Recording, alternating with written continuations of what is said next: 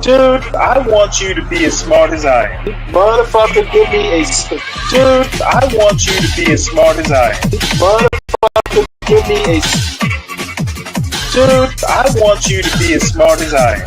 Motherfucker, give me a.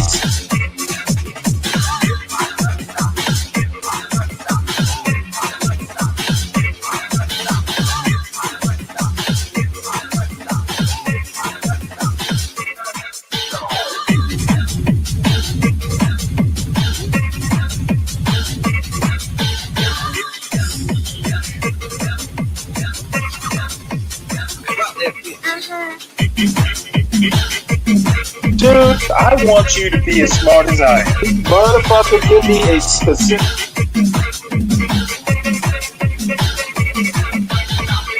Dude, I want you to be as smart as I am. Motherfucker.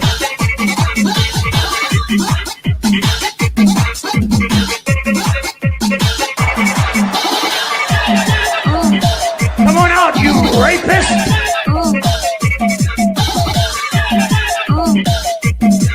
Dude, I want you to be as smart as I am. Feel like I should, feel like I should, feel like I should, feel like I should go. Go. Feel like I should go. Feel like I should, feel like I should, feel like I should, feel like I should go. Feel like I should go. Feel like I should, feel like I should, feel like I should, feel like I should.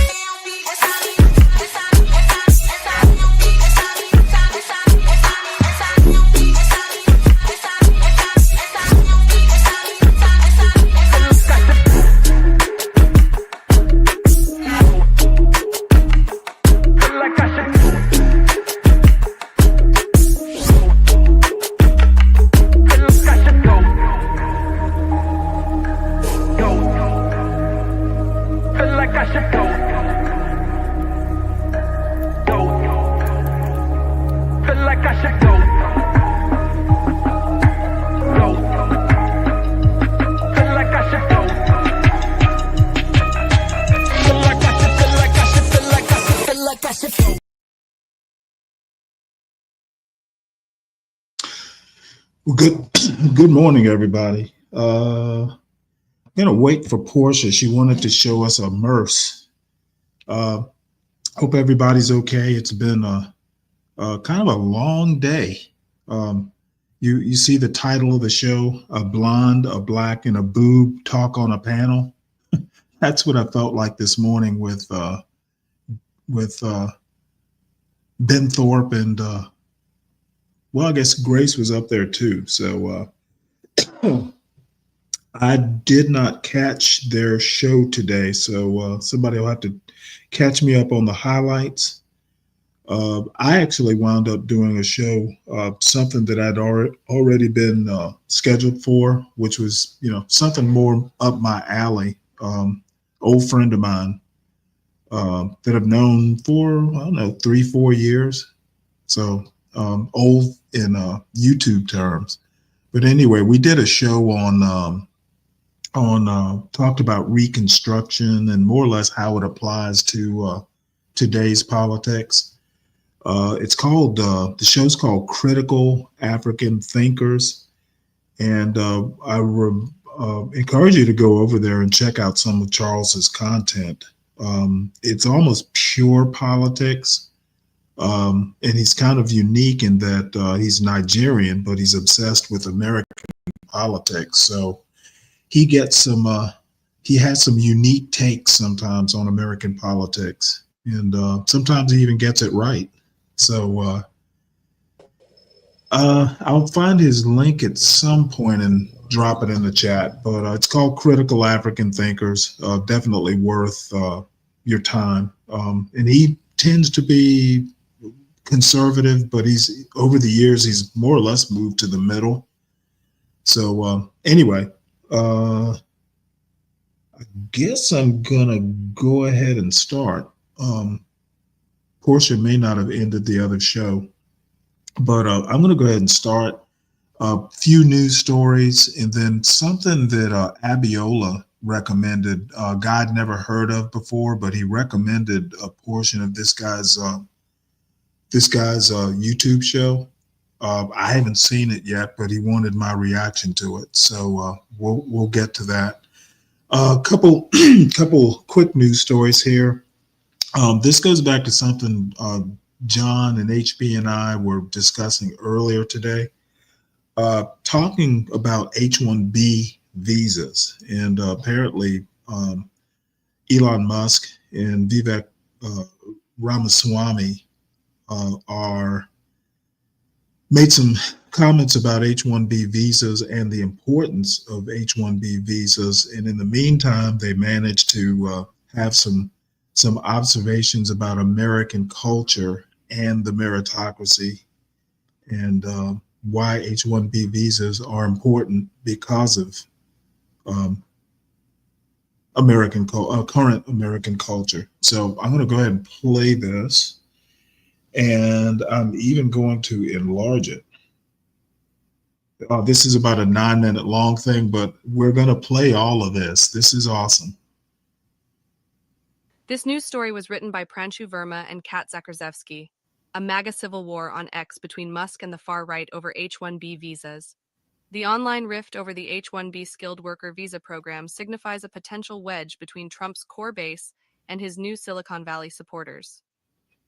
Far-right activists clashed online with billionaire Elon Musk and other supporters of President-elect Donald Trump over the need for a skilled worker immigration program that has long been a lifeblood for Silicon Valley, signifying a potential rift between Trump's core nationalist base and technology executives who have come to support him.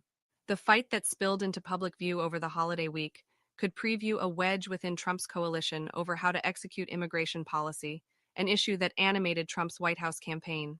The controversy spread across X after far-right activist Laura Loomer on Monday criticized Trump's choice to name Sriram Krishnan, a technology entrepreneur and investor who was born in India, as his senior policy advisor on artificial intelligence. She pointed to Krishnan's previous support for removing some caps on green cards and easing the ability of skilled foreign workers to come to the United States. The policy is in direct opposition to Trump's agenda, Loomer wrote. The critique sparked a broader debate about immigration in the tech industry, which relies heavily on a visa program that allows foreigners with technical skills to work in the United States for up to 6 years under H-1B non-immigrant status. It ran headlong into tension with some of Trump's closest advisors, notably Tesla and SpaceX CEO Musk, David Sachs, who will be the president-elect's AI and crypto czar, and Vivek Ramaswamy, who will co-lead a commission to cut government spending. Ramaswamy argued American culture doesn't produce enough skilled workers to fuel cutting-edge companies. Normalcy doesn't cut it in a hyper-competitive global market for technical talent, he wrote on X. And if we pretend like it does, we'll have our asses handed to us by China. The online fight sparked a slew of racist posts from Loomer and allegations of censorship. She said her X account lost its verified status and premium subscribers because Musk, who owns the platform, was retaliating against her. A screenshot purporting to show that Loomer's X account had been flagged for violating rules against posting other people's private information bounced around the social network. The Washington Post could not independently verify the authenticity of the post. So much for free speech, she said in an X post on Friday. Quite totalitarian, if you ask me. Notable Republicans, including former GOP presidential candidate Nikki Haley, championed Loomer's position. If the tech industry needs workers, invest in our education system, Haley said in a post on X on Friday. Invest in our American workforce. We must invest in Americans first before looking elsewhere. Tech executives, including Musk, have said they would prefer to hire American workers because obtaining visas for foreign workers can be time-consuming and costly. But Musk, who once held an H-1B visa and has relied on the program to employ thousands of Tesla employees, said recruiting foreign workers is a crucial way technology companies obtain the best engineering talent to compete globally. The number of people who are super talented engineers and super motivated in the USA is far too low, Musk wrote on X on Christmas. If you want your team to win the championship, you need to recruit top talent wherever they may be. The online feud reflects the challenges that Trump will have holding together the delicate political coalition that delivered him the White House, which included unprecedented levels of financial support from Musk and other Silicon Valley billionaires. It's a sign of future conflicts, said Samuel Hammond, a senior economist at the Foundation for American Innovation. This is like the pregame. Krishnan declined to comment. Loomer and a representative for the Trump transition team did not respond to requests for comment. Trump traveled with Loomer during the campaign, but amid criticism of her previous statements, he said in September he doesn't control her.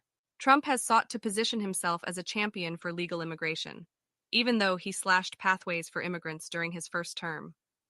Trump has offered few specifics about how he will address skilled immigration in the tech industry during his second term.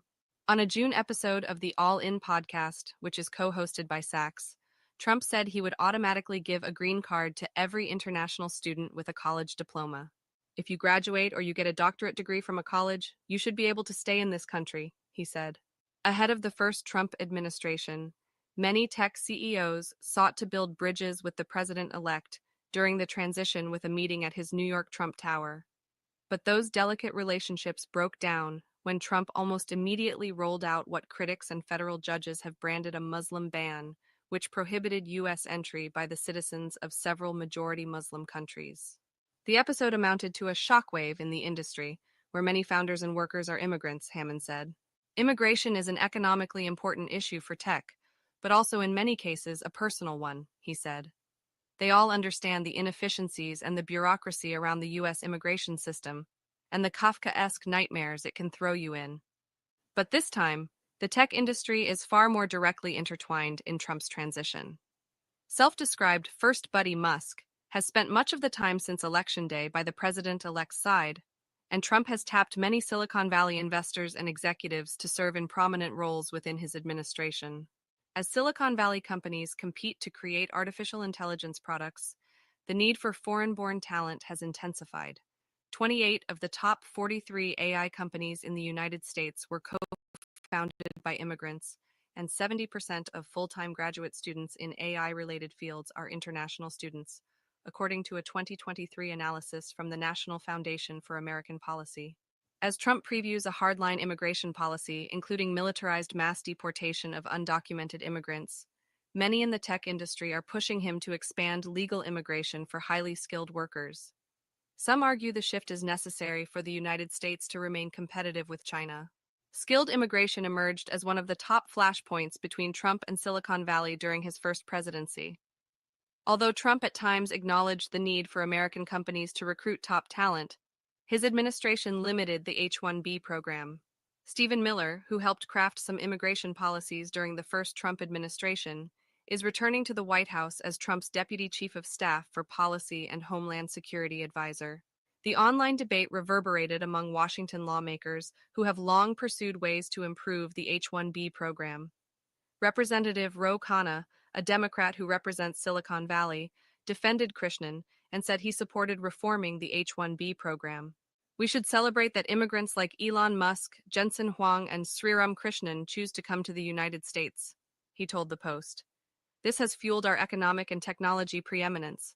I am glad Sriram is being appointed. The restrictions of H-1B visas during Trump's first term faced fierce opposition from major tech companies. During the pandemic, Trump temporarily froze H-1B visas in a move the administration said would help Americans experiencing job loss.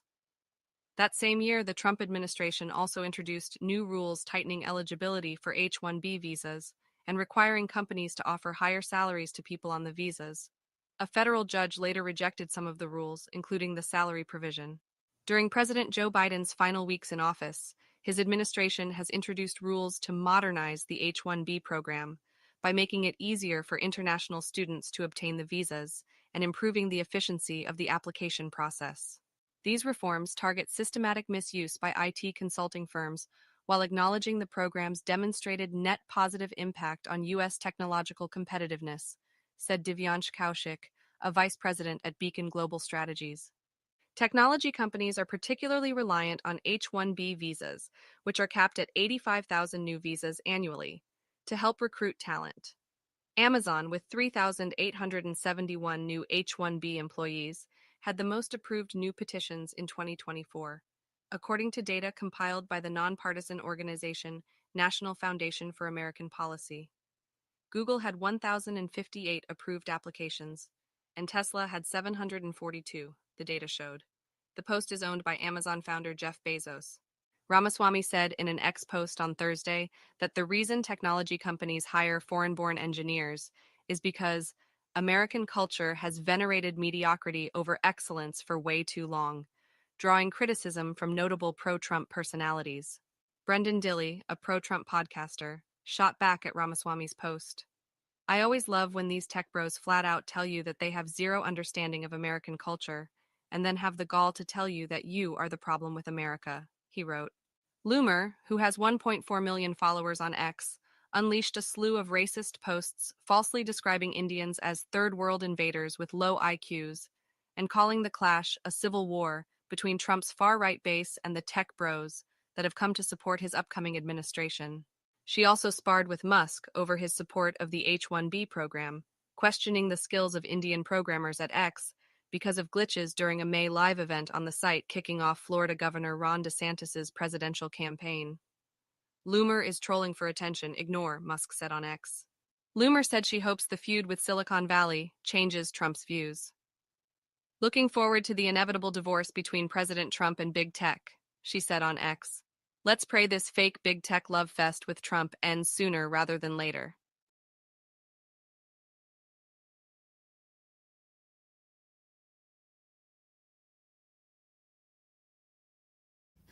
Oh, I have lots to say on this topic, but I think I'll be like distant lights and not go overboard with it. But this kind of feeds into something that I've been kind of hyperbolic about the last maybe even month. But I think that excuse me, I think that America's never had meritocracy to the degree we like to kid ourselves that we have. I would say, 50% merit, 50% nepotism is how, the upper echelon of jobs work. Number two, there are people like an Amy Wax or what's her name? A bunch of conservatives say things like Vivek Ramaswamy did about worshiping mediocrity, et cetera, et cetera. We talk about the education system and how public education doesn't work, and people like DeSantis have talked about how STEM and practical jobs, trades, all this stuff. We talk about how weak our meritocracy really is, and how merit and handouts and all this stuff. But as soon as someone who isn't white says it, it becomes a big problem. And Vivek is right. Could just be that, people who are less edgelord, because Vivek tends to want to be an edgelord, and so does Elon Musk, could just be, in the delivery of how and where Vivek said it, but he's not wrong. So some folks need to grow up. And, I've made comments about the Black community, probably, and I was only half joking when I said that, in 2024, the Black community needs to stop trying to, look to European type culture, Western culture, as like a model. We really need to be looking at how Asians venerate education and accomplishment.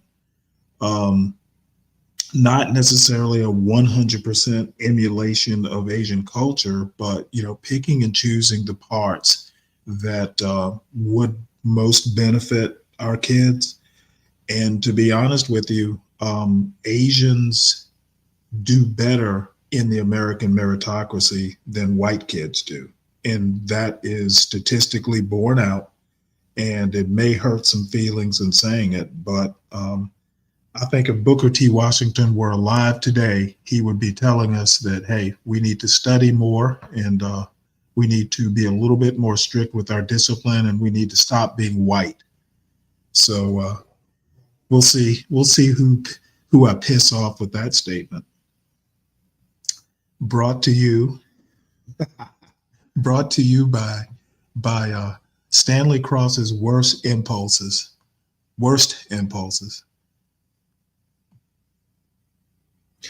And I welcome comments.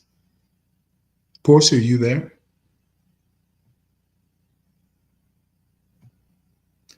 She probably doesn't want to touch that last statement with a 10-foot pole. Let's see, what else do we have here? Something else that interested me today, President Trump, or future President Trump, or former President Trump, has weighed in on this. Stanley, I'm here. I'm sorry. Oh, that's all right. I stepped away for a moment, but I'm here. Oh, you wanted to show that MERS thing? Get a video. MERS?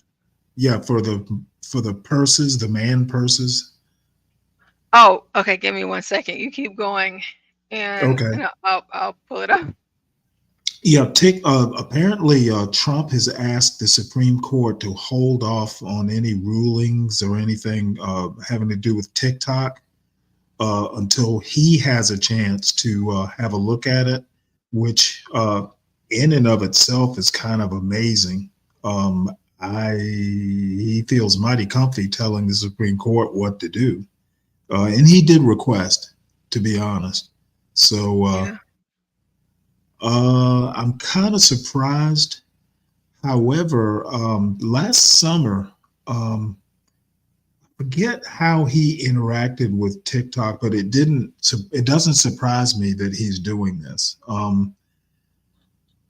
Because TikTok has like an American, like somehow or another, there's American control over TikTok in the US, but China still owns it.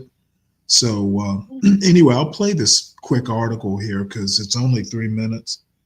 And should be. Oh, and Snake is. This news story was written by Lisa Bones. Trump asks Supreme Court to delay TikTok ban so he can decide app's future. The president-elect said that pushing back a potential ban on the app would give him a chance to negotiate a way to save the platform. President-elect Donald Trump, in a legal filing Friday, asked the Supreme Court to delay a potential ban on Chinese-owned social media app TikTok due to take effect in January to allow time for him to negotiate a way to save the platform. Trump's intervention follows his campaign promises to keep the popular social media app accessible to its more than 170 million U.S. users if he won. His brief was filed as a friend of the court, not siding with either party to the case. The Washington Post previously reported that advisors to the president-elect expected him to intervene on TikTok's behalf if necessary, despite Trump previously attempting to ban TikTok himself, citing national security concerns about its Chinese ownership. President Joe Biden rescinded that order when he entered the White House in 2021. Trump suggested at a rally in Arizona Sunday that his recent popularity on TikTok had encouraged him to consider attempting to push back on the ban threatening the app. "We had billions of views, billions and billions of views," he said. "They brought me a chart, and it was a record, and it was so beautiful to see. And as I looked at it, I said, maybe we got to keep this sucker around a little while." TikTok became a key part of Trump's online campaign this year, with his account featuring celebrity cameos and unscripted behind-the-scenes moments with the candidate. The app is particularly popular with younger adults, the Pew Research Center found in a 2024 survey, with 59% of adults under 30 saying they use the app. Only 32% of U.S. adults support a government ban on TikTok, Pew found in a separate survey this year, down from 50% in March 2023. TikTok and the Trump transition team did not respond to requests for comment.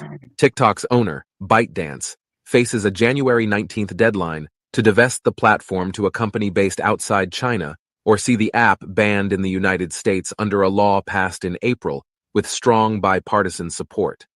Its backers said the platform could be used by China's government to manipulate or collect data from U.S. citizens.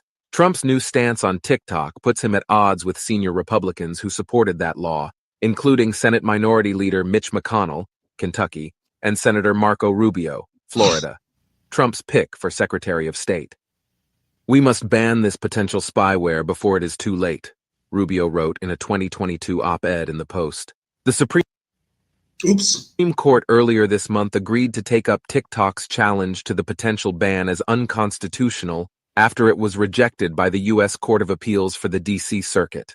The social media app said that banning U.S. users from using the app violates their First Amendment rights. Trump's filing on Friday said that moving back the deadline would allow the incoming president time to work through the unprecedented tensions the case presents between free speech rights and foreign policy and national security concerns. Although the filing said Trump takes no position on the merits of the dispute between TikTok and the U.S. government, it also suggested he wanted the platform to continue serving U.S. users. President Trump alone possesses the consummate deal-making expertise, the electoral mandate, and the political will to negotiate a resolution to save the platform while addressing the national security concerns expressed by the government, the filing said. The Supreme Court is scheduled to hear oral arguments in the case January 10th.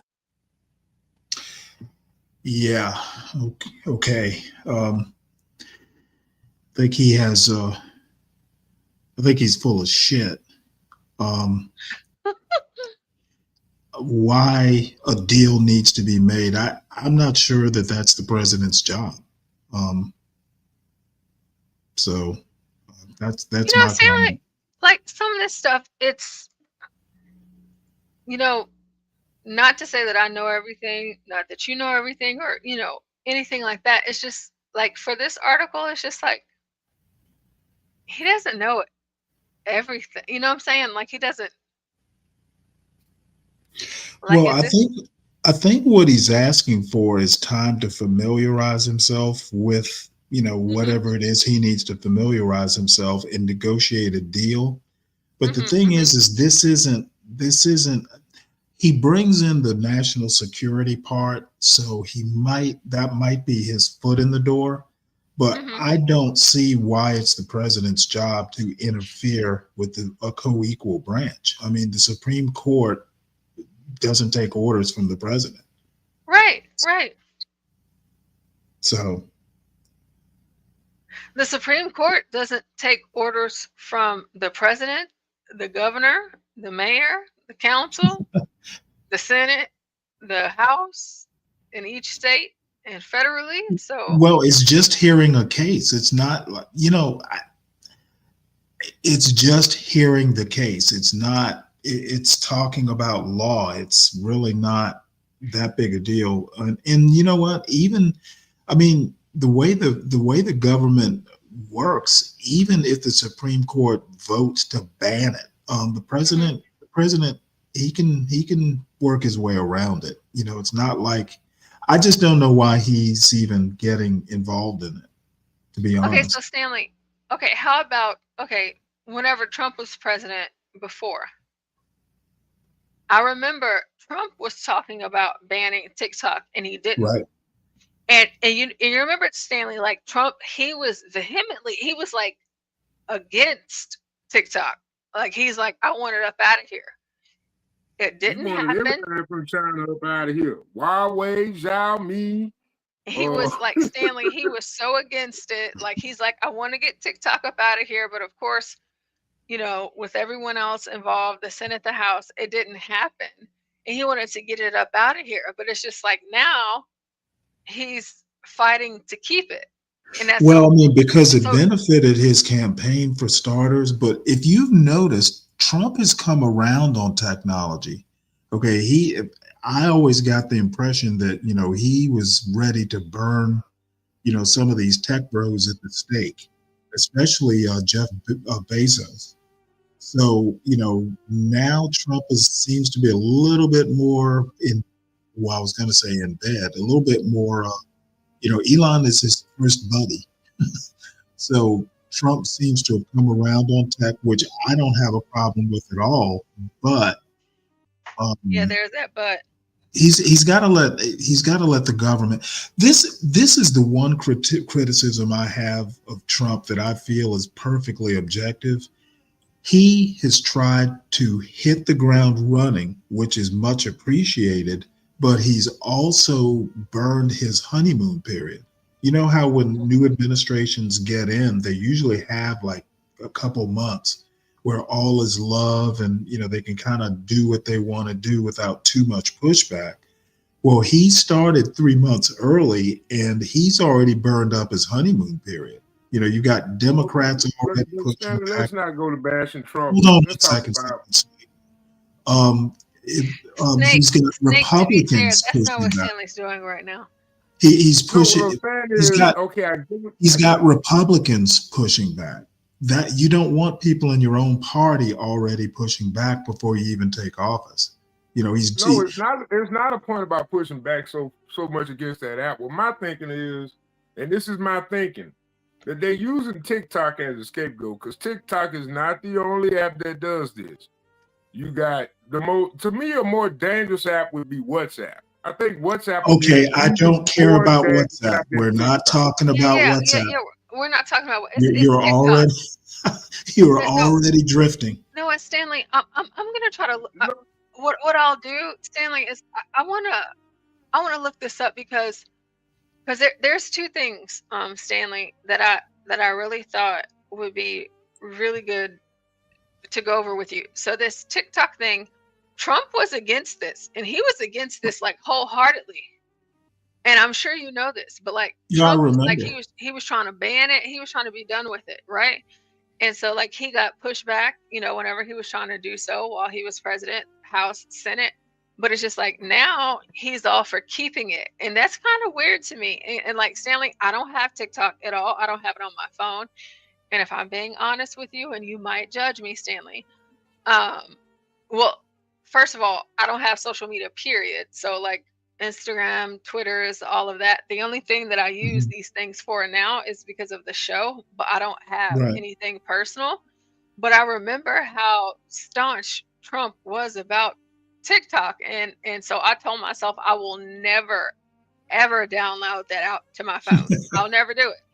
I'm like the Chinese spies. And I know I sound crazy, Stanley, but I said I'd never do it. And still right now, to this very day, as we are talking, my time, it is 2:21 a.m. I've never had it. But now for Trump to be in favor of it, that's, it's weird for me. And then I told you too, Stanley, and this is not to skip ahead, but just to put it out there, to put it on your mind, because I know I said it the other day, about Pete Hegseth, because I looked into his stuff and I wanted to hear your opinion on it, because I was like, ugh. But however, just to keep it here on the TikTok thing, it just doesn't make sense. Like, it just doesn't feel real for me. So whatever it is that Donald Trump is attempting to do to keep them here, it's just like, dude, you said you wanted to ban them, like, and this is before TikTok even got big in America. Well, let me ask you a question. If he came out and gave a speech and said, "Hey, this is why I changed my mind," and it made sense to you, would you change your mind? Because politicians often change, as conditions change. I mean, maybe he changed his mind for a good reason. That's a good question. It would have to be a good reason, Stanley, because he went so hard against TikTok that I don't know what he could say, because it was just that bad. It was that bad and because of what he said about TikTok in the past. that's why you'll never catch me with it. Well, apparently Barron has had some sway over him. Remember Barron got him to go on all these, like the young kids, their IRL. Yeah, so maybe his son got to him. I mean, and that would be a good enough reason. I mean, my son, who's roughly the same age, has, changed my mind on things occasionally. Yeah, and your son and Barron, they're both 18. Mm-hmm. Yeah. Okay, but I get it when they say TikTok is bad. But what other foreign country apps do we have on the Google Play Store and any other app store that doesn't serve the necessary purposes of America. What we need to be looking at is what legislation groups, what lobbying groups are advocating for the banning of TikTok, and of course, why? Because I think it's all about a money situation. I think TikTok shares a large part of the revenue on that market. You see the same technique being used in Facebook, Instagram, every other social you gotta media. So they have understand already something. adopted the TikTok scrolling paradigm. So it's like, my point is, why just stop at TikTok? Why not go ban some of these foreign game companies that we utilizing in our markets right now that's gouging Okay, well, wait, hold draining it, American hold money on. away from our Let me pocketbooks and ask not you. receiving any tax benefits from it. Let I me want to know, ask because you. as far as I know, TikTok is free. But a lot of these gaming apps, we paying American money currency for the same crimes that would be illegal in the United States are being shared on a Google server, and they allow gambling of the utmost. They break all the gambling rules that we set forth for an American-based group industry. So what that does is that disenfranchises government from doing business with Americans on American I have soil. no idea. So my point is, why attack TikTok? Is this just another form of distraction from the government? That's what I'm saying. I'm just saying, because I don't see what TikTok doing wrong. I think that's just an American-based server. It's an American culture service. I think there's Americans' culture in it, mainly H-1B visas. But we targeted TikTok when you got even more dangerous apps that terrorists use, namely WhatsApp. And what's the other company? Tencent. Tencent got a social media app that's actually being able to be used in America. All you got to do is change the server, and you look whatever on your phone, and you can still run those Chinese apps. You can still run ungovernment regulated apps on your Android device. My point is, why stop at TikTok? When does anyone else get to? TikTok? It's much deeper than this. It's much deeper than this, Stanley. Okay, well, I'll have to take you at your word. The problem with TikTok is it's Chinese owned. Okay, but Stanley, so see how simple that was? Ukrainian-owned apps. Okay, who cares? It's not Chinese If you look owned. at the profit margin of It's some of those not apps that come out Chinese of Russia, Ukraine, Germany, that's being sold on, they take it. Okay, Solid Snake, the problem isn't foreign ownership. The problem is Chinese ownership. That's the difference.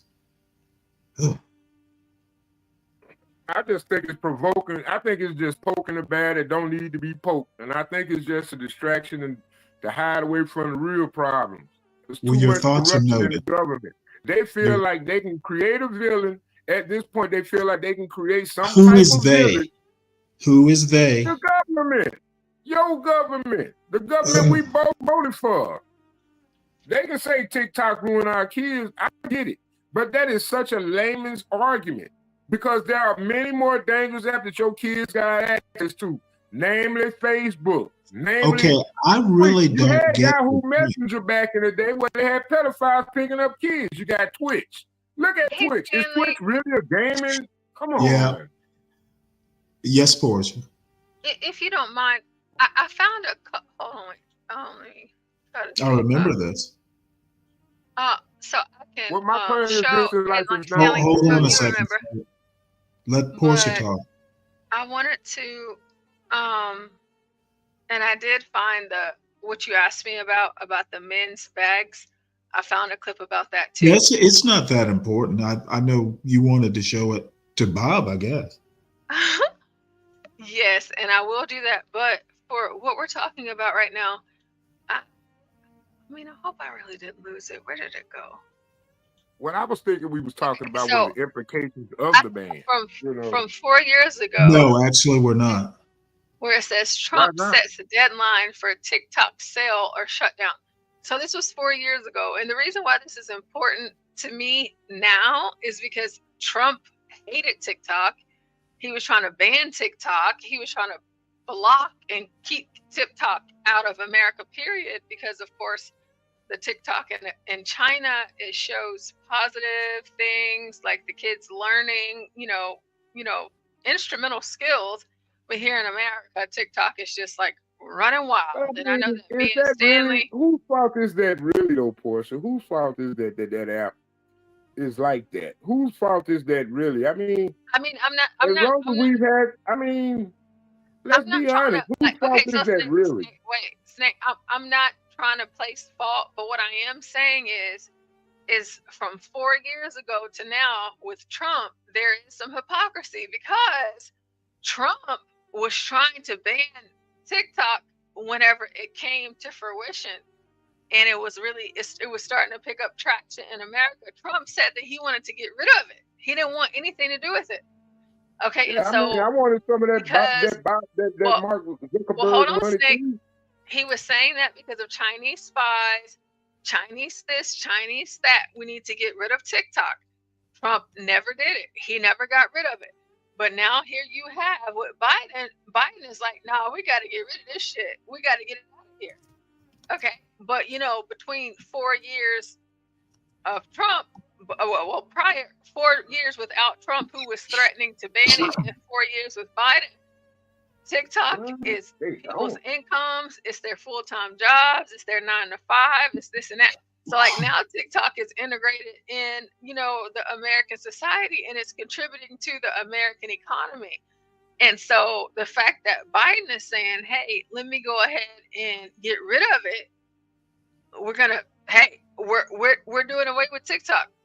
But you have Republicans saying, and beating down on Joe Biden about his decision to get rid of TikTok, but Trump was on the same thing.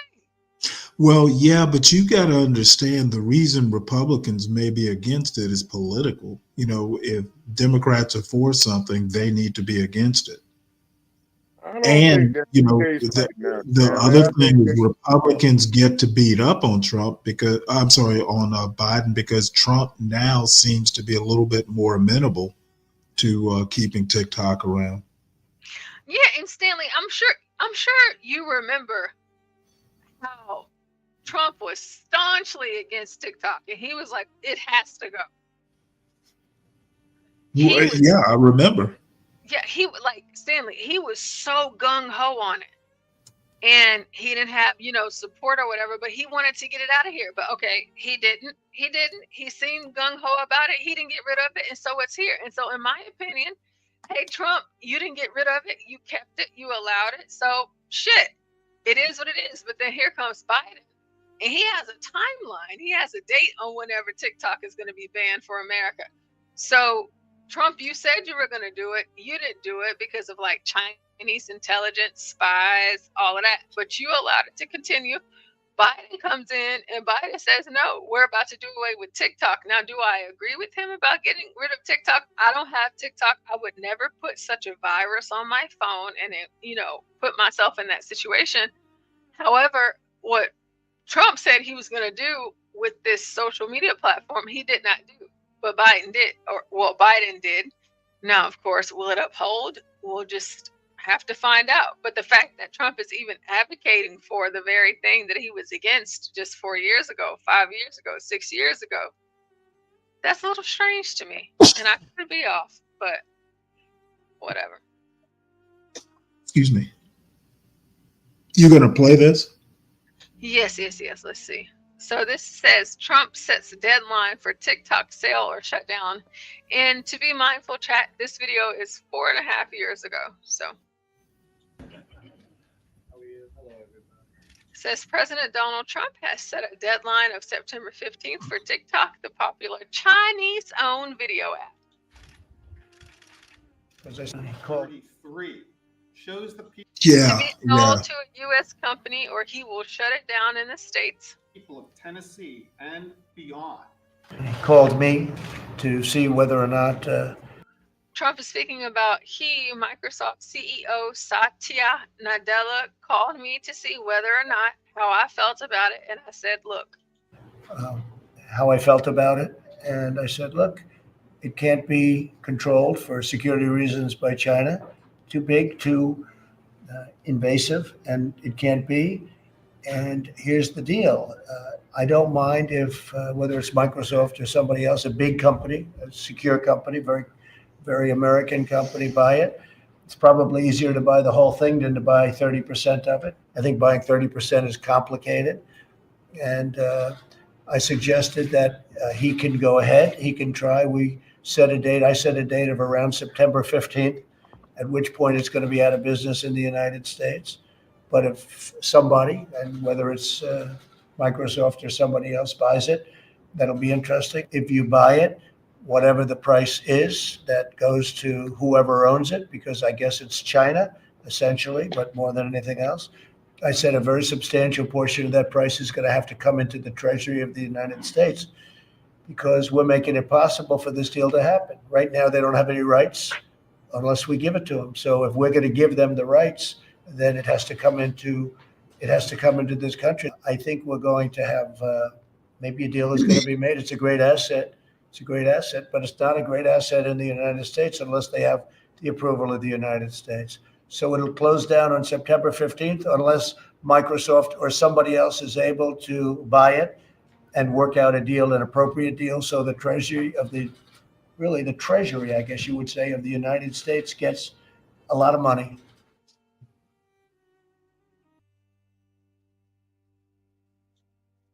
That was a very, very confusing statement. Microsoft's hold on a second. If Microsoft's going to buy it, why would the money go to the Treasury? I guess basically Microsoft's going to have to pay a tariff to buy it. That's what it sounded like. And did anybody buy it? Didn't something happen with TikTok? It came under some form of American control, but I can't remember exactly what happened. I guess I'd have to go back and research it. What do you have to say, Solid Snake? Well, I'm just saying, what's the purpose of banning TikTok where you just had, and soon as Biden got in office, you had the drone, you had the Chinese air balloon flying across the United States. Okay, I'm thoroughly lost. What does that have to do with TikTok? Have unidentified drones flying off the coastal Okay, areas. we can go ahead and stop there. Okay, but let's listen, go ahead and just you can't stop even stop the drones above your land, but you're talking Okay, about you controlling the are internet. literally- That's what it's about. That's weird to me. That's weird Solid to me. Snake, do you have any comments on TikTok? I don't have any opinions on TikTok. TikTok, just like all the Gotcha. other money Well, grubbers in we're the world. we're talking about TikTok. Might be the only last free platform we have left. Be honest with you. Gotcha. Let's be honest. They can't control the language on TikTok. That's what they're trying to avoid. You already see Elon Musk in your pocket right tonight. Oh, on okay. X. I think I got it, Stanley. Okay. I think I have Let me it. get some Okay. water. Gosh, what did I ask? I just don't understand the You know point what? why we just can't get Maybe. beyond the phrase TikTok. I mean, it's okay. Okay, so I 4 get it. years ago. TikTok is dangerous. TikTok is very, very dangerous. Okay. Well, let me But set so this is up really all quick these other because Western websites you know, we have. Snake.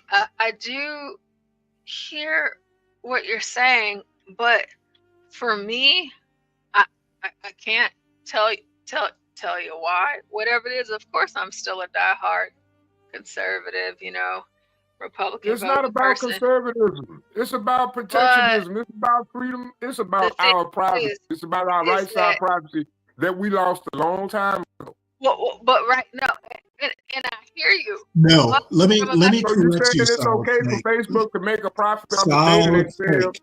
Solid Snake. It is about But it's bad TikTok. with TikTok. That is the topic. It is about TikTok. Yes, we're talking about TikTok. And what I'm about to show you right now, this is from 4.5 years ago. It says Trump We're says not he going to will war ban with China and TikTok. TikTok. Snake, wait a minute. Trump says he will ban TikTok in the United States. So this is 4.5 years ago. Trump was on this. He talked about this so much. Like, it was crazy how much he talked about it. So I want us to take a look at this, see this, and then, of course, compare it to what we just saw. And then I have another short, less than 1 minute, well, less than 2 minutes clip of Trump from today, but this is Trump 4.5 years ago. And then I'm going to play you a clip of Trump today, because Trump, this is well before Biden. Trump has been talking about banning TikTok. So to hear Trump come out now and say that he's in support of it, TikTok has a soft spot in his heart. Hell no, because like I didn't know the dangers or the horrors of TikTok until Trump came out talking about it, and that's all that he talked about. And so the fact that he's coddling and trying to protect them right now, that's strange to me. And again, I could be wrong, but I figured it would be worth. What do you think that go right back? That's probably a shot across the bow with Elon Musk and his so-called cohorts and what he trying to propagate now through. Say it again, Snake. Don't you think that's probably a shot across the bow with Elon Musk? I mean, you got the guy right beside you. I don't see Trump throw at least 4 or 5 bow and arrows straight across the bow with Elon Musk recently. It's not on the news, but I see it on Twitter. And he said it in his speeches. He's shooting a lot of bows across the bow, man. He's shooting a lot across that bow. Okay, so beyond all of that, let's listen to what Trump said about banning TikTok. Looking at TikTok, we may be banning TikTok. President Donald Trump said late Friday he would sign an executive order to ban TikTok in the United States, ratcheting up the pressure on the Chinese owner to sell the popular short video app. The move would be the culmination of U.S. national security concerns over the safety of the personal data on TikTok, which is handled by Chinese company ByteDance. Frantic negotiations took place on Friday between the White House, ByteDance, and potential buyers of TikTok, including Microsoft. ByteDance agreed to divest the U.S. operations of TikTok in a bid to save a deal with the White House, 2 people familiar with the matter said on Saturday. Sources told Reuters that under the new proposal, ByteDance would exit completely and Microsoft would take over TikTok in the United States and be in charge of protecting all U.S. user data.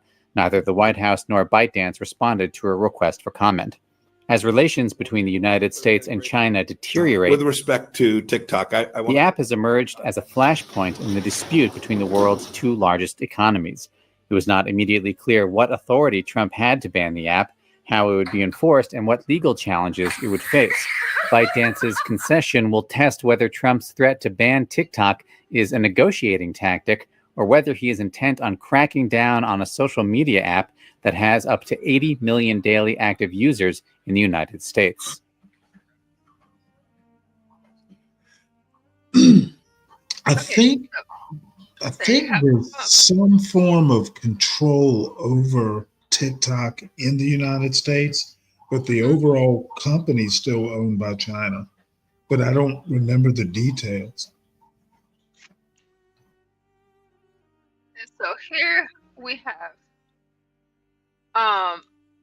so we heard that, and Stanley, I know you did too, where Trump is like, we want to ban it, we want to get rid of it, but just the news clip I'm about to show you right now, this was posted 4 hours ago, and so like now Trump is asking the Supreme Court to delay the ban, and for me it's weird because it's just like you wanted to get rid of it, but now you want to delay the ban because ultimately, I guess he doesn't think that it, it's sort of on a related note, but I heard it needs Trump to be delayed, but that's what he said in the beginning. Assassinating some Middle Eastern guy while Xi Jinping was sitting in the White House with him. Remember that? Not too long ago, he had made that speech where he was talking about he assassinated some military leader over in the Middle East.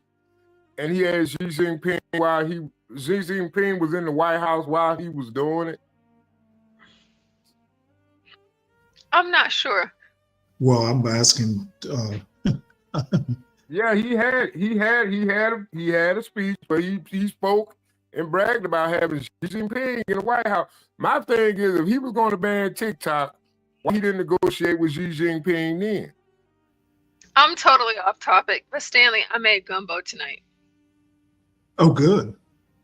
I could use some. I made chicken and sausage gumbo. I didn't put any seafood, and I didn't have rice because I'm not eating rice or anything right now.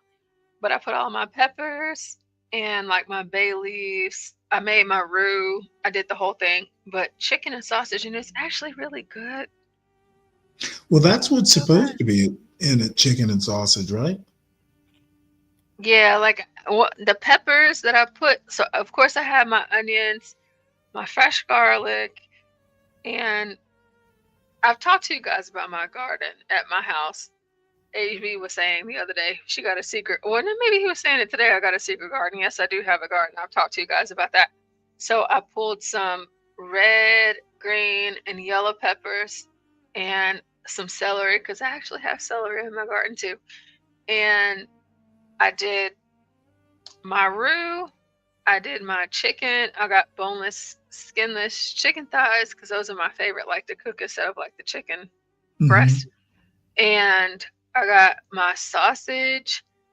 I actually made my own like andouille sausage. Oh, really? Yes, and you know, like how you make like your bread and stuff. So you got the casings and all and made it yourself. Interesting. Yeah. I had the casings, made it myself, and then like I said, like I did my roux. I had all my vegetables, so like my onions, some jalapenos, some my pepper. So I had red, yellow, and green, celery, if I hadn't said it already. Garlic, cloves, fresh garlic. I grow garlic. I grow garlic too, Stanley. My bay leaves, I also grow. I grow those too. And really? Wait, is there a okay, you have to tell me what bay leaf. I've never thought of growing them. It's not a tree, is it? Is it a plant? Yeah, it's a plant. Yeah, okay, it's a plant. It's a plant. Yeah, it's a plant. Yeah. And so for like my bay leaves, like, so whenever it gets cold, I dig them up and I bring them inside the house. I've never thought to grow bay leaves. Yeah. Interesting. I have to think about that. Yeah, and so I had all of my fixings, and of course my flour with my roux, and it turned out really good. Like I make gumbo like pretty often, but this one is probably like the best one that I've made. But I just want to tell you, because I know you love to cook, but I made chicken and sausage gumbo, and yeah, it's pretty good. So I just wanted to tell you that, because I just took a bite. Well, I'm glad you did. And I was pleased. So I'm gonna have to what I'm gonna do is I'm gonna like because I pack it up and like I'll use my little machine to do the suction. I can't think of the name of it, where I can freeze it like with my little machine, my food saver. That's what it is, my food saver. So I'll have some. Yes, I can have some for HB. People, yeah, the food saver is awesome. It really is. Oh, I love that damn food saver. Like, and like whenever, you know, it vacuums out everything. It's just like whenever you thaw it out, it's like whenever you just first got it. So I have done so. So for his meals, well, a part of his meals next week, so he can have something hearty, if you will, and he can decide to add rice if he wants to. But I made some gumbo today. I just felt like I just wanted to tell you that because it's you, Stanley. So I do apologize. Well, no, now I'm hungry.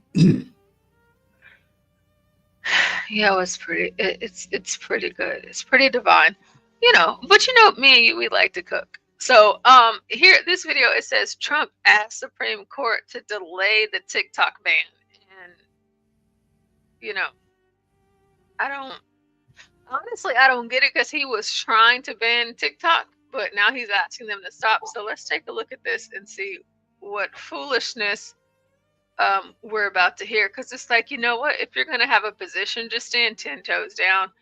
I get it. We change our minds, but you're about to be president. And so what you said when you were president then, and if this is what the people wanted at that time, you need to go ahead and make sure you're doing that. But now, I guess because this is folks' bread and butter, I don't know. I don't get it, but I don't agree with it. Now to a Fox 5 News alert. President-elect Trump asking the Supreme Court to pause banning TikTok before a law takes effect next month. It comes as TikTok makes a final plea of its own. Our chief legal correspondent, Katie Barlow, in the newsroom tonight with the latest. Katie. Hey, good evening, Kenneth. Today, both TikTok and the Biden administration made their best case to the justices in dueling briefs that were ordered and expedited by the court ahead of oral argument in the case 2 weeks from today. TikTok says the ban violates the First Amendment's guarantee to freedom of expression. The Biden administration says TikTok and its Chinese parent company pose a serious threat to national security. President-elect Trump took the rare move of filing his own brief, telling the court to leave it to him to strike a deal that will save the app. Lawyers for TikTok compared the app to a modern-day newspaper, touting its 170 million monthly users in the United States and citing articles about the millions of younger Americans who get their news from TikTok. The law passed by Congress last April requires TikTok's Chinese parent company ByteDance to either sell off the app or be banned in the U.S. Officials are concerned that the Chinese government, a foreign adversary, could gain access to user data and manipulate the content that they see. But TikTok's lawyers say the American platform is run by an American company, TikTok Inc., and no arm of the Chinese government has an ownership stake directly or indirectly in TikTok Inc. or ByteDance Limited. Virginia's Attorney General Jason Miyares filed a brief supporting the Biden administration and telling the court to uphold the ban. A lot of responses here, Katie, but what about the Biden administration's argument? Today, the DOJ said there's no meaningful separation between the Chinese government and a so-called private company because of the authoritarian structures of the Chinese regime, and that the government has a compelling interest in preventing China from harvesting Americans' data. And that includes age, phone number, precise location, internet address, device used, phone contacts, and more. TikTok. All right, Katie, thank you. We appreciate it. Okay, they've got a point. Basically, let me show you this article right quick, but essentially what the Justice Department is saying is because one of the major owners is a Chinese citizen, they have access via him, because it's an authoritarian sort of government. So both sides are actually right about the nature of the ownership. But Okay. here's a let's see, no, it can't share it there. So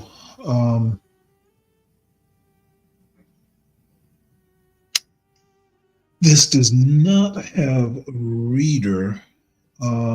But right here, does the Chinese government owner control? Let me enlarge this.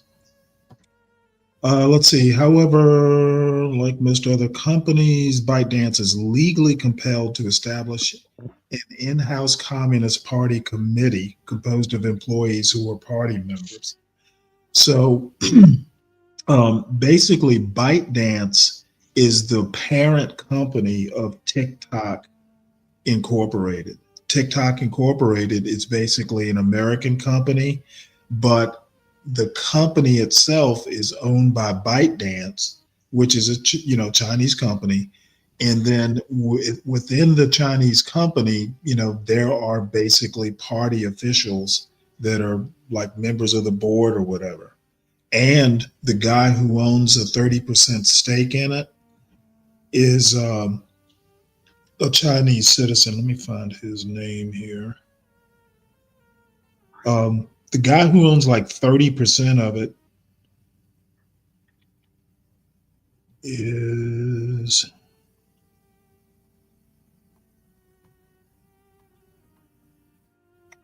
this guy right here. And they're roommates. They were roommates in college. So two Chinese guys own the company. I think one of them sold it off to the other, but 60% of the company is actually owned by global investors right here, global institutional right here. This paragraph is basically the important part.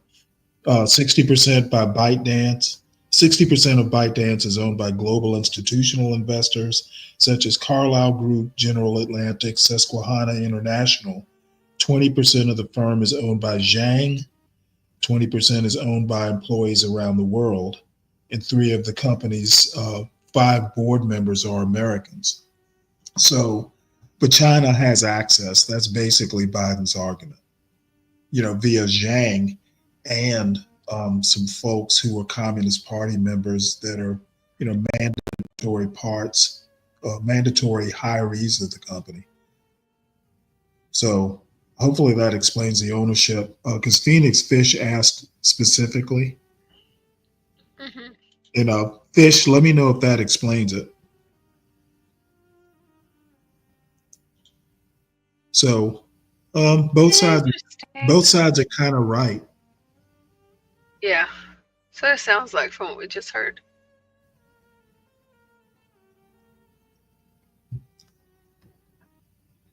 Anything else, Solid Snake? I just think it's a distraction. I don't think there's nothing serious with TikTok, because I think it's just, hey, we're going to pick on this little company if we can get away with it. I don't think it's I'm just looking at the ramifications of the judgment at the end of the day. It's not so much about the judgment or nothing against TikTok in general, but it's like everything else as a whole. That's what I'm looking at. What's the ramifications? Is this some form of control America wants to have over this network structure? Okay, fine. Hey, no, that's incorrect. No.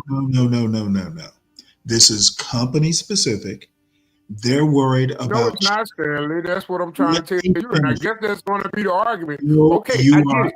You want to have a company specific argument. I want to have an argument in which we can discuss the ramifications of the judgment or the actions thereafter. Let's talk about that. I mean, come on. No, Stanley. Let's not talk about it. See, Stanley.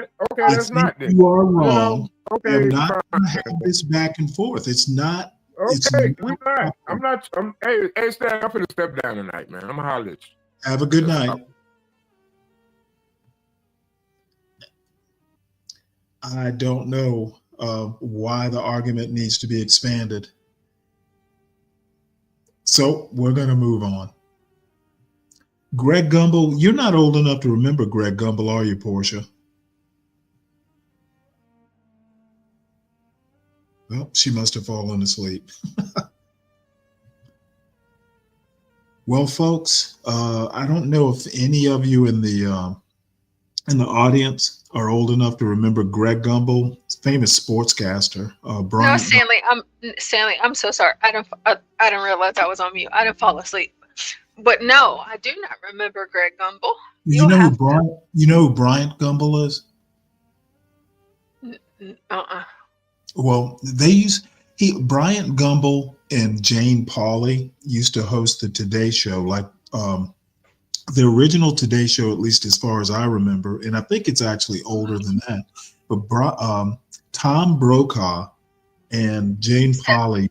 Sorry, you said Brian Gumbel, and what was the lady's name? Well, Bryant Gumbel and Jane Pauley. Jane Pauley hosts the CBS Sunday morning show now. Decades ago, she used to host the Today Show on NBC. Originally, it was Jane Pauley and Tom Brokaw before Brokaw went to the national news.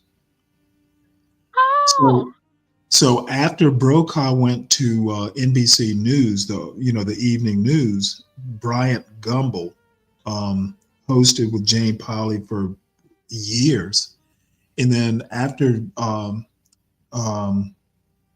Greg Gumbel was the brother who was a sportscaster.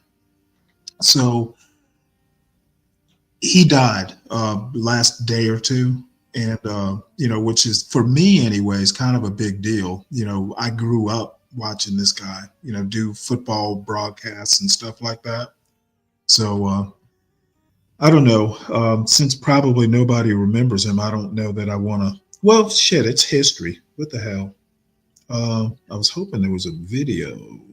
History for me, something I don't know. Oh, Kimmy Cakes is in the chat. She says, good morning. You what? Yes.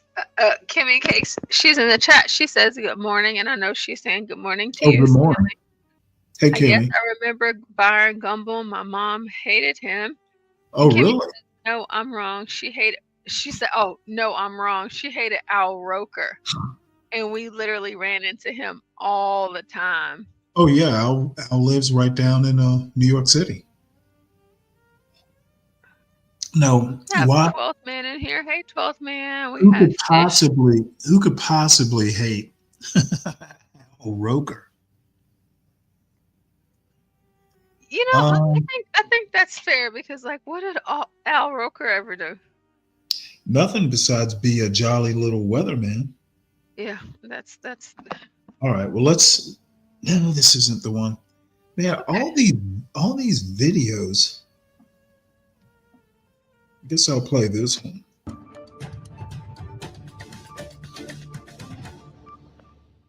We welcome you in with some somber news to share regarding one of our own that we continue to follow tonight. Longtime CBS broadcaster Greg Gumbel has died of cancer. Gumbel's family releasing a statement confirming he passed away after battling cancer. He was the longtime host for the NCAA tournament right here on CBS, also a longtime play-by-play broadcaster for our network. He called NFL games as well for nearly 2 decades. That includes Super Bowl 35 back in 2001. That was between the Ravens and the Giants then. Gumbel missed this year's NCAA tournament because of, quote, family health issues. And let's bring in now CBS Sports' Leslie Visser. Leslie, wish this was under better circumstances that we have you on here.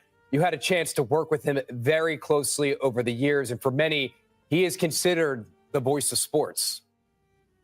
Oh, Rick, this is such a sad day, not just for CBS, but for all the men and women. He worked so many places. He worked at ESPN and NBC and WFAN, but, we knew he belonged to CBS, and we've all been trading anecdotes all day, to his Marcy, his wife, his daughter, Michelle, and of course, Riley, his granddaughter, was the light of his life. All of us feel like we've half raised Riley because Greg would send weekly to all of us. Here she is crawling around, here she is playing the violin. But he really was one of the greats. And he just had a light touch. He had a wit about him, and everyone loved working with him. And Leslie, he has done so much over the years. Some of that you just touched on. How has his work changed sports broadcasting in many ways? I'll tell you a story that kind of describes him. Well, first of all, Greg, he rooted for everyone. And I was a young woman at CBS when I first worked with Greg on the NFL Today in 1990. He was a great supporter of Suzanne Smith. She is the only woman to direct NFL games. She and Greg worked together for years. He always encouraged Deb Gelman, who produces a football show for CBS. I mean, he reached out to people. He kept you. Once you were in with Greg, you were in. But I'll tell you how he came to CBS. Our legendary executive producer, Ted Shaker, was driving in from Connecticut listening to WFAN. And he said, gosh, this guy seems to know so much about so many things. And that's kind of a hallmark that it's been that way under also Sean McManus and now David Burson, that you're expected to know the whole world, not just the box score. And Greg had an innate dignity that he brought to the table. And he also had such a dry wit. You did not want to be on the other end of it. Ted with the pick of the century there. We see so many tributes pouring in right now, the words being used to describe his work. Passionate and effortless. I mean, he made it look so easy and sound so easy. Yeah, he was. And he always had a book. I think part of Greg's success was that he had an enormous vocabulary. He could make all kinds of analogies. And you could tell who was the hot writer, like whatever it was 30 years ago when I worked with him, it was all John Grisham, right? And then it was Silva and the Da Vinci Code, he would go through all these books, and he had such a modesty about him. Jim Nance mentioned it. Greg Gumbel did not care about fame at all. He cared about the people he worked with and the work that he did. And Leslie, I mentioned a little bit earlier, he called the Super Bowl for the network back in 2001. That game, of course, played between the Giants and the Ravens at the time. That was a huge deal when it took place. Can you touch on that a little bit? Oh, yeah. I mean, Greg, he made everything look easy. I actually heard from Dan Deerdorf today, who he worked with. He worked with Mark Wolf and Bob Fishman and Dan Dierdorf and Greg, and they were a team. And Greg, to do the Super Bowl, I believe he was the first African-American to call a Super Bowl. And for Greg, I think that was a real moment of pride. Of course, Greg and Brian's father, I think, might have been the first Black circuit court judge in Chicago. So, you know, they carried themselves with the name Gumbel, and it meant a lot to Greg to do that Super Bowl. Leslie Visser with some great insight on the impact Greg leaves behind. Well, that may be more a me thing than a y'all thing. You know, I just, like I said, I grew up watching this guy call sports. So just means I'm getting old too. Once your childhood heroes die, it means you are indeed next. All right, well, that's pretty much all the news articles that I have. This next video is actually something Abiola recommended to me. Never heard of the guy, the Edwin Black Show.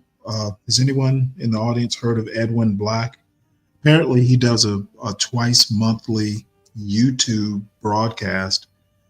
And I don't think it's exclusively YouTube, but Abiola recommended I screen it. He recommended that I start at about 14 minutes, and I have no idea what this video is about. She looks like one of the vampire elders. Yeah, okay. She did look weird. I know who Leslie Visser is, but I haven't seen her in decades. So let's play this video. Let's see what it's about. And with no promise to play the whole thing.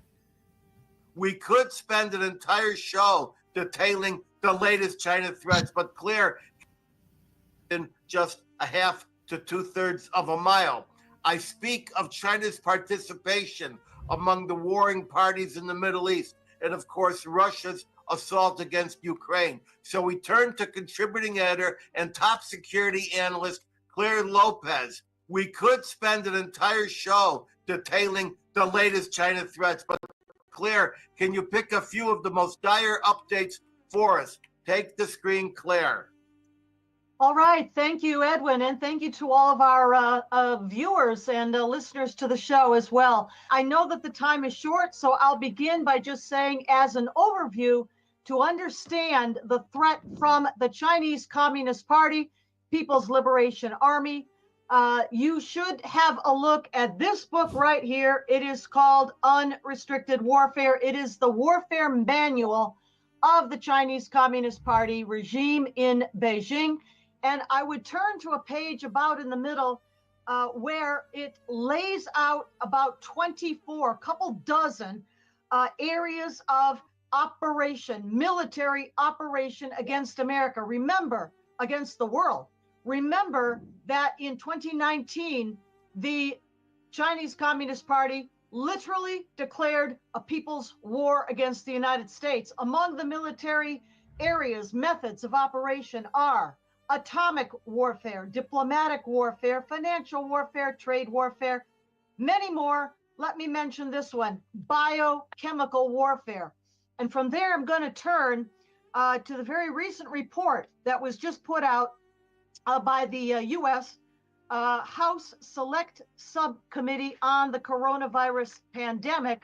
And I want to mention here that the Chinese Communist Party and the PLA, People's Liberation Army, have jointly run an offensive biological weapons program in China for the last 70 years. No, it did not come from America. They did not learn how to do gain of function from America. They got that from the Soviets way back.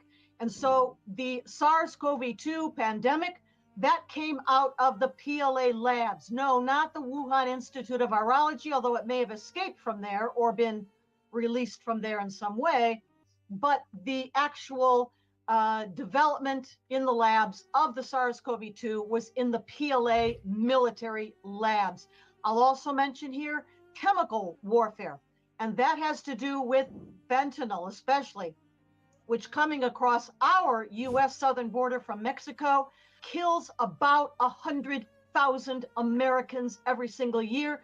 And China is doing that without deploying a single tank, troop, ship, or plane. The precursor chemicals for the production of fentanyl come from China. They are sent to the Mexican drug cartels, which mix it up, press out the pills, and ship it across our border.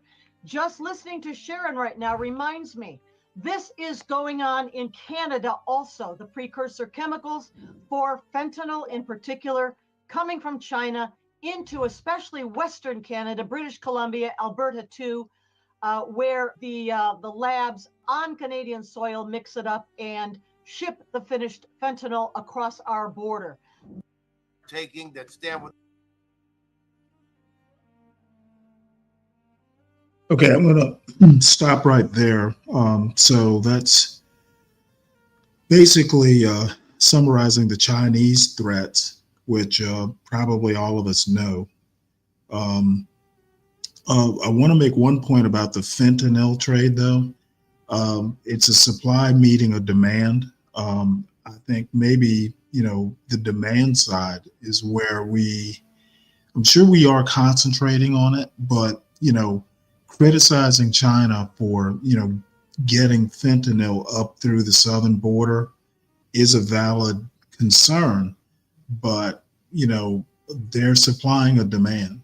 So, there's some stuff we need to do domestically to, I don't hear a whole lot about what we're doing to curb the demand from our side.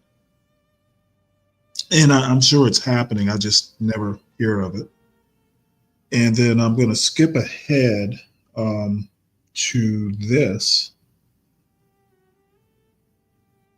With us is taking, Brandeis is taking, Emmett, all of our colleagues who know that this is one of our last retreats. That is retreat to the law. And now for my own updates, that is items from the week. First, a promising revelation from the extended Middle East. Everyone knows where Somalia is, at the Horn of Africa, but very few people know where Somaliland is, formerly known as Puntland. Somaliland is the northeast quadrant, now independent since 1990. Somaliland is an independent country. It has established itself. It has constituted itself. It has a foreign ministry. It's got offices around the country, but it's not officially recognized. And so it's part of an extraordinary organization most people don't know about, an organization of unrecognized nations. For example, Guam, the Kurdistan, and even the District of Columbia are all in this organization. Awesome. Well, so is Somaliland. And Ethiopia sits just west of Somaliland, is therefore landlocked and really wants to get out to some ocean.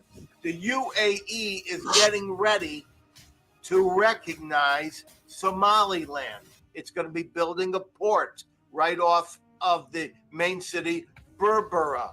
And guess what else is going in there? Israel is getting ready to recognize Somaliland. And when it does, it intends to build an air base in Somaliland across from Yemen, across from the Houthis in Yemen. Israel will build a base. The UAE wishes to help finance that base. And if Israel recognizes Somaliland, the UAE recognizes it, Donald Trump recognizes it, and several more, it sets the stage for a true change in dynamics in the Middle East, and especially Israel's ability to reach out and stop what's going on in Yemen, and of course, take down the Iranian nuclear threat. Next, we must comprehend that the failed Democratic Party, rejected by 90% of the counties in the U.S. at the last election, is angered, bewildered, and imploding into two canisters. The first is a fascist fringe that acts against Jews in Israel and supports Hamas and Palestinian terror. That fringe constitutes about half the party. Consider that 40% of the elected Democrats in Congress just voted to ban all weapons to Israel, including the defensive Tamir interceptor rockets used by the Iron Dome. Can you believe this? This vast, controlling hate underbelly of the Democrats is now planning to stretch the law, abuse the law, and break the law in an anti-democratic backlash to subvert the American system and efforts to reform our government and our country and achieve justice through accountability. For example, we can say this. One, we can say, pardon me. Well, actually not me, just everyone who may have engaged in crimes, such as almost the entire Biden crime family. Joe Biden has just reversed himself and pardoned his son Hunter on all tax and gun charges and gone further.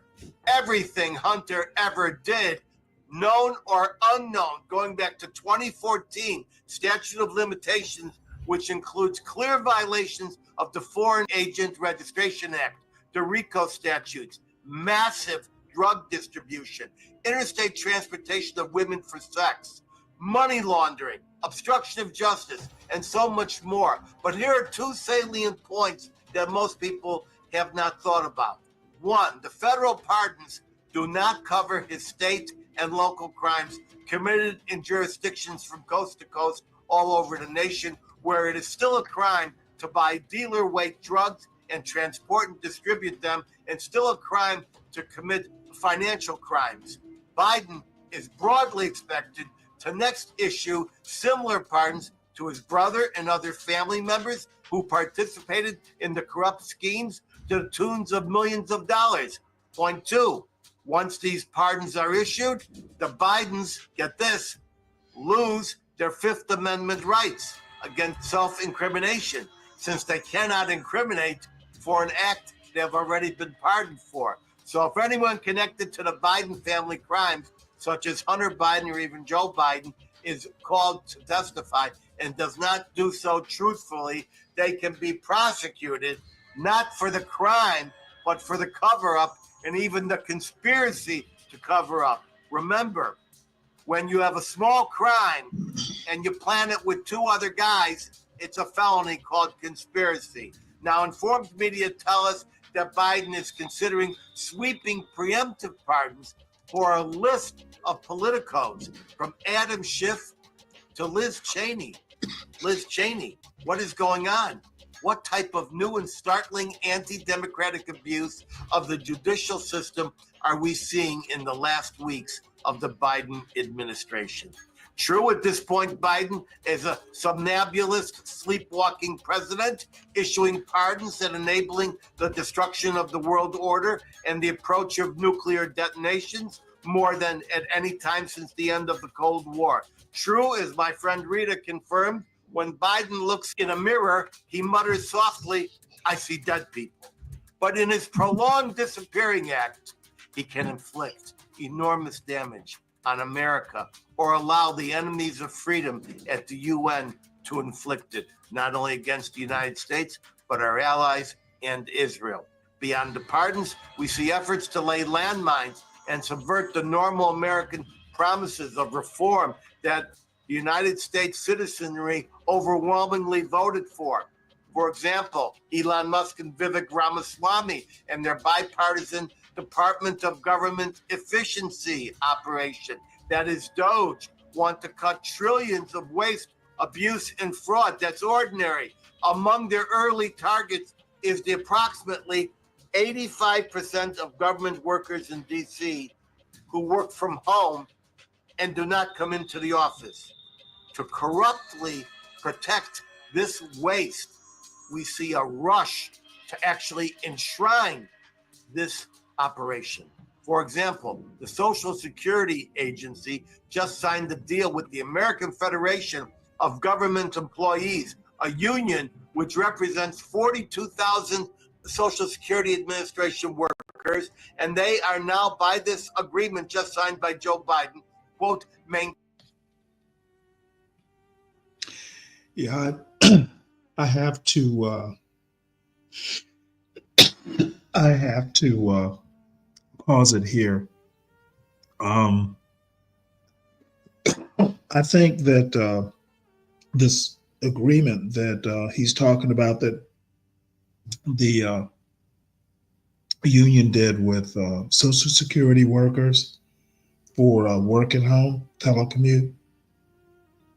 Telecommuting is a mixed bag.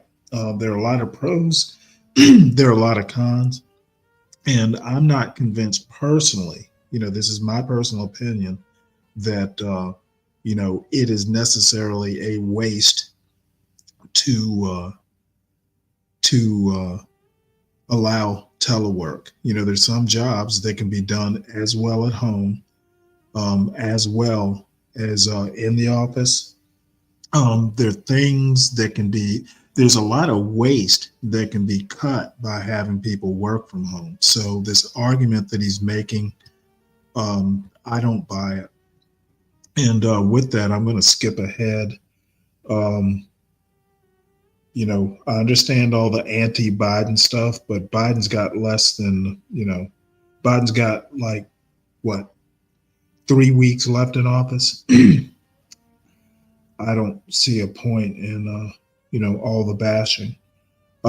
This is something that's interesting, though, that I found skipping ahead that we'll have a look at. A designated terror organization. It has to be put out of business. As you well know, Edwin, I authored an article in 2021. Now, this is interesting. It's the first time I've heard this particular proposal. So this is something called JNS, Jewish News Syndicate, but a Gaza protectorate to replace Hamas. Getting rid of Hamas, which Israel has not done. This definitely is interesting me. How do you get rid of Hamas in Gaza? Calling for Hamas to be taken out as the governing power and for the creation of what I called the Gaza Protectorate of foreign ministers based upon historically relevant protectorates.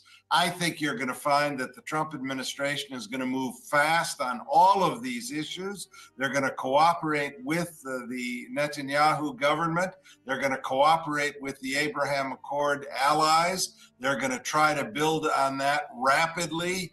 And they're hopefully going to recognize that there's a need for a change with Hezbollah, a need for a change with Hamas, a need for a change with Houthis, and most importantly, Iran, the worst sponsor of terror in the world. Things have to change, and I think that's what we're going to see from President Trump and his administration. And we're not going to see him blamed for wars. I think we're going to see him applauded for swift kicks, movements, and accomplishments. That's a fabulous response, and I hope that it was from your lips to God's ear. Ladies and gentlemen, we're out of time. I want you to hold for my closing word of wisdom, just 2 minutes away. But first, I want to thank my very knowledgeable guests who shared their wisdom. I also thank my talented international team, including John in Japan, Eve in New Jersey, Rebecca in the Philippines, Christine in Indiana, as well as many others in numerous additional cities around the world. My team, each of them, is comprised of very dedicated people. We all of them. I'll see everyone back here in 2 weeks at 3 p.m. last show of the year. You want to be a friend of the Edwin Black Show, please go to the edwinblackshow.com/support. Give it up, guys. I need the help. Keep me independent. You want to hear me in person? Watch my website for events and consult my events page at edwinblack.com. Until then, head over to any Barnes & Noble in the USA. Very interesting. Thank you, Abiola. He is usually here around this time, but very interesting. I've never seen this independent news source before, so it was interesting. Let's see here. Next is my friend Tiffany's Farm. We looked at her video, I think it was from last week. Just to remind you, She and her father bought a farm in a county south of Atlanta, Georgia. Her description is hi community. I am farmer Tiffany. I started as a backyard farmer on less than half an acre, but now I own a mid-sized farm in middle Georgia. Join me on a remarkable journey as I team up with my dad to transform raw land into an operating farm. And she's in Barnesville, south of Atlanta. Forget how far it is from Atlanta, but it's technically middle Georgia. So she popped into my algorithm about maybe 6 months ago when she started broadcasting. And it's basically a city girl gone to the farm. So so this is where we are.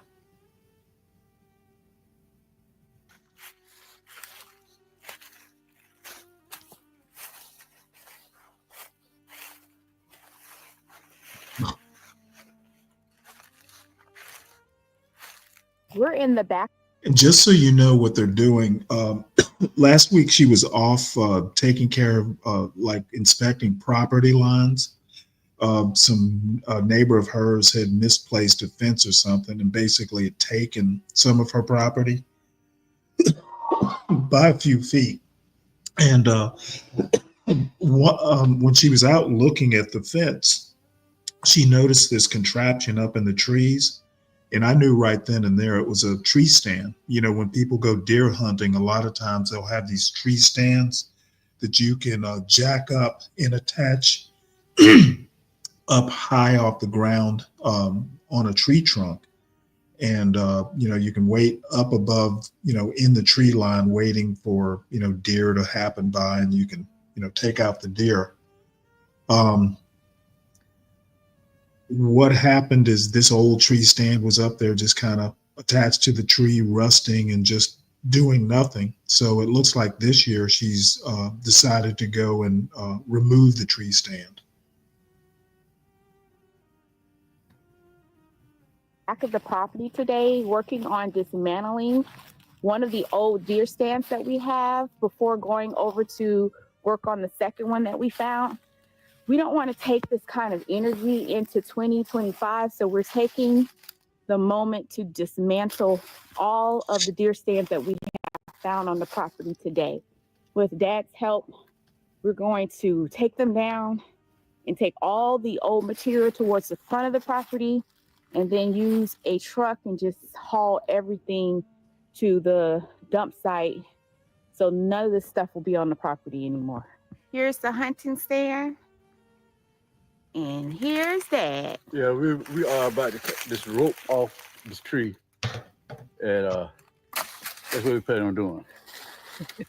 Dad has, what is this, Dad? Tell them, because you like this little contraption. This is extension saw, pole saw. A pole saw? Yeah, it's a pole saw. Yeah. So the pole saw should cut through the rope pretty good then, right? Yeah. Avoid, you know, ladder, bring a ladder back in, you know. A ladder, climb a tree, you know. And you have to get on that ladder, it might fall, you know. Safety first, you know. Safety first. So it's better to do the pole saw than to get on the ladder. Yeah, it's better to do that, you know. Okay. So this is what we're gonna do. Okay, let me. Well, this thing remind me of Children of the Corn. What do you mean? Like it just. I gotta go back and revisit that movie.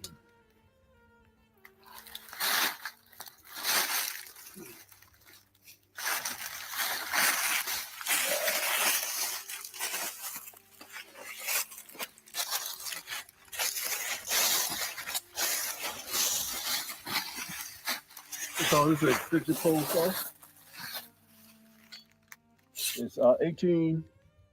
Extend itself 18 feet up. 18 feet up? 18 feet up. And we got on the edge of a razor teeth. A razor. These bad boys don't play with him. You see? So this is what we're gonna do. We're gonna use this today.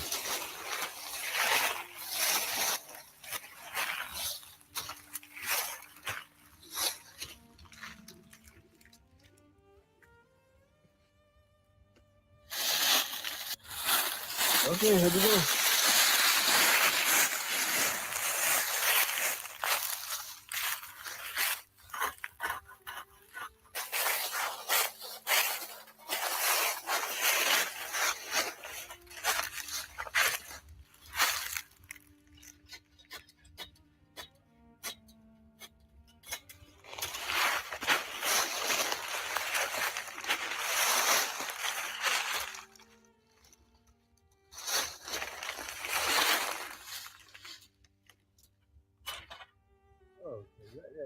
You got it? Yeah, only thing I do is been up so long. It's been up there so long? It's kind of stuck a little bit. Yeah, I got what's up? Go back.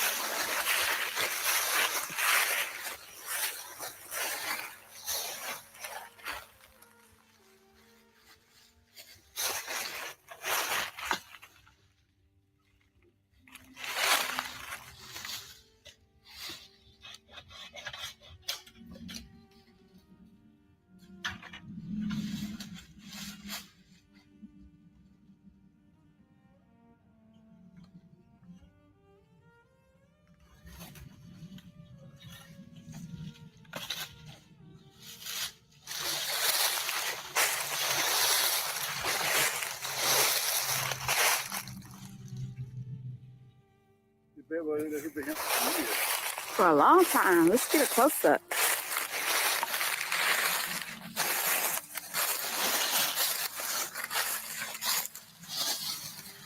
Yeah, they had an old rope. He had a mold on it. But look at his tape on there.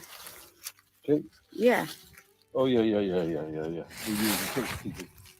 Yeah, the tape there is pretty good, though. Mm-hmm. And the wood, something like that. This wood right here. Yeah, this used to be a hunting stand. With regular wood? Yeah, regular wood. Not the plastic and metal. That's that back in the day stuff.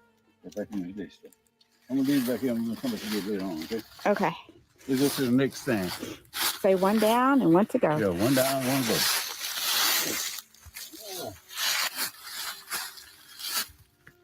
Okay.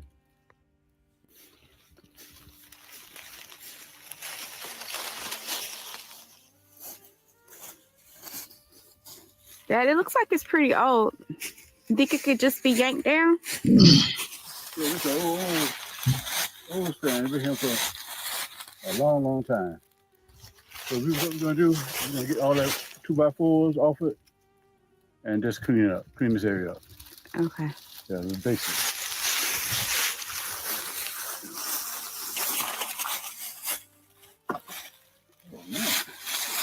It looks like it's gone right on up. They use plastic wood, man. They did? Yeah. Oh, it just come right on off. It's right here stuck in the ground. Okay. How about that other stuff? We need a ladder? No, get that down. Get that down here. I need one of these posts there. You need one of these posts. Oh my goodness. Yeah, we gotta do the old school way. Mm-hmm.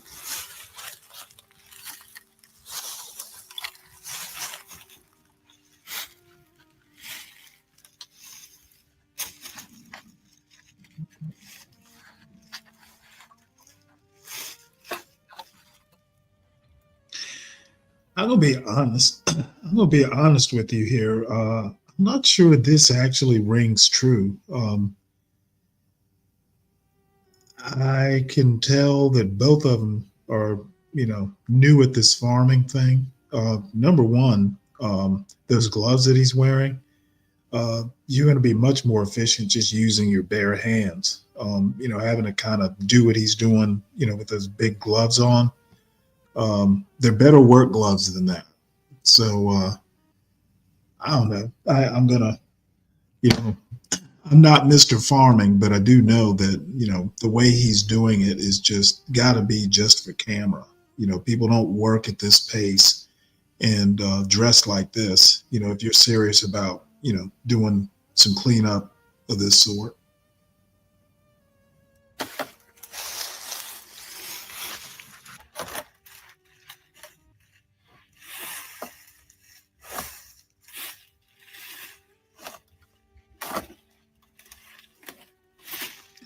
a lot more efficient just to take a crowbar. You know, you don't need to be fucking with this. Just get a crowbar. You can hammer it, you can pull it, you can jack it out. You know, this is taking way too long. A crowbar and a ladder.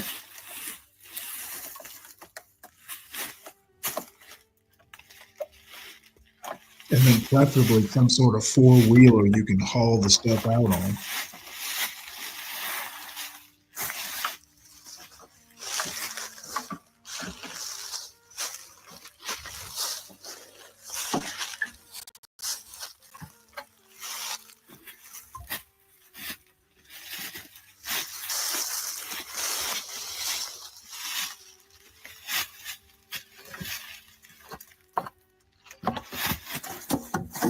You okay, Dad?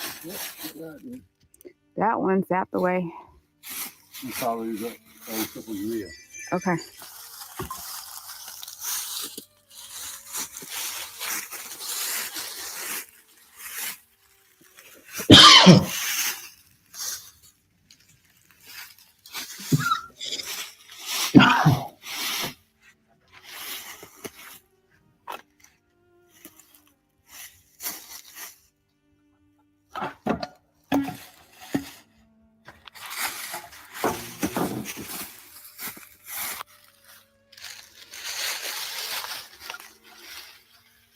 This hunting range been here a long time, you can tell.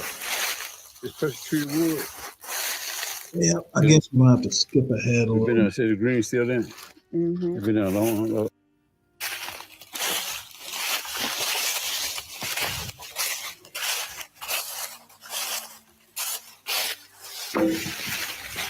Kind of interested in how they're going to haul all this out. 2 more pieces.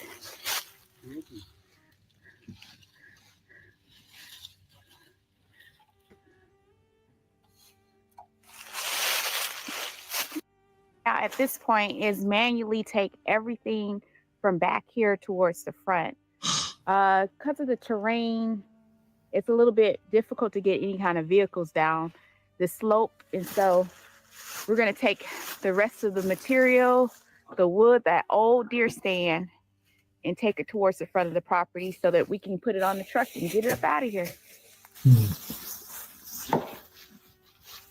Big piece over there, small piece over there. Hold on to that. What happened? I'm hitting all of them set up in piles. What the fuck? That's a separate pile for me. Which one is a separate pile? Yes, Or you could get a tarp, put the wood on it, and just drag it. This is just meandering around here, touching. The one thing you don't want to do when you're hauling stuff, you want to touch stuff as few times as possible. You know, this touching the wood 3 times, repositioning it a few inches, etc. Just fucking touch it once, pile it up, preferably on a tarp, and then 2 people can haul all that wood out pretty efficiently. You know, somebody needs to work with these folks. You know, if I know this stuff, then, you know, definitely they should be knowing it. Yeah, Snake D, but it's not an efficient dump truck. An efficient dump truck would basically mean she'd be able to haul all that wood out quickly. Why ain't she helping? Yeah, that's a good question. I think it's because she doesn't know how to help. It's kind of funny when you're doing work like this, 2 people who kind of know what they need to be doing, you know, you don't even have to coordinate them, especially if they've worked together a lot. You know, they just kind of know what each of them needs to do, you know, and to be efficient as a team. These 2 are new at farming. I want to say her father kind of grew up in this part of Georgia, but it doesn't seem like he really knows, you know, this kind of work, you know, farm maintenance, that sort of thing. And she definitely doesn't. So, you know, this whole video series, I guess, is just them learning how to to run a mid-sized farm. And so far, they're pretty inefficient. You know, if a city boy like me knows they're being inefficient, then they're definitely being inefficient. See what Dad does. I've been trying to help, and he don't let me help all the time.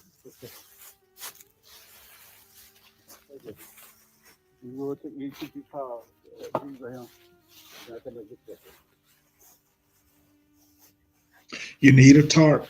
Need a tarp. Just fucking Christ. Touching this wood like 8 times. It's driving me nuts.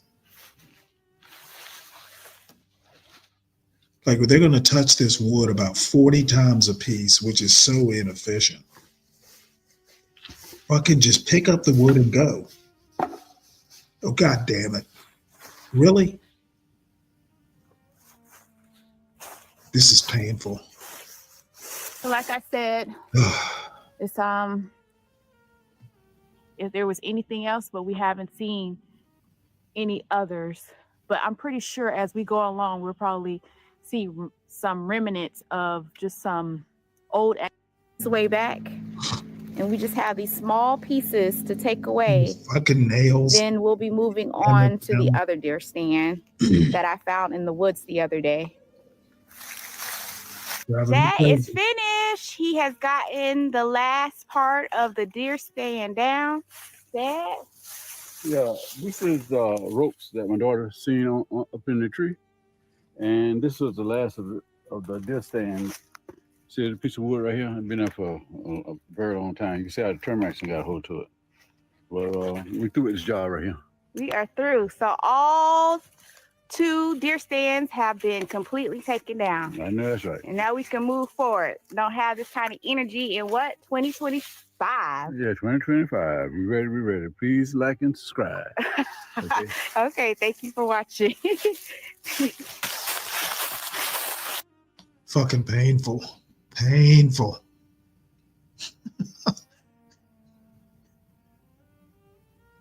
Well, let's see what else we got here.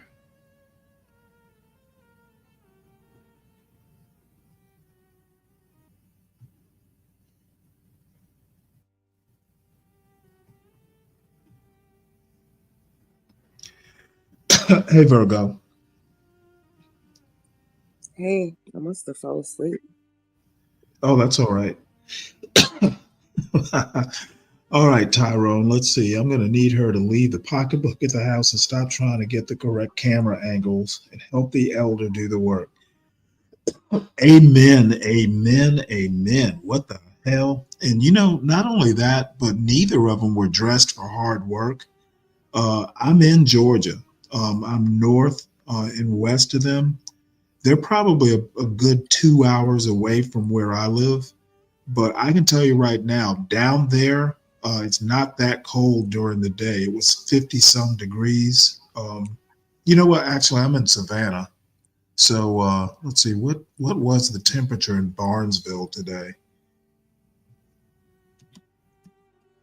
I know it's not cold enough. If you're working, they should have been sweating if they were working hard. That's too much clothes to work. Let's see, Barnesville weather.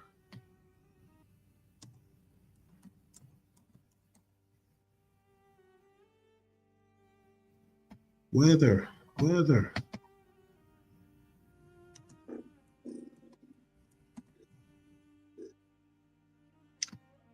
What the hell?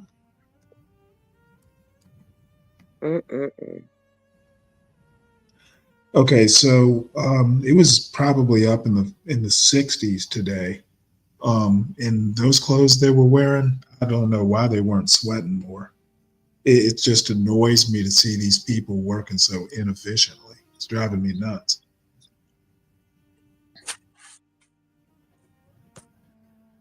But who knows? In a couple years, they may actually be efficient.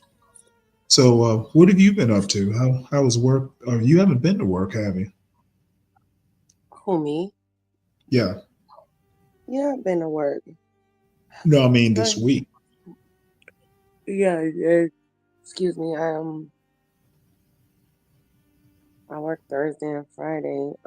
I work Monday as well. Then off Tuesday, Wednesday, and then Thursday and Friday I worked. I see. Yeah, this is one part of the business that I can't stand.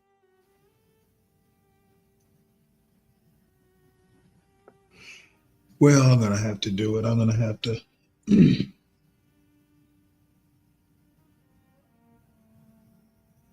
We're gonna have to kick off, Stanley. Do what? He said you're gonna have to do it. Oh no, I'm gonna have to lust after her.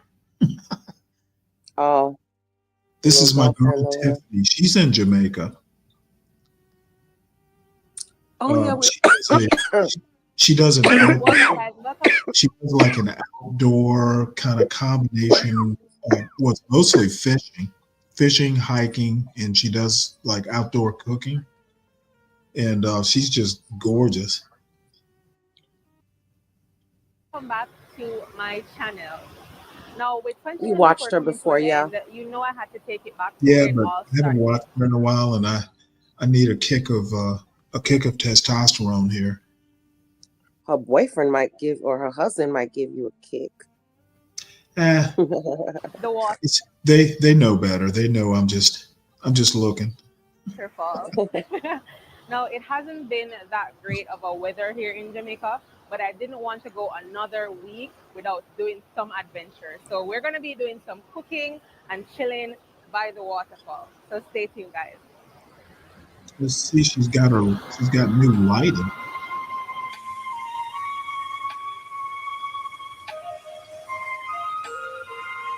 I have to give them compliments. Their photography, their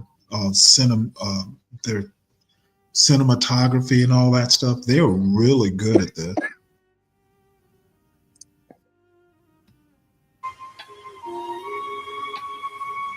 Here, I guess they're using the drone.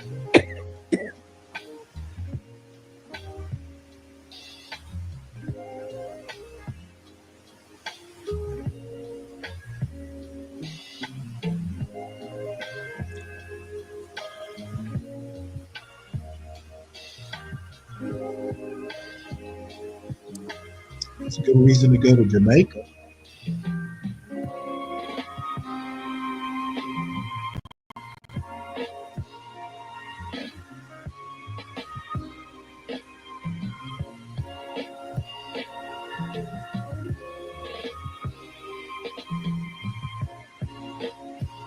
All right, enough of this. Stir-fried dumpling.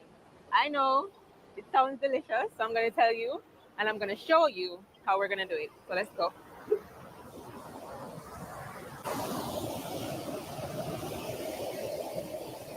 Alright. And look there. Third one. So we have 3 lobsters. I'm just gonna remove the tail and get started.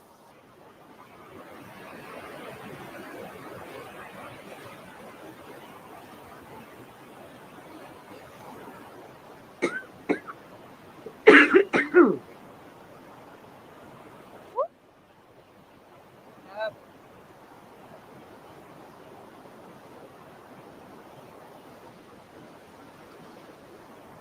But she's just doing the cooking part of it.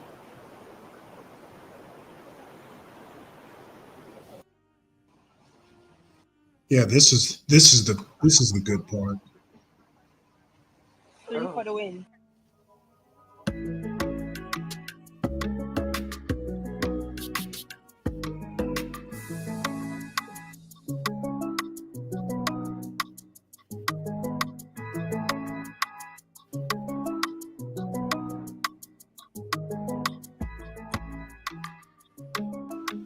Welcome guys, welcome back to my channel. So I'm so sorry I missed you guys last week, but I have good news. We are at 400k subscribers. Like, I can't believe it. It's so surreal. To hear that, 400,000 subscribers. Have shown so much love, so much support, you know, good vibes all the time. And for all the newcomers that have joined, big welcome. It's about to be a hell of a ride. So it is lobster season here in Jamaica, which means it is Adventure Week. And I'm right now, I'm near the beach, I'm near the sea, and I'm going to, well, me and Raj, well, Raj is by the car. We are about to dive in and This see if we kind of can catch fits some in with the lobsters. food theme. Hopefully, we can catch something else, but I'm hoping for the I actually lobsters do because I have a haven't bunch of caught food any lobster videos. since last Um, season. So I'm excited to see if we Here, let can me catch some. Yeah, we're going to close do it this with a little quick. twist today. I have, tons of food videos, just, as a matter of course. Some new ones that I found over the past couple weeks. And then I've got a couple Jamaican pop the balloons that one Kimmy recommended because it's new. And then I found the first Pop the Balloon Jamaica, which I'd never seen. And she says she'll be up at some point. So what do you have anything in mind, or you just hanging out? Because I know we said we want to do food videos at some point. Oh yeah, I had some stuff in my I had clipped them and saved them. Okay. But I don't know how to retrieve it and give it to I you. guess what we'll do is just watch a little bit more of this because this will fit into the food. She's making quote handmade lobster burgers, so we can just use this to kick it up. That way, I can kill two birds with one stone. True. I can look at her and watch her cook. I really like this woman. She's kind of tomboyish. She's kind of athletic, but she's still, if I could take the athleticism, the cooking ability, and her obvious good personality, she'd be perfect. But continue to subscribe, show love, and just stay tuned. All right, guys. So remember, I told you that we're gonna be lobster hunting today, but with a twist.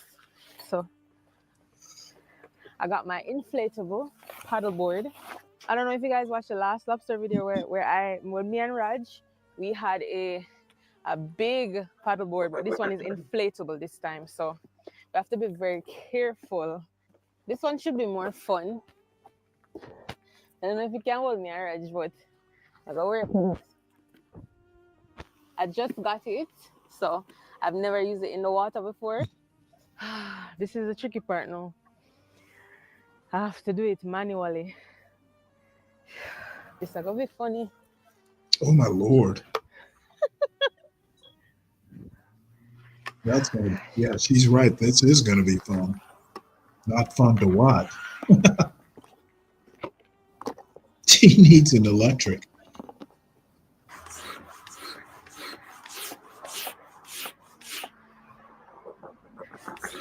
Oh wow.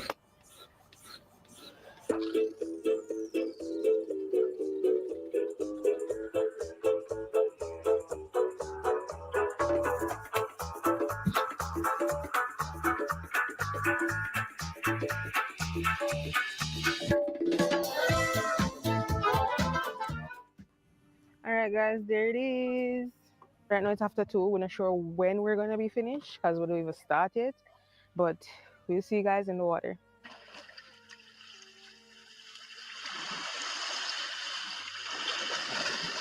Oh, that's a snorkel.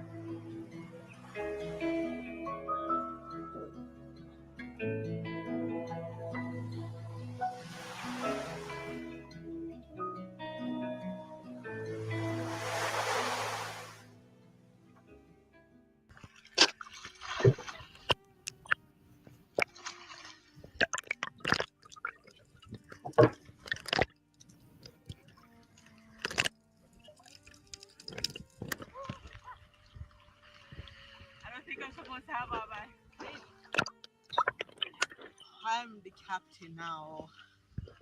Roger, let's push. We thought we can be on it at once, but we're gonna see if we can go out,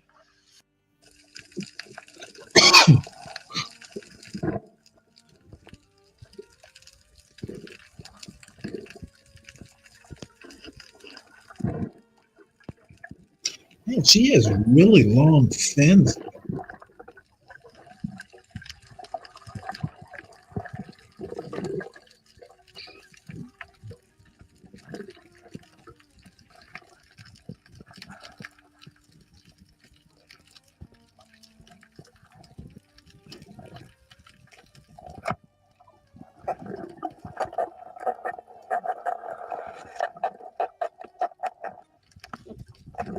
Whoa.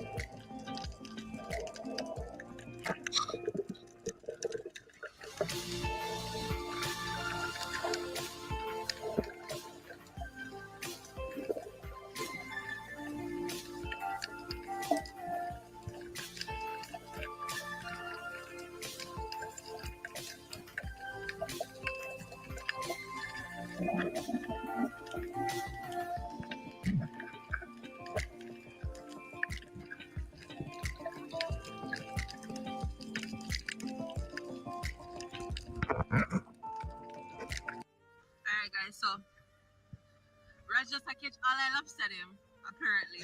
Because they want to get to it. Now go catch one more. We just feel like one more down there.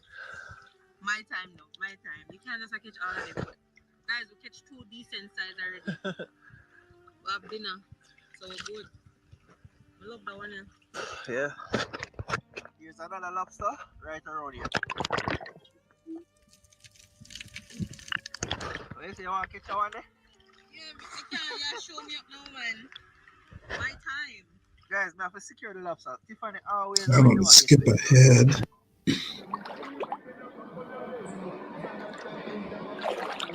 I'm not all the way perfect with the driving. I'll get it though.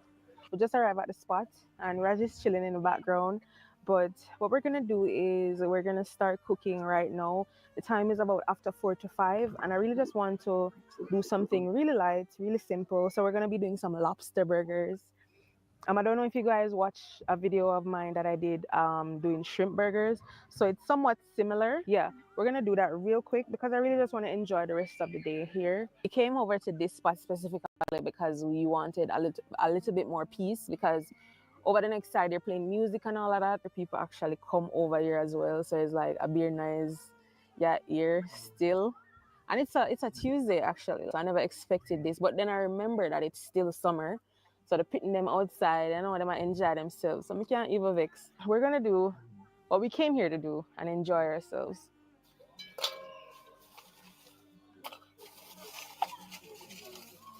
Yeah, and I need some dumpling.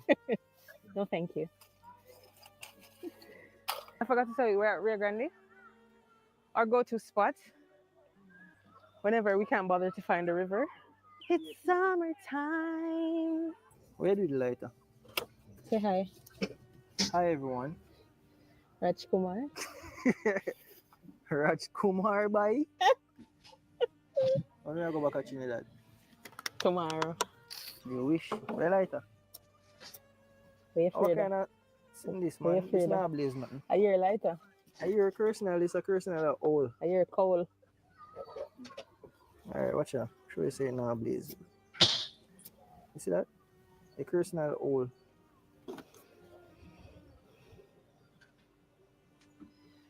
Watch it. You can't wait till summer done. Can't take the heat. Can't bother people a river. Yeah, I just can't take it, man. I miss the peace and quiet. So here we have some scallion, red onion, pepper, thyme, and garlic.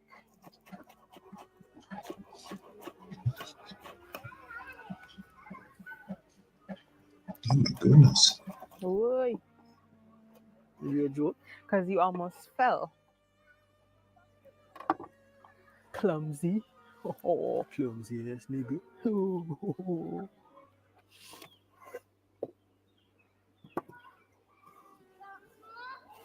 Like me, I pay dice.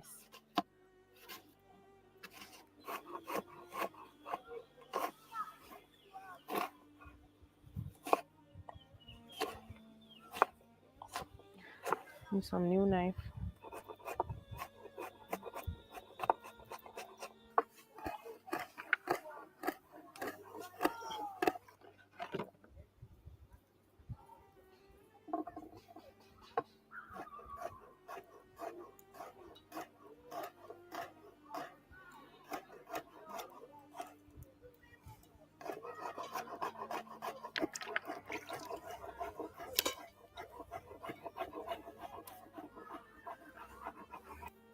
Let's see. Yeah, this is knockoff. Knockoff pepper. It's not hot at all. Right now we can chew this. Tell you right now, she's got those Scotch bonnet peppers. She is definitely Jamaican. I want to look a piece that. Eat one bigger piece. But nah, you know bigger piece.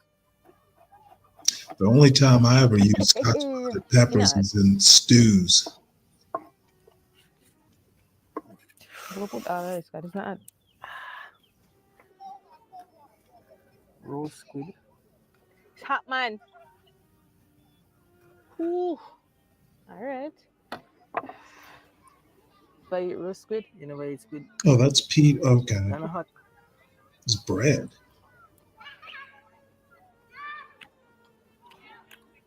What does it taste like? No.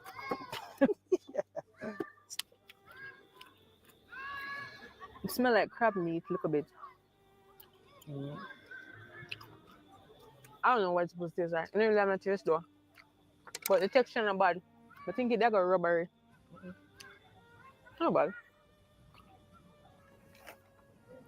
1, 2, 3. Oh wow, she's got her own So we got line of 3 cookware. earlier today. That's interesting. Raj removed the head. So we got some beautiful lobsters today. Let's have a look at this. Which one you catch? That one here and that one here. Me catch that one here. Yeah. Get some, yeah.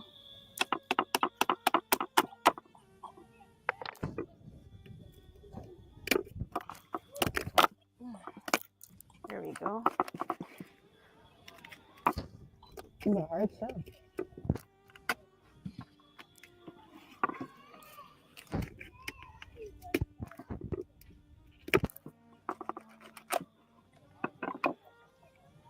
Oh, nice.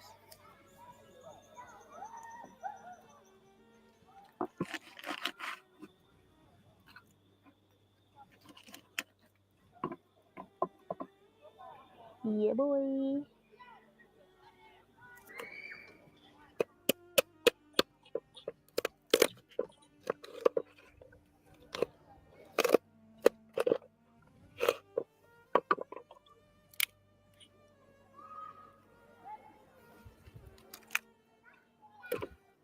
But we need to look different from now on.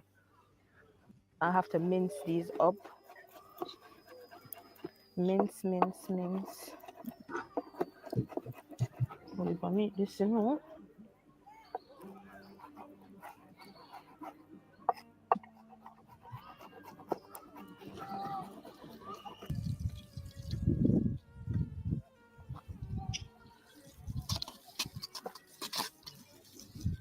Okay. We're gonna mix everything together. We have the lobster, and now we have the rest of the seasoning. We're gonna add it to it.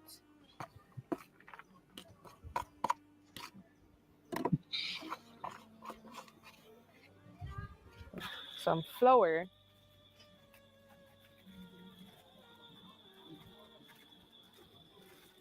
Add some flour. Some lemon juice. So we have egg yolk. Gonna add it.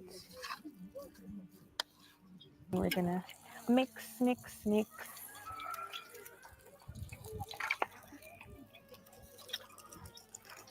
We're gonna add some all-purpose, of course.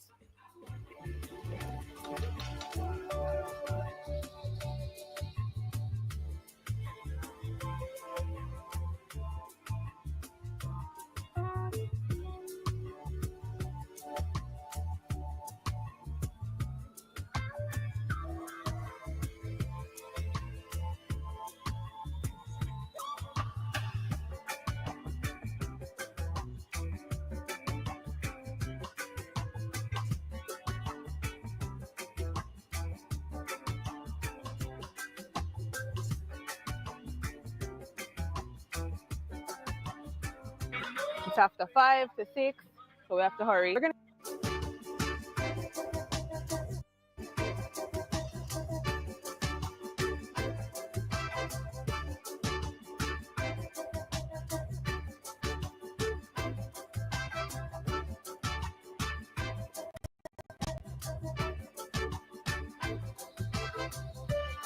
You know, I've never seen plantains that size.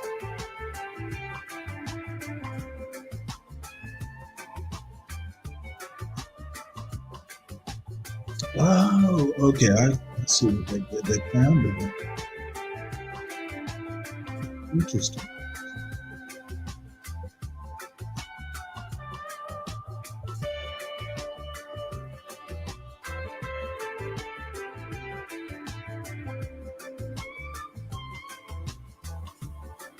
Interesting.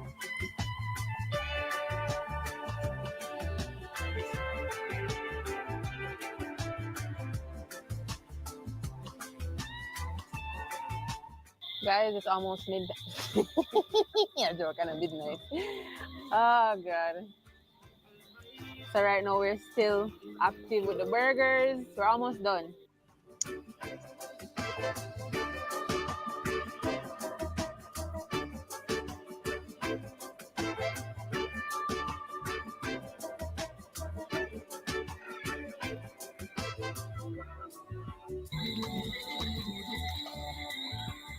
Yes. I'm tired. Whew. Time flying now. Here the sun. Sun is good actually. But I want to do a little bit more. Just want them cook right through. That's why I'm gonna cover it. Cover it again. Not eat nothing raw with that though. Ooh. Alright. So that's 2.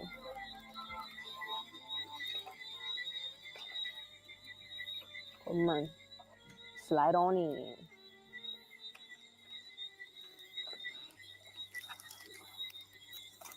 Yeah. Nice.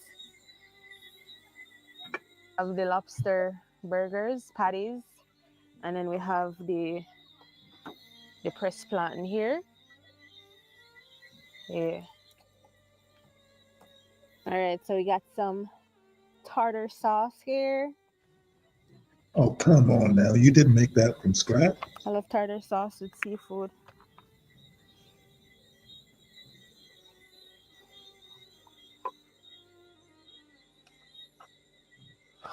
Should I do two, Raj? Okay. So And the then that chicken is it. plantains. Interesting. Literally, that's it. Let's cut it.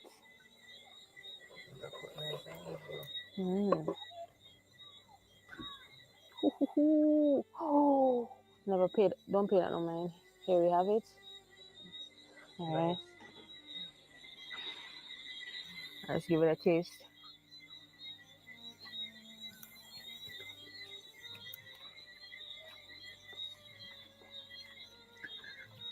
All right. Well, Call it a night. But I really hope you guys enjoyed. Well,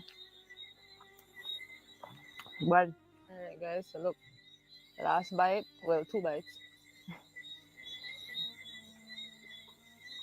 But that is it for this video. As you can see, it's nighttime. So we're gonna pack up, head back across, and call it a night. But I really hope you guys enjoyed this video. Don't forget to like, comment, share, subscribe.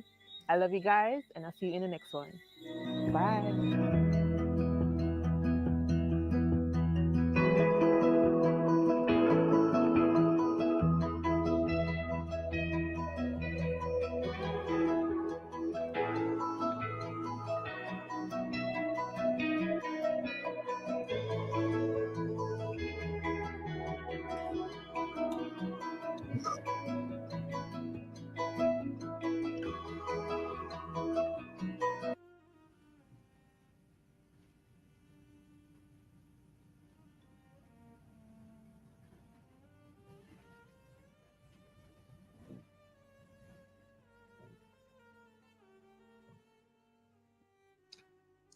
still awake, Virgo?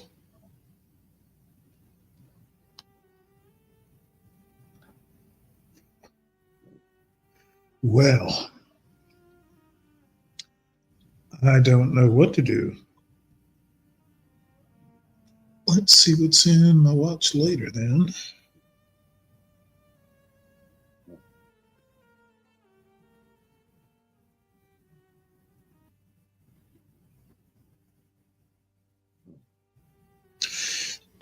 Here, this is a new game show. Let's have a look at this.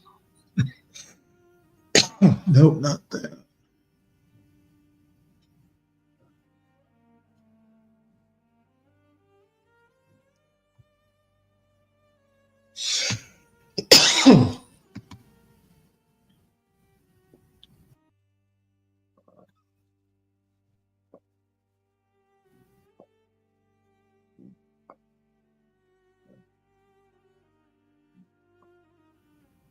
Ugh.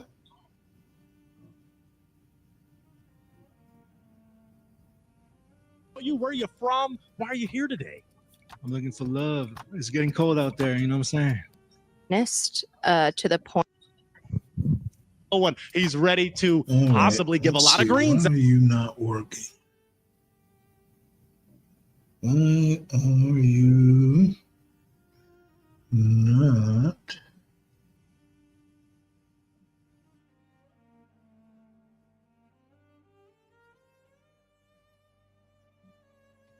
Out, maybe a few reds. We're going to see what happens. We have some very special individuals who are about to come on frame. I'm going to explain the show, but you know what? Let's like to do things like that. If he gives you a green, you're going to take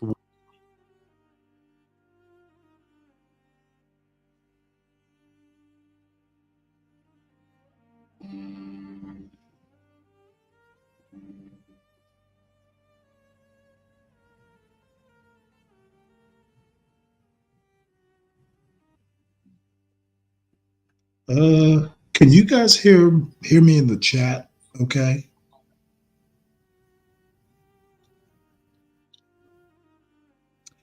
Oh, come on there, Tyrone. It's exercise. It's getting outdoors, and there's nothing wrong with working for your food.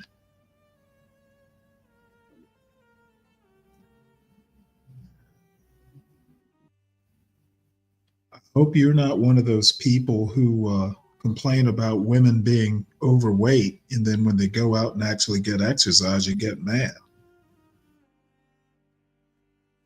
What is up with that?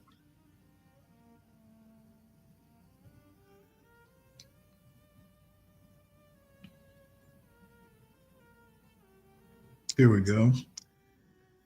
Well, let's see if we can get it to work now. Ladies and gentlemen, boys and girls, And like I said, this is a new video game that this guy, I can't remember his name, but he hosts several different of these online game shows. This is episode 1 of something called Red Light, Green Light. So let's check it out. welcome back to yet another episode of Red Light, Green Light, where we have wonderful real ones here looking for their special someone. Now, this gentleman to the right of me, introduce yourself to the world. Who are you? I'm Rain. Rain Supreme, baby. Like rain. Now, tell us just a little more about you. Where are you from? Why are you here today? I'm looking for love. It's getting cold out there, you know what I'm saying? So. Very good. He's looking for a real one. He's ready to possibly give a lot of greens out, maybe a few reds. We're going to see what happens. We have some very special individuals who are about to come on frame. I'm going to explain the show, but you know what? Let's get the ladies out here. Ladies, come on in. Come on in. Look at these wonderful real ones that we have for you. They all look like greens to me, but you know, I'm just the host. I don't have the liberty to say that. Ladies, I am so excited that you are here today. Rain is here because he wants to see if he can give out as many green lights as possible. So this is how the show works. What's going to happen is I'm going to ask you differing questions, right? Differing questions about where you're from, what do you like to do, things like that. If he gives you a green, you're going to take one step forward. That means that, hey, get closer because that could be a connection. If he says red light, you're going to stay where you are. You're not going to walk forward because that might inhibit the connection, the relationship. So I'm about ready to get started. Rain, are you ready?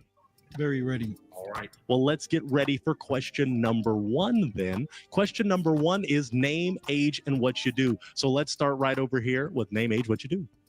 Hi, my name is Megan. I am 25 and I live stream. Wonderful. Hi, my name is Nina Dicker. I'm 28 and I'm a stand-up comedian. Hello, my name is Milan. I am 24 and I am a stylist. Very good. Now let's start with Milan. Are you going to give red light, green light? Just do green. Good. Tell us why you're giving a green. She looks like she got ready and she put herself together. Yeah, she's very well put together. Take a step forward then, Milan. Very good. Let's go to our next one. Oh, wow. Nina. All right. Tell us why. I mean, you said to come in like a date, right? Like she didn't get ready. Like Understood. Oh, under there, but okay. See, okay, there you go. Okay, see. Okay. Wow. Okay.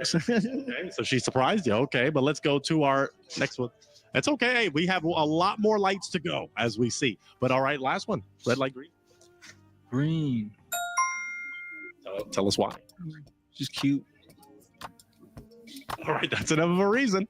All right, let's go for our next question then. What do you like to do for fun? We can start with Milan this time. What do you like to do for fun?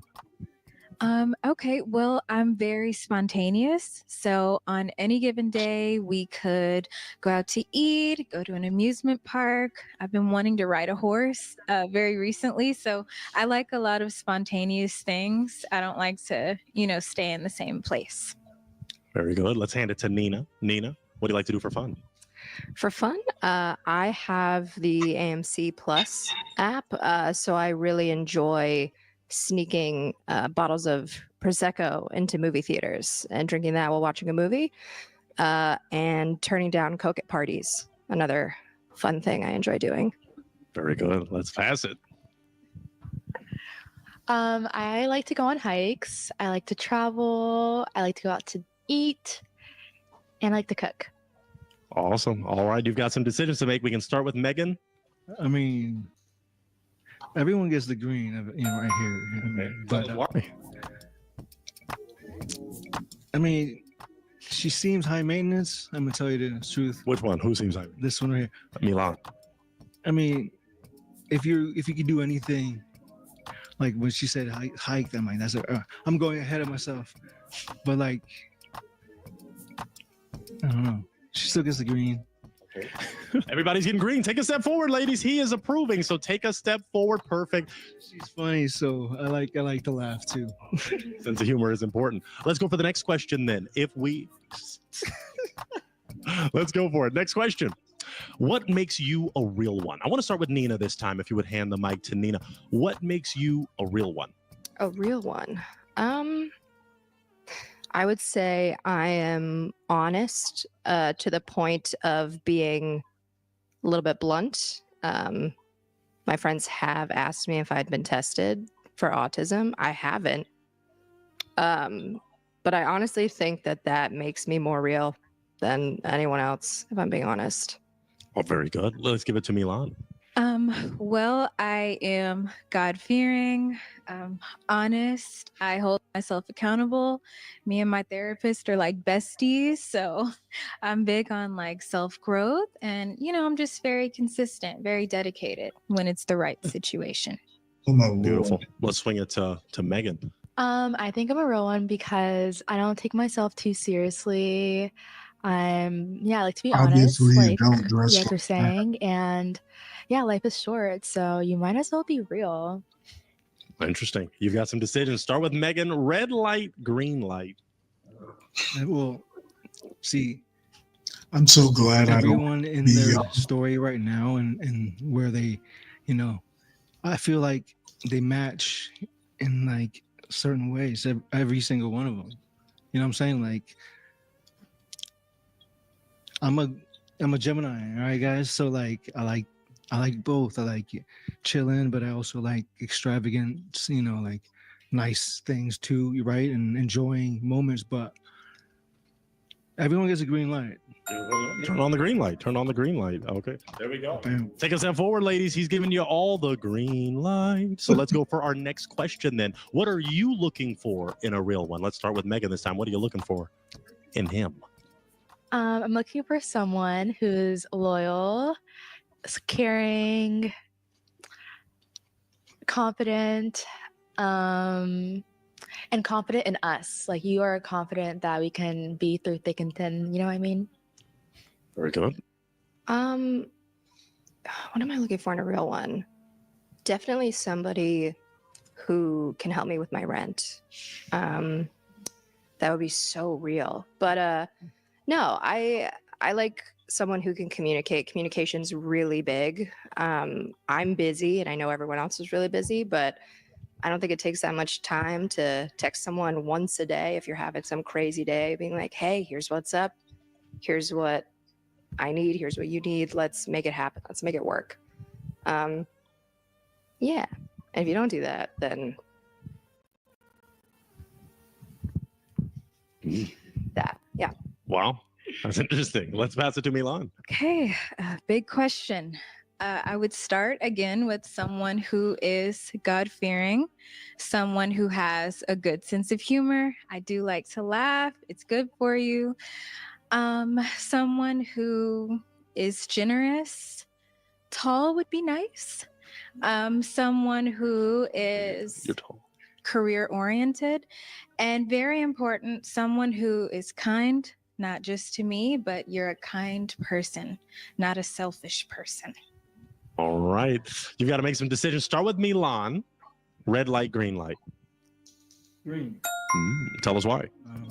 She knows what she wants. Solid, I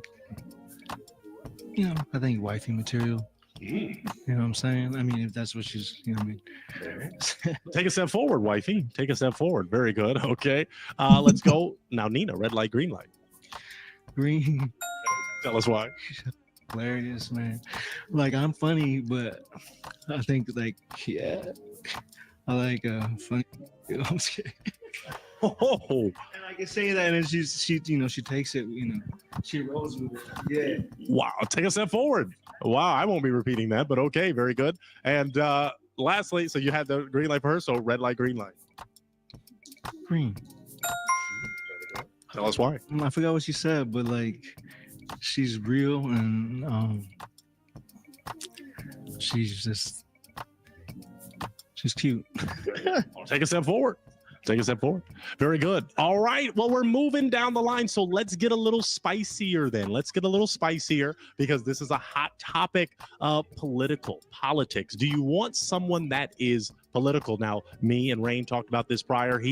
Well, we won't spoil anything. Let's go like that. Let's start with Milan. Milan, do you want someone political, not political? We could throw religion in too. You kind of already mentioned that, some of you, but do you want someone religious, political, not? Well, we covered religious. As far as political, you don't have to be super political, but you need to know what's going on. Very good. Let's pass it to Nina. I have to agree with that. I prefer someone who at least watches the news on TikTok, bare minimum. Maybe the news on television, reads the New York Times, not necessary. But yeah, just if you can keep up with the politics, potentially to help me with my jokes and my sets, that's always helpful. Religion, absolutely not. No, thank you. Love that for you, but not for me. Yeah, I prefer to be a godless atheist. Person who just looks someone a little too long in the eyes, everyone gets uncomfortable. I just prefer to be that person. So I'm looking for someone who can match that. All right. Let's go to Megan. Politics, yes. They do. I read a study a long time ago that people who are into politics are better in bed. So politics, yes, and religion, yes too. I go to church every Sunday. Okay.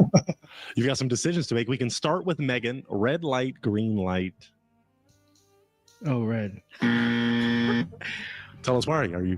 I feel like she's gonna be too judgmental of me. Tell us why you think that.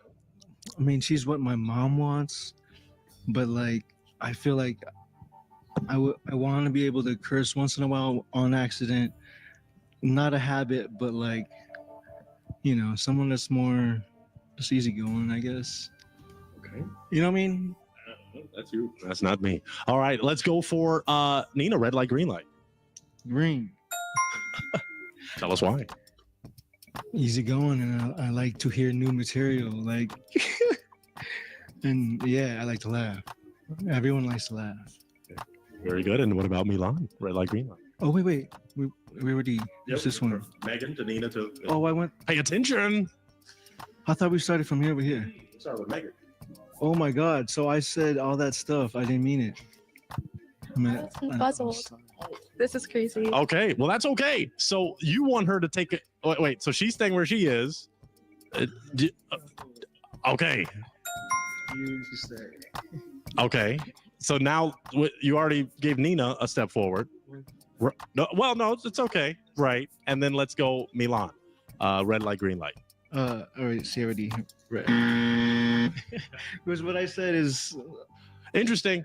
Let's move forward then. We've got another question here. Now, this is going to be pet peeves. Do you have any pet peeves? They're not red flags because we have a separate question about that, but just something that if your partner does it, it's like, it's kind of annoying. Don't do that. Let's start with Megan.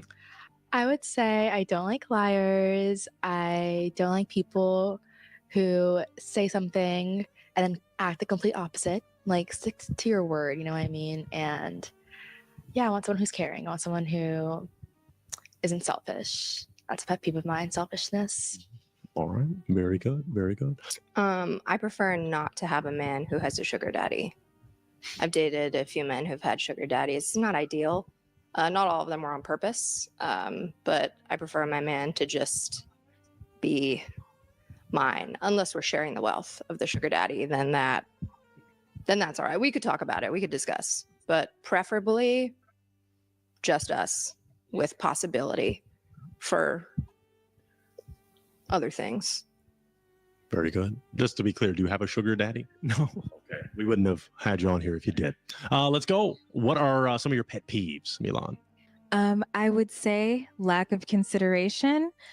Something that kind of grinds my gears a little bit is if I'm on the phone with someone and they start singing in the background or they're having like side conversations with other people, I will probably hang up. And just came to mind, I'm a pretty good listener. So if you're like cutting me off or you're like speeding to the finish line before I've even said what I've said, like you didn't really receive it. The end. Very good. All right. Hold on to that. Hold on to that because we might have you start the next one. You've got some decisions to make. Red light, green light. They all get green. Okay. Tell us why. I mean, it's reasonable what they're saying. I understand because I understand. You're just funny. I'm thinking she had how many jokes? She has so many. And I'm like, if you keep them coming. So, but it's all reasonable. You know what I mean? Like, it's all compromise. And I feel like if all these women want a serious relationship, that's what they're asking for. Like, I could easily do everything everyone's asking for. I'm considerate and conscientious. And I think, women are very in touch with their feelings, and I am too. You know what I mean? You probably make a joke in the middle of it when I'm crying. I like that. But everyone gets a green. Okay. Everybody gets a green. Okay. So here's, take a step forward. Very good. All right. We're narrowing it down. So this is what I'm going to ask. We'll start with Milan. Milan, everybody, if we're being honest, has at least one red flag. Can you share with us a red flag that you have that maybe you're working on it or confronting it with the therapist that you're locked in with?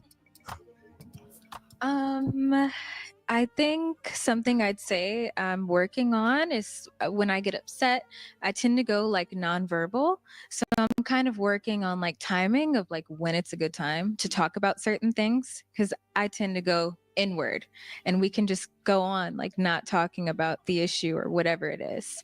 So Understood. Let's go to Nina. I'm perfect. I have no red flags. I'm kidding. I have terrible road rage. I get really mad on the roads. I'm from the East Coast, so that's just like kind of a thing that we have. But yeah, I mean, listen. Yeah, some people like the road rage. So I get places really fast, and people really appreciate that here in LA. So still a red flag though. I gotta work on it. All right. Let's go next, Megan. Will this be used against me later? What was that? Say it again? Will this be used against me later? I mean, tell me what it is. It depends on the red flag. I can be a little toxic sometimes, but that's about it. You don't want to share more on that, just a little toxic sometimes. Okay. Red light, green light. Let's start with Megan. Okay, so red. She said it right there. Like, toxic makeup sex is so good. But like, I feel like I don't have time for the drama right now. I got a lot of stuff going on. But yeah, I'll just save it for that right now. Yeah. All right. So, there's a couple more questions, but like, she's toxic. Like, you have to work on it and breathing. Eventually I can help you with that. So everything can be worked on, you know what I'm saying? But that's only if she's willing to receive, you know what I'm saying? I go to yoga. Oh yeah, see, well, it's all, it helps, yeah. Okay. So, but she got a red. Zen, like, yeah, and Zen tattoo too, yeah. see? Cool, see, she's smart now, look at her. You made your decision. Let's go for Nina, red light, green light. Green. Take a step forward. You can take a step forward. Tell us why. It's hilarious, man. Like, just keep it coming. And Milan, red light, green light. You get a green too. You're reasonable. If you could be reasonable, you know what I'm saying? Like, but she seems like real stern. Like, man, like, I feel like I need someone to have fun with me. But maybe she's just holding it back, and understand that. She's she looks like an independent woman and knows what she wants, and so she's looking for the same thing. Yeah, so green. Oh, you're good. You're good. So it seems like they're all at the same placement. They're all doing their thing. So you got some decisions to make. I want to ask this question. Seems to be a good one based on what you just said. Introverted or extroverted? Are you an introvert or an extrovert? And tell us why. Let's start with Megan. I would say, can I say ambivert? I feel like I'm a little bit of both. I can be very extroverted, but then I feel like to recharge, I need my alone time. And I live alone, so I already get that alone time a lot. So I like to get in my shell. Okay. Yeah, I'd say 70% extroverted, 30% introverted. I'm on stage a lot, being funny, schmoozing, just like being amazing as I am. But I also need that time to recharge. I totally get it. And I also like if my partner takes the time with me to recharge as well. I want to be able to have fun, but I also want to be able to chill. That's really important to me. Very good. Let's go to Milan. I would also call myself an ambivert, if that's the hybrid, right? Yeah, because I love to go outside, but one thing you don't have to do is like fight me to go home. Like I love to be home. And also, I may come across a little buttoned up, but I do have like a good sense of humor. My humor can be a little dry because I'm also a writer. So my humor is not as slapstick or loud, but I do have like my out of the box qualities as well. All right. Let's start with Milan. Red light, green light. Green. Yeah. I mean, okay, look, you all get green. It's because we can go separate though. So take a step forward. Take a step forward and tell us why. I could do both too. Like I like to dance and go out and How do party. you all in the Not audience party, like this I don't so drink. far? But like To me, I this like is a little slow.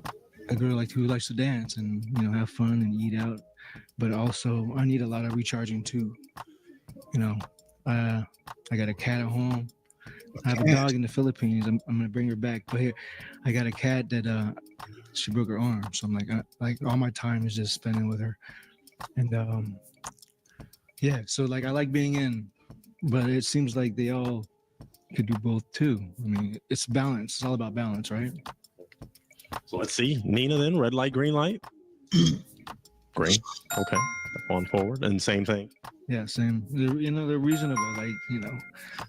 Like I don't know if you look like you party a little bit, but it's fun. But like, Megan.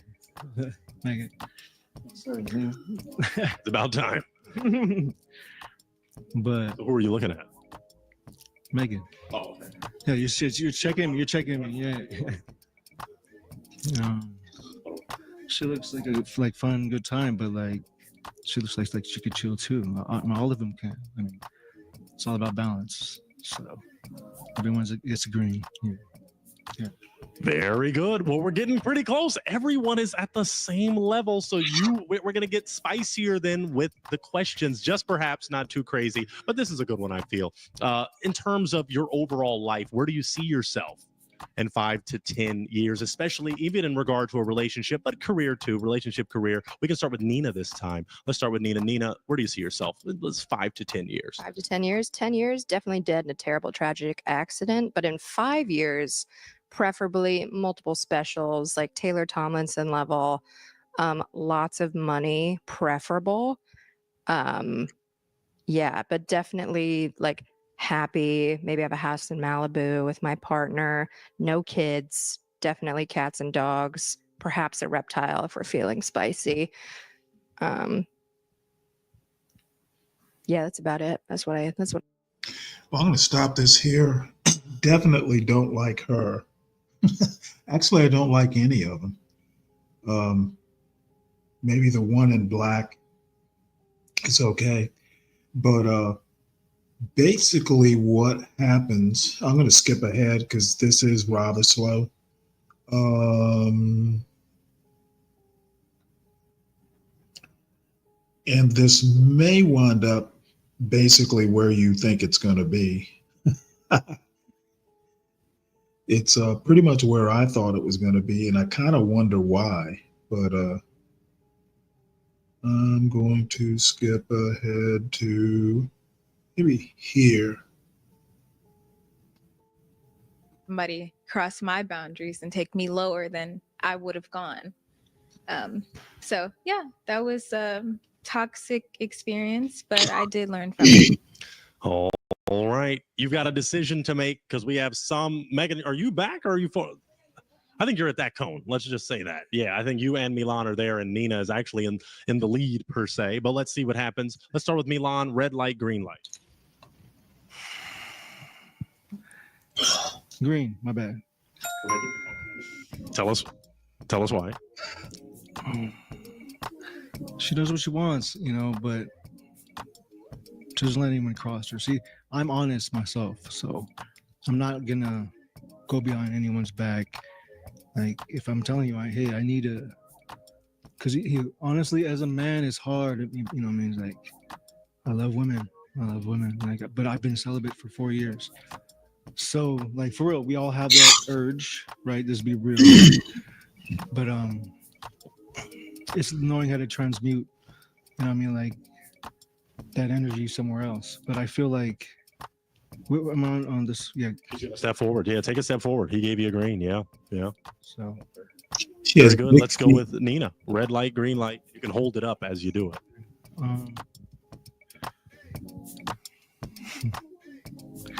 See, green. We're talking about being toxic, right? Yeah. I feel they all understand. Oh, hold on, wait. You guys are like reasonable and conscientious and kind of like, so green. Because, yeah. So actually, just step forward, because if you reach that point, that means we've got a real one connection. So I will actually take that mic. Can we clap it up for these two? We got a real one connection. So Nina, I want you to come stand next to me. Because what's about to happen? We're about to give them 2 minutes unsolicited, just them two, to talk. Now, 2 minutes in daytime is a very long time. So you're going to talk 2 minutes uninterrupted, and then I'm going to come back up and see if you two actually get the green light and if you're going to move forward. So we're about to get that set up. But ladies, I thank you so much for coming out. Both of you were very close. He was feeling the both of you, but Nina, with her comedic timing, was able to snag this real one. So let's see what happens at the table of love in just a few moments. The table of love. So like, how about when I'm sick, or like, how far are you? I'm sure like. We've only got 2 minutes. Right, let's go. How down are you? Like, you know what I'm saying? To help you when you're down? sick? Like, I feel like. What was that? To help you when you're sick? No, like, what if I lose a leg or whatever? Oh, 100%. Oh, okay. Yeah, no, I don't need a man with legs. Legs are overrated. Oh, okay, as long as this works, right? Yeah, no, 100%. You have to have abs. Oh, I got that. Yeah, for sure. 100%. You said you've been celibate? Yes, but I have a high sex drive, libido. We all. Okay. I mean, awesome. How often do you need it? Often. Every day? Yeah, my body count is currently that of Hurricane Katrina. Oh, so you like to get it in? All right. Oh yeah, like you could like fill the Superdome with the amount of people I've hooked up with. It's like you got to be like, nice. Yeah, really? Yeah. And what can I say? Winners pick winners. I mean, I like a girl with experience, but not that much experience. You know what I'm saying? That's not fair. You know what you're doing, right? Yeah, I mean my body count has predominantly affected, like Hurricane Katrina, my body count has predominantly affected low-income people of color. So I feel like, I mean, George Bush and I have nothing in common besides our very unfortunate last names. But yeah, no, you got to be like, you got to match my freak. Do you think you can do that? I mean, based on the way that you're dressed, I feel like you could, but that might just, in the nicest way possible. Yeah, 100%. Do you think you look like boy?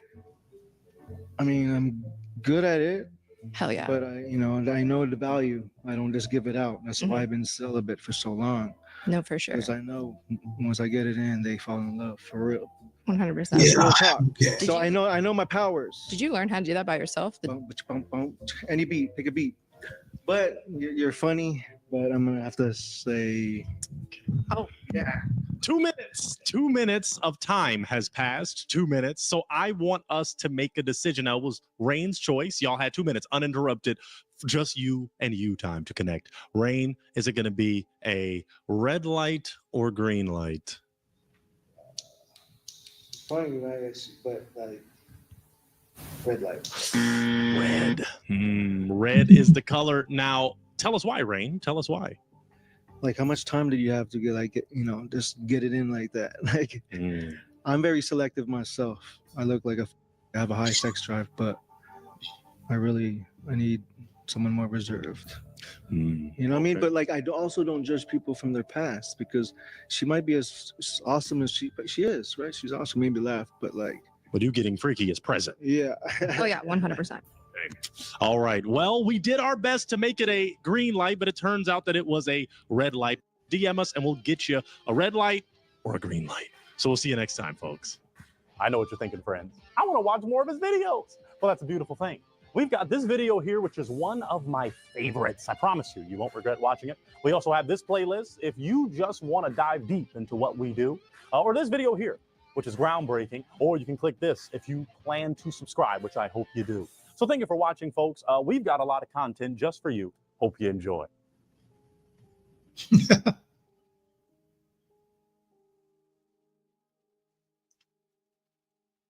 see, I don't even remember which one this is. What's going on, ladies and gentlemen? My name is Michael Fulton II.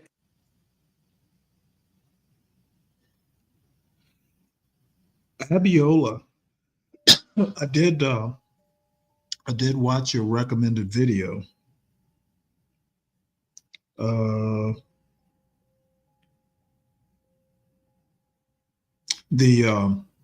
What's his name? The Edmund, what is it? Edmund Black?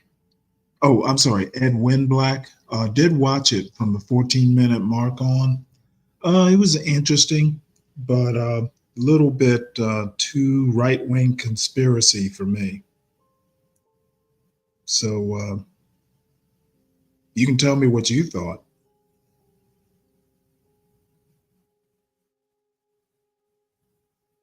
And I guess what we're going to do is go ahead and watch Pop the Balloon.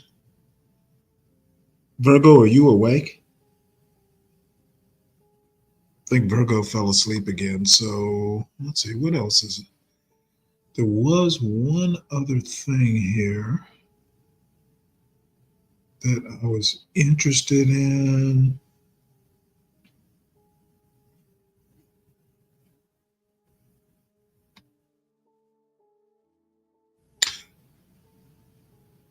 I want to watch this right quick because it was on the H-1B and immigrant topic, and this just popped into my algorithm here. So we'll see what Lady Boulay has to say.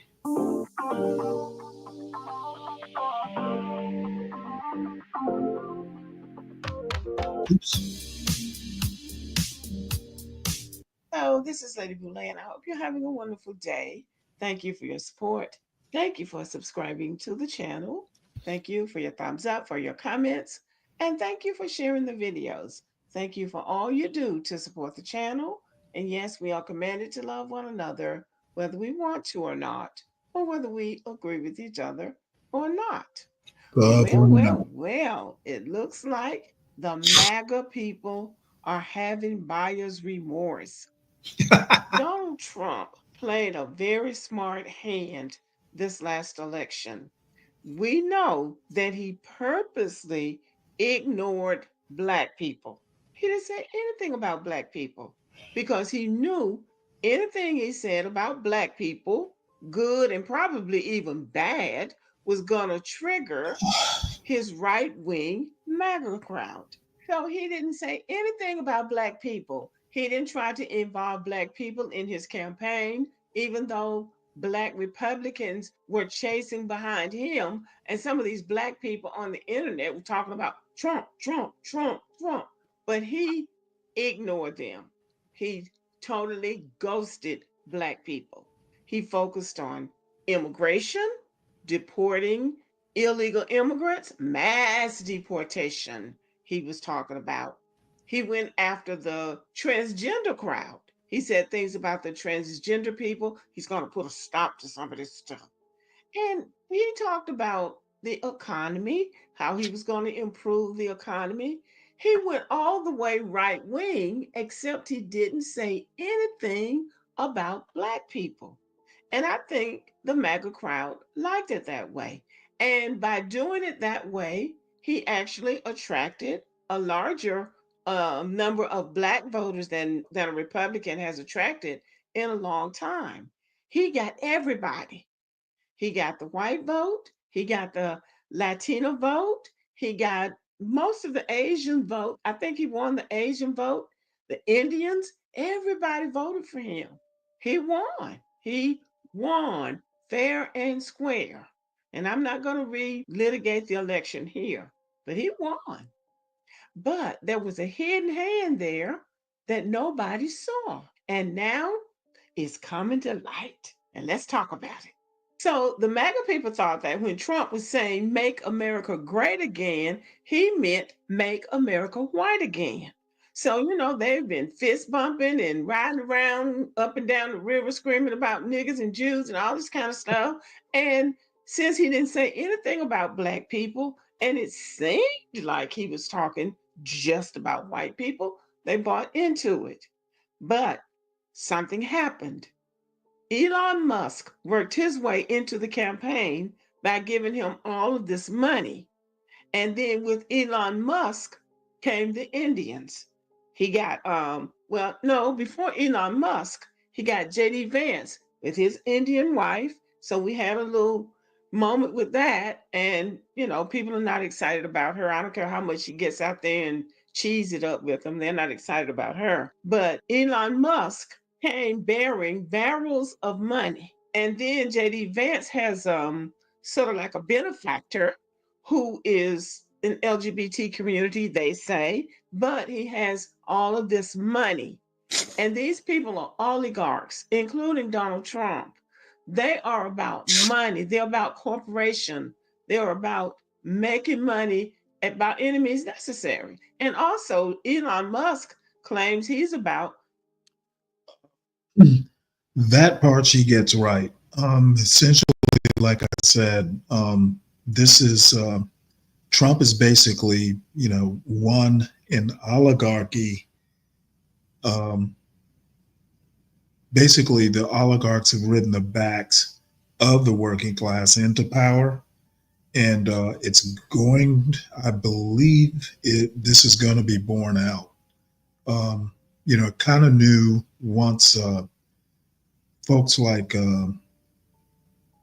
Musk and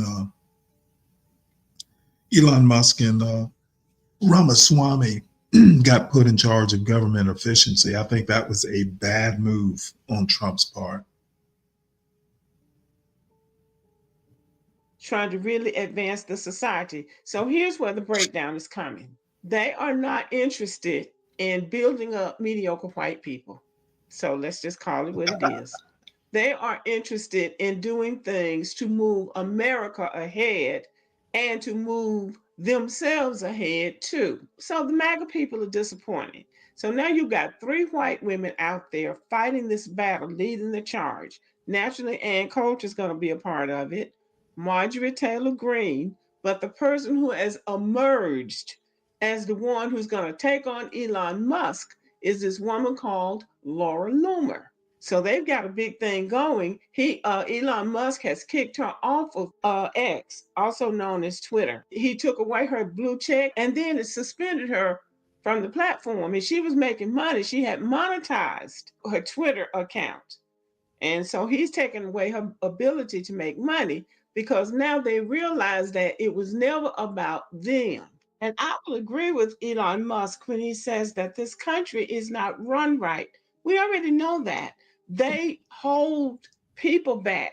Black people have been held back for the longest, but they don't use the best people. They want it to be about white. They don't know how to balance the federal budget. There's bias in our healthcare system. There's bias in our educational system. There's bias in our employment system. These biases have always existed in our system. Black people call those things out, and Black people get ignored. They accuse us of playing the victim. They accuse us of reverse discrimination. So it's a stroke of genius that you would have Elon Musk saying to America, you need to hire the best people for the job. You need to learn how to balance your budget. You need to learn how to use technology to advance your society. Well, one thing I disagree with her on, the part about Black people being held back. Most of the people that were campaigning for Trump, people like Tim Scott, people like Byron Donalds, they were pretty mediocre themselves. It's not like we had any like super competent Black people associated with Trump's campaign. So, you know, that he didn't pick more than, I think there are a couple Black people, identifiably Black people in his administration so far. The Health and Human Services, no, I'm sorry, the Housing and Urban Development. I think it's still called HUD. There's a Black Secretary of Housing and Urban Development, and then there's also Herschel Walker as ambassador to Bahamas. So those are the two picks. Everyone else, you know, was either not rich enough or, you know, capable enough to make it into the administration. So I don't think Blacks were held back so much as they just didn't make the cut. You know, you either need money or smarts. And most of the people associated with Trump, Black people associated with Donald Trump, had neither. Now, that's really what he's saying. He may be using different words, but that's what he's saying. Now, to advance that idea, Vivek Ramaswamy and Elon Musk are saying we need to import more immigrants, specifically from India, the ones who have the technology in engineering and artificial intelligence and that area of science. So that's what's got the MAGA people hot under the collar. So this is Laura Loomer, and she is a Trump supporter to the bone. And you know, people have been calling Elon Musk President Musk, and it is said that Donald Trump really doesn't like that. Now, it was always going to be the case that they were going to silence Elon Musk. It's just a matter of when. Well, I'm going to say that Donald Trump has called on his minions to take on Elon Musk now before Trump even gets inaugurated. So the stage will be set for Elon Musk to exit when the time comes. But for the time being, this woman, Laura Loomer, has some things she wants to say about Elon Musk because they feel like he is overstepping. Laura Loomer tweeted about Elon Musk. You bought your way into MAGA 5 minutes ago after Trump almost had his head blown off in Butler. Remember when you voted for Biden and popped up at Governor Ron DeSantis's and you said Trump was too old? We all know you only donated your money so you could influence immigration policy and protect your body, Xi Jinping, whoever that is. So it's not a secret that Elon Musk bought his way into the campaign. They didn't seem to have a problem with it when they thought he was going to be playing for their team. But now that he's shaking things up, they've got a problem with it. Elon Musk and Vivek Ramaswamy want to import a lot of Indian immigrants to work in the tech fields. So Laura Loomer tweeted, as if talking to her husband, honey, I replaced our kids with some Indian immigrants who supposedly do better at math. Then she tweeted at Elon Musk, just agreed with a tweet from a foreigner from Malaysia who just called MAGA Trump supporters opposed to H-1B visas the retarded right. Mask off. First, he called us contemptible fools. Now he's calling us retarded right. So Ian Miles Chong tweeted, much of the anger being driven towards Elon Musk today is simply disappointment being projected by the retarded right that's on the fringes of the conservative movement against Musk, whom they wish was an unrepentant racist like they are.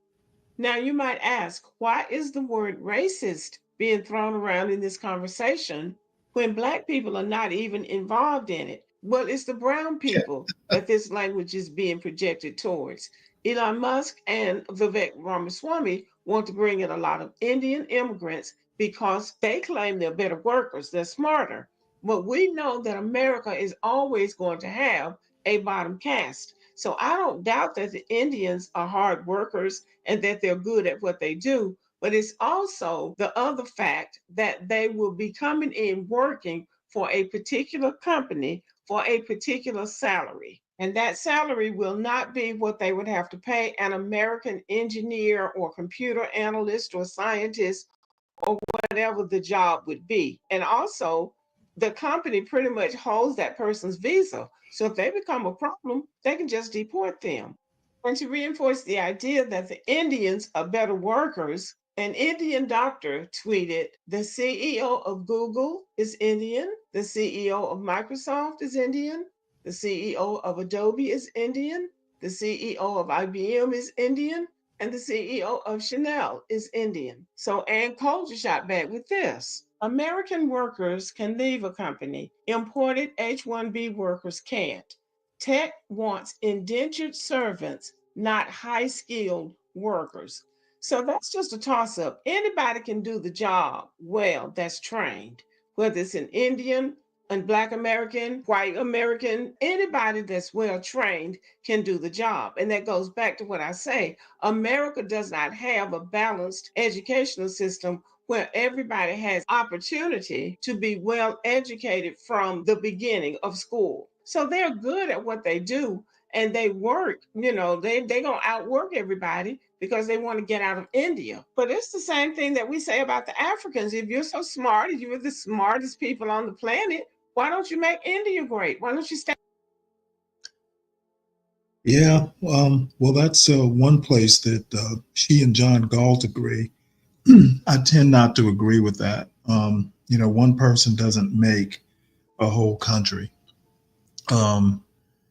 I think she could do better in this analysis. There are several places where I kind of find that lacking. The whole they're keeping Black people back. I don't agree with that. Not that they don't want to. It just happens to be the case that it's not fact. As I said, the best Black people aren't supporting Trump. So that is that. Let's put this in the Slack.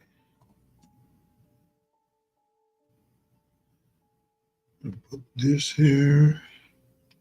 Guess we're going to watch this Pop the Balloon. I was hoping Virgo would wake up, but apparently that's not going to happen anytime soon.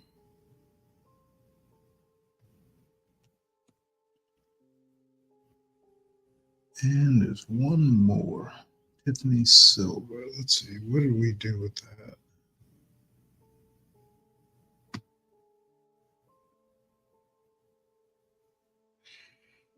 Let's see here.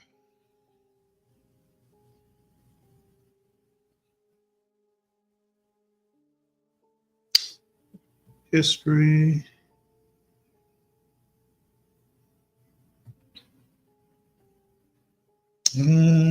Let's see here. Oh, here it is.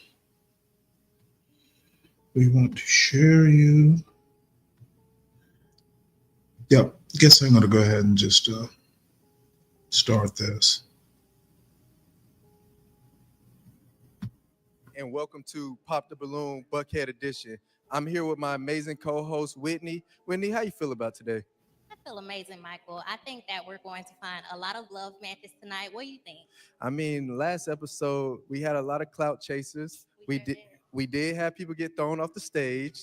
So, hey, how you feel about Buckhead Networking Group? Listen, I love the community. I'm an OG, so I've been a part from the very beginning. It's a lot of professionals, like-minded individuals, and genuine connections happening every day. I love that. I love that. And we're here to grow professionals. We're going to 10x your business, and we're going to find ways for you to connect on our Discord with 5,000 members. So let's get this game show started. I'm here to introduce our amazing CEO of Buckhead Network Group. Let's introduce the host, Johnny Wolf. Atlanta! Everybody get up for Mike and give it up for Whitney. Oh my God, the crowd is looking beautiful. We done filled up in here. Y'all ready to get the game back on? Talk about mediocrity. Outfit malfunction on the last episode. I think I got it figured out this time. Y'all let me know if I get it figured out this time. I'm feeling the mediocre vibes. Alexis, I need some more clothes. Y'all ready to meet the daters, aren't y'all? Come on, wake up for me. Wake up for me, Atlanta. All right, let's just go ahead and bring them in. The first dater that we have, let's get Denzel. Denzel. Oh, hey, they like you. They like you. Yes, sir. Give it up for Cap Alpha Psi up here, everybody. Who the hell? Can I get a 1, 9? My frat brothers is lame as hell. Nah, put it down. Y'all too late. Y'all too late. Y'all done messed me up. Let's get Quay. They like you, Quay. They like you, baby. Welcome, sir. Welcome, sir. These brothers shaking hard. I'm going to knock my arm off. You ready for another one? I'm going to get you. Was you here last time sitting right there? Let's get Doc. Yes.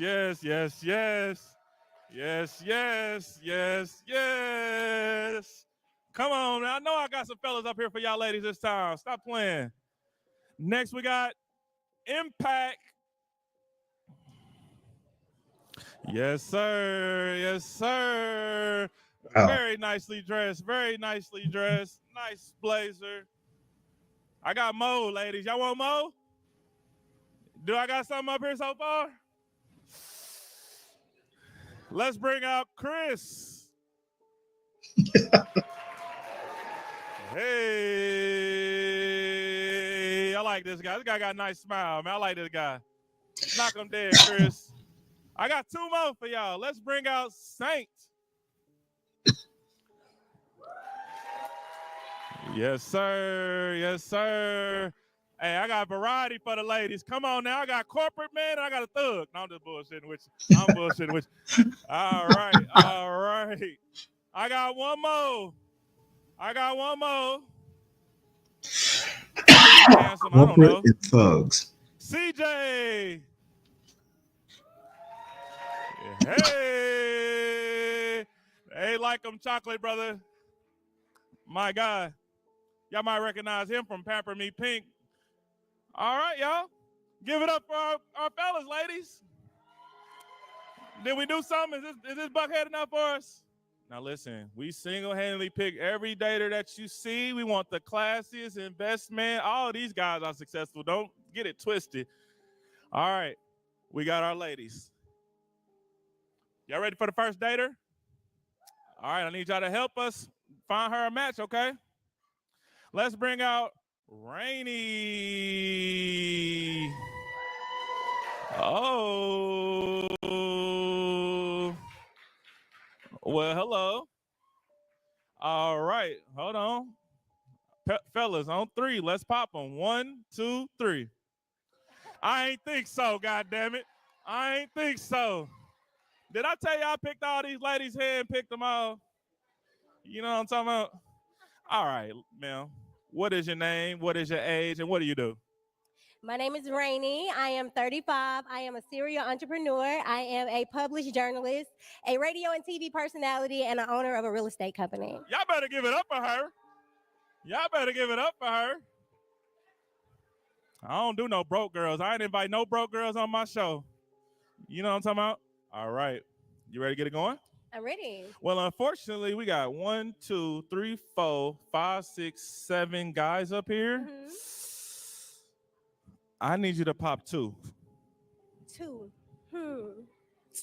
Before you Yes, do not that, for real? before you do that, and it's based off looks alone. But tell me, did I do something up here for you? You did a little something for me. Give it up for Johnny. Wow. All right, go ahead. Help her out, crowd. Who she need to pop right now? Who she need to pop? Come on, y'all. Help me out. What y'all know that I don't know? Get him out of here. Pop it. See, I Pretty don't know what Motley you Crue. did. Damn. Y'all got anybody else that y'all helping me out with? Like, tell me what y'all know, what I don't know. Red shirt is a no-go. Red flags. Stop listening to her. Stop listening to her. Red They said red jacket. They talking about brother in the middle.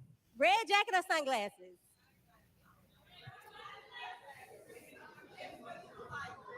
What you like? Right. But I have a hard time with options. It's the crowd. Ah, you tripping. They say you tripping. She using the crowd to make a decision. Everybody give it up for Rainy. That was tough. That was tough. All right. Let's see what happened. Let's see what happened. Let's see what happened. Let's see what happened. My good man. My good man. I know she done. Come on. You popped it. All right, right here, right here, right here. Here's our angle. Okay, sir. And what is your name? How old are you and what do you do?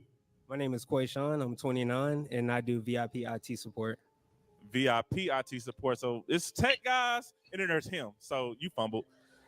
Anyways, Dang. Is this somebody who you would approach in the street? Yeah, I would say so. He ain't sound sure. He's unsure. It's okay. It's okay. It's okay. And why did you pop your balloon on him? Well, it was the crowd, and then I'm light skinned and you light skinned, and it's getting transparent. Yeah, we need a little melanin. Yeah, nothing personal. The fuck is No, this? it's all good. I understand. You know what I'm saying? I'm the same way. You know, Yeah. I like a little chocolate in my A life. little chocolate. So it's mutual unattraction right here. Yeah. Okay. Anything else? All right, let's go back. You popped on my dog up here, man. What's going on, brother? I'm doing excellent. What's your name? What do you do and how old are you? My name is Saint. I'm 27. I'm the head of security at a QTS construction site. I own a clothing line and I own a cannabis cultivation company. Hey, give it up for this brother right here. You know what I'm talking about? And is this somebody who you would approach in the street? Yes, sir. Yes, sir. I don't know. I'll be honest with you, Black Knight. I think she's got a gut. I don't mind a little bit of a gut there. Older. Eat a lot, but I just cannot stand it when women show their midriff and it's not flat. If it's not flat and a little bit toned, then why do it? It's just as easy to wear a full shirt. Okay, what do you like about her? That shirt? She's gorgeous. She came in with a vibrant energy. She got a nice smile and she got some business about herself. Definitely love that. Give it up for this brother right here. Thank you. Hey, you got some matches out there after this. Ladies, give it up for this brother right here. What'd I tell you? All right, and why did you pop on this brother here? Well, once again, I was trying to go with the crowd to see what they were vibing with, but also you got on shades. I like to look a man in his eyes. Period. You might want to bring me that balloon back, huh? Now that I messed up. Ooh. All right. But look, the game must go on. So we made it through the first round. We made it through the second round. We're at the third round now. I need you to ask our guys a question. We're gonna go down the line and have them answer it. What do you got? I gotta know off rip, who has kids and how many? So they can have kids, but it's a number to it. Come on, let's go down here. Come on. Bring that bird feather. Come on. Don't hate on me. Now don't get on me, crowd. I gotta make a couple jokes up here. Jesus Christ. All right, brother, how you doing? I'm doing well, brother. How about yourself? No, it ain't about me. They already on my head. Anyways, how old are you? What do you do? And where are you from? So for starters, my name is Denzel Boudreaux. I'm 28 years old. I'm from New Iberia, Louisiana, the real Louisiana, not New Orleans. And I work as a project manager for Microsoft. Give it up for this brother right here. I like this brother right here. Too smooth. Now, you had a question for him. Yeah, do you have kids and how many? I do not have kids. How many? I don't have any. You don't have I don't kids. have any kids. Okay, God is good. Zero means zero. Zero means zero. We're gonna back it right on up. We're gonna back it right on up to this gentleman right here. You smile a lot, brother. What you? My mama told me to smile, man. She told me she paid for me to get some braces, so I better make sure I smile every time I can. Period. Hey, y'all give it up for mothers out there because they be knowing. Oh boy. All right, brother. What's your name? How old are you, and what do you do? My name is Darius Reddick. I'm 28, and I'm actually a senior IT manager. The IT boys is back. You know what I'm talking about when I say that. Talk to me. All right, brother. Now, what's your question for you? Is it not the same question? I want to know. Everybody got kids. No, I don't have any kids. Okay. Does dogs count? I have a baby. I got a dog too. I love fur babies. Yeah, so my baby girl name is Sunday. She actually turns 3 on 11/11. Aw, happy birthday, Sunday. Mm-hmm. I want to say happy birthday to you. Yeah, vibe check. All right, my brother. What's your name? How old are you, and what do you do? My name is Marcellus Palmer. I'm 32. You better calm down. She's trying to get her match up here. You hating. Can You cat Marcellus blocking. talk to me, please? You cat blocking. Okay, brother. And you know the question. You got kids? I have no kids. Ooh, that question wasn't hard enough, mama. You still got a lot of I was choices. trying to eliminate. I thought everybody was going forth and multiplying. Come on, man. I know what the ladies like. I got the right type of guys up here. You know what I'm saying? All right, ma'am. Sir, excuse me. What's your name? How old are you? And what do you do? B. Chris. I am a marketing operations manager for a tech company, and I also own my own consulting firm. The Tech Boys is out tonight. Talk to me, crowd. Give it up. And I'm 34. 34 years old. And But I do have kids. Yeah, I'm sorry. She wanted to know.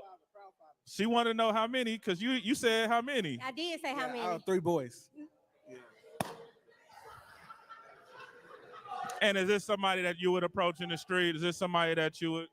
I wouldn't approach her in the street, but we could definitely do business together for sure. Period. I respect it. I like this guy. This guy's smooth right here. Y'all give it up for this brother right here and his 3 kids. He taking care of his. Could be, Goddamn, I got 3 myself. Shit. They could expensive. be worse. They What up, probably did Charles? raid an IT company. All right. What's your name? How old are you and where are you from?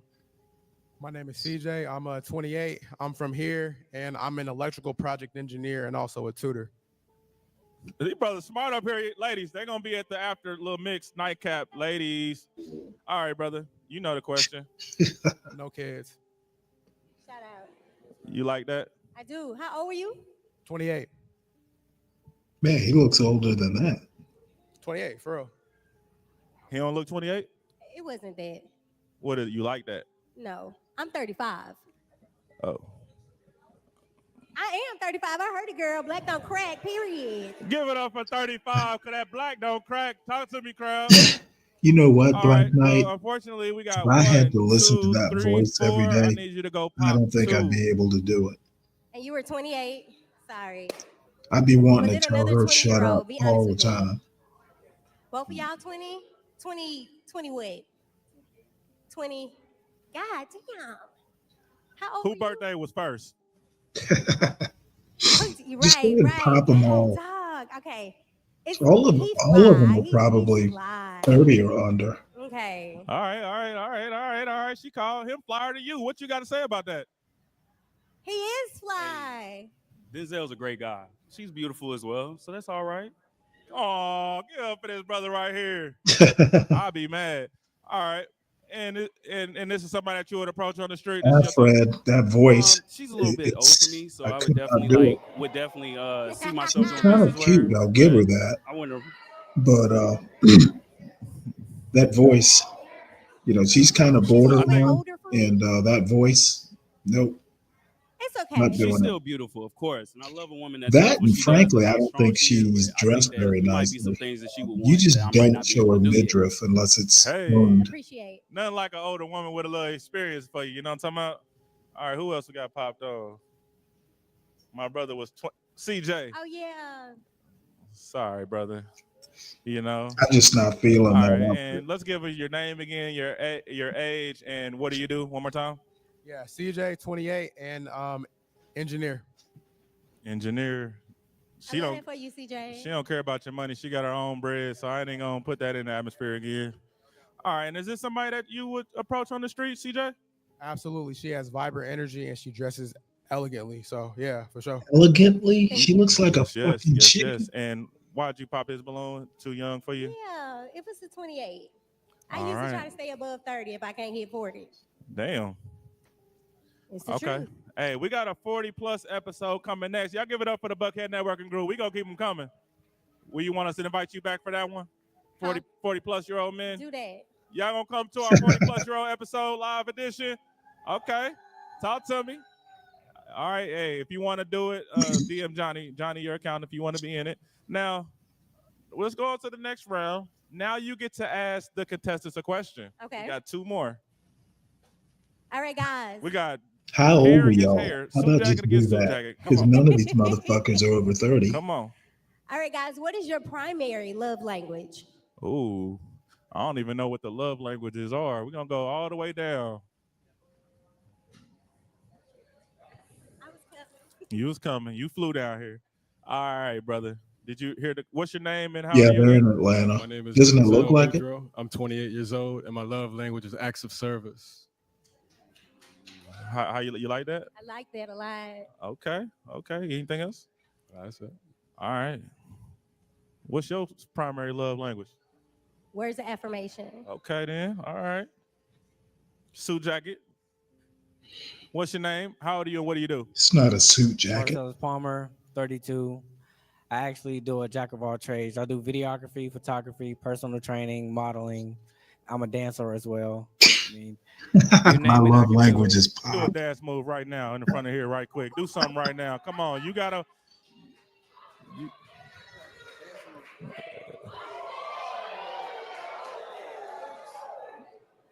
Not you Hey. got an Oh, icebox boy. where your heart used to be. No, that Now, guy in the smoking jacket is 32. Did y'all see that part where he said? I like that move. You freaky. He seems All right. weird. That hair And what's doesn't your look good for question her. for this brother? What's your primary love language? Well, I thought it was a I say my smoking jacket. primary would be quality time because that's the main thing you want to do with It's a somebody. smoking jacket is Because longer, maybe. within quality time, you can give your acts of service. You can also give your words of affirmation. So within that, is you start with that one, everything else is just follow through. Okay. Give it up for this brother. He can dance and he's smooth. I like this brother right here. And he Goddamn. got on Jordans. Hey, I like him. I'm clingy with my women too. You don't get out my sight, girl. All right. So unfortunately, you gotta Fred, pop. what do you gotta think pop of one. what do you think You of gotta this pop woman? somebody. Just I got like to her tell you, dress. got me. He I don't know. encompassing all I of feel it, and I I just should gotta be more approving of her. She's Ooh. do just what I not gotta doing it do. for Y'all me, give it bro. up for I her. think it's the outfit and the voice. All right. Y'all know what time it is. Come on up. We gotta figure out is it a match or not, y'all. Come on up. All right. So this round, you need to ask her a question. We got to make sure this is good for you. So what question do you have for her? Okay, so what do you value in a relationship? A haircut. I don't want to have to question you. I should already know. I'm not one of those what's understood doesn't have to be explained. I need to know. I want to know. I guess it actually looks like just kind of few like more questions, fringes, not feathers. So could you date a Like man who yarn makes or less than you? something. That's a struggle. That's a No, struggle. I'm saying he got his own motion. Yeah. It's not like he just don't have nothing. I'm but just he saying she makes less has too than you. many Do you bulges feel like to be wearing a you skirt have like a that. certain understanding for somebody like that? I feel like I can have an understanding from it, but being burned in the past by men who are ambitious or have motion and then lack, and then I'm stuck being in my masculine energy. I'm just not. I'm ready to be in my feminine energy. I want to be in my princess era. Y'all give it up for She's this sister just over here. not. She's I got cute, a question for you. but that's What is your minimum salary yeah. requirement This to date just you? isn't doing it. Yikes, minimum. And I feel like this is for most corporate jobs. So anywhere between maybe, minimum, maybe like 75 to 80 minimum. So I would only pop because I know for a fact I don't make that, and I'm not gonna sit there paying cap like, I don't. But I ain't no broke nigga. But for sure. I don't make that. I get So you. respectfully, if you wanted to live comfortably, I wouldn't do that. But I'm the type of person I still make you happy. Yeah, regardless. she's got a right on the And when he border of said right. regardless, you know what he meant. sometimes it's not all about how much money you make, because I can make $1 million a year or more than that, and I can treat you like Fuck it, just you know pop what the I'm saying. balloon and be done Like with shit. it. I ain't know if we can curse on here, We can't. I'm sorry. DJ, cut that out. but yeah, that Damn it, stop respectfully, begging. you know. But you are a beautiful woman, and I Just know any fucking man that pop have the you balloon, dude. will be happy with you, and Pop I know we're gonna do some business the together. balloon. So wait a minute, you popping your balloon because you feel like you don't make Yeah, enough for her? motherfucker, you don't measure up. Just pop it. If that's what she's acquiring, I don't want to What the be hell? a lower He's standard. waiting So for is her it a to match go, for you? oh, that's okay. Fuck No. that. Respectful. Thank God. Okay, and it's because of the salary situation. And you got anything? But that's And a okay. That's motherfucker up on respectfully. I stage don't want you to feel basically no type admitting of he way, doesn't make enough, like, because that's literally you embarrassing are in and of gorgeous. itself. You should be out of the Like you the type of competition. woman I would Just literally rub fucking your go feet home. without you asking. I'll run your bath water. Fuck that. Baby girl, let me rub your back when you get out Oh the my bath water. God. So I it's can't nothing watch against you. this. You are gorgeous. And I hope we can chat later. Give it. Thank God I can't watch We anymore. tried. Lexus, let's get some more balloons up here. Hey, y'all give it up. Come on now. It's Buckhead Networking Group in here. Fuck. Next time we're going to say, hey, I might not make that now, but I might make that tomorrow. We're going to keep it straight next time. Too late, brother. Too late, brother. You already fucked that up, brother. You fumbled that, brother. She was going to let you talk to her. Man, he needs to We're be real on that accountants. stage. Of course we have our degrees.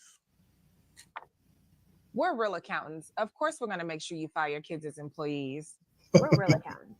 Of course, we're not going to take your information and just put it into TurboTax. We're real accountants. Of course, we're going to answer the phone if you get a letter from the IRS. Hello, Madison's Accounting and Tax Services. We're real accountants. Of course, we're not going to offer you $1,000, a trip to Jamaica, and a new car just for filing with us. We're real accountants. Of course, you could buy your baby daddy as a dependent. He stayed with you, right? What? Of course, you could buy your baby daddy as a dependent. He stayed with you, right? A baby what the fuck? And he don't have a job? Yes. Are y'all ready to meet the next dater? There we go. All right, give me Courtney. Talk to me, crowd. Talk to me, Ooh. crowd. Talk to Like me. that leg. All right, how you doing, Courtney? I'm doing great. How about yourself? I'm doing pretty good. So, Courtney, let's see. Fellas, pop them. It's a good I wig. ain't think so. Listen, my bad. Sorry, YouTube. Decepticon said, watch your damn mouth. All right. No pops. I didn't think there was going to be no pops. I picked all the most beautiful women in Atlanta. If y'all want to join the Buckhead Networking Group version of Pop the Balloon, y'all need to DM me. I'm going to get y'all up here. I got some A lot of situations for y'all makeup up here and now. wig. So you didn't get any pops. What's your name? How old are you? And what do you do? My name is Courtney Kelly. I am 30 years old, and I work in financial planning and enterprise management technology. Y'all give it up for her. Didn't I tell you I wasn't going to bring My no God, broke he's sisters up got here? so much makeup on. Brokies. Say it with me again. On three. 1, 2, 3. Brokey. All right. So, 1, 2, 3, 4, 5, 6, 7. Crowd, how many do I want her to bust real quick?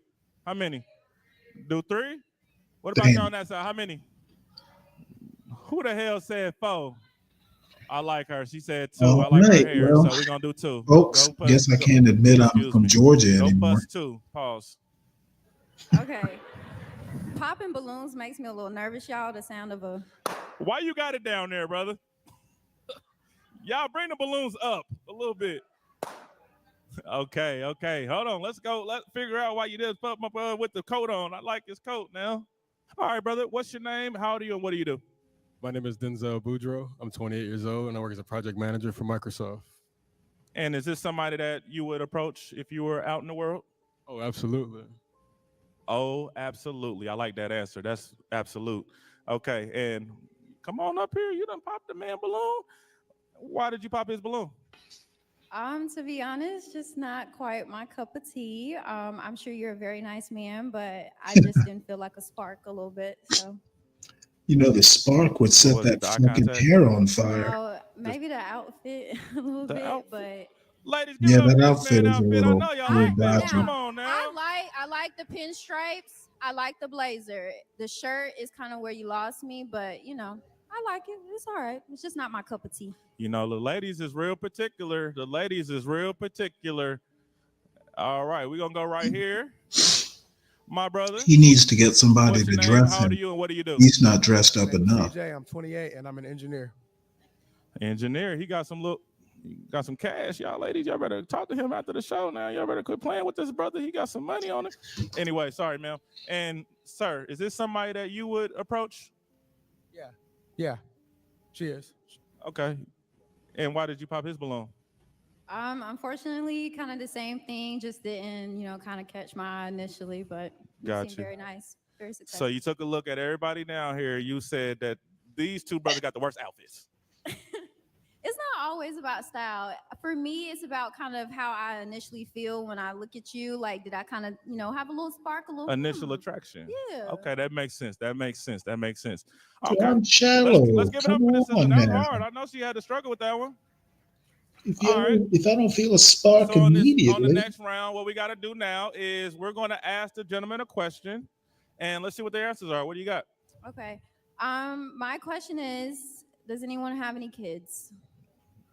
Okay, then. That's what the ladies want to know. Come on, mama. Stay with me. All right, brother. He don't got none. He don't got none. He don't got none. He got 3, and he don't got none. Oh, you got kids? Sorry, brother. I got 1. I'm a girl dad. Shout out to the girl dads out here. But we're going to have you ask something else because the last girl asked that, so we already knew. So we're going to have you ask something else. Okay. So my next question would be, if you're ready for marriage, what do you feel your role as a husband is? Ooh, do y'all like that question? I like that one. That's got substance. I can't repeat that question. That was a lot. What's your name, your age, and what do you do? My name is Quayshawn. I'm 29 and I do IT. I'm a VIP IT support. So yeah. What does it mean to be VIP IT support? So basically, I usually just help out executives. And that's it. Yeah. I get that. Okay, and your question for him? If you're ready for marriage, what do you feel your role as a husband? you know what? Between the wig and that Morticia Adams dress, she's not doing it for That's me. my main role. There's other stuff, but Guess I'm just not real- gonna list it now. I like a man that likes to elaborate. Oh, you want me Real to keep going? bitchy tonight. Okay. She's just Well, I would say like I'm nervous now. Hold on. Don't be. I'll look away. Okay. Stop smiling at me. I'll be honest, and I'm going to sound like hood conservative here, but you know what? If she's going to act like she is all that, she's going to have to do a lot of things different, including dress better and stop wearing a wig.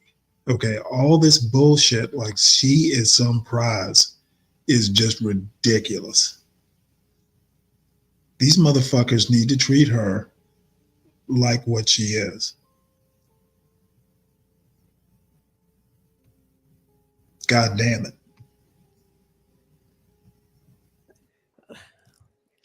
But basically, what I'm saying is, talk louder. Okay, can you hear me now? Okay, better. So, I'm sorry, I'm still nervous. Okay. This motherfucker's nervous over her. He said he gonna protect and provide. I forgot. Okay, never mind. Alexis knew what I was gonna say. Anyways, we like that though. Protect and provide. Not much more to be said. You gotta protect and you gotta provide for everything. That's what you should have said. All right, brother. Your answer. What's your name? How old are you and what do you do? I'm Darius Reddick. I'm 28. I'm a senior IT manager. And your question again? If you're ready for marriage, what do you feel your role as a husband is? I feel like my role as a husband is to be a problem solver.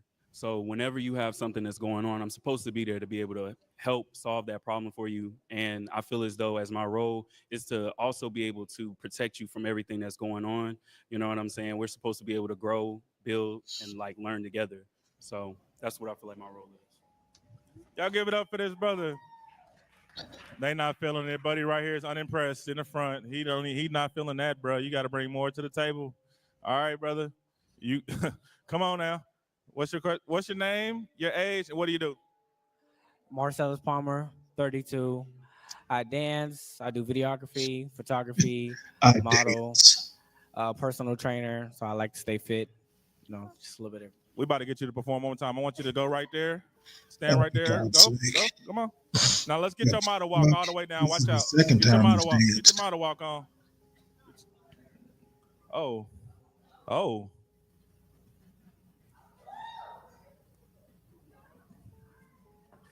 Ooh. Okay. Oh, wow. When you feel it in your body, you find somebody who. Come on. Come on. My bad. Okay, we got a good answer there. Was you? I never answered the question. My fault. Okay, so repeat your question. If you're ready for marriage, what do you feel your role is as a husband? Okay, so as a husband, protect, provide, make sure the family puts God first. That is the main thing, because God will give you all the answers of what you need to do to run your household.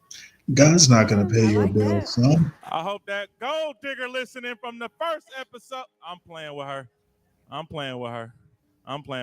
brother, how you doing? What's your name, your age, and what do you do? So my name is Chris. I am the marketing operations manager for a tech company. I'm also a business development consultant. But since we're talking about talent, I also sing a little bit too. So, you know, for her, I gotta do it. You know.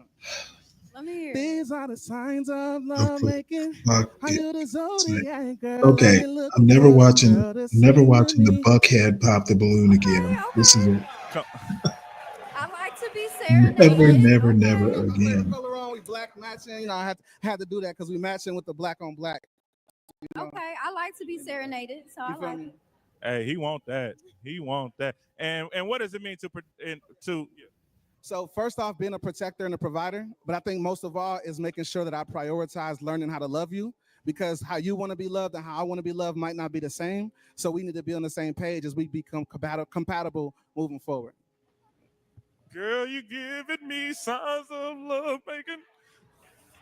My brother, what's your name? I'm doing excellent. Thank you for asking. Somebody give a fuck about me. Sorry, YouTube. Anyways, what's your name, your age, and what do you do? My name is Saint. I'm 27. I'm head of security at a construction site. I got a cannabis cultivation company, and I own a clothing line. Cannabis cultivation company. Got it. I'm going to hit you up. No, I'm just kidding. All right. And your question for him? So, what do you feel your role is as a husband if you're ready for marriage? It's gonna kind of be redundant because everybody else done said it, but protector, provider, leader, spiritual pillar, those type of things. Do you need me to elaborate, or? If you would like, you can. I mean, no, I was asking her a question. I apologize. Protector, provider, I think that they already gave a little insight on that. As far as spiritual pillar, like he said, making sure that God is first, making sure that we're on the same page, and just making sure that you understand you are my spiritual protector as well. You know, when I step outside, you got to pray for me. You know what I'm saying? You got to keep me in. So. Give it up for this, brother. We like this, brother, don't we, ladies? Cool. Oh, your balloon already got popped about 2 rounds ago. I'm sorry about that, brother. The ladies like you, though. I could tell. All right. So, unfortunately, you got to go down there and pop 3 balloons. 3. Y'all help her out, ladies.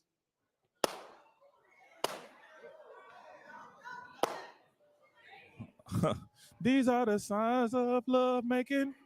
This is a zodiac queen. What you looking for, girl? You're giving me signs of love making.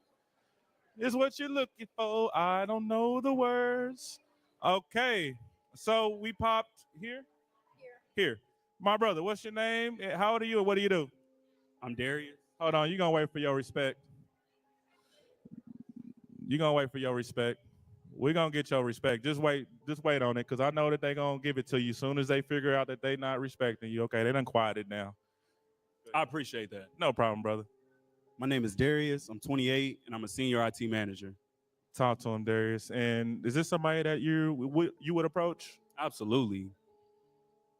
You like that? Hell yeah. For sure. And why did you pop his balloon? Unfortunately, they made me pick 3 people, so I just had to kind of pick you. So Damn. sorry. So basically, he was just out of the 3. Yeah. He just, okay. It's nothing against you, bro. Just wasn't it. All right. Right here? Yes, sir. You don't got no balloon. You popped on my boy. He sang you a I tune. know you really stood out to me, but Yeah. I don't have any children, and so I Facts. would prefer not to date someone with children because I think Right. that's something you should be able Yeah. to relate to with your partner, that y'all can share that Yeah. kind of parenthood journey together already. No, I respect that 100.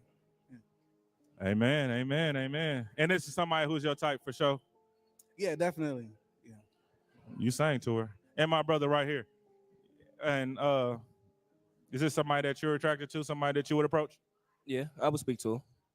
For sure. And why did you pop on him? So same reason, because you have a child, but like I said, I just don't prefer to date men with children because that's just not where I'm at in my life right now, and I would want my first child to be my partner's first child. That's fine. I can respect that. Everybody give it up for this young lady. That was a hard decision. Come on now. I put some kings up here. Talking about. All right. So let's see. We asked them. They asked you. I need you to go pop one more. One more. One more. I need a top. No. All right. Ask me something. You get to ask her a question. Okay, so one question. So, do you? I gotta think of a good one for you because you. We be right back. We be right back. We be right back. My brother, what's your name and how old are you and what do you do? I'm Quay. I'm 29 and I do IT, VIP. VIP IT, you heard me. And do you have a question for this young lady? I do. What do you see yourself in the next 2 years? 10. 2. 2. Yeah. Okay. So in 2 years, I'll be 32 and I will be engaged or married to someone already, probably expecting my first child. But in addition to that, I will be a director level in my career. I'm very passionate about my career, but I do believe that I can have a family and my strong career as well. I like that. It's nice. Y'all gotta give up for this, sister. I like that answer. What y'all doing? Come on now. My brother, you ready? I have to say first, you go, girl. Like, Thank you. for real. All right. So my question to you is, what is your purpose? What is my purpose? Yeah. Okay. My purpose is to inspire others to be authentically themselves. I feel a lot of times we get pressure from society to be like this or to be like that. And so every day I wake up and just try to be myself and encourage other people to be yourself. Nobody else has to like it, but just be whatever comes authentic and true to you. Give it up for this sister. She running for something. I don't know what. I'm gonna vote for her. All right. Pop one. Pop one. You got You Go Girl and you got VIP. Go get one. Can the crowd help me out a little bit? Ladies, give her some hell. Who should you pick? Okay, we're gonna do like at the Apollo. Should I pop? Yeah. Ooh. Okay. No.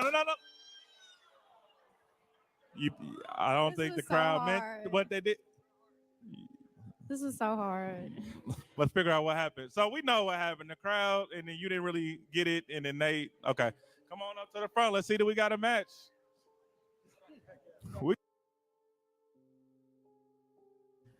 It's kind of funny.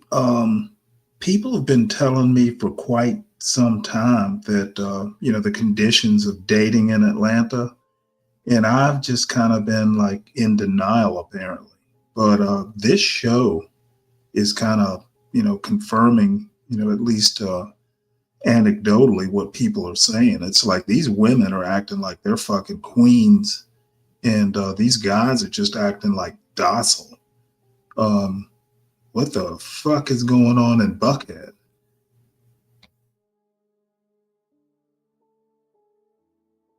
We gotta get this brother somebody. Come on now.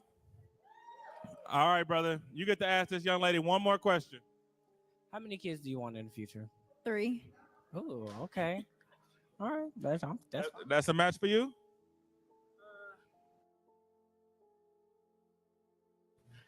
Yeah, the guys are betas, but goddamn, these women, honestly, the vibe I'm getting from this girl and the woman before, I mean, this woman was up on stage like getting a crowd to help her choose men. I'm like, what the fuck? You don't even respect these men enough to fucking make your own decision?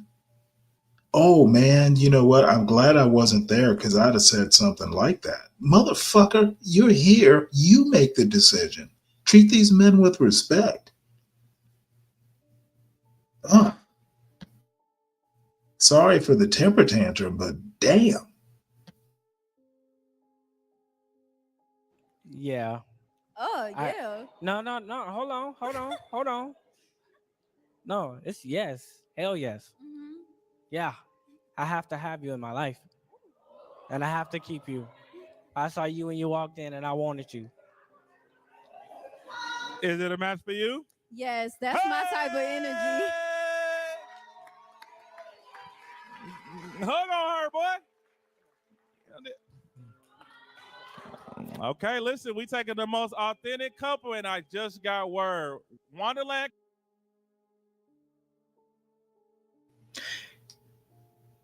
And then the woman picks the motherfucker with no job.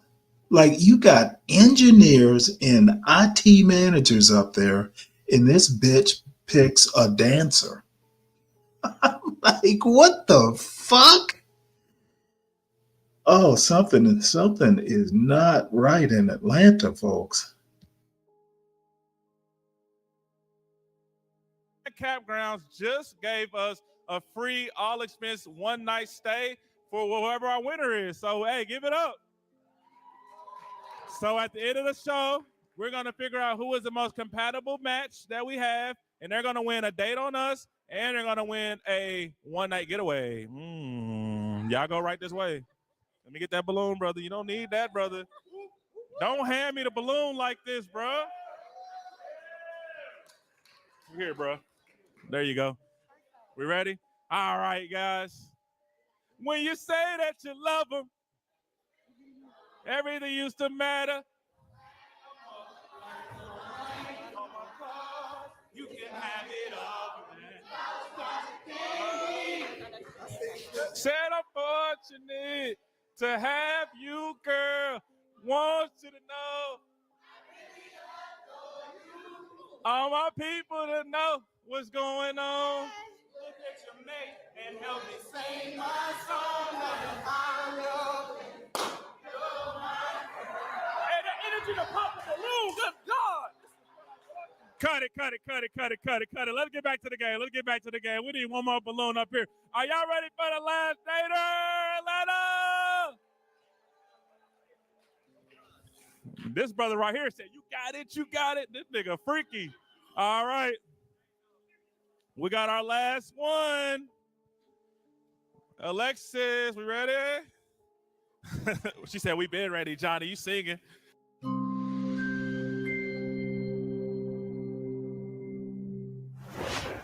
Hi there, I'm Johnny Wolf, your go-to expert for construction, business, finances, and taxes. Are you tired of spending countless hours on bookkeeping and figuring out your construction business finances? Does tax season feel like a never-ending headache, leaving you stressed and overwhelmed? I understand how challenging it can be to manage your finances on your own. That's why I'm here to help you navigate through the complexities and alleviate your financial burdens. Say goodbye to the confusion and frustration of keeping track of expenses, invoices, and receipts. With my expertise in construction business finances, I will streamline your financial management process, saving you time and energy. Together, we will develop a customized plan to minimize your tax liabilities, maximize your deductions, and optimize your financial strategy. You can count on me to provide proactive guidance and support throughout the year, not just tax season. Imagine having peace of mind knowing your financials are in order, allowing you to focus on what you do best, growing your construction business. With my help, you have awesome. I didn't think so. Come on, Atlanta. Don't we got some beautiful women in Atlanta? Oh, they ain't even wake no more. Y'all sleepy. What you doing? What you looking at me like that? You ain't impressed? I see your face. I can read a face. I know a woman. All right. So it's on you. What's your name? How old are you? And what do you do? Good evening, everyone. My name is Christina. I am 33, and I am in property management. Everybody get up for Christina. All right, Oh, wow. Christina. Half We naked. got 6 up here. I need you to go and pop 2. Do you have your popper? I do have my Crowd say popper. Thank you. Go ahead. So hard.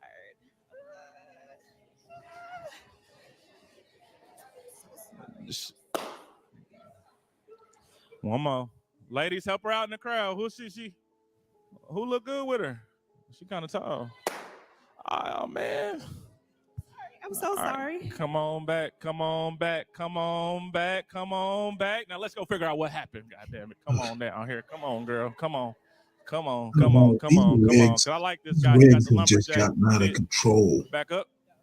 And sir, what's your name? How old are you? And what do you do? I'm Quay. I do IT. I'm 29, and yeah, that's it. Hold on, I gotta quiet down these singles that didn't get picked earlier. They kind of loud over there. Hey, butterfly shirt. That's not what I really meant. But okay, brother. Is this somebody who you would approach on the street? Yes. What you like about her? I love her hair, her eyes. She has a really beautiful smile, and yeah. Damn, why you pop that? I know. I'm so sorry. I had to pop somebody, but you are so handsome and you are so sweet. So, yes, I'm sorry. Don't do all that now. You're already in Buster brother balloon. Back on up. Let's figure out why this brother. Don't get him the same little boo-hoo. All right, brother. What's your name? How old are you? And what do you do? Darius Reddick. I'm 28, and I'm a senior IT manager. IT boys. All right. And is this somebody who you would approach on the street? Yes, her aura is just radiating, like the smile, and she's so giddy. Like she's definitely my type. They about to fight for you up here, girl. You know what? All right. And why did you pop Hair. You again. You The are hair so might be handsome. worth I more just had to dating than pop her. somebody. You are slightly a little shorter than I would date. I'm so sorry, but that doesn't mean anything. You are so handsome. Oh no, I know who Don Lemon is. Don Y'all know Lemon what doesn't A$AP have. Ferg said. I know he's a little bit more masculine than Don Lemon, I think. I ain't gonna finish. He was referring to his meat. Okay. You like that? Yeah, that went over all of our head, buddy. Pause. Yes. Okay.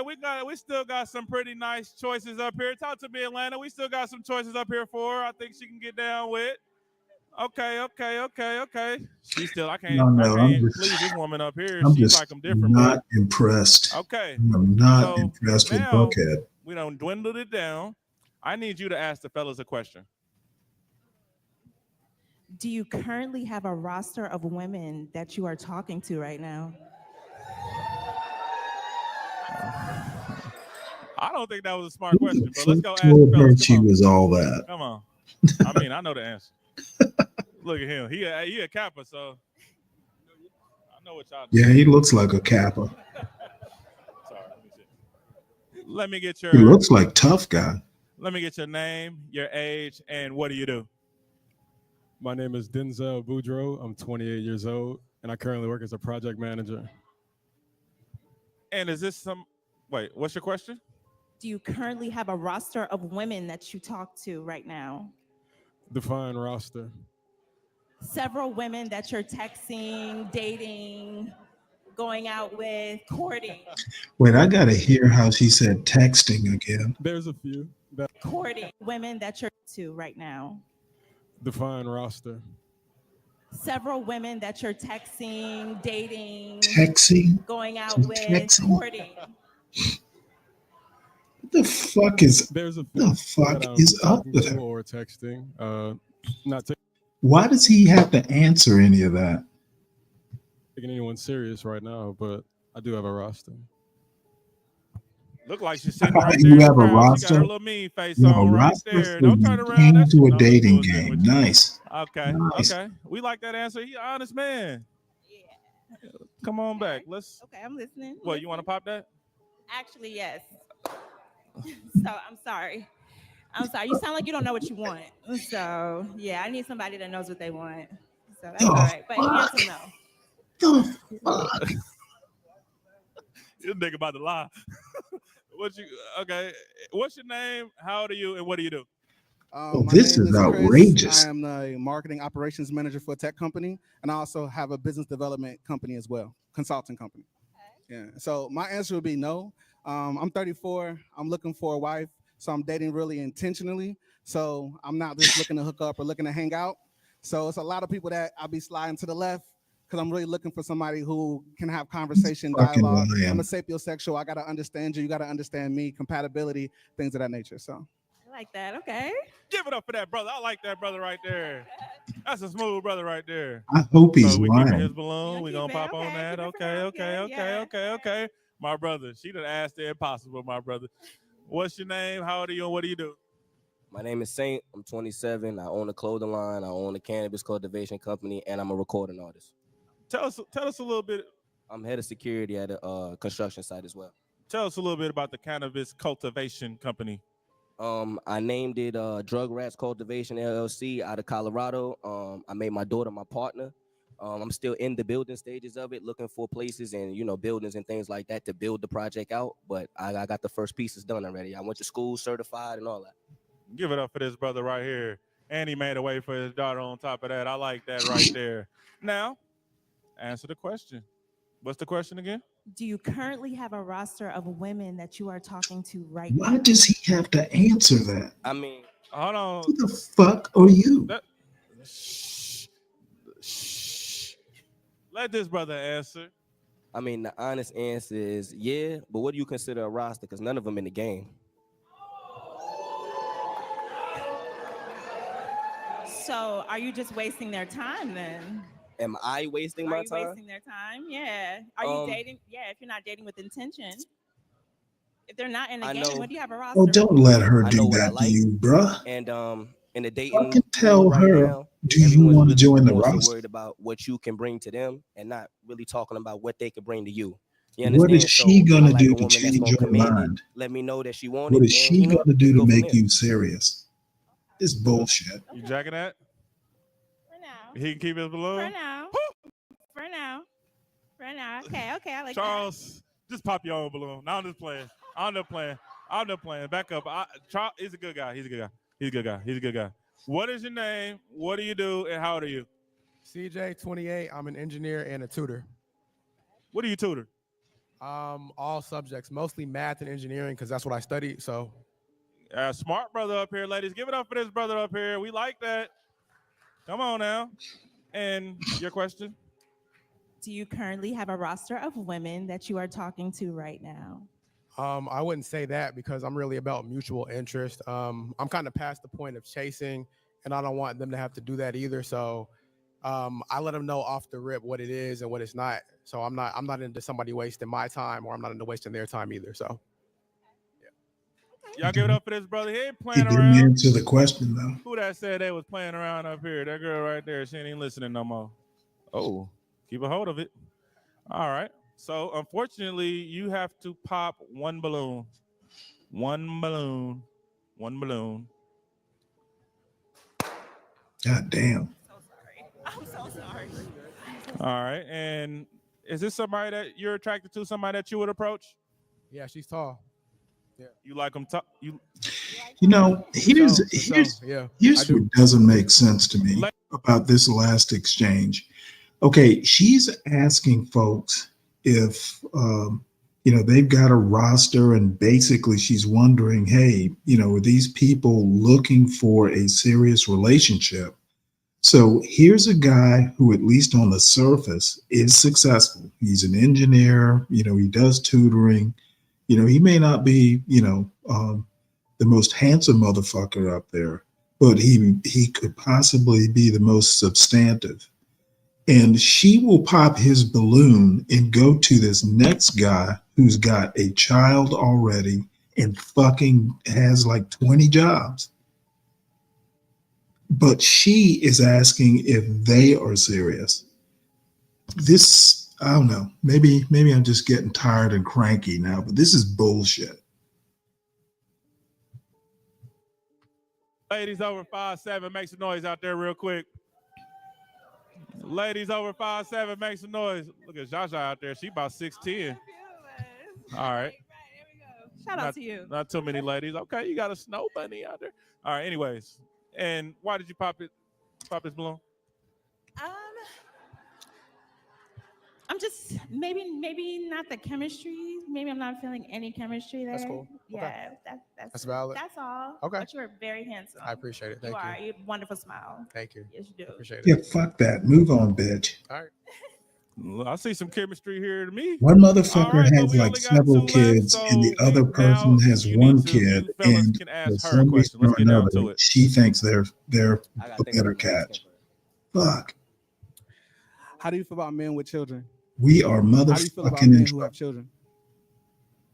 I don't have any children yet.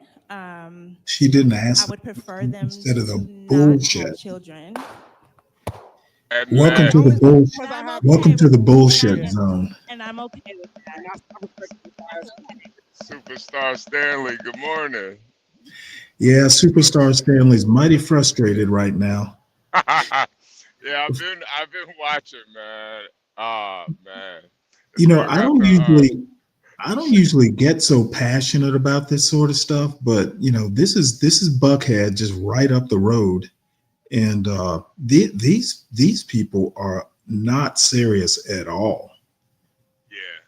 I think it's that whole love and hip hop generation that kind of fucked up Atlanta a little bit. Because this woman seems like one of those love and hip hop type chicks, or at least she used to watch it a lot. Well, This is fucked up, man. I'm just sitting. Well, the last two women, and you know, I just made the comment. I don't know if you heard, but you know, people have been telling me how fucked up Atlanta is. Yeah. And I've just kind of been, you know, blowing it off or in denial or something. And this particular show, I'm just like, you know, the men are just like, they can't dress for one thing. They all look like fucking, you know, 16-year-olds. And some of them on here like IT guys and stuff. And the women are acting like they are fucking prizes. I'm just like, what do these women like? The first woman, did you see the first contestant? No, I just been watching her. This girl's actually pretty sexy, but she's a You know what? she's a bird brain though. Right now, the hair isn't doing it for me. She's not that cute in the face. Oh, okay. And the other thing is, she asked these guys, do they have a dating roster? You know, I guess the implication is, are you seriously looking for a mate? So she has popped the balloon, and some of them were short. I'll give her that, but she's popped the balloon. This last guy down at the end is an electrical engineer, and he tutors. And he's not like, you know, Hollywood handsome, but he's not ugly. So she pops his balloon, and the last two motherfuckers are baby daddies. It's like, what the fuck? And they don't have jobs. Both of them are like, you know, kind of like have several jobs. I'm like, the question is she serious? You know, you want these guys have to explain if they have a roster and all this bullshit. Well, why is it your business if you're not serious? Because she doesn't seem to be. That already, you asking about if a guy has a roster and shit, that to me is just insecure. You know. Well, to me, it's none of her fucking business. Okay. Because my question would be, well, you know what? Yeah, I have a roster. What are you going to do to convince me I need to drop the roster and concentrate on you? Bitch, don't ask me dumb questions unless you're serious.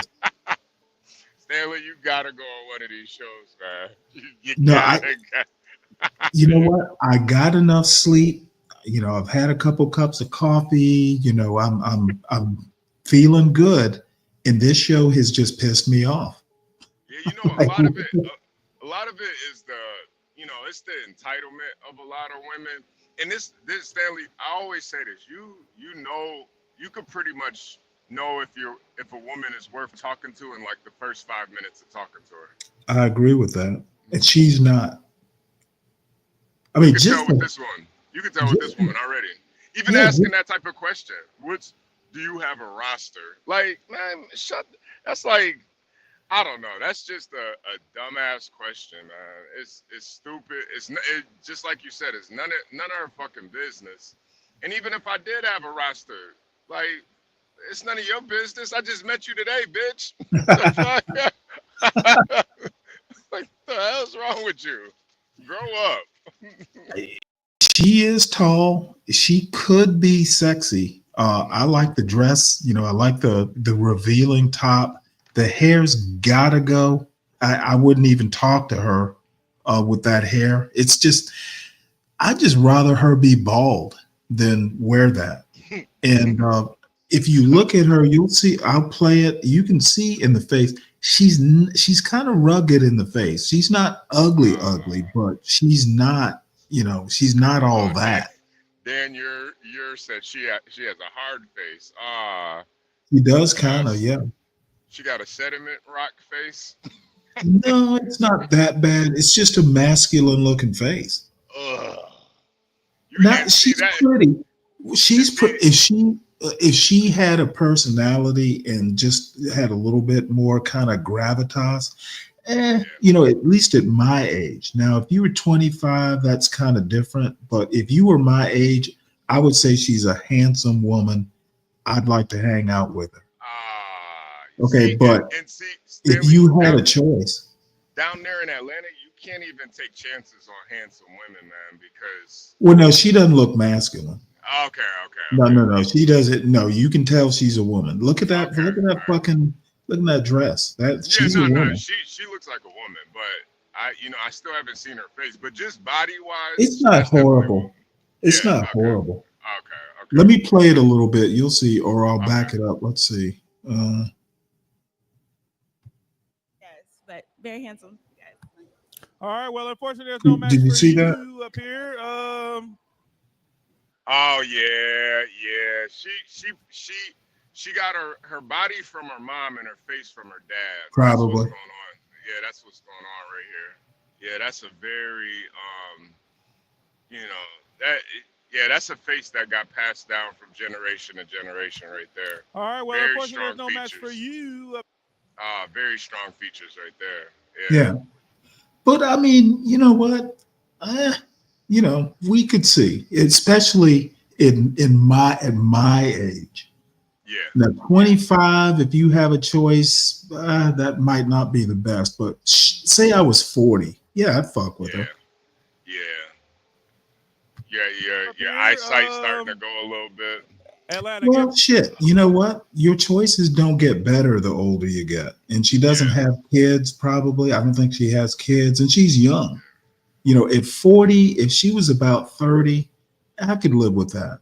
You know, because she's tall, looks like she has a good body, you know, decent personality. There's some things that would mitigate the handsome face. Yeah. But it's just waking up in the middle of the night and seeing that next to you, man. You know, what's he gonna look like when she gets the flu? Yeah. You know, when like the moonlight hits her face and the shadows start really, bringing out those features. That shit gets spooky, man. Exactly. You know, you forget you're married. Right. A round of applause. I could be okay, but I like her. I like her mouth. Yeah. I could work with. She might even be like African, honestly. Could be. Yeah. She looks kind of. And who is this motherfucker? Hit the link, Oliver. Yeah, come on up and introduce yourself. Promiscuous. That's a good introduction. Yeah, right. I mean, you could have said good morning first, but Now, all there right. are some single fellas out in the crowd. Can y'all give it up for her as well? Come on now. She's going to be in the back at the nightcap. All right, beautiful. You can go ahead that way. And guys, we are done with you She guys. has It's rugged Go good ahead this way. looks. Now it's our favorite time of the game. Y'all give it up for Oh these fellas. wow. They single. This They is gonna what be Abiola backstage. has to say. She looks like every Yes, second sir. woman in Hey, Nigeria. brother with It's the called hat, come Bantu. sing one more thing. Yeah, Hurry up before yeah. everybody gets out of here. I need you to entertain us real quick. Go ahead. Tribal to me in her face. Yeah, I Well, can see see, that. I don't have a good eye for tribes. So, if I ever date an African woman, I'm going to need your help, Abiola. It's usually like in the nose and the eyes. You know, like Mhm. African people have these. They have these kind of. It's like a little bit more tribal look. Like they look more like bush kind of. Now look at this motherfucker. Stanley loves the male attention. Well, apparently, I have your attention. So, motherfucker, thanks, thanks for satisfying me. I'm dead. If I like male attention, you are definitely feeding my ego. he's serving it up. He's serving it up on a plate for you, Stanley. Yeah, these motherfuckers are really not that bright. You're making it easy. What's up, CKJ? CKJ, good morning, man. What's up, y'all? You up early? I'm going to work, Stanley. It's That's Saturday. right. Well, I don't. You know what? It's early for me. It's still dark out there. It's raining though. It's dark as hell too. I'm glad I got through that rain though. God damn. HB, Man, you driving now? CKJ, yeah. I'm about to take my after I'm gonna be taking my 34-hour break after today though. I'm like down in Kansas City. Well, I'll be in Kansas City in like 5-6 hours. But yeah, I'm driving right now. Now, when you take your break, are you going back to Texas, or you got to take it where you are? Yeah, no, I gotta take it where I'm at. I'll probably just take it fuck. at some truck stop or something. You you get like 34 hours? yeah, they give you it's all regulations. Once you drive, you have a 70-hour clock in a week. So once you drive out that 70 hours, you have to take a 34-hour reset. I think it's bullshit, but it's to make sure drivers are getting enough sleep and stuff. So I take advantage of it, but I honestly think it's bullshit. Well, not only that, but I guess it could be an advantage depending on who you are. If I had to take my 34 hours, I'd rather do it at home. Yeah, that too. Honestly, but sometimes it's kind of hard to like schedule that. Yeah, I know. But yeah, I get it. It's a hard job. Yeah. It ain't for the weak. I definitely say that. It ain't for the weak. But Hey, CKJ3, I am glad you're here. I have to know what your niece got for Christmas. I was thinking if I had the money, I'd have bought her a car. I don't know. It was pretty funny. The other day, my daughter, remember saying I was telling you I bought her a phone. So they all on I guess they do like these group FaceTimes and stuff like that. So one of my daughter friends was asking her about her driving experience, and my niece got upset, and she told the little girl, "Why are you in my business?" And then I overheard it. I said, "Girl, like you viral. Everybody knows your business. Like what are I you know you, talking man. about?" I know your Yeah, business. everybody knows your business. Me and Stanley know your business. What are you But talking about? it was so funny though when she said it. I'm like, "Girl, you viral." You made the news. What are you talking Right. about? were in the headlines. But I don't think she understand like so-called viral, you know. Yeah, But it was yeah, funny. yeah. Yeah, I was thinking maybe somebody got her a gear shifter, man. Man, it's gonna be crazy because my daughter gonna have a party next week or something, next week or the week after next. And she's gonna be there, so I'm just gonna wait to see what they gonna walk up to her and say like, "Are you the girl from Target?" And you know, actually seeing her, in person. Yeah. Get her some driving It'll be gloves pretty crazy. Yeah. or Target gift card. Get her those night Target gift card. Get her a Starbucks gift card. Didn't she get Starbucks at Target too? I forgot. Didn't she get Yeah, my Starbucks? sister said that was a lie. She said that was a Oh, lie. okay, Yeah, okay. the Oh, the, yeah, the yeah, cops and the yeah. news added that on to make it, Oh, yeah. Those yeah, sons of bitches, yeah, man. yeah, that was a lie. Or gave the girl coffee so she could stay awake while she was driving. That was the same thing that happened to P Black. He said they just put Hennessy in the news, but like I know P Black, he can't even afford Hennessy. He gets he gets below that. He can't afford Hennessy. He be getting the cheap shit. They just put it in there to make it sound better. Is Christian Brothers cheaper? Oh man, I think so. I think so. Yeah, he gets like man, he gets bullshit. Champipple. he gets like it's like in a plastic jug. It's disgusting. John, did you sleep in that sweatshirt? Man, I just got in the house, man. Okay. 11 and everything, bro. Hey, man, I ain't mean to interrupt you. Go ahead. No, go ahead. No, you're good, man. Yo, I want to do a stream, and maybe Universal would be good. HB, I think. Oh, man. Has anyone read Andrew Tate's latest tweet? Have y'all motherfuckers read it? No. Nah, what's he Yo, talking that nigga went camp of the Saints on their ass. And this whole immigration thing, like, man, I'm just curious to know what you guys think about that fucking interest in Andrew Tate.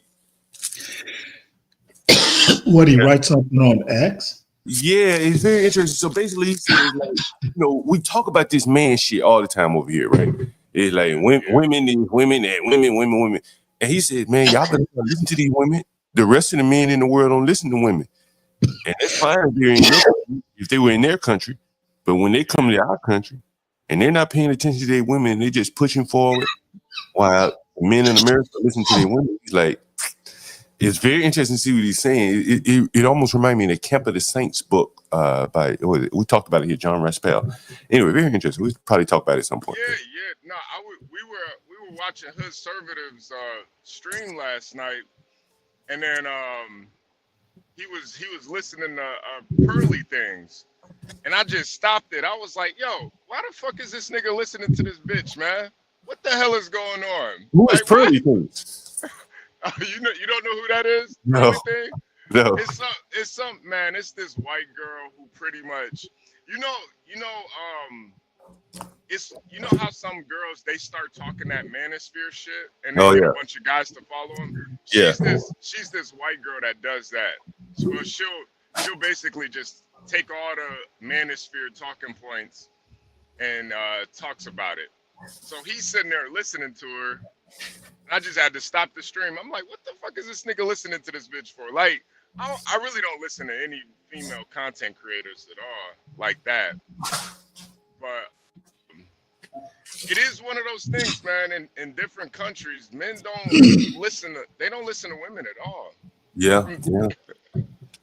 And now that a lot of these men are in this country, how do someone's going to win out, right? Either the men that don't listen to women will win out, or the men that listen to women will win out. But it's almost like two incompatible worldviews in a way, Very interesting. Well, wait, incompatible how?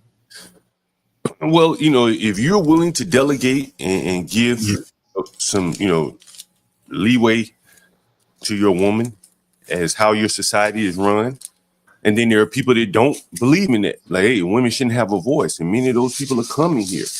Well, And- yeah, but I mean, the country's big enough that both can, the men don't have to live with each other.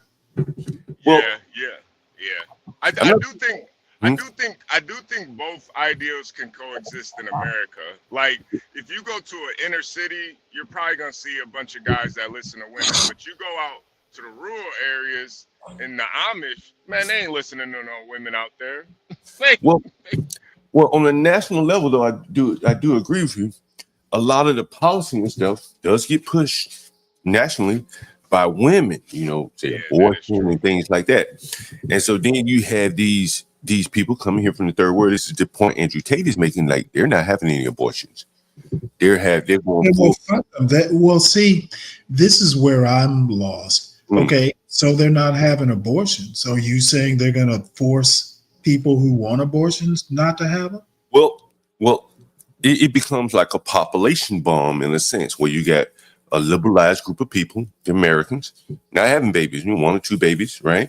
And then you got groups of people that come here has 6 or 7, And but here's the deal: by the third generation, at least according to what I've read, by the third generation, they're gonna be regular American. It's interesting that you say that, because, like, we've never had this diversity of immigration. Like, so a lot of these, by the third generation, we may be basing that off Indians or Spanish or some Asians, or Caribbeans. But what if it's someone with a long history, lineage, like a Pakistani, a Muslim from somewhere? Like, he's not about to become an American, bro, in 3 generations. I'm afraid by the third generation they do. Some of them do, but I would imagine that some of them don't. Like, I don't know, but it's very interesting. Those are the ones who go back to Pakistan and become terrorists. Do they? Yeah. Okay. They don't stay. John, I think there's a reason why the men usually carry on the legacy, because from my experience, even like first generation women, once they get over here in America, man, they're completely Americanized. I used to date a girl. Her dad was like a general over in Pakistan. Like, this dude was high up. I couldn't even meet him. He'd probably have me killed or something. But man, she was as American as you could be. She didn't care about none of that. But the men, they're the ones that are gonna keep that legacy going. So I guess it really just depends who's actually migrating over here. And I mean, it does look like it's mostly men migrating over here. And I mean, you look at the UK. I mean, those people have not become Britoners in their third generation. They become much more, fundamentalists and whatever they are. Get hardened in their own neighborhoods. And I just think it's interesting. Like, there are large groups of men in this country, in this world, that don't listen to their women. They lead the way, and the women just more or less are submissive. And now we're side by side with these people now in the same country. And, there's going to be some conflicts, and there's going to be some pros and cons. You look at just how many children they have, relative to the American style. Man, there's going to be some differences there. They're going to take over the schools, if nothing else. No, they're definitely. They've already taken over the schools. I think they've already taken it over. Just from listening to Kimmy and Portia, man, the schooling is over. At this point, you gotta homeschool or send your kid to a private school at this point, because it's over for public schools. Yeah, I think this is. One of the first things we did here was like the schools, the public schools will be the battleground. There just aren't enough schools to go around for all these different people coming in and the different cultures and stuff like that. It's gonna be interesting.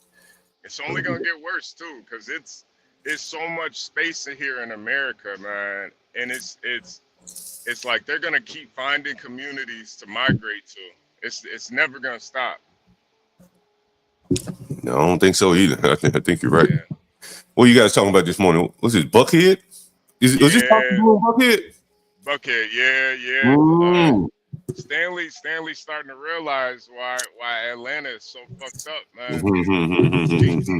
Dating wise, it's brutal over there in Buckhead, man. Mm-hmm. Brutal out there in Atlanta. Yeah, I think Stanley went to go get some water or something. Damn, I'm surprised Andrew Tate he's I didn't even know he was still, making noise out here. Yeah. And some parts of it I agree with him on. And I think that, I've been to the Middle East, I've been to, some of those other countries, and the women just don't have as much of a voice. I'm just telling you how it is. You know what I'm saying? Yeah. And it's not like they got their ass in chains or making them in a chambermaid outfit. It's just they take care of them, but they're not the ones making a lot of decisions in society. You can just tell. You know what I'm saying? And those men aren't going to drop that mentality when they come here. You know what I'm saying? And if you believe in a man-led society is stronger than a woman-led society, or if you believe there are pros and cons, then they're going to benefit from the pros of that. Maybe they'll the negatives they will incur too. But I think it's going to be very interesting to see a man-led group of people coming over here, and I don't think they're going to change. A generation later. I honestly think that's why the schools are so fucked up, man. Most of them are really just led by women. That's really why the schools are so fucked up.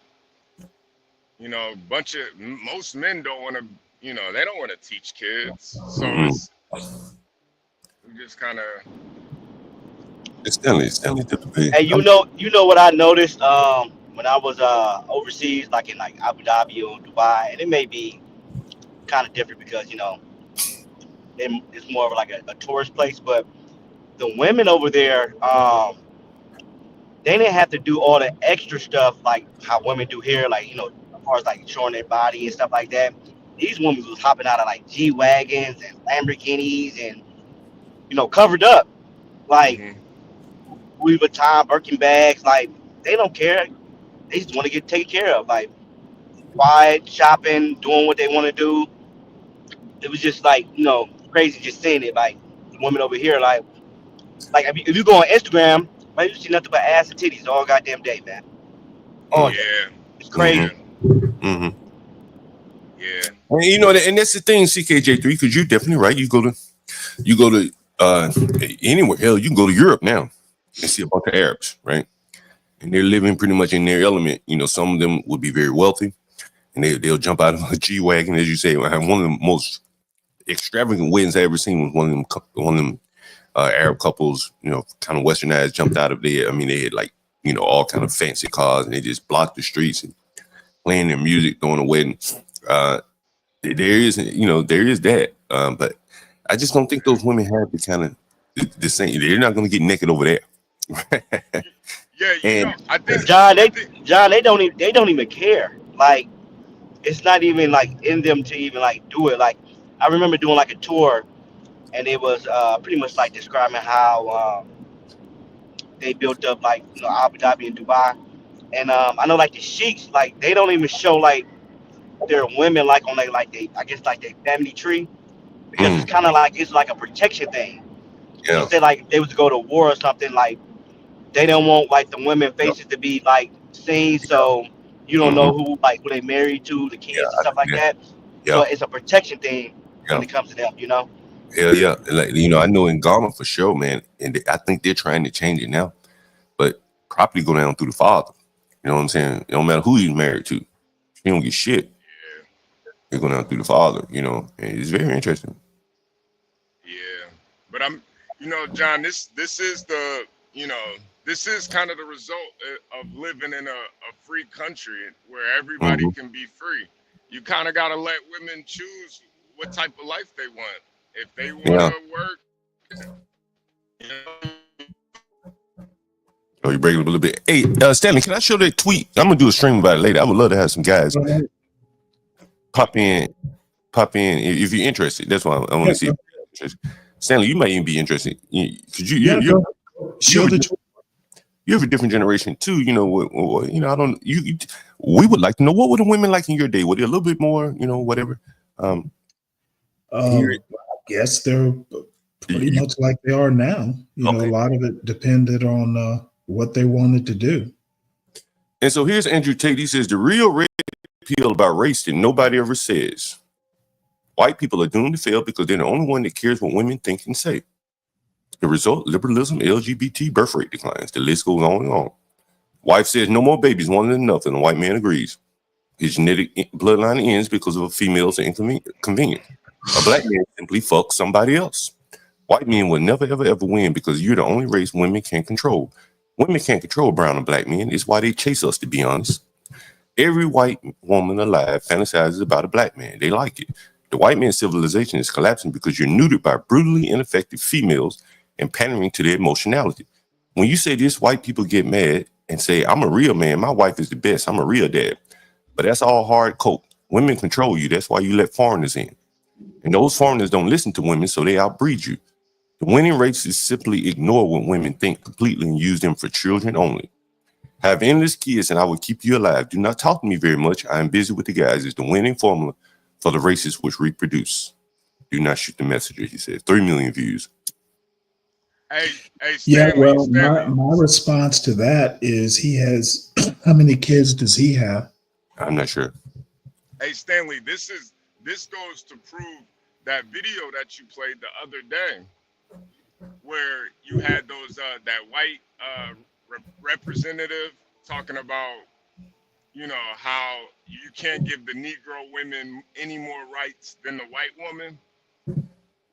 That was the downfall right there. And the white man should have stood in and said, hey, you know, hey, Karen, you better shut the fuck up. you don't need no more rights. You good. We didn't enslave niggas for you. We didn't conquered the world for you. What more do you want, white woman? Okay, well, the real history of it is that women were passive aggressive. They were, you know, I think white men have been controlled by their women for centuries. I think so. Don't believe, don't, you know what? They wanted rights because they thought black women were going to get more rights, and they got what they wanted. They were passive aggressive about it. White women are stronger than they let on. Let me ask you this, Stanley, and even for the whole panel, actually. The white man hasn't just appeased the women. He's appeased pretty much all minorities. What do you guys think about that? Yeah. No, 100%. And I think it's a byproduct of letting his woman lead him. And up until now, maybe in South America, Central America, the white man was overnumbered, but he was outnumbered, but he was able to still dominate and, you know, introduce his language, control those countries. But in this situation, the white man could eventually be kind of maybe not outnumbered, but well, maybe even outnumbered. I mean, we're getting close in numbers where whites are in the minority. And does this society really hinge on whites being in the majority and running things? Would things shift radically if, let's say, the Arabs came in, there's 6, 7 women, and the way that they look at things and the way that they look at the world in terms of progress and things like that, it could be radically different with a new group in here like that. Interesting. Yeah, I pretty much don't agree with Andrew Tate. I think he's seeing it from a perspective that, well, he's seeing it from his perspective. That's pretty much my comment. He has no clue what he's talking about. Very interesting. What do you think, HB? Yeah, you know, I do agree with them to a certain extent. And I do think when you really look at the white man, he is led by his woman. And I think everything has kind of fallen because of that in American culture. And it's really just, you know, white male weak leadership. they're pretty much controlled by their women. And I mean, let me ask you this question, HB. Is it progress that we have expanded the rights for all these different people? We've grown a lot in terms of expansion of rights and things like that. Not necessarily responsibilities, but rights for sure. Everyone has much more rights than they did 30 years ago. Gays, transgender, whatever. Those things have not occurred for the most part in the Arab world. Is that correct? Yeah. They've held on. Well, but the Arab world is living a couple centuries behind. Well, the Arab world is not leading much of anything. Well, they're coming here now. Okay, and they're not leading here either. Right. They're not leading by technical innovation and shit like that. Well, they're not leading leadership wise. Well, how many Arab men are in charge of anything? Well, that's the thing, Stanley. A city or two. Stanley, what do you mean by in charge of anything? Like what you Well, I mean by mean, literally, what politically are they leading? Well, but them sheiks over there running shit. I don't know. From what I seen, they run a lot of shit over there. Okay, name one. Name one state. Let me ask you this question, Stanley. And again, I'm not being confrontational. I'm just. Well, no, I'm not being confrontational. I'm asking, what are they leading? Like, let's say a city like Dearborn, right? Okay, Dearborn, not even the biggest city in Michigan. That's correct. But in theory, they could create a whole bunch of little. And as a matter of fact, a woman is running Michigan. We could have a whole bunch of little Dearborns, a whole bunch of little Hades, a whole bunch of little Africa towns, towns all over the country. In theory, right? We're letting all these people come in, India towns, so on and so forth.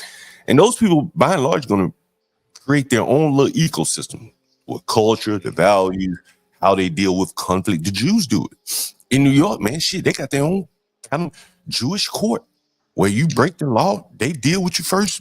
It may not even pass you off to the criminal courts.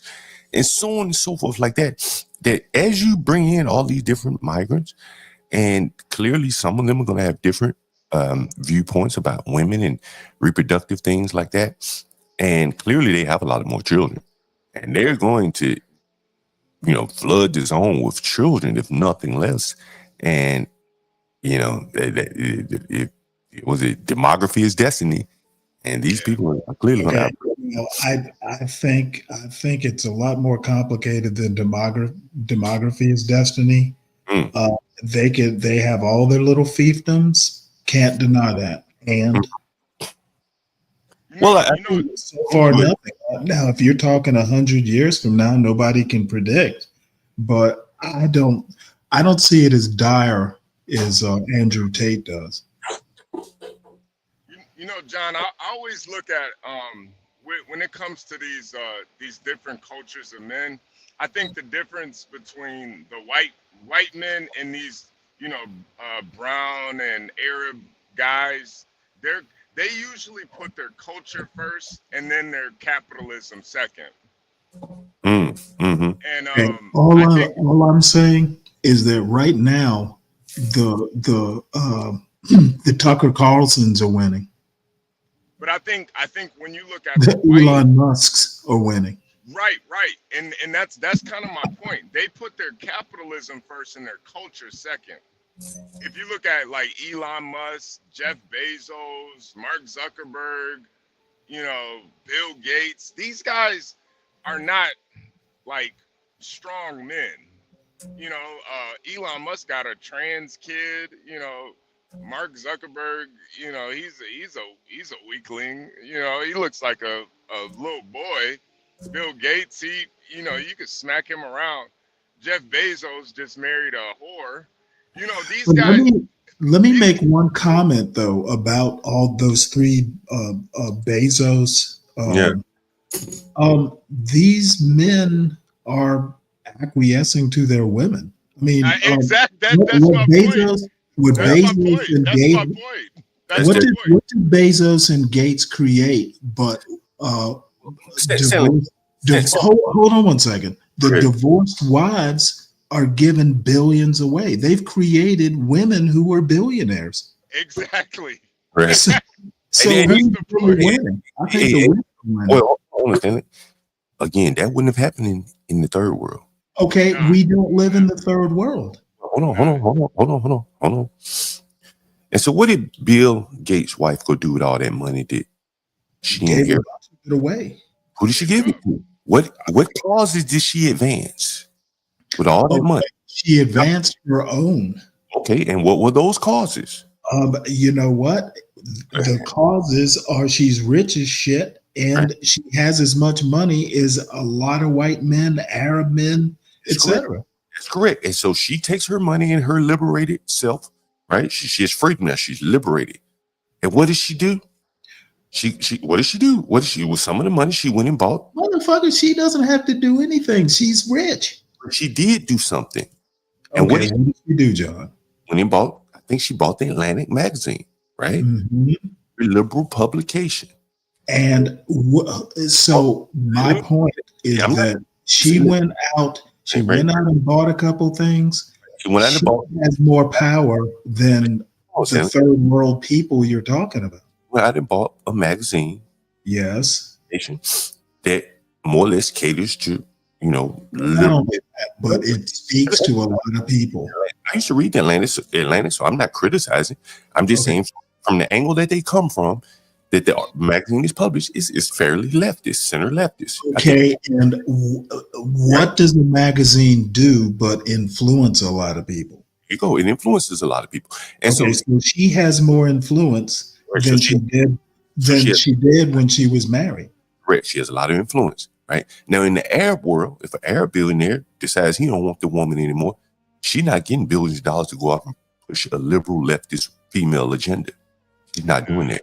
Right? Okay, in the West, a woman can leave her man or a man can leave her, and then she can go off with his money that he's made or their money, whatever, and push an agenda totally radical to the man. Yes, and that's it's a benefit and a pro. Where is she doing it? She's not doing it in the Arab world. She's doing it in the most influential country on earth. Do that in the Arab world, and motherfucker, our world does not have that much influence. Right, but when the Arab world comes here, when it comes here, we'll worry about it. Well, when the Arab world is here, and other people, I'm afraid it's not. The Indians are here. A lot of different people are here. Okay, well, the Indians aren't all Arabs, and the most influential are Hindu. Well, it doesn't matter if they're Arabs. It doesn't matter if they're. Yeah, I'm afraid it does matter. I'm not talking about their religion. I would probably argue that a religion, Hindu. When you said the Arab world, pick them as an extreme example, but you could have chosen an African. As I told you, the African properties falls down through the father.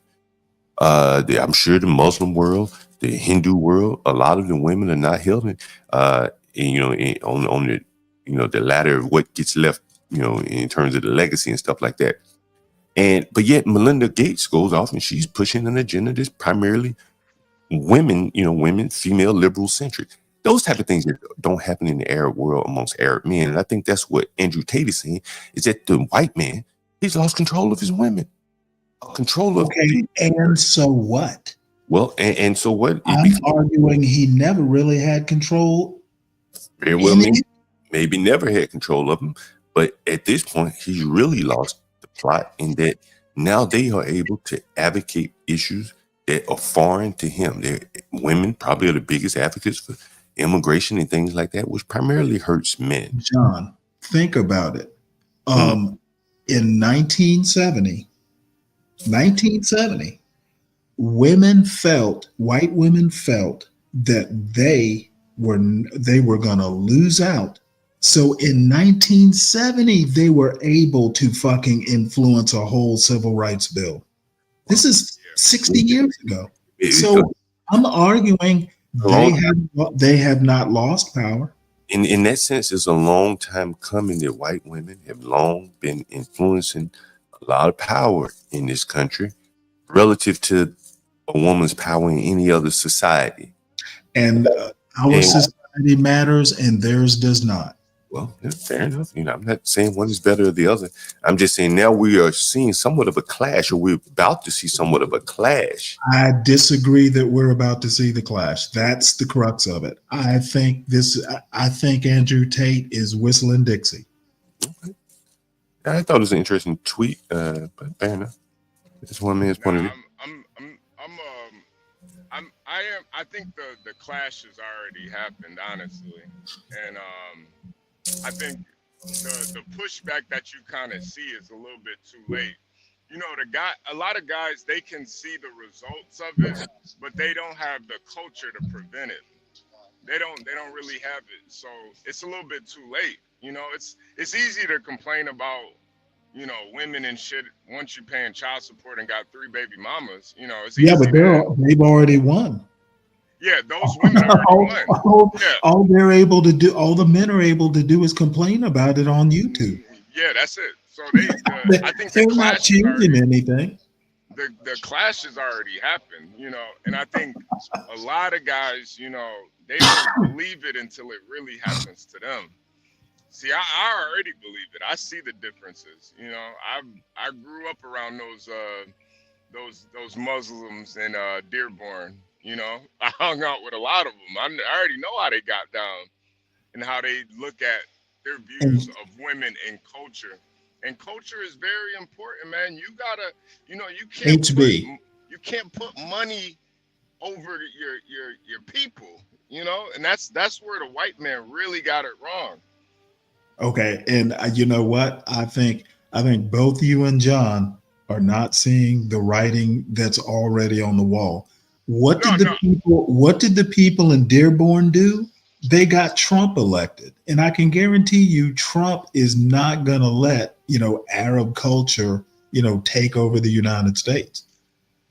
When they get what Arab culture did in Dearborn is they elected Donald Trump. Well, I think that's one thing, but unless you've ever been to Dearborn. Okay, I don't need to go to Dearborn to know who's going to be the next president. No, but Stanley, in Dearborn, like if you go to Dearborn, man, it is primarily a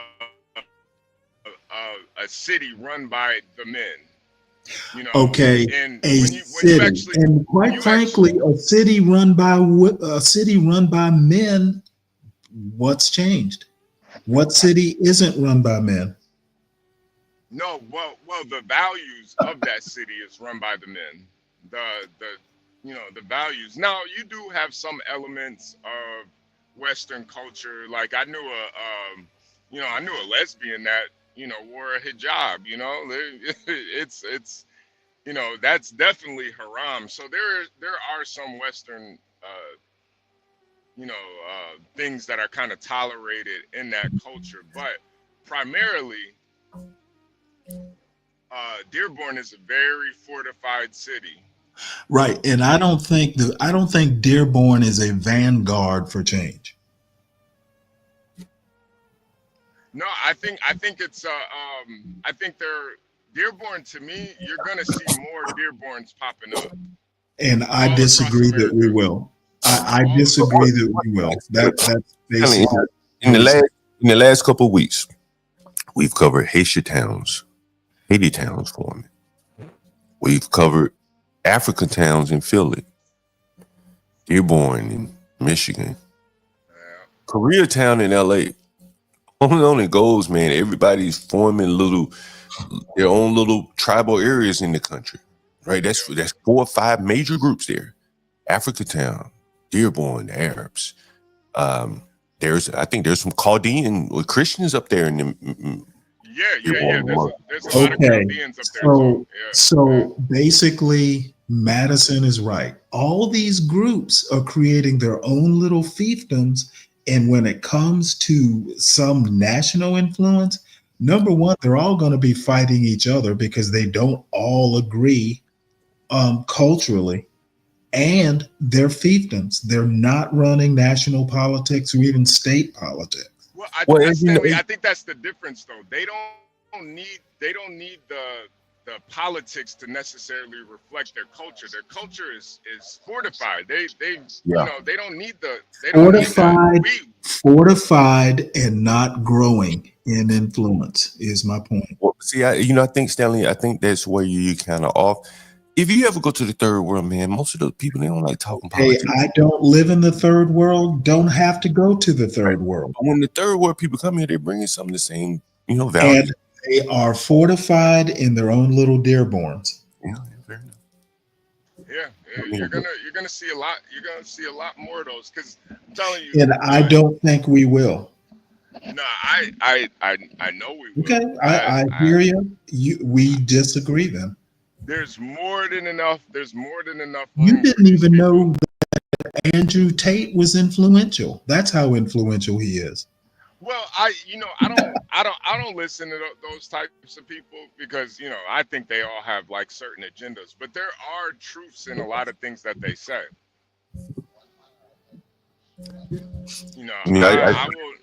I never take that away from them. Because I know how Andrew Tate came up, so it's And the other thing that Andrew Tate's talking about, black and brown men. I'm watching some black men in fucking Atlanta, certainly not leaders. You know what's interesting about the whole Arab world is that a lot of very wealthy blacks have been drawn to like Dubai, right? A lot of people in general, influencers, they go there and one of the things they always revel about, they can leave a Mercedes with the keys on the hood and nobody will steal the Mercedes. And the Arab people, wherever they are, they're gonna bring orderly shit. Law and order will be paramount, even if it's at the end of a gun. And like they've killed people. We talked about how Arab stormers have killed people for a soda or something like that. They will enforce a law and order in the communities that they're in. And if you just so happen to go into their neighborhood and you don't understand or can't uphold their cultural values, they will, put their cultural values I think about it is no one's going to their neighborhoods. Well, that is the thing that the blacks are, right? That's why the blacks are getting killed when they go in those stores. They can stay right the fuck in their neighborhoods. They're not that influential outside of their neighborhoods. John, I mean, and the thing is we're not Britain. I have a friend that's black. I have a friend that's black that actually lives in Qatar, and we don't talk as much as we used to, but we'll check in on each other here and there. But when we used to talk, he used to always tell me that America is no place for a black man. And he said over there, he's got 2 wives over there, black guy too. He's Muslim, but just the culture for the black man, it's way more tolerated for that type of culture. That it's way more suitable for the black man's mentality. John, I'll give you an example. I remember when I was stationed in Dubai, and one of the they give you like, Stanley knows it. They give you like the reports, like the things to do and not to do. So I know that I think this guy got real drunk. He and them like I think he broke into somebody's home while we was over there. But the I know like the captain and the they couldn't even save the dude. They couldn't even negotiate, like, because the kid broke the law. And you could see like what's the guy the other day that set the girl on fire? Like they like baby fine the guy. Like that would have happened over there, or they would have killed him on the spot. Yeah. You know what I'm saying? So that's like you could tell that like they not tolerating like a lot of stuff that we may tolerate here. They baby fine like these immigrants. Like, oh no, they're not immigrants. They are what's the new name for them? Newcomers. They call them newcomers now. And they illegal, but they call them newcomers. You know what I'm saying? It's crazy. Like, I don't know, man. It's crazy. Yeah. And I think it is just a result of letting a white man, him basically being cucked by his woman. That's where a lot of these issues stem from. and you see it kind of happen with you know, honestly, with the black community. I really do think the black community is just the result of what happened with the white leadership, them allowing their women to cuck them, and it kind of reverberates down to the black community. Yeah, I think so too.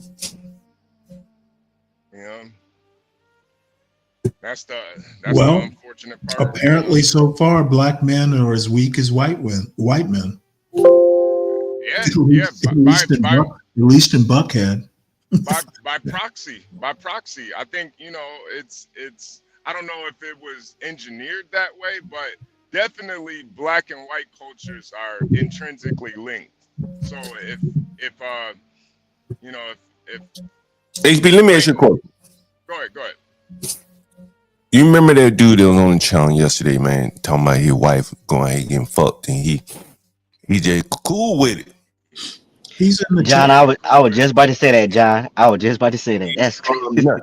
That's an example, John. Off with the head, nigga. You out here fucking another woman. You fucking another man. You're Arab, nigga. Off with the head. She wouldn't have her head no more. And the whole Arab community was like, yeah. She got what she deserved. It's a different mindset. They be off with that bitch's head, man. It'd be motherfuckers, children out there throwing rocks at that bitch. It's a different world, man. Yeah. Mm. Completely different world. And it's Hey, John, did you ever see that video where the girl was stripping naked over there? She was trying to like voice. Man, they was about to dog walk her, man. And I think that white man, they don't tolerate that shit, man. I think that white man yesterday really is the epitome of where we've gone. And that nigga is okay getting on TV, on the internet, no less, telling whoever that, you know, it's cool with my wife. I don't know what she doing with these men. Man, even black men ain't going for no shit like that. Very few black men go for some shit like that. And that's why very few black men are going for that. You know, if she was doing that, nigga be out here fucking too, right? Hey, HB, what did she say when you asked her about the black guys? She said black guys are the best lovers. But they don't even pay her. Yeah. She said black guys, and I knew she was gonna say that, but she said black guys are the best lovers, but they don't want to pay. They feel like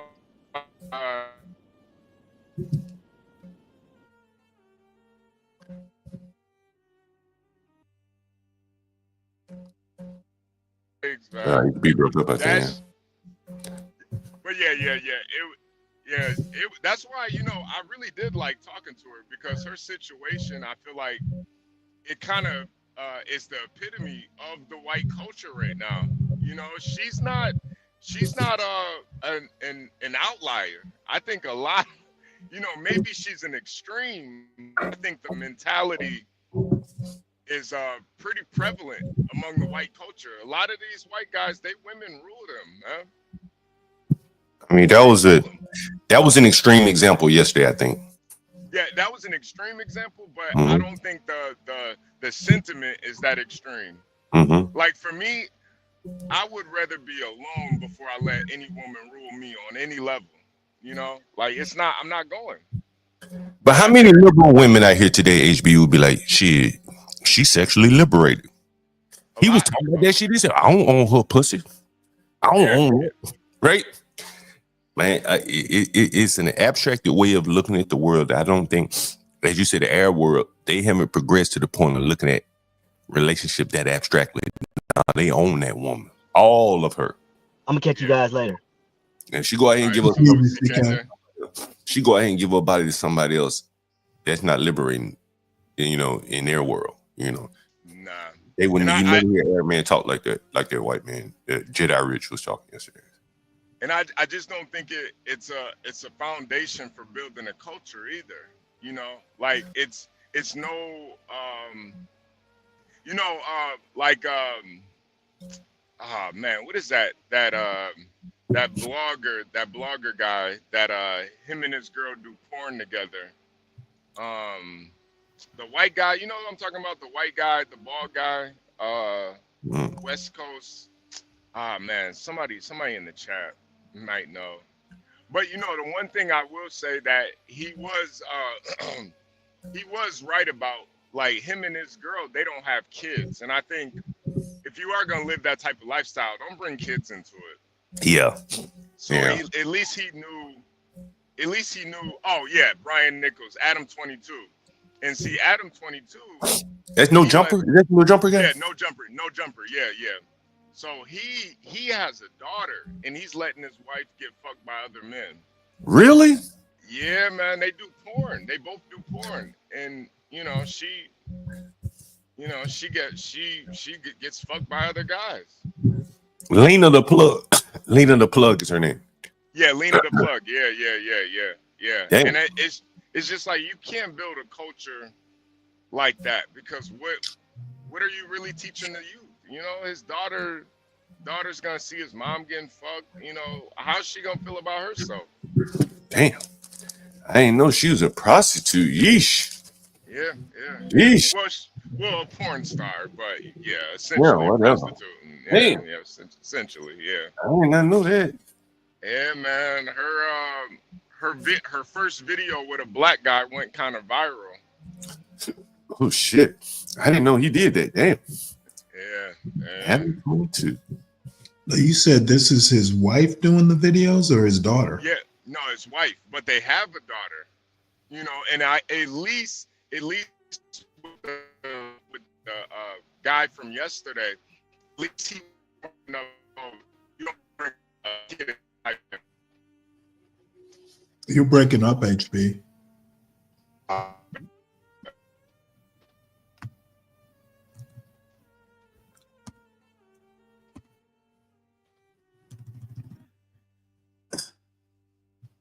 Virgo, are you awake yet?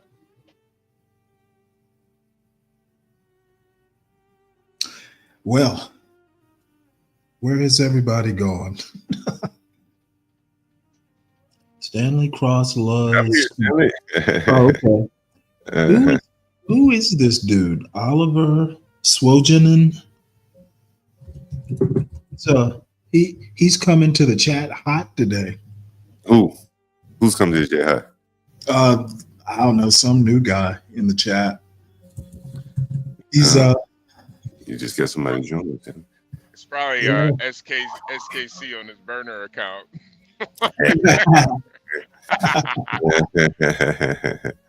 Yo, Stanley, I do not know why he pulled up yesterday, man. He added absolutely nothing to the conversation, man. No, but SKC, I mean, we used to hang out on that channel all the time. So, I mean, I didn't mind him coming up. Yeah, but it was the interview was going so good, man. He added nothing to the conversation, man. It was. Well, I mean, what was he supposed to add? I don't know, something. I mean, I didn't say anything controversial. No, but I think the way it was set up, it was like the African guy was interviewing you. Oh yeah, well no, he said, hey, you know, he knows Lead and he knows SKC. He said, hey, come on up. You know, he doesn't usually drop the link till he's ready to talk. Who you talking about? Who? Charles. Oh. Yeah, no. Stanley was doing an interview yesterday with this African guy, and honestly, the African guy seemed a lot more liberal than I was comfortable with. No, don't be fooled. He's not. He used to be like a hardcore Trumper, but you know, he's liberalized a little bit because Trump has some issues. But no, he's religious. He is no liberal, believe me. Yeah, and that's the that's the. Oh, by the way, he just opened up a pharmacy. By the way, he's got a PhD in pharmacy. And he just opened his own business in damn it, what's Nigeria's capital? Fuck. Abuja, Lagos. Yeah, he just opened a pharmacy in Lagos. Dude's brilliant. He is brilliant.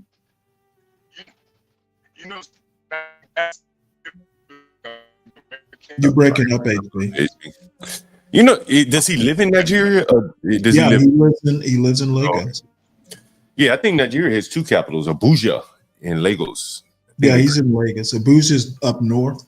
Yeah, I think they created another capital. One of them in the middle of the country or something, and the other maybe Yeah. on the coast or something. No, he's Christian. He lives in Lagos. Abuja. No, he's a good guy. Anytime he wants to interview, I tell you about the African. It's my African friend is trying to open up a food packaging business in Nigeria. I tell you about that. Food packaging? Yeah. Interesting. He wants to bring American food packaging to Nigeria, and I told you that he's looking for a chemist, Walter White. I call it food coloring, but he corrected me and said it's I think he said it's something. So he's trying to, I guess, package African food in the way that American food is packaged. Mm-hmm. You know how you can go buy like a pizza or pizza rolls, Tostinos, whatever the hell people buy. And so he wants to do that in Africa. I said, man, that's very unhealthy food. And he said, yeah, I got to inject a lot of sugars and preservatives. Exactly, yeah. Well, not only that, but I would imagine you've got to have, if you're going to freeze stuff, like you would have to have steady power. Their power tends to be a little. Yeah. But, I guess the bigger point is, let me take this card. I guess the bigger point is that they have to, that he's wanting to do something that clearly has been bad for America. The packaged food industry, and here he is wanting to do that in his country, which is kind of interesting. Let me call this lady back. Give me 1 second. Okay, let's see. The subscriber you are trying to reach. Oh shit! Let's see her calling again. Hey, can you guys hear me now? Yes. Yeah. Okay. I wanted to say. I think John's on the phone. Hold on, let me make to see if this lady want to run the room. HB. My bad. Yeah, ain't no problem. She just called me over and see if she.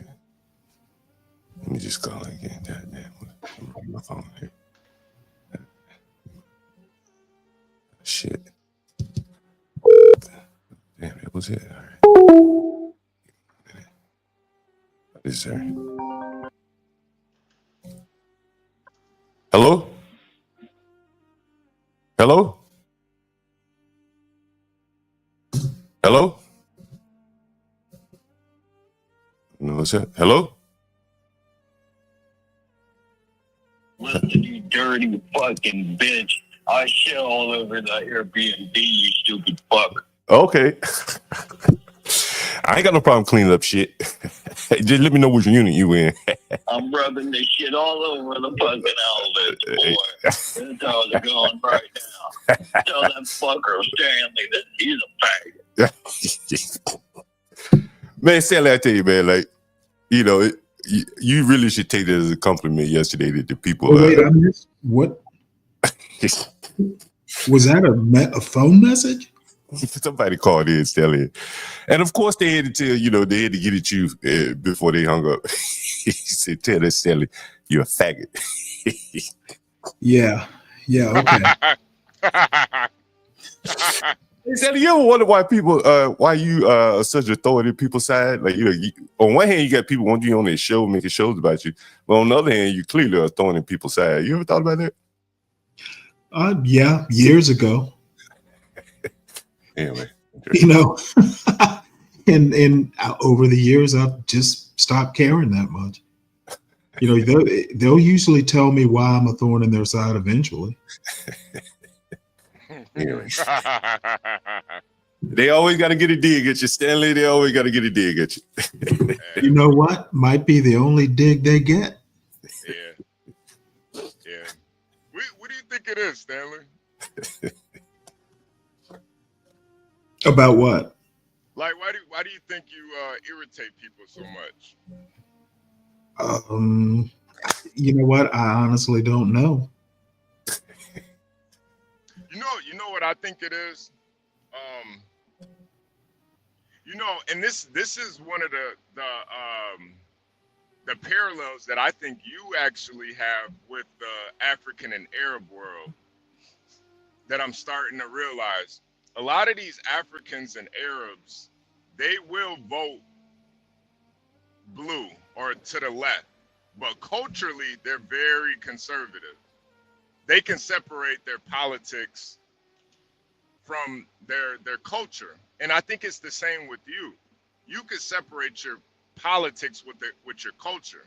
Like, I don't see Stanley letting some woman walk all over him. Well, no, but that doesn't have anything to do with politics. But Well, I think it does, Stanley. I think it does. I think it does. I think for a lot of men, they can't really separate it. So when they see you champion for Kamala, they don't realize that culturally you're very conservative, but politically, especially American men, they think it's all one and the same. They don't get that, these Arabs, they're voting blue too. These Africans, they're coming over here voting blue too. We even heard it with with one of your tenants, John. This nigga working with the gays, but when you asked him if he was gay, he got offended as hell. I am no gay. I am no gay. No. I know gay. I know gay. I just work with them. But us Americans, our culture is politics, so we can't even parse it. We can't even understand the differences. I think you got a point. These guys. That's why I don't. That's why with you, Stanley, you can't really. You don't piss me off like you piss a lot of other people off, because I understand there is a difference. Yeah, well, I think what it is if you have to get in the chat early on a Saturday morning and fuck with me in that way, I have sympathy for you. You're living a lonely life, and if I can provide you a little bit of distraction from your dreary life, sure. It's not hurting me. Yeah. So Oliver, I hope you feel better, bud. I think again, man, there's so many things that we see that we probably, it's just been baked into the cake now. Thought just came to my mind was Beyonce at the Super Bowl, right? Like, not the Super Bowl, whatever the football game is. Again, I'm not criticizing Beyonce, but in other cultures, that never would have been allowed to happen. I remember doing a street interview talking to somebody's mama. Somebody in the chat like, you gonna talk to your mama like that? You remember that? I can't remember who was saying that. Maybe it was a white guy. I don't know who was saying it. But, shit, I felt comfortable enough doing it. The young boy, he didn't say shit, right? And hell, the Arab women, they ain't gonna sit down and have an interview with you. And I'm not saying that the woman shouldn't have sat for an interview with me. But, the women, it's a totally different, the way that the Arab man has, a handle on his relationship. Where we saw Arab women walking up and down the street. I'd ask them for an interview, they wouldn't even speak. Black women, they would. They would sit down and talk to you. Hell, let you flirt with them in front of their son. That shit, that woman would have got herself killed. Yeah. Yo, John, I was just on IG watching this video. It was this girl in the, she was like in a bathroom twerking. She had a bad body. She was twerking and shit. And then her son just walked right in front of the camera. I was like, God damn. And the comment section they were flaming her up, man. They were like, your son already, they were like, he already got that gay walk. You already turned him gay. Look at him. They were flaming her up. But it's like, some of these women have no shame at all. No shame. And in the Arab world, you get killed for that. Yeah, they fear the consequences of behavior like that from the man, from the whole damn culture, right? You know what I'm saying? Like, there is no constraint, no breaks, in American culture. If you go cheat on your husband, it'd be women out here supporting you, girl. You had to just find your happiness, right? You leave your husband. Well, I wasn't happy, right? And it's just, I think it's a difference in the cultures, yeah. And I think ultimately, as they continue to interact with, you're going to see the weakness in one versus the strength in another. And the Arabs may be weak in their own country, but with the infrastructure and everything already built out here, and they have to just compete culture versus culture, that stronger culture, keeping, the patriarchal kind of direction, I think will win out. You know, the more I think that's what a lot of the women here don't get. They actually think their strength comes in competing with the men. yeah. And they're sadly mistaken.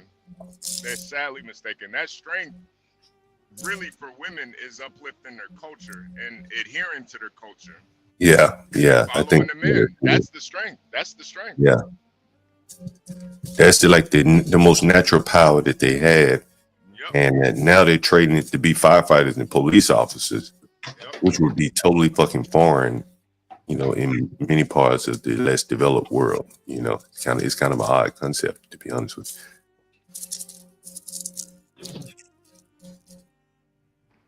You know, and I think the beautiful thing about America is women could have their cake and eat it too, but they're just you know, I think they're just too short-sighted.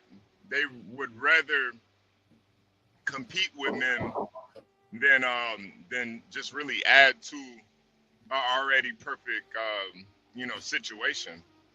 You know, like you ain't gotta argue with your mans. You know, you don't gotta do that. But a lot of these women are bugged out. You know, they don't really understand that this culture that you think, this freedom comes at a cost. Yeah, you got the freedom to argue with your man and go back and forth, but you also got the freedom to be alone too.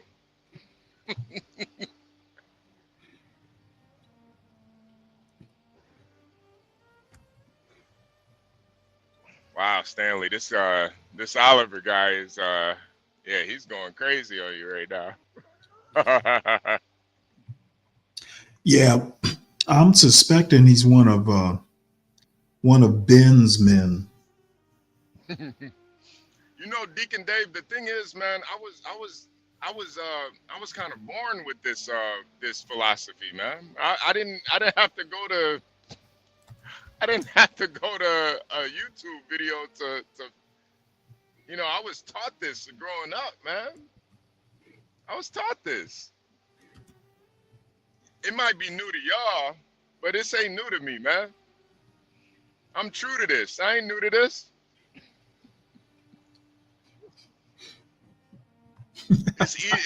It's easy for me to drop a bitch, man.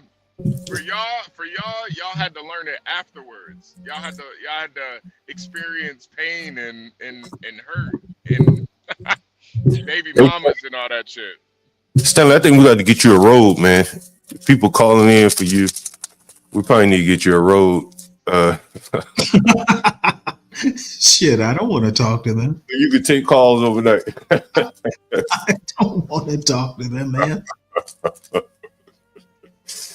You might need, but Stanley, that might be hilarious. You know what I mean?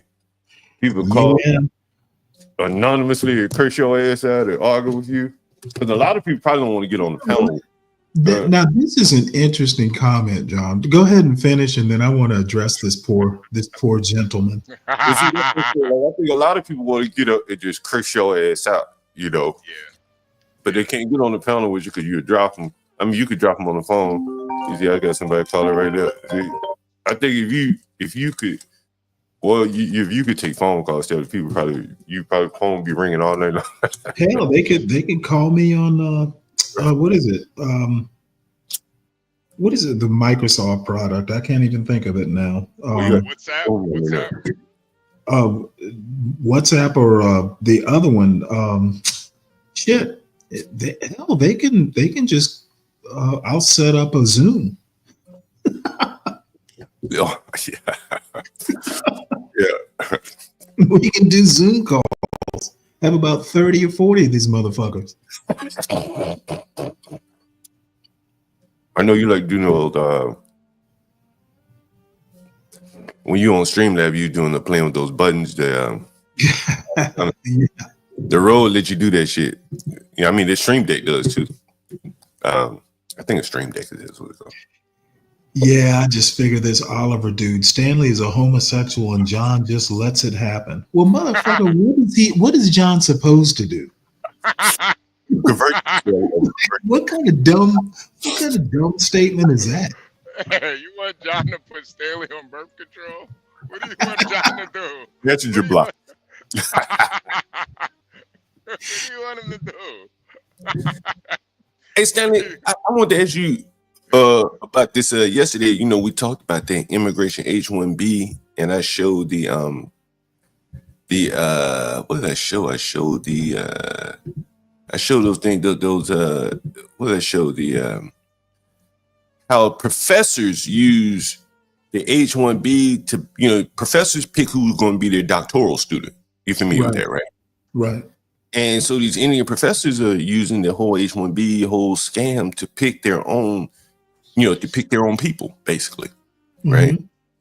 And here we have, people that are pursuing PhDs or maybe being dissuaded because they don't think that they'll get picked for a doctoral fellowship in many of these cases where the Indian professor chooses his own people. I think it's a very interesting twist on education from the H-1B standard. Yeah. Well, yeah, but I mean, people pick their doctoral students based on a lot of different things. I mean, to me, it's just another form of nepotism. I was reading a novel the other day, about 2 months ago, where it's about a Black history professor. I'm trying to think of it. It's a famous, anyway, the Black history professor picks a Black female student because she's Black and he wants to help her out. She's a good student. He's not taking any sort of, shortcuts or anything, but he chooses her over a white woman student because she's Black.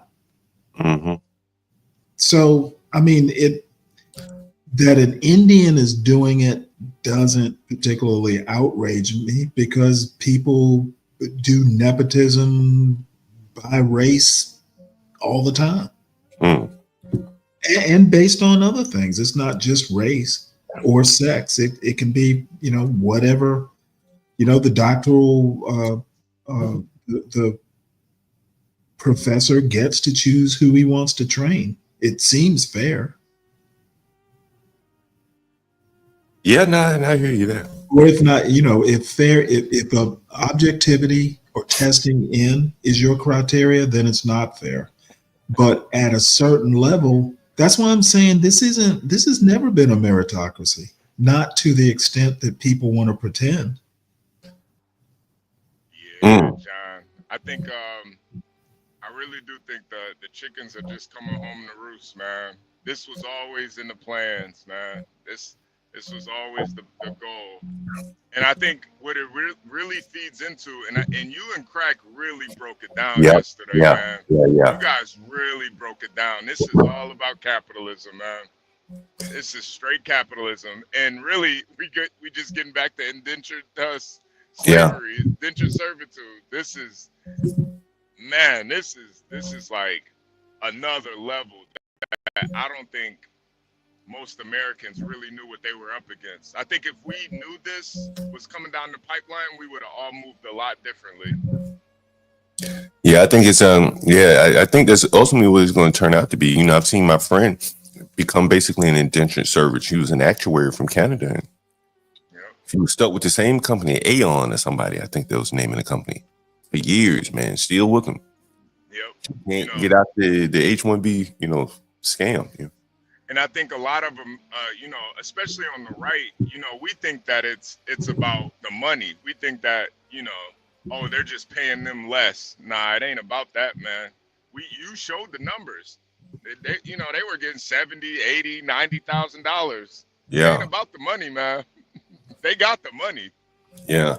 Going to big time companies like McKinsey, I was surprised to see McKinsey would be looking for an H-1B accountant. As many accountants as we must churn out here in America, and they're looking for one on an H-1B. Amazing, truly amazing. They're tired. They're tired of Americans, hopping from company to company, man. With those damn salary demands. Yeah, I know. Yeah. They're tired of that shit, man. You know, they tired. You know, that's why freedom it comes at a cost. You know, these women, they want all the freedom that comes at a cost. Being able to compete with these different, you know, Fortune 500 companies, that comes at a cost. At some point, you're gonna have to pay for it. We're seeing it now. Yeah, it's very interesting. Man, we're feeling it. It's very interesting. Very interesting indeed. Yeah. That's why I think you and Crack, you guys have really kind of figured it out. Like, you know, you gotta the only way really out of it is ownership. You gotta own something too. Yeah. Because man, I see it even in my own field. Man, I used to get calls all the time from American companies. Now it's like an Indian recruiter calling me, you know, and that the companies have put a layer between them, so they can. What I'm guessing is that they can look the other way when any recruiter fills the position with a H-1B. That's what they want, but they can't do it directly, so they let someone else do it, and maybe they don't even have the pipeline to the Indians, so they hire a company with pipeline to the Indians with the H-1B visa process, as I showed you yesterday, and I think that that's really the way the game is being played there. Yeah. Yeah. I'm gonna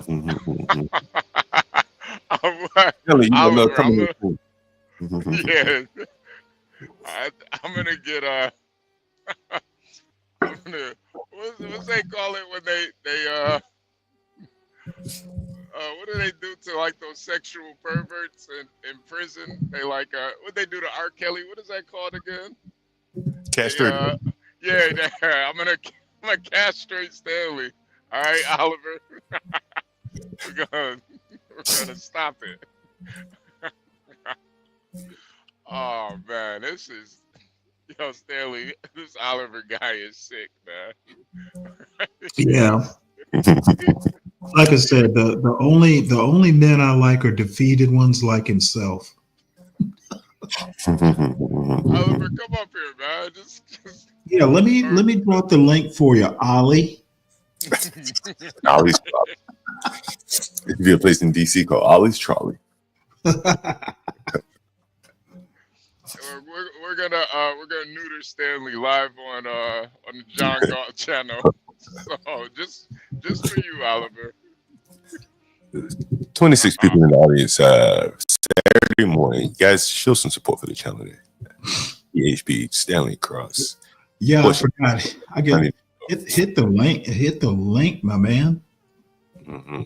Come and generate me some revenue. Hell, if SKC can do it, I can do it. Mm-hmm. Hey John, I was watching this this morning. I was watching that the academics. He was talking about the Meg Thee Stallion and Tory Lanez situation. Apparently Tory Lanez he put out a album in prison, and he sold more albums than Meg Thee Stallion did. Really? Yeah. Oh wow. How did he put out an album in prison? They have recording sessions and shit.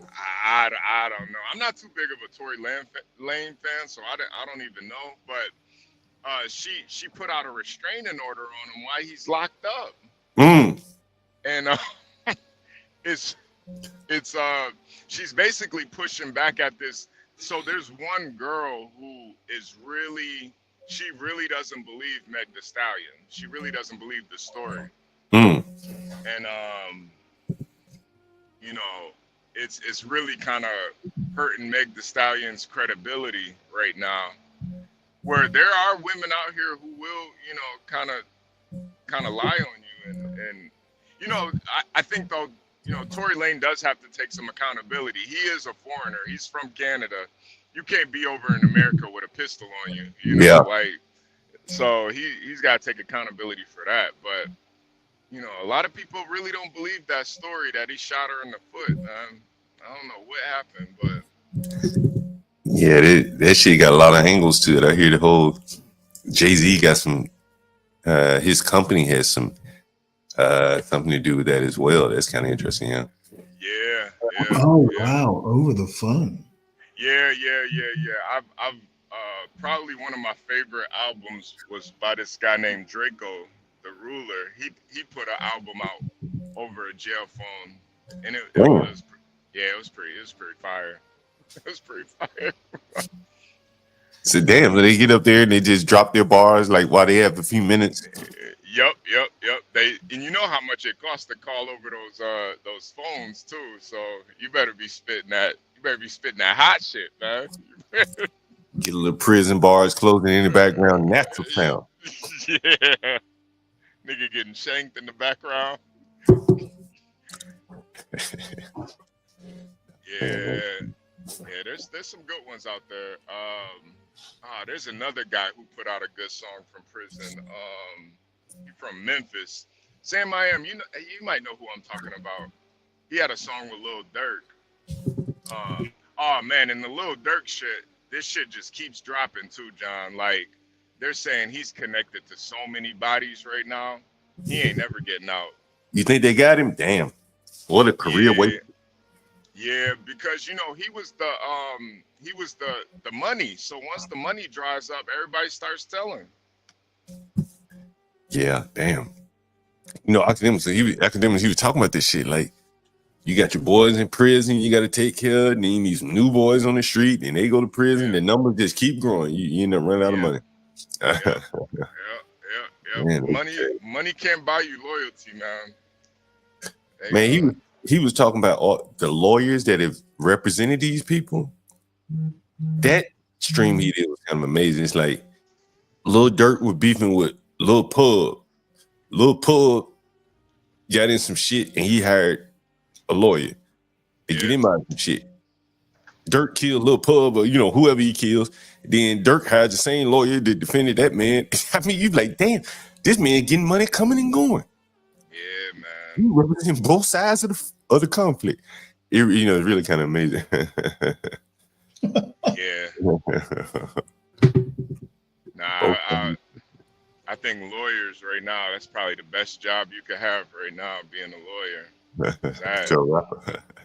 Yeah, to a rapper. Yeah, everybody got legal issues nowadays, man. That shit. Yeah. Mac Dre dropped the album from prison too. Yeah, there's some pretty legendary albums that get dropped from prison, man. I ain't gonna lie. Yeah. It's pretty cool. It's pretty interesting. Yeah. That's all that's been going on, really. Oh, we got Oliver in the building. Let's go. Stanley, you ready? You ready for Oliver, man? Yeah, absolutely.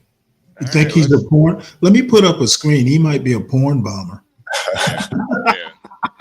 Hey, Oliver, I'm gonna give you a round of applause before I bring you up, man. You guys hit the like button. We got one of Stanley's biggest enemies. We just learned today. Oh, I think he's a fan. Oliver.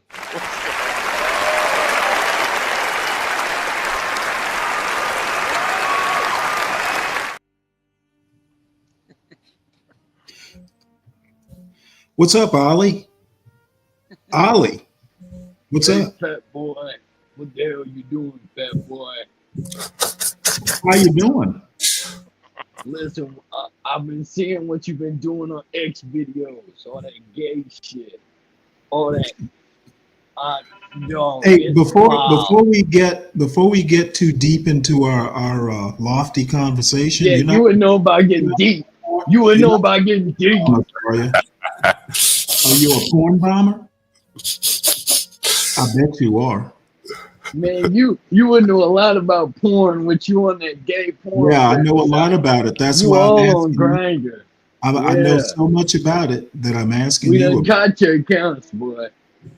You freaky. All right. Well, I guess you're not a porn bomber, huh? So, what brings you by today? How'd you find our channel? Listen. You don't even need to know all that. You just a freaky freak ball. You just freak ball, boy. What the freak ball? Yeah. You's a freak ball. You need help. Yeah, I need your help. John, you were supposed to stop this, John. John.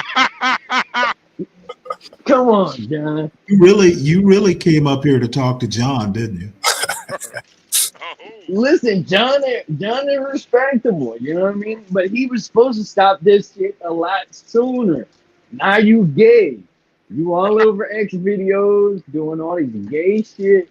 You need help. And John gonna stop this, man. I'm disappointed, but you know how it is. Yeah, I know how it is. I'm disappointed. I'm disappointed in you right now. I thought you were gonna bring some heat. Listen. What the fuck you expecting me, man? I'm just looking at the video. You were mighty wordy in that chat. Now you sound all meek. I was expecting a spitfire.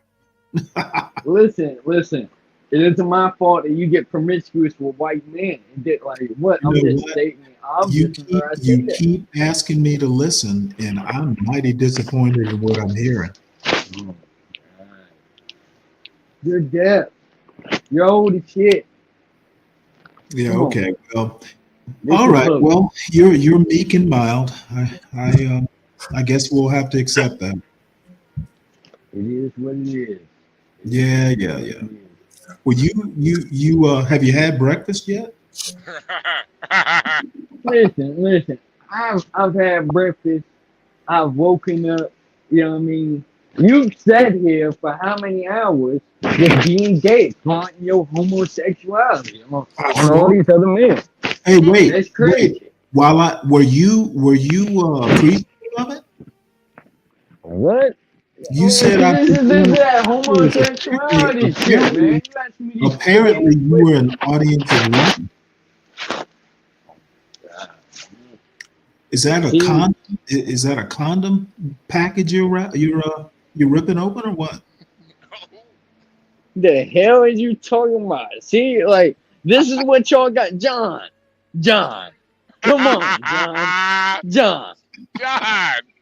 Hey, HB, you're not supposed to be doing this either. Come on, y'all. I'm disappointed, y'all. You know what? So were we. You would love if I was over here playing with some condoms. I would love. Dude, Yeah. Come on now. You can do better than this. I'm not coming now. No. Yeah, no. Need to chill. You sat in the chat for hours, and that's the best you can come up with? What are you talking about, hours? I've been here for nothing but 30 minutes. What are you talking about? You're hard. Stanley, you're hard. You need help. Who did you vote for, by the way? Just curious. I bet you voted for Kamala. Why the hell does everything gotta be fucking political? Man, you voted for fucking Kamala. I did. What are you talking about? I what did. The fuck? And you want to know? Oh my God! I can tell you why I voted for Kamala. I don't give a fuck why you voted for Kamala. Your homosexuality says it all. Oh my God! What does it say to you, Oliver? Your homosexuality. What do you mean? You speak fucking 1,000 words. All you got to do is just understand it. I don't know. Sit down, think about it, look at the voting. You know what I mean? Majority who voted for Kamala. You know what I mean? It's a bunch of homosexuals and lesbians, bunch of white women. It just explains it all. Chris, you're right. Mr. Oliver is in love with Stanley. Fuck Stanley. What the fuck, Stanley? I didn't say that. Someone in the chat said it. Yeah, but then you just said it. What the fuck you mean? If somebody said it in the chat or not, you said it out loud. The people in the chat know the reality of it. Listen, the reality of it is that I found you on X videos and Grindr under multiple accounts on Grindr, and it all had links to the YouTube. You took the bait. The bait. What the fuck are you talking about? You was texting this white dude asking him to send fucking weird pictures. What are you talking about, Stanley Cross? Come on now, Stanley. Yeah, okay. Anything else? Stanley, we got screenshots, but it's too Yeah. Hey, fucking you know what? inappropriate to show here on YouTube. You know what? If you got the screenshots, do you know how to share them? We can put them up if you want. Listen. Don't be stingy with your screenshot. Listen, I'm pretty sure John blocked me, man. He's not taking any of my calls. He's not answering none of my texts. How the fuck am I supposed to send no goddamn picture? Universal, better than that. I want to know what he found because I've never even had those accounts. Stanley, you better chill out, man. Dude, I don't even. This shit is foul, man. This shit is foul, man. I don't even have an X account. Never have. An X account? No, I'm talking about Grindr and motherfucking X videos. What are you talking about Twitter for? Okay. No, son. No. Okay. Can you put the links to the screenshots in the back chat? You want? Oh my God! Don't make me look at it again, Stanley. What the fuck? No, you put the link. You put the link. I gotta go to the link to the. How the fuck am I supposed to send a link to a picture? Put the links in the back, and I promise I'll look at them, and you don't have to look at them. Put the links in the back. Listen, if I do this, it's gonna, John, it's gonna ruin it. Hey, hold it. It's gonna ruin it, John. If you do this, motherfucker, just do it. Stop being a pussy. Man, fuck you. You was out here hitting up white boys acting like you had a pussy. What are you talking about? Yeah. What the fuck? All right. Well, you know what? I think I'm bored, so we can move on to something more interesting, I'm sure.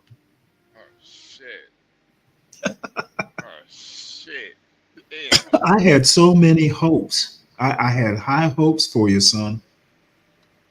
Don't call me son and you a homosexual. You know what? what? You think I am? I'm calling you son because you can't do shit. You say you got links. Put the links in the back. I ain't never said I had a link. I said I got screenshots. How the fuck am I supposed to send a link to a screenshot? You gotta try and walk me through that. I don't know how to do that. What the fuck you mean, man? Okay, so you got all this evidence and you can't even present it? Listen. This is too graphic to just be putting up on screen, and you talking about porn bombers. All right, you crazy now. You crazy now. You crazy. There's nothing worse than an extortionist who is inept. What am I extorting you out of? What am I asking you for? In return, I'm just saying, hey, whoa. You know what? I got, you must listen, be asking dog, you was a freak, man. Listen, I just got evidence of you being gay. This isn't like you know what I mean? You know what I mean? What's so wrong with being gay, Stanley? I thought you were just so gay a minute ago. What the fuck wrong with you, man? Come on now. Do you know how many people would love to see this evidence just to destroy my reputation? You could do it right now. So, Stanley, you saying that there's evidence out there that can destroy you because you're gay? You're saying it. I'm just asking to see it. You just said that if people saw this evidence, you know what I mean, it would destroy you. Like, what the fuck is that going on over here? What's going on? John, this is too crazy, man. This is fucked up, man. I think secretly you're my buddy. Man, what the fuck? Man, listen, man. You found all this evidence and you're too reticent to put it up. Yep, you're my best friend right now. Listen, I could possibly put it up, but I'm gonna have to blur some things out of it. Yeah, you go ahead. You go ahead. You were sending some weird pictures. Blur out is my face, right? So people won't know it's me. No. Wait. Hey, Mr. Oliver, can you describe some of this footage that you saw? Can you describe it? All right, so the text without pertained. So without slurping. Listen. I'm not slurping. You slurp. All right, you're homosexual. All right, let's get that out the way. All right, that's out the way, right? But listen, these text messages, these were foul messages. Text messages now. No, listen. You was on Grinder and you was texting these white boys. You know what I mean? Being like, "Hey, come holla. I'm trying to see it." You know what I mean? But let's just hold on for a minute now. Let's hold on for a minute now. So wait, look, right? Mr. Oliver, you're saying Stanley was he was soliciting white men on a gay dating app. Is that what you're saying? I wouldn't say soliciting. I don't think he was paying them anything. I don't know. That's rather illegal. I don't think he was doing that. But do you think they were paying me? Maybe they were paying me. Whoa. Now you a prostitute now, Stanley? You a gay prostitute, Stanley? Oh no. Listen, he texted 3 white boys, right? The first one was like 26. He was a fat motherfucker. I do have dating. I have age limits. You was fucking with a 26-year-old fat white boy on Grindr. What's wrong with that, Stanley? My standards gone. Stanley, you ain't got no standards, Stanley. You gay, Stanley. You fuck men, Stanley. What the fuck are those standards, Stanley? Come on, Stanley. You say my name so lustily. See, this is some freak ass shit, man. See, John, HB, y'all fucked up. You say my name with relish. I can only imagine what Stanley's like off the motherfucking camera, man. You imagine out here being freaking it up. I bet you Stanley still standing on the street corner selling butt in 2024. Yeah. Selling butt. Stanley, you fucked up, man.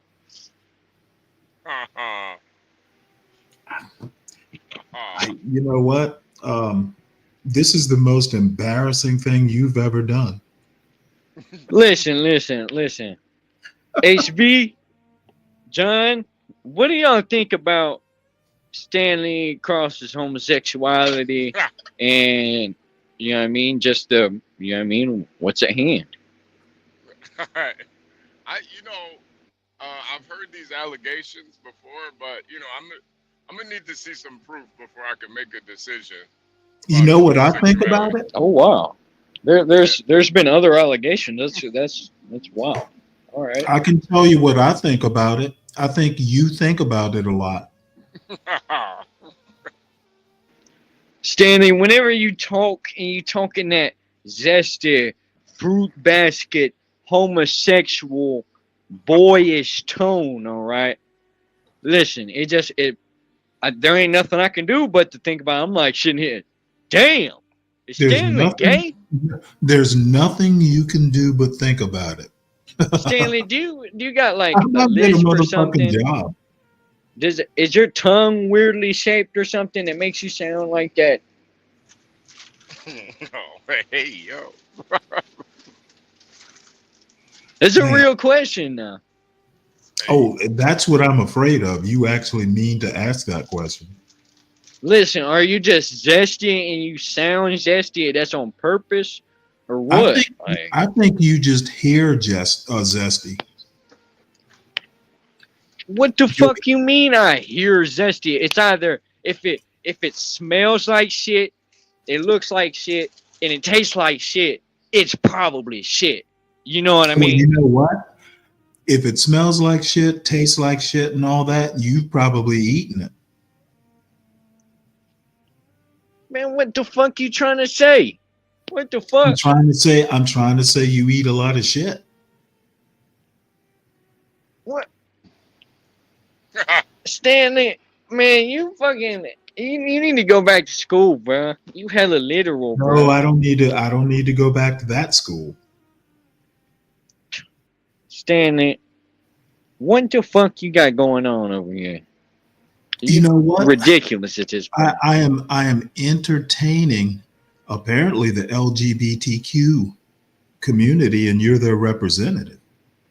Yeah, you definitely fucking entertain a lot of LGBTQ community guys. This is you definitely do. This is a cold call. Hey, Stanley, can you play a song real quick? Can you play a video? Yeah, put the link in the back. No, I can't. Just look up "Gay Bar" by Electric Six. That's what I need you to play. You know what? Keep needing. Listen. Come on. No. HB, try and get this man some sense in him, man. Come on. You want to talk shit and can't do shit? Oh, come on now. Listen, man, you eat shit, talking about shit so much. You know what? I'm done. I'm done with this. I'm done with this charade. Come clean. You come clean about them fucking 3 grinder boys and all them videos on fucking X videos under the name of Stanley Cross. Yeah, I like I said, provide some evidence, son. Otherwise, we're gonna put you up on the stage with these beta males in Buckhead. See, can we get you a fuck is a Buckhead? And of course, you would be talking about beta males whenever you get fucking pile drivered by men, Stanley. Yeah, all right. Well, it's time to move on. Any other topics on your mind besides this silliness? Yeah, where you from, Mr. Oliver? Where you from? Oh, I'm from North Carolina. Oh, wow, great. Oh, great that's state. Garian. Yeah, it's a great state. It's either Garian or American Man. Yeah, This dude talking about Gary. Do you know Garian? No, I don't know Gary. What the fuck is Gary? It's probably better that you don't know him. Yeah. Listen now, now y'all gotta come clean, man. Y'all got some weird fucking, inside homosexual jokes going on. HB, John, don't let me find out that y'all been doing gay shit with Stanley. Y'all don't strike me as a type. Come on now. Yeah, absolutely not. Yeah. How long have you been listening to the show? Oh, a couple months. At the least. I appreciate that. Stanley just ignores me most times. He's just, I don't know. He was just fiending for some attention tonight. Yeah. Yeah. Well, boy, howdy did I get it? Yeah, I guess you got it. So you think, is it just as the way he talks, or what has Stanley said something homosexual to make you believe this? Oh, Stanley talks homosexual. I bet you he walks homosexual. I bet you he has nails on right now, like acrylic nails on right now. Now, like, he's scared to put his camera on because he got acrylic nails on. What color do you think? You missed a whole interview where my camera was on. Where were you? Listen, I've been only watching for month or two, maybe. You know what I mean? You got to bear with me here. I did an interview. Shit. I did a quick, well, it was more or less not so much an interview as much as a chat last night, and I was on camera the whole time. Why don't you get on camera right now? John, fuck. I'm sorry, John. Stanley. Is that a Freudian slip? Yes, it is. Yeah, well, all I have to say is you go back to the last stream, I think. Somewhere around the middle of the stream. Oh, you know what? Better yet, let me put Charles's link in the back chat, and you can go see me on camera, and you can do a review. Tell me what you think. A review? The fuck you mean? See, this is that gay shit, man. You keep looping, man. Keep circling back to the gay shit. Keep just saying gay shit, doing gay, talking about review you. What the fuck you mean by that? What the fuck you mean by that? I know I'm not the only one that don't get that. So far, you're the only one. Listen. Think about that. You're the Stanley. only one. You ever get sad about that? No. If anything, I'm honored to bear this fucking torch. What kind of hey, Mr. Oliver? You're carrying a torch for me? Mr. Oliver, what kind of work do you do out there in North Carolina? Oh, just landscaping. You know what I mean? You can find me all over Craigslist. Nice. Do people still use Craigslist like that? I have a hard time advertising on Craigslist nowadays. I don't get that many responses like You I gotta used to. post a couple times. You gotta post a couple times and tag a couple different areas. And you know what I mean, if people need you, they'll call you. Yeah, no, that's true. The website is still the same like 10 years ago. Do you have any what's your expertise in the landscaping business? Oh, just everything. We mulch, we cut down trees, we trim trees, we do a bunch of different things. We fucking plant grass, weed. We do a lot. Do houses basically. Nice, man. Very nice. He likes ditch witching the best. Shut up. You eat fucking male carpets. Rumor is the only reason why Stanley ain't came up because he still got pubes in his teeth from last night. Oh. Y'all wonder why he goes mute so often and just doesn't say anything. He'll type in chat. It's because he's sitting there just plucking pubes out of his fucking teeth. Is that what that is? I thought he was getting. Yeah, I do it with my press-on nails. Yeah. Jesus Christ. Stanley got fucking red acrylics on right now. Stanley, I hope not, man. I really hope not. No. Sure. It's just his fantasy. We understand.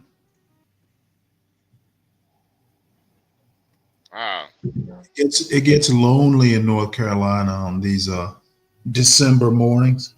Yeah. In that log cabin out in the woods. Wow. Yeah, it's fucking cold out here, boy. Swear to God, 19 degrees. Wow.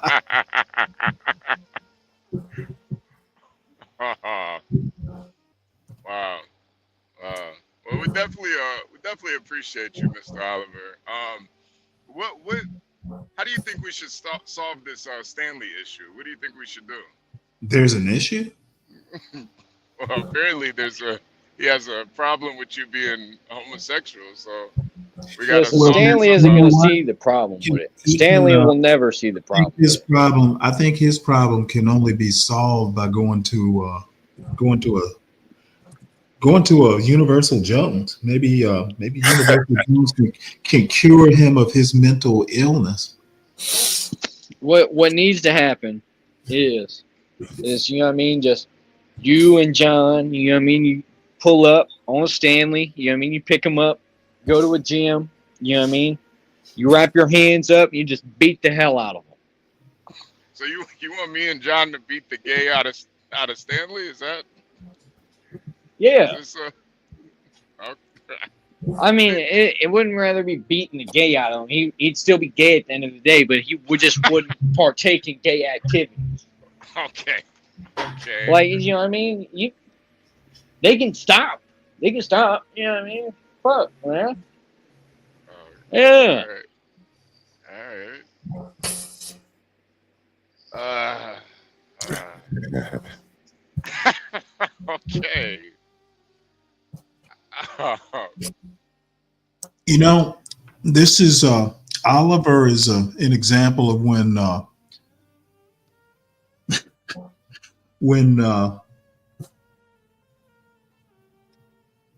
social media meets something like squeal like a pig. Backwoods and social media just do not mix. Hey, listen, fat boy. Listen, you need to chill. Fat boy. You need to chill. All right. When's the next time that you gonna go over there to Be Brave and chat shit with your best friend? Oh, you want to beat Braves? No. I don't like Be Brave, but you like Be Brave. Yeah, I'm liking him every day. I get to see myself talked about on his channel. Because you were his best friend for so long. As far as I know, I still am. So why don't you talk to him no more? Why don't you go up on panel and just, you know what I mean, just chill with him? He'll let me know when he, when he wants me to go up there. He's telling me he doesn't need me to correct him on his many mistakes. What in the fuck are you talking about, Stanley? It's absolutely outrageous, dog. You're a bad friend, dude. You're a fucking horrible friend. Who do you? You must be B Brave's. Are you B Brave's nephew? No. You're his nephew. No. Listen. I'll be his nephew. Whatever. Uncle B Brave. Whenever you look at his live streams and it says something with Stanley Cross, and Stanley Cross ain't up there, you know what I mean? It seems like he's fucking pleading for Stanley to go up there. And you're just ignoring him. And he's your best friend. That's fucked up. Never thought about it that way. Yeah, it's kind of interesting way of looking at it. B Brave's a lonely redneck, apparently. If B Brave ain't no redneck. He's just some white guy. Some old white guy.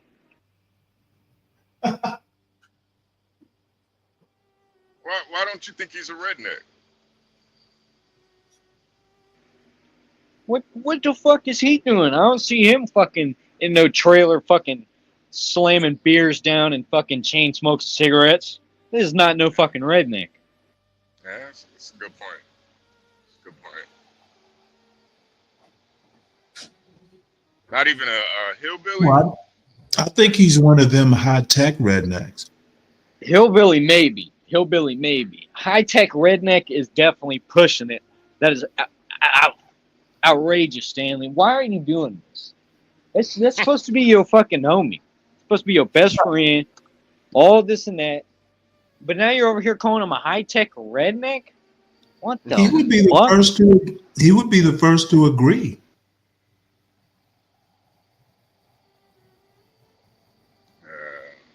Listen, so listen, you know what I mean? You've obviously bonded with Be Brave over the however long it's been since y'all been friends. What do y'all bond over? What do y'all like have in common? Well, we have a healthy disdain for property.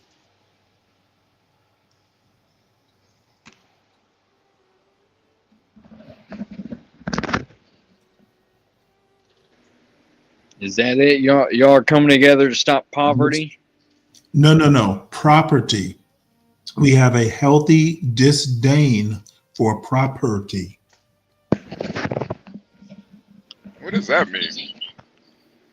Well, it means, we don't worship it. Oh, okay. Guys are both. And he both proclaims to socialists. be a socialist, so it's possible he doesn't even think people should have property. I'm not quite that socialist.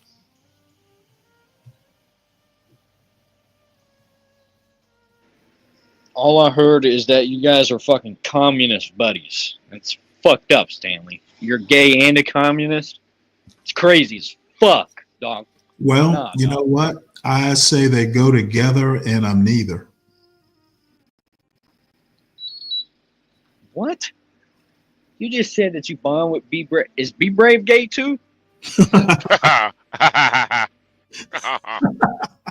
Oh, I want you to go over to his chat and type and ask him that question. See how quickly he tosses you out. Then tell his goofy ass to fuck go live. I'll go over there. He's supposed to go live today, I think. He looks like some fucking, I don't know, dude. He looks like some mall Santa that got arrested and let out like 3 days before he was supposed to get out. Like he looks fucked up. He looks fucked up. He missed the sleigh. Shit, he got hit by the sleigh. Y'all seen Christmas with the Cranks or Christmas Vacation or whatever the fuck? Unfortunately not. Stanley, you're uncultured. Come on now, Stanley. No, I don't watch Christmas movies. You're the fucking Grinch, dog. You're the Grinch. Oh, I'm better than the Grinch. So, what else do you like about Be Brave? He's just a funny guy. Makes me laugh. That's it. That's it. That's supposed to be your best friend. He just makes you laugh. Oh, he's not That's all my you best. can think. He's my best friend, but he might be my funniest friend. No one else makes me laugh as consistently. Stanley, you sound like a nerd. Yeah. I'm afraid I am. See, fucking, you know what I mean? John and HB, they just need to fucking, you know what I mean? They just need to pull up on you, pick you up, you know what I mean? Bring you to a boxing gym, you know what I mean? Beat you up a little bit, you know what I mean? For a couple minutes, you know what I mean? It's not that long, just a couple minutes, you know what I mean? And you know what I mean?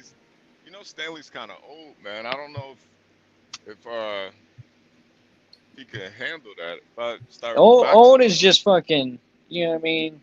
If you're frail and you know what I mean, you can't run, that's old. If you can run around and you can jump and shit, you're not old. You still go out, dog.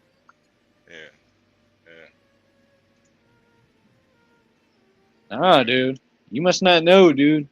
Look at these people in the prisons. Look at these 50, 60-year-old men go at you, beat the fuck out of you. Yeah. Beat the hell out of you. See, they're not old. They're not old. What do you think about prisons? Oh, I mean, it's prison, ain't it? I mean, shit. I wish it would be like fucking Sweden or Norway, where it's just like, you know what I mean? You're at a house and you can't leave it. You know what I mean? Yeah. Like, that was it. Because you see, like, a lot more of whatchamacallit. Fuck. They get better over time, basically. They don't reoffend after that. Yeah. In America, once you go, it's like it's like a really high % chance that you're going back after you went once. What is that called, Stanley? Recidivism or something? Yeah, something like that. Something like that. Yeah, we have a guy that comes up here. His name is Mitt, and he used to be a correctional officer, and he talks about that all the time. Most offenders, they come back. Most guys that get locked up, they come back.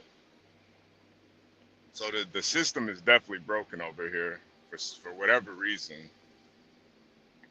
You got to think and look at how it is today. Look at the Georgia, you know what I mean, correctionals. Look at Alabama. Look at all, you know what I mean. There's not many, you know what I mean, guards in there. It's like a third world country. Like it's crazy in there. It's crazy in there. It really is. Have you ever? You can only imagine. I don't think America thinks prison. I don't know the percentages, and maybe I'm wrong on the statistics, but I thought most Americans think prison is for punishment, not for reform.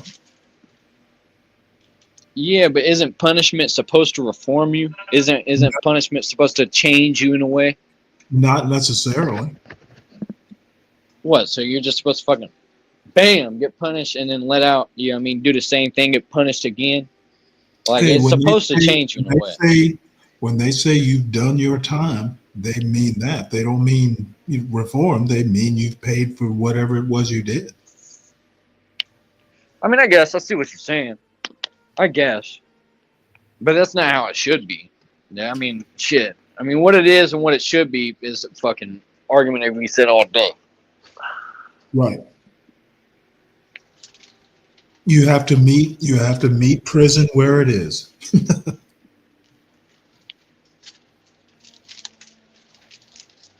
I don't know. It should definitely be better though. It's owned by a fucking in Alabama and Georgia and like out in the country and down in the South. It's owned by like private people. People own the prison. It's not a company. None of that shit. You know what I mean? It gets bad. Alabama fucking, I think not even, I don't know, it was in the past year. There was somebody that was fucking tied up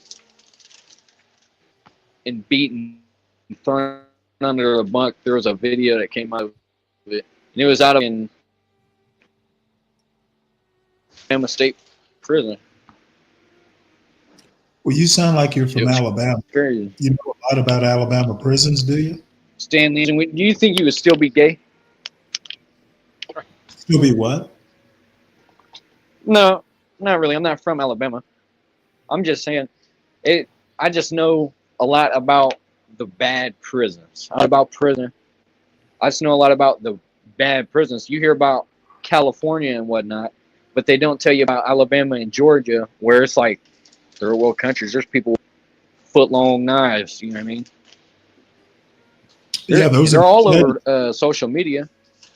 I don't do much of social media other than YouTube and StreamYard apparently, and I have IG. Yeah, you must not be looking hard enough on Instagram because no, they'll I'm pop not up all over Instagram. I'm not looking at all. I'm not looking. I'm just sitting there bored, scrolling, seeing these people in prison, and then see different prisons have different outfits, right? And white and blue is like a Georgia thing. It's the majorly white with the blue stripes down the side. That's the Georgia thing. You be seeing a lot of those outfits. Do you design prison uniform? Yeah, I design them. I sit here and draw them up. You seem to know a lot about prison fashion. You just gotta look into it. You just gotta look into it. Stanley, aren't you from what? Aren't you from Georgia? I am. Yeah, so see, you should be a little bit more concerned. You know what I mean? Because you could mess up one day and go to prison. You know what? I haven't so far. That's true. I figure I'll be okay. I don't know, Stanley. You out here doing all that gay shit. Who knows what you're gonna do to get to the latest booty call? No, I'm good. You gonna steal somebody's car, get caught up. Next thing you know, you're gonna be in there with Big Bubba.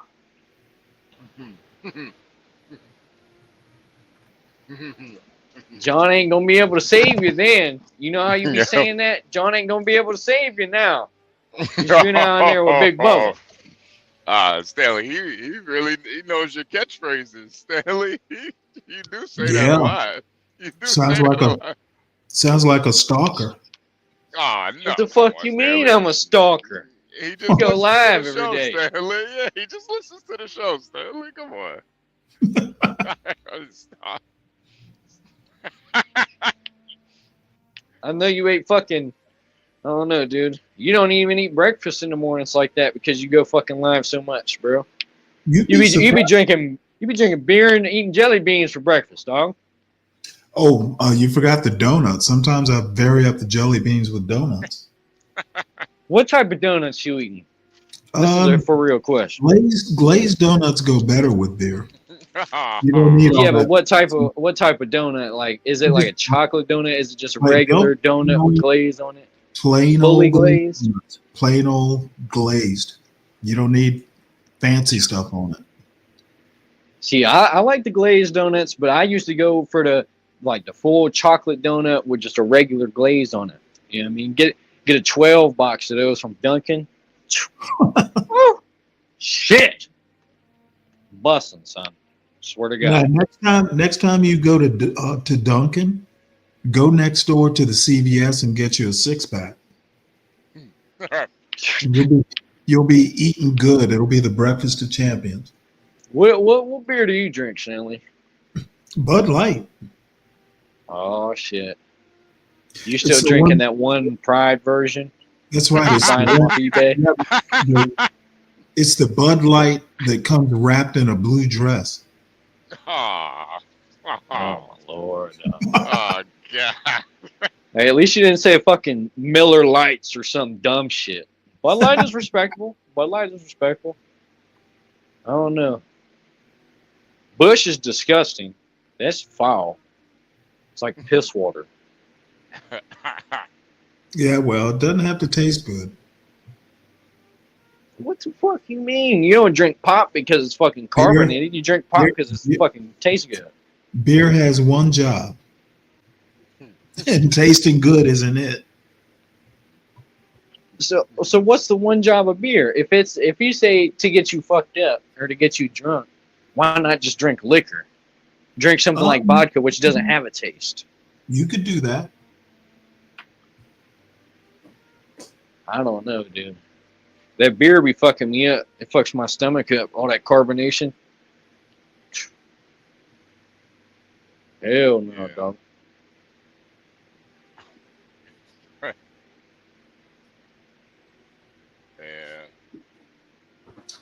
HB, what's your drink of choice? Oh man, I like Patron. I just drink Patron. Oh shit. Yeah, man. This dude out here turned off the Patron. Yeah, man. We get turned up, man. I get turned up and get violent. I can imagine just you and John just in the club drinking fucking Patron, just beating the hell out of people. Just starting bar fights. John's hitting people with chairs and shit. Yeah, dog. No, I mean, my younger days, I've definitely been in a couple bar fights, man. And not, I'm older now, but yeah, I've thrown a couple chairs, man. It happens. Get a little too rambunctious. Get a little,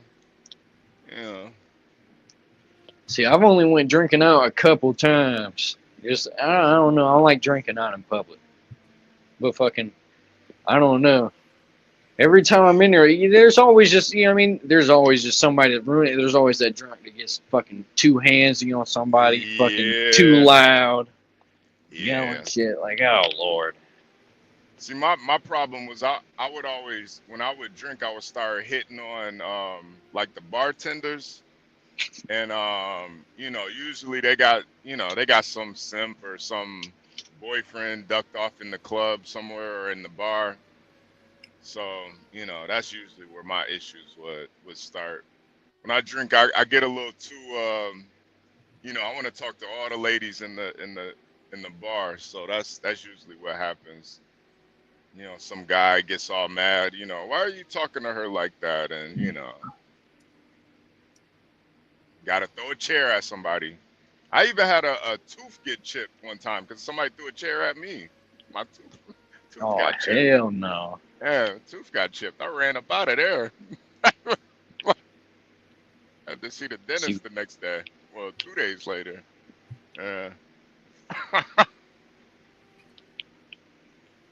Fighting's dangerous. People just think fucking, oh yeah, we're gonna go out there and just fade. Just throw the friendly fade and shit. You know what I mean? But people don't know, you punch somebody so hard, one punch and shit fucking, people talk to knockout shit, imagine somebody getting knocked out, falling to the ground, hitting the back of their head, now they're, special. Yeah. Fighting's dangerous. That shit's fucking for real, not to play with. People playing. Yeah. Usually when you're a little drunk, though, those punches don't hit the same. So it's just two guys going at it, drunk fighting. Oh But hell no! Y'all was like fucking gorillas in that bitch, fucking beating on each other, throwing each other around. Fucking yeah. broke the There fucking shop window. 8 other people started fighting. It was crazy. Yeah. Stanley, what the Yeah. hell are you doing? I think he's eating a donut right now. Nothing much. Man, y'all done scared off John. John done said he had enough with all this shit. Now you know John's he's usually, you know, he'll leave then come right back, you know. He's probably got some tenant issues to deal with. He'll be back. He'll be back. What do you think about this Pop the Balloon show? What do you think about it?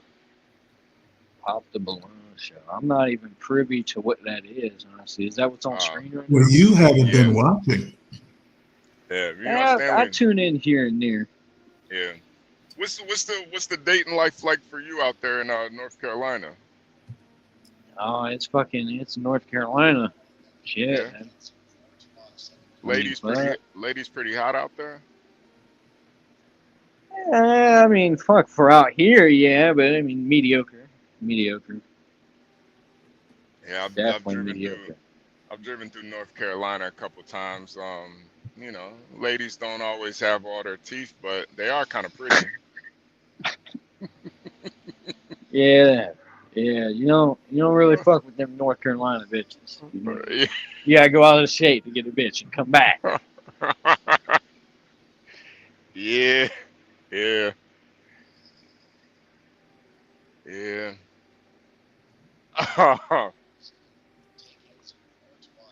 Yeah. Well, we're gonna try to do something. Well, this Pop the Balloon show, you know, Stanley likes watching the Pop the Balloon show. It's kind of like a dating show for girls or guys. They pop other people's balloons and hopefully they can get a date afterwards. It's kind of a viral phenomenon right now. I'm surprised you know. Seems like you're kind of tapped in with the social media. Surprised you haven't heard No, of this. I didn't know what the name of it was, but I've definitely seen clips of this show. Oh, I'm not yeah. sure if it was this specific one, but I see people doing pop the balloon shit all over social Yeah. media. Yeah. It's pretty viral. You in the black chicks or white chicks? He's not into chicks. Oh. Stanley, you gay. Is See, that Stanley always got ruined the moment. You know what I mean? We just sitting here chilling and shit. You know what I mean? Chatting shit about the Pop the Balloon show. You talking about some gay shit. See? Dave probably had things to do. I mean, you know, we have a very busy audience. Like, they actually work. Yeah. They don't sit around listening to us all day. They'll be back. That's the one thing I actually enjoy about, you know, mornings, like during weekday mornings, you know, around about 7, 8 o'clock when everybody's getting up and going to work. You know, a lot of people tune in then. Yeah, yeah. Most of our audience are working people. Like, I don't think I've heard one bum come up here and you know, most of the people, they on their way to work or they just got off work. You know, it's only a couple people that can just sit in here all day because they're probably And not doing anything. I happen to be one of them. Yeah, but you're retired, so you know you worked your whole life. So it's, Yeah, but I mean, I could be working now, I guess. I kind of I am though. Yeah. I mean, I get a cash app or two every now and again, and I just call it my job. Yeah, but you know, it is a blessing to be able to be retired. Oh, 100%. Not have to work, especially in this day and age, man. Shit. Shoot, it's a privilege not to have to date. It's like watching this Pop the Balloon. You know, I'm getting pissed off watching a dating show. That's how bad it is. Yeah. Which, by the way, there's one more girl here that I kind of want to see. Let's see. Let me hop right to it. See if she's even worth looking at. To be honest, here we go. Oops. Yeah, Oliver, stay on it. Give us How some about her? commentary too. Ooh, she's She's a big girl. yeah, she is kind of big. She's, I like them a little thicker though, Stanley. She's that thick girls with long hair, that's kind of my kryptonite right there, man. Kind of like Queen Latifah. Mm. That's a heifer right there. That's a big one. The Queen Latifah. That's too big for you, Oliver. That's too big. That's too much. That's too much woman for him. That's a wide body right there. That's a big. You know back. what? She actually looks. She's right on the edge, but it wouldn't hurt my feelings. Yeah. That actually looks like her hair or some semblance of it. Yeah, that looks like her hair, man. That to me, that she body wise, that's like perfect for me, man. Let's have a look at it. Shoot. I only got 2 matches today. What the I'm about hell to is say, his I know I problem? did something in here. There you go. You see, apparently he owns an accounting business. Oh wow, okay. This man drunk. Yeah, this particular show, he does commercials, couple commercials for his accounting firm in it. Let's see. Yeah, the at his at is at Johnny Your Accountant. So he actually owns a business. All right, while we're waiting, let me say how this is going to work. We're going as a Buckhead group, we're going to vote Networking for the Group most compatible and at couple. Johnny Okay? Your Accountant. All right, so what we have in store for our matches is number 1, we have a all expense paid 5-course meal sponsored by Bizik.io. Shout out to Michael Fulton II right there, everybody. Give it up for my man in the blue suit. All right. Look, we looking for the most compatible couple. Come on now. We see through the huh? Hey Kelvin, We you got got a a sponsor, the point. Cereal Lab. Okay, we You didn't got get a a date at the point, Cereal Lab as Kelvin. well. Hey, we got a lot of goodies for y'all. Okay, come on up. Come on up. Now we watching you come up here without your lady. There you go. Get her. Help her on up. Go ahead on through. Oh, look at him. When you're feeling your mighty. Oh, that's his girl. That's his girl. Okay. There we go. There we go. Okay, line it on. Oh. Dude, she like 6'1". What's She wrong tall with as your, what's fuck. wrong with your queen shoes? Yeah, that's a big girl. Well, she's got all heels though. Tie your queen shoes. Shit. Oh. I don't change nothing. Still about 290. Fuck. We got our winner, man. That's a big girl. We're gonna let the crowd decide, but I know who I want. This brother trying hard. He won't. HB. Yeah. Believe this or not, I have lived a long life. I actually dated a woman who was about her size, and she had long hair, like actual long hair. And it was salt and pepper. Her hair grayed young. Cece was her name, and she was actually all that. Yeah, man. Unfortunately, she had I think she had 2 kids. So, it wasn't going to happen, but she thought it might. And I kept having to bat her down. But she was, this woman actually reminds me of her. She was pretty tall. She was maybe 5'10". Stanley, you ain't saving the bitches with kids? You saving them? No, I'm done having kids. Oh, All right, you mean? hold on. Look like at being this a dude's suit. Oh, you mean all like right, so look, you're asking about me being a savior? I mean, it sounded like she wanted you to save him. I mean, You know save what? her, I but she had was in- kids, and that was a deal breaker. You ain't I fucking was. with. I mean, shit, I was maybe 32 or 33. I wasn't about to marry a woman with kids. That wasn't going to happen. Hey Oliver, what you got against this guy's suit? Look, sorry. So look at the big bitch, right? So we got a big bitch on the left. Right.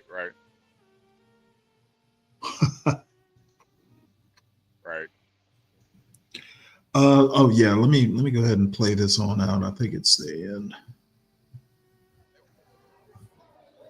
You feel in your body? Got somebody who. The fact that he knew how to do it. I like this. But get over this brother right here. The hell is That's he what you doing? want. Don't date me. I ain't gonna do that for you. I'm gonna tell you now. You be barefoot. All right. All right. Now listen, let me bring it back. So we have 3 prizes for the most compatible dater. Number 1, we have an all-expense date to the cereal lab. Come on up here, Sid. Come on up. Ooh, them shoes, girl. Now, did y'all know we had You a got 2 of you now. ice cream shop in I Atlanta? got Here rid go of the the other owner right here. Come on, y'all got to give it up for that. Stanley. All right, thank you, Sin. Yeah. Go back that way. Hey, All right, I I'll just like make black sure y'all women hear me. entrepreneurs now. So free date with Yeah, my her. shit crashed. Free date on. Come on, Busy. I'm All not right, hold up, feeling. Stanley. Pause it. Stanley, pause it. Michael Pause it. Jordan II said dinner Okay. on him. Come on now. Pause it on that dude. Rewind a little bit so that dude's in frame with the fucked up suit. We gotta. I'm gonna grill this dude. All right, so look at this dude, right? He got a tan suit top on, right? Okay. Brown fucking suit pants on, right? Look at the dude on the end, right? He got a full white suit on, or what is that? Gray, white, whatever. It's a pattern. It's a gray pattern. Yeah. See, like he's put together. Look at this See those fucking dude on brown the end here. shoes? I'm not sure though, unless that suit has brown stripes, which I can't, like a brown pattern. I'm not sure those brown shoes work with that suit, but it's passable. I don't think the woman in the green dress looks that good. I mean better she's- than the big bitch. Better than the big bitch. I think the big bitch looks better. I don't know about that, dog. That's I don't crazy, know. Stanley. I guess it's preference. See, these 2 dudes on the end here, like I'm telling you, the green bitch in the suit, dude, is like the most put together people here, right? The second couple is just like, you know what I mean? His Yeah. bitch is all right, you know what I mean? She's I don't put know. together. But look at him, right? He's got wearing on a suit wig. top. She's got on a wig, and that dress does not work for me. That's a wig?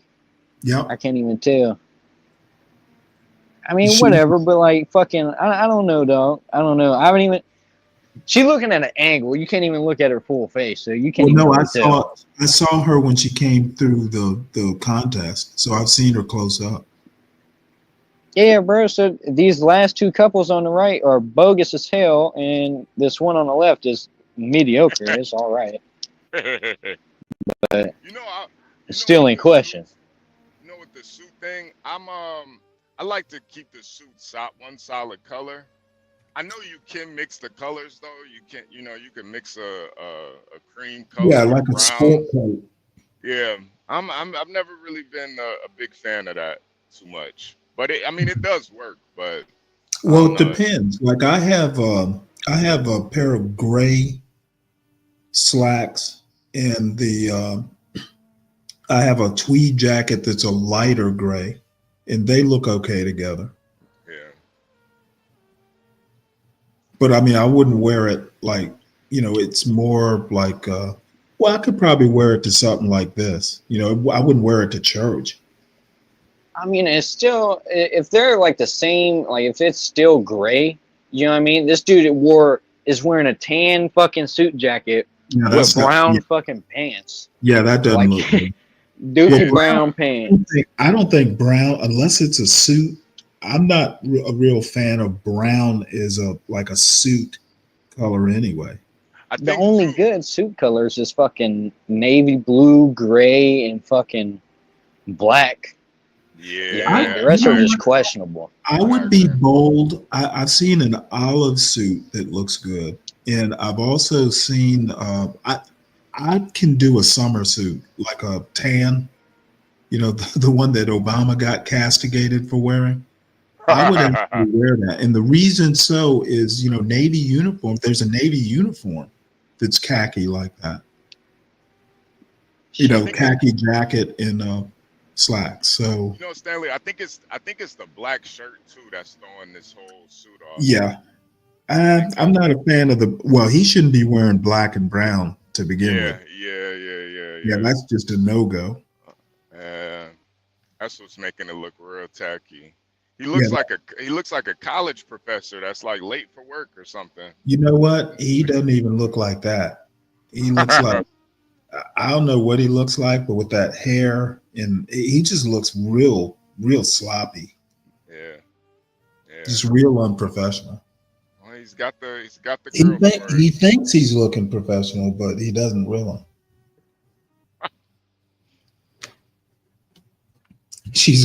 Maven says she's got caution tape on.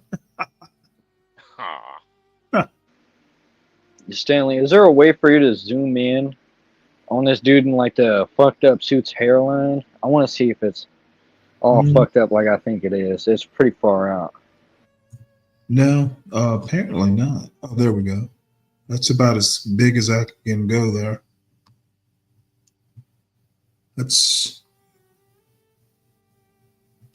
I think that's about, how about that? That's about as close as I'm going to be able to get.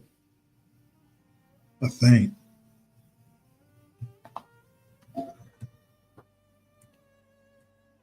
Yeah. Yep. Not let me do it. This dude wearing dollar store glasses. He thought he was bumming with him. You know, from somebody from the hills of North Carolina, you got a lot of sartorial suggestions. I don't know. I like to keep it funny. I don't know. Now, did y'all know we had a black-owned ice cream shop in Atlanta here?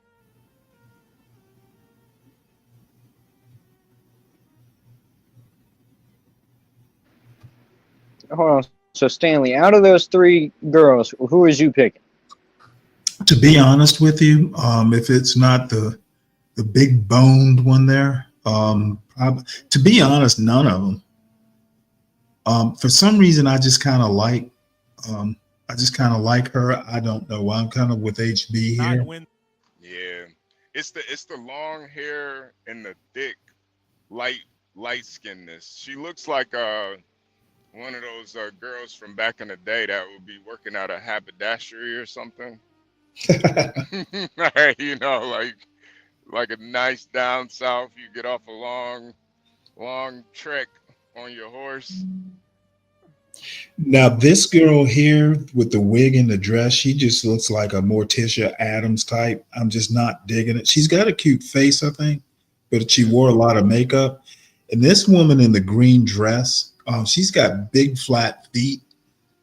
And that dress, like at this angle, when she gets old, she's just going to be like, she's going to have a huge ass and big flat feet. I can see what her future looks like. You're talking about the thick one, right? You know, the one in the green dress. Oh, yeah. What's going to happen to her is she's just going to settle. You know, gravity's not going to be kind to her. And the way you paused it, look at the green bitch face. I mean, to be honest, looking at all the people who have been in this contest, really all of them, if this is the best Buckhead has to offer, it has lost some of its exclusivity. It's like none of these women were up to any sort of standard. Yeah, I think the highest here is like a fucking 7. I think, especially with, like, if you're just talking about black women beauty, it kind of peaked in the early 90s. I think it's still there. Nah, it ain't like it used to right be. Here, she just looks like she's wearing a mask or something. It ain't, Stanley, it ain't like it used to be, man. Early 90s, like 88 to 95, that was peak black women right there, man. Okay. Well, if you can make those sorts of bold statements, I'll go with it. I tend to disagree. I actually think women look better now than they did when I was young. Really? It's a whole lot more cosmetic stuff you could do. I can see that. Yeah, probably the teeth are a lot better nowadays. Yeah. Oh, look at this. What's up, Neo Manosphere? That's pretty funny. Good one. Good one there, assertive. I don't The even know what that couple on means. screen is What does that crazy. even? What does that He even thinks mean? he thinks we are the neo manosphere, like the new manosphere. You know, Probably kind of like the manosphere touched by feminism is the neo manosphere. I don't know. I don't know. I still don't get it. I still don't get it. I don't. Yeah. Let me get your opinion of this girl. I don't know what it is. I really think she's cute. Let's see. Do you see her? She's a Swedish. Well, she's from a Swedish runner or a long jumper. Yeah. Now, for some reason I like dark skinned women with nice hair. Yeah. And let's see, what was the video I was looking at? The one that popped up in my algorithm was this one. Stanley, did your boyfriend know that you fucking think these girls are fucking cute, dog? Yeah. Oh. Yeah, okay. She's got a killer body. Oh yeah, yeah. I mean, she's in peak shape, man. This woman is gorgeous. Badam, bam, bam, bam, bam. Bam, bam, bam, fram. Kom nu. Ja, ja! Det där var nice. Ja, den kändes bra faktiskt. I mean, look at that fucking body. Yeah, nah, she's a specimen right there. Yeah. Specimen. Ni har precis gjort det här där syftet var att komma igång och våga hålla fart genom hoppet.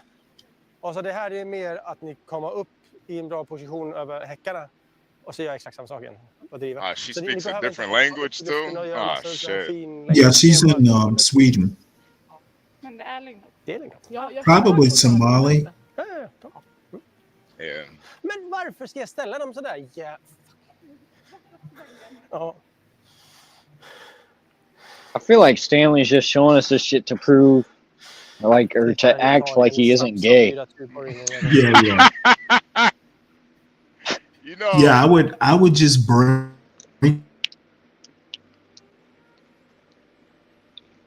This dude is Stanley over here, gay as hell.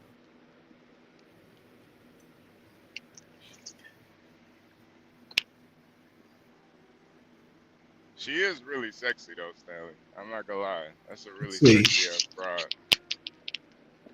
That's a real sexy ass broad right there. Well, hood conservative. The reason I get the joke is I'm not a manosphere guy, but I do get the joke. Stanley, what the fuck is this manosphere shit? We talk about this shit all the time.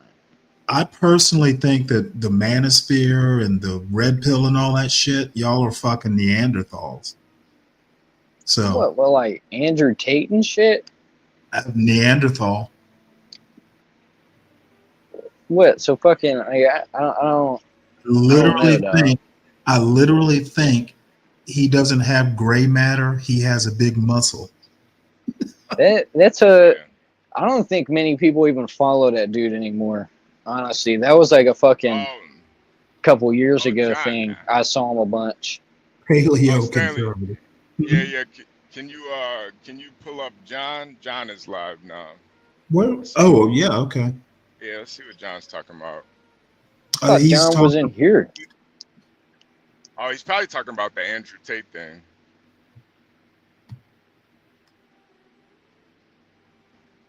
Oh no, he's looking at Anything that you're not comfortable with. Oh, okay. He's watching the interview. Don't be like, oh, but there's enough money. If it is not something you're comfortable with, so yeah, in this job, I will turn. Yeah, I'm trying to figure out what her deal is. What the fuck? She's an escort? Yeah, she said she's been an escort for 12 years too, Stan. Where is she, an escort in Middle Earth? Like she's a gnome. Her Johns are gnomes. What the fuck? This bitch Cash App is get cracked for me. No, that's not a cash app. But you know what was crazy? When I was talking to her, I could see why I could see how she could be an escort. How? You know the thing about her, she's not the cutest girl, but she's easy to talk to. And I Oh, think, screw that. you know, no, trust me, I get it. For me, it's 100%. You know, you got to look good first for me. Like, I don't care about all that, but I could see guys, you know, mind you, she had just got out the shower too. She didn't have any makeup on or Escort anything. veteran. Yeah, 12 years to be an escort. She's got to know something, you know. I guess. I mean, they claim this is the first job that ever existed because that's what men first wanted. What is this bitch? A professional hooker? Basically, Yeah, she's been a hooker for 12 years. I kind of did like an interview with her yesterday. Well, she's an escort. I don't want to call her a hooker. They said they wanted to pay for sex. So Man, if they getting paid for sex, man, they're fucking a bona fide hooker. They can call it what they want to fucking feel all fucking happy that they're a hooker. Yo, Stanley, pause it real quick. That was the. Don't you realize that in every society throughout history, the world.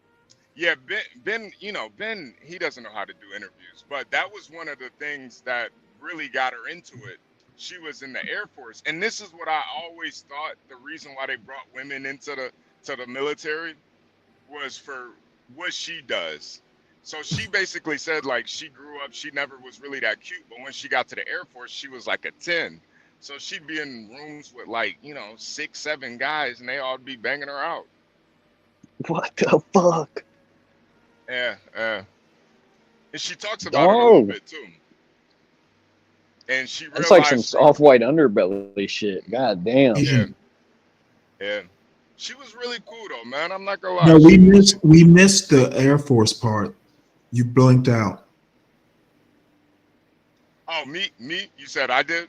Yeah, we missed a whole little thing. The last part you were talking about. She basically said that she started out in the Air Force, and this has always been my theory about the military. They bring in women for this reason anyway. Like, I truly don't believe women should be in the military, but I think for a lot of women, you know, especially if they're unattractive in the military, they're like a 10. You know, because there's really no women in the military. So there are now. There are, exactly, and I think that's really the only reason that you have women in the military, is for this reason.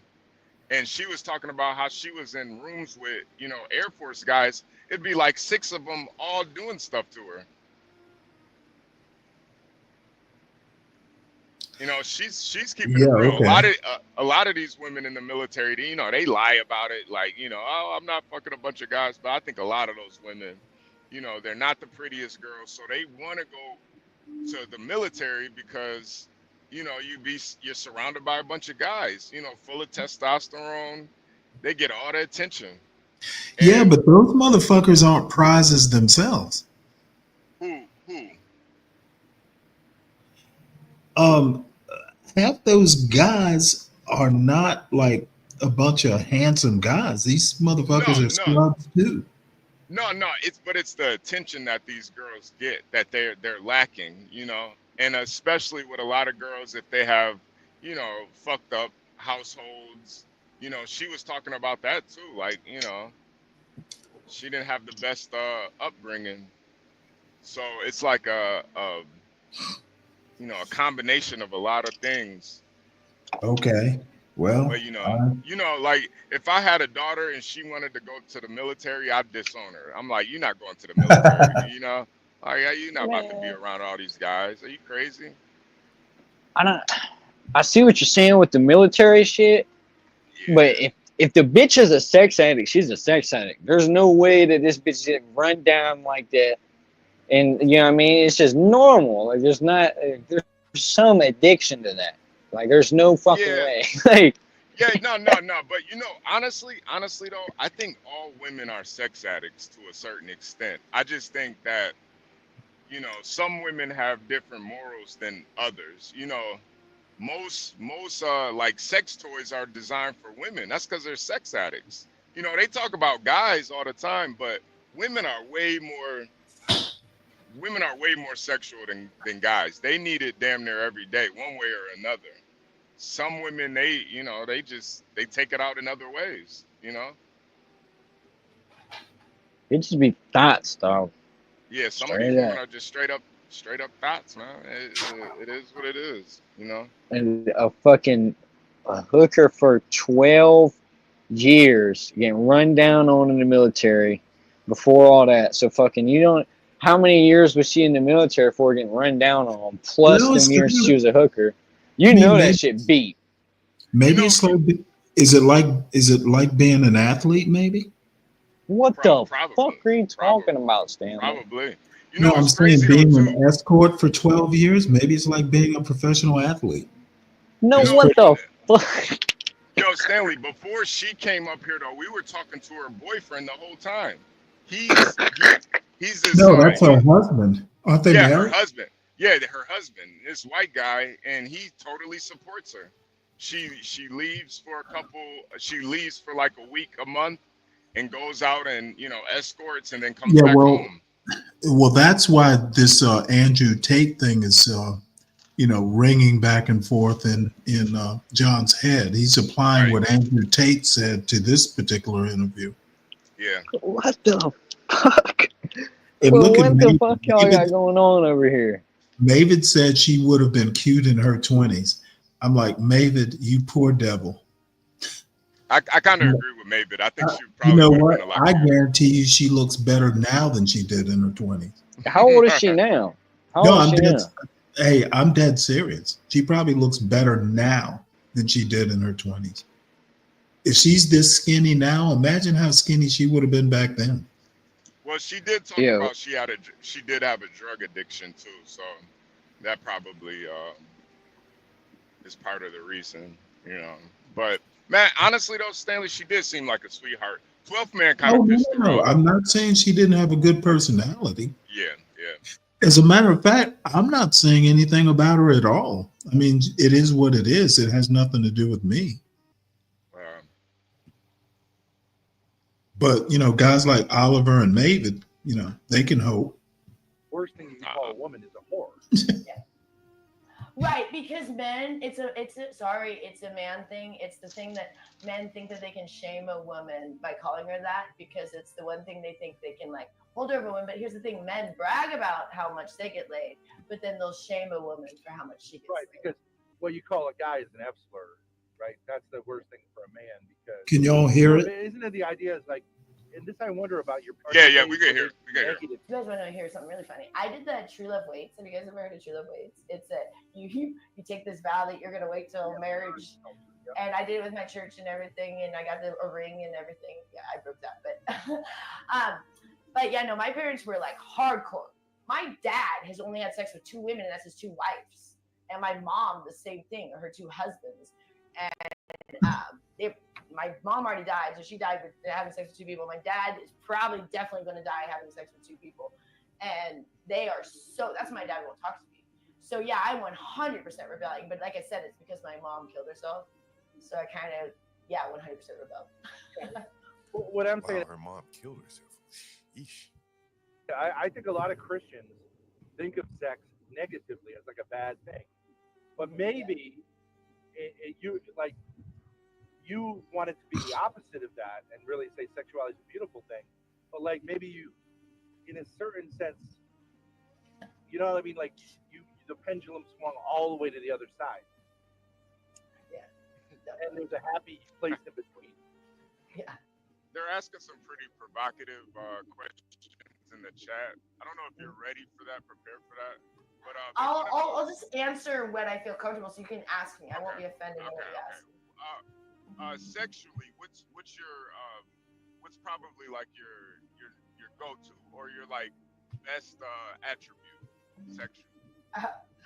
I've been told my whole life since I've been doing this. So I right away, and I don't know why, but right away I was told I gave the most amazing blowjob.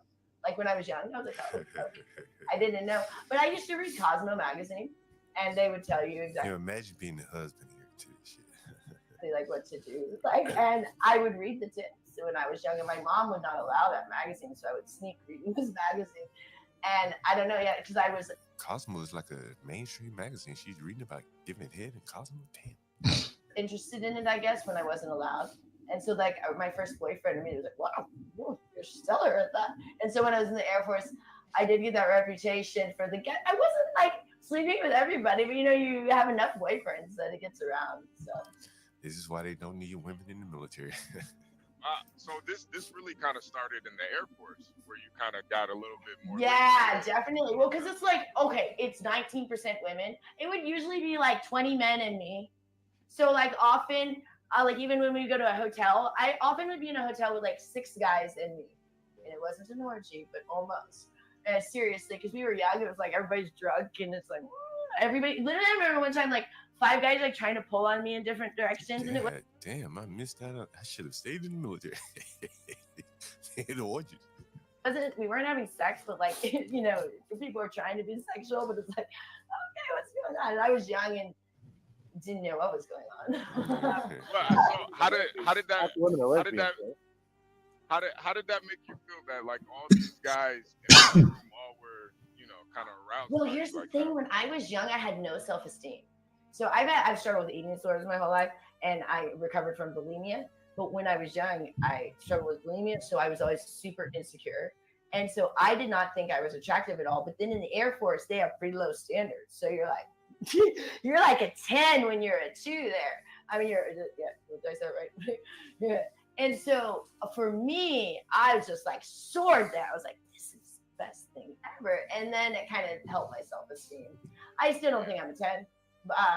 But it's funny because people are like, well, you're an escort and you have the confidence to do it. Yeah, but like, you'd be surprised the competition out there. I don't have to. I look great compared to most of the competition, so I ain't worried, Well, why did you have low self-esteem to begin with? Why did you have low self-esteem from your family? I don't know what it was really. Because when I look back, I'm like, I shouldn't have, but I think a lot of people struggle with that when they're young. But I know my mom was super weight conscious, so that I struggled with like all my life, like thinking I needed to be super thin, and then because Grace had kind of low self-esteem when she. By the way, guys, if you want to see this, this is on the River of Flakes stream from yesterday. Looks like it's about at the 10-hour mark, 10-11-hour mark. If you want to see the full conversation. Asexual. No, really bad. I want to write it and I'll apologize. HB. Something to do like them, then just one real noise because it came to me that and everything I said. I feel like such a mind out of body experience because. How did you come across this bitch? Because I remember I didn't. Like, did she stream or like? I was just like, I don't know. Did this bitch just pop up? They were looking for Stanley. Like excited. What the fuck? I see why people hate. It's just out of jealousy. No, she is in that Thorpe / Ava sphere. Ava's done interviews with her husband at least. So what the how they wound up here? I guess they were following Ben or something. What are these fucking like husband interviews like? What do these pertain to? Like, this is fucking crazy to me. I have no idea. I mean, really, the first time. I mean, I know who they are. I've never actually sat and talked with them before. Someone was saying they had like 300,000 subscribers or something like that. Could be. I think Grace said that yesterday. Huh? Good for them. Mm-hmm. I'm not sure what they talk about. No, what is it? Family something or another. Healthy family. Healthy family. Let me look them up right quick. John, what'd you think about her? Man, it's a lot. Man, there's a lot to unpack there, bro. Shit, we probably could do another react to that shit. Have a bunch of men just responding to that shit. Like, I couldn't do that shit, bro. Like, fuck that shit. Like, I get out and work. You know what I mean? Like, I'm a real basic person, though. I don't need a whole lot where a woman got to go out here and start prostituting. That's just me. You know what I'm saying? I just think it's the state of America, though. It goes across the racial lines and stuff like that. And that, people want this shit fast. They want quick, shit like that. Her husband has to like fucking sexually like it. Like there has to be something to it. Like there's no way that it's like all for money. I don't know. That's some twisted shit right there. I mean, you know, go ahead, HB. No, I think it's just culturally, man. I think with a lot of white guys, unfortunately, you know, they've been able to kind of compartmentalize it, and you know, a woman like this isn't really offensive to him. You know, it's I really don't I really do think this is more of a reflection on our current culture more than it is just that guy. Yeah, he ain't alone. He's just one example.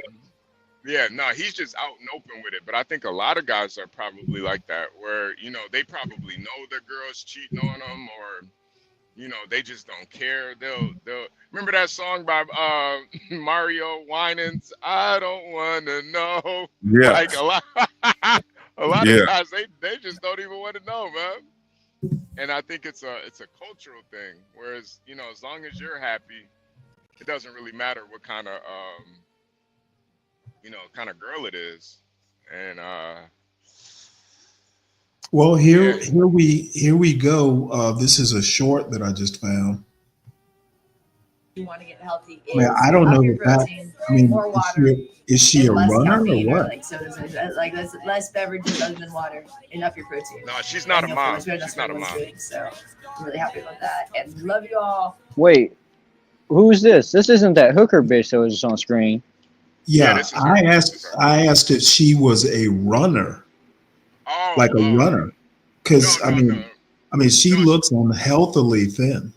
No, well, she said that she's had issues with bulimia. Yeah, and she does a lot of well, she used to do a lot of coke. So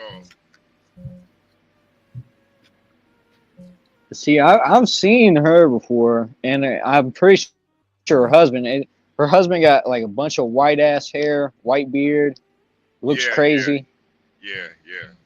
Yeah, I know exactly who that is. That's crazy. That's the same bitch that you interviewed? yeah, same one. And that's why I asked him if he was a Jew, because it almost felt like he was trying to push an agenda. It almost felt like he was trying to push an agenda yesterday. Like this is okay. And you know, typically with the Jew, they do like to push kind of counterculture ideals to the masses. It was interesting. Hey, hold on one sec. I got a phone call. Yeah, that shit was interesting, HB. You know, that she got up there and answered a lot of questions too, you know. Yeah. That's why I wasn't, you know, looks wise, she's not the prettiest girl, but personality wise, I could see how guys could pay for this. You know, I wouldn't pay, but I could see why guys would pay. You know, yeah, especially with the way women are today. You know, a lot of women you can't even talk to them, honestly. You know, like so just, you know, pay this chick $200 just to, you know, talk to her and fuck. You know, it might be worth it for a lot of guys. Yeah, that was fucking interesting. Yeah, just how open she was about it too. You know. In front of him, she like, hell yeah, I see you with Ben. Yeah, right in front of him. You know. Didn't even look to see if she needed approval or anything. You know, like shit, hell yeah, I do it. The search algorithm on YouTube, so that when you type in healthy you see that healthy family force comes up second. Now, of course, what I received was all these haters. They're computer science majors that have degrees and they're experts in search algorithms, and they're lecturing me on how no, I'm stupid. That's not the way it works. You don't understand SEO. So, okay. So you said, some people said, oh, it's in your browser history. Well, obviously I used a guest account, and then you guys said, "Oh, it's hooked in your Wi-Fi. It's locked in your Wi-Fi." Okay, so now what I did instead was I logged into my iPhone, so it's not on a computer, and I used private browsing. So therefore, it's completely masked. It doesn't know anything about that browser. It doesn't know who it is or what it is, even if it goes to the Wi-Fi. And I filmed that. What I found out is all you guys who went out and tried to search, try to prove me wrong, you guys helped my algorithm. So once again, I tricked the haters, which is what I was trying to do. I got you guys to go in and type it in so many times that now all you have to do is type in the word health, and Healthy Family Force comes up on the YouTube algorithm, automatically fills it in. I mean, sure, it's like 10th or something like that, but still, the word health brings up our channel. So congratulations, Healthy Family Force. You know you guys are doing the right thing. We're feeling great, and you know this is going to make the haters mad. So I can't wait to see their responses down below.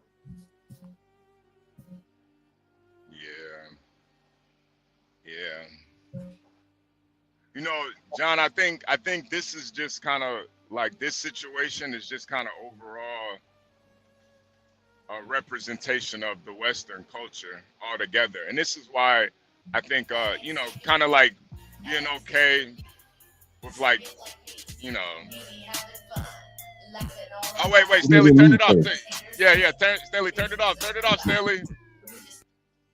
It's we don't want to get hit with the They're over there bopping. He bopping his head over there. Yeah, Stanley over there cutting the rug right now, man. But you know, with was it a song or something? I didn't even hear it. You dancing too hard. Yeah, it was the song. Oh, okay. But, you know, with the Western culture, I honestly feel like it's the way it's constructed. It is doomed to a certain extent culturally, because we have certain standards that just don't really build and you know, like really put families at the forefront. And to me, you need a strong family to have a strong culture. Yeah, I think so too. And, you know, in this guy's case, he didn't have children. They didn't have any children, probably for the best. Man, that is amazing. But yeah, I mean, how can you have a child with the prostitute? You know, like. Well, here's the deal, though. There are people on the right who swear that the West is the best at family structure, and the people who aren't, you know, doing families right simply have gotten away from what Western values are. So, you know, you guys aren't even consistent with the rest of the right. Well, I think that's part of the right's propaganda. I think the right will say this, but they'll also benefit off of you know, broken homes and the systems that create those broken homes. Man, that's a meth couple. Right now, I can guarantee you they're smoking meth right now. I'm telling you. Are they on meth? I'm like 80% sure. I sort of know them. I watched, like, I don't know, dude. It's been like 3-4 months at least since I've even thought about them. They were under a different name. They was like Love, Faith, something. Then, and fucking now it's what's it now? What is it? Faith, Family, something. Yeah. You know what I mean? I don't know. I'm pretty sure they're high on meth, and she's just a meth hooker. She just goes out. At least Adderall at the least. So you might. I mean, that's an amphetamine, anyways. Yeah, like yeah, Adderall is just fucking. You know what I mean? Like, it's fuck. Yeah, nah. I did that shit in college, and I can always tell when somebody's on Adderall or Vyvanse or something like that. That shit is no joke. I'm telling you, it's fucking. You know what I mean? People be taking that shit for fun and shit. I'm like, man, that's amphetamine. You know what I mean? That's crazy, dog. Yeah. Fucking, I don't know. I don't know about this bitch, but I know fucking her husband is crazy. because he used to be on live 24/7 on the Shorts Live and shit on YouTube, and just being a goofy. Kind of like us. I mean, I guess, yeah, it's live, but it's like where the similarities end. That dude is a goofy dude. It's a goofy. I wouldn't be surprised. You know, a lot of you know, that's why me personally, I would never date a girl that's addicted to drugs, because you know, even Oh when I no, did, they're both addicted. They're both addicted. You can tell that he was off that sauce. but that drug love is a different type of love, man. That'll get you fucked up. Even when I did smoke, I didn't really like dating girls that smoke. No, I fuck with some smokers, but I ain't dating those girls. Now, remind me, they have kids? No. Well, you know what? Then I have no judgment of them. They can do what the fuck they want to do. Yeah, but you know, there are guys out there that do have kids in these situations. You know. And when I would render judgment, but in this case, whatever. I mean, there is no family per se. I just think that the idea to pimp out a woman in general and be okay with it, man, it's just the end of a society, really. You know how legal that is? You get 100 years for that. That's sex trafficking. It's fucking a lot of high ass felonies. He's doing it right now. He's pimping out his wife. So that's crazy as fuck, dude. I'm telling you right now. He's pimping his wife out. You know, you hear Tough Guy talking about it all the time. He's pimping out somebody's, daughter, pimping out somebody's sister. See, even if she was like prostituting on her own before they even met, and like, I mean, he comes into the situation like she's a victim, technically. So whenever she gets caught, she gets like a year or something. But he would get like legit like 100 years, because they don't play around that shit. Because fucking, I don't know what it's exactly called, but you're not soliciting because you're not fucking, you know what I mean, buying it. But you're basically fucking facilitating prostitution and some more shit. You know what I mean? It's crazy. I'm surprised this dude didn't get caught. I didn't know she was a hooker like that, professional, 12-year. But that's where the left and right in this Western society, they think that those people in the Arab and African countries are less advanced. But really, I think deep down, their whole culture is about protecting women. Yeah, you get some guys that take it a little too far when they, throw acid on a woman or stone her to death. But I think the underlying thing that they all kind of agree with is you got to protect the women. Sometimes you got to protect them from themselves. Nobody would want their daughter or their mom or their sister to be out selling pussy for money. Bro, imagine what her family thinks. Imagine what they think looking at this shit online. And she's just cool with it. She talked about it. She said her whole family disowned her. They don't even talk to her. Exactly, dude. Exactly. This bitch is a fucking nymphomaniac, bro. She's a freak ball, dog. She's fucking worse than Stanley at these gay bars. Ah, come on. Say what? Stanley, we don't gotta go there. Listen, man. What do you think about this hooker bitch? You think she's fucking... Would you buy her? I literally am not thinking about her. See, well, we're watching a video. Why aren't you thinking about it? I keep saying this. I'm a man of a certain age. I don't have to think about this shit. The only thing I need to do is make sure my son's protected from it, or guided away from it. But I personally, honestly, they don't have kids. I am not worried about it. Now, they are on the internet, Maybe I should be, but I'm not. Yeah, just So- me. You're probably right. I don't think a husband and wife can testify against each other. No, they cannot. No, they yeah. can't be compelled to do it. Yeah, so that's probably And as a matter of fact, well, no, they can't be compelled. yeah. So you're probably right. So I mean, at least they got the game figured out. You know, if you're gonna pimp your wife, you should probably marry her. That's probably where the black pimps get wrong. Probably should marry that hoe, so she can't testify against you.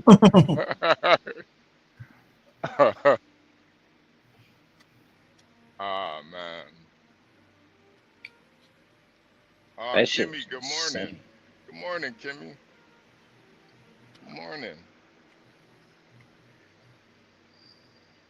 Yeah, that's why I don't think you could put the wine back in the bottle with this whole sexual liberation thing at all. That's why I think even like complaining about it, like conservative, it's kind of pointless. You can't put this shit back in the bottle. This shit ain't even sexual liberation. This shit is just fucking sexual deviancy, dog. Yeah, This is just no, fucking addiction. I'm telling you, dog. Yeah, no. That's why I think it's a blessing. It's a blessing nowadays if you find a good girl. But most of these guys, they so simped out, they be trying to turn a hoe into a housewife. You knew that bitch wasn't shit, man. Hey, good morning, everybody. Oh, we got the Wale laughing like Saget. Good morning, man. Make sure y'all hit the like button.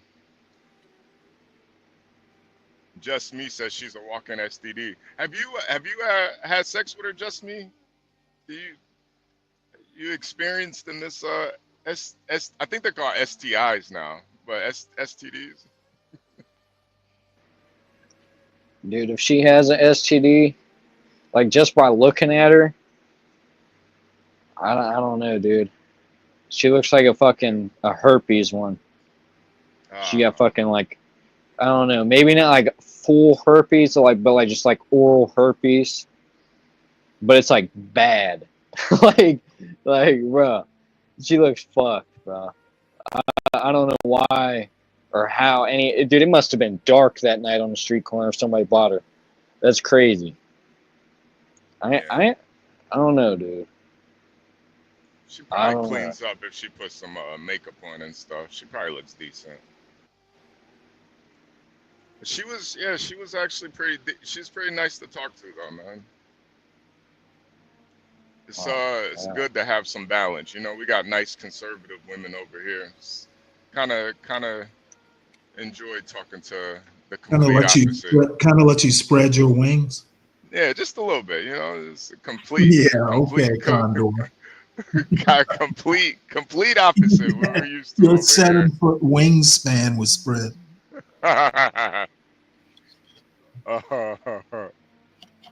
Oh, John, did you hear about the part where she said about the black guys?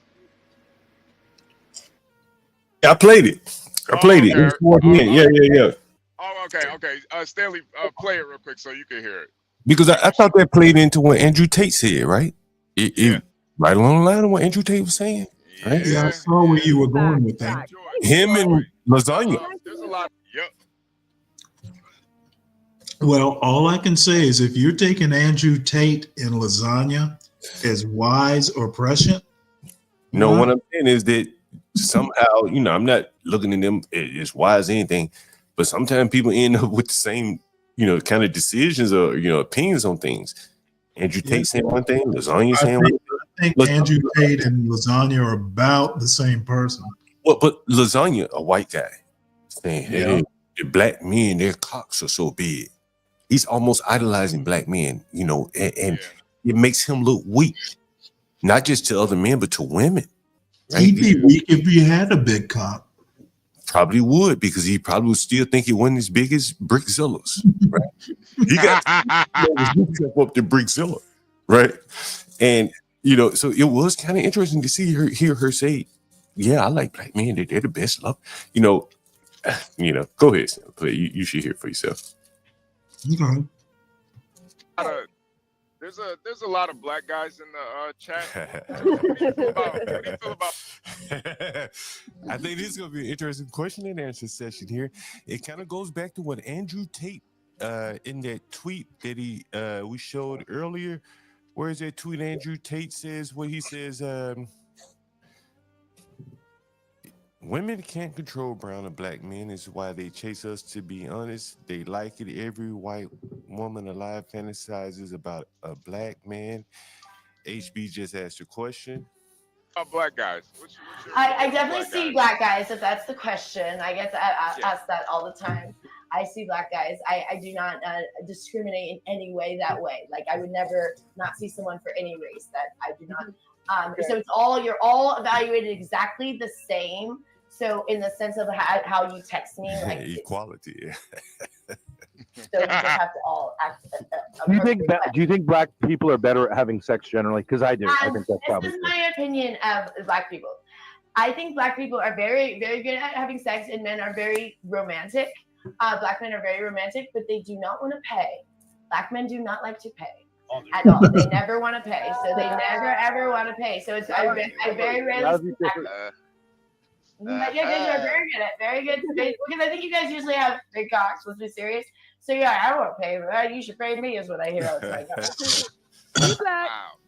All right, that's a good place to end it. Anyway, guys, that was a great place to end it. There. That was a perfect place to end it. Was a very interesting conversation. I was not there doing it, so HB was kind of running the chat there, so he was asking the questions. But again, we stream 12 hours a day, and that is just one of the interesting conversations that I figured we would kind of distill it here. But back to Andrew Tate and the men not being able to control their women and things like that. And the white women fantasizing about black men. I mean, that shit was amazing. But there it was, guys. And if you want to see more of that, you know what? Before we go, I had a question for her before I left the stream. No, I had a question for Jedi Rich before I left. Let's see. And I think it is here. I think it's here, right? So let me see if I can show that. Give me 1 second. And you might find this question for Jedi Rich that I had interesting. Let's see if I can find it one more time. Okay, this is it. Let me scroll up a bit. Wait. Pause it real quick. Pause it real quick. That's the game. All right. Pause it real quick. Make sure I'm sharing my screen. Yo, John, I didn't even realize it, but Ben asking that question to her, because I wasn't even thinking about that. But do you think that's kind of like maybe some of the kind of hatred maybe the white man has for black men, or like that underlying envy that some white guys? Because I just feel like I wouldn't ever ask a woman that if another race of men. Let's ask Oliver. Oh, is Oliver white? Well, I don't think. Man, don't bring me into this shit, man. This shit's fucked up, bro. I don't want to know about this shit. Y'all got me in. But I think Ben represents a different class of white man than Oliver. Oliver's a man that he works out. He works in he works with his hands. He's probably not thinking about shit like that. But Ben is kind of educated white guy, and if he were to apply himself, he'd probably be in a better position. He's just lazy. But that for him to even think about that, do you think there's some underlying kind of envy that a lot of white guys do kind of feel towards the black and brown guys, or where does that even come from? It probably makes him feel self-conscious. Like Lasagna clearly has some confidence issues, right? He's running around looking for men, comparing himself to someone he doesn't even know. Not that matters, but comparing himself to, and I think it's partly racial. He's not saying he's a big, because they're probably white men. Wasn't there a white guy that was supposedly well endowed? Lasagna doesn't compare himself to that guy or still envious of that guy. Is some reason he compares himself to Brickzilla, or measures himself in short stead to Brickzilla. So it has to be something there, psychological. Yeah, it seems like because it's just like why would Ben even think something like that? Worry about that. I was just wondering if she fuck black guys. A lot of white women, they don't fuck black guys for whatever reason. And I would think too, just like she says, niggas ain't trying to pay nothing, man. They ain't trying to pay rent. They ain't trying to pay for pussy. They ain't trying to pay for nothing. It's just how niggas are. I wonder, man, how much of that shit is like propaganda? You know what I'm saying? Like, how much of a difference, and does that difference matter? And has that difference been spread to destabilize society? You keep hearing all these myths and shit. I don't know if it's true or not. No one knows it's true. But the myth is out there, and it's driving, one group of women to want to see if it's true or not. Right? I would imagine, right? That's what Andrew Tate is saying. If that's true, I don't know. Yeah, again, I've never dated white women, so but I've heard the sentiment that they like black men and stuff like that. Because I just can't believe it's necessarily true either. Like I really do think it is propaganda, and it's really to kind of make white guys feel less like make them feel less than a black guy, so there can always be a division between them. I mean, there has to be some studies done, and again, how much difference could it be, and is that difference significant? I just don't think it's that significant to really care about. But for Ben, that's what the fuck are we talking about, John?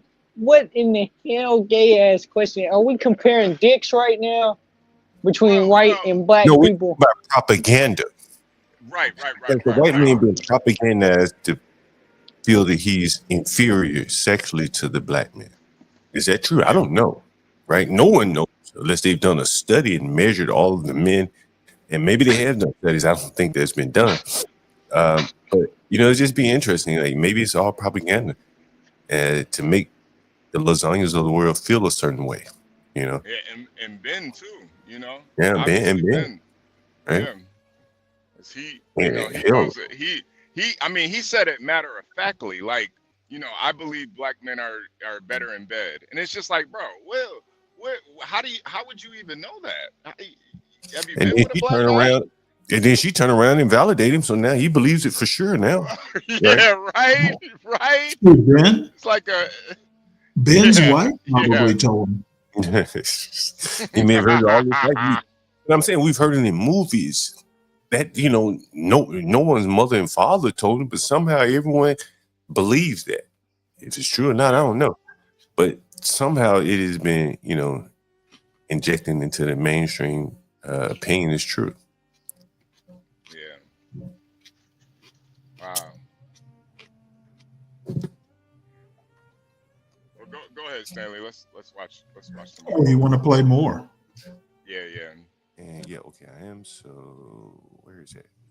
This is Jedi Richard. I think I had a question for him here. Whatever, but I'm talking about more of a kind of a social standpoint, like why we do it, like why we're here, and it's like I don't know. Y'all are still doing it because it makes good money. That's why y'all doing it. And it makes money, but it's 9 also to 5. Why should she work at McDonald's when she's making better money than everybody else? She makes more money than everybody on this panel, nigga. Jedi Rich, are you still attracted? Do you still have sex with your wife? Like when she comes back? Yes, Hell yeah, he do. I bet you bust that shit down. Think about sexuality. Good at it too. Think about sexuality. That's a great John. That is a great question, John. That is a great question. That is an absolute great question, because you would think that you'd become less attracted to somebody who is like over the time, especially if they're having sex, blah blah blah. But what I've learned as a male, and this is new to me, is that sexuality is something it's not necessarily all visual. There's a certain theme, let's call it magic, but it's probably more like pheromones or something that happens. No, I'm not kidding. That a female, like just her pinky, can all of a sudden, whoa, I'm in the, like she, like, you know what I mean? It's like she controls it. Like, so her sexuality oozes out. So I get turned on, not because of what she did or anything, because she can do it.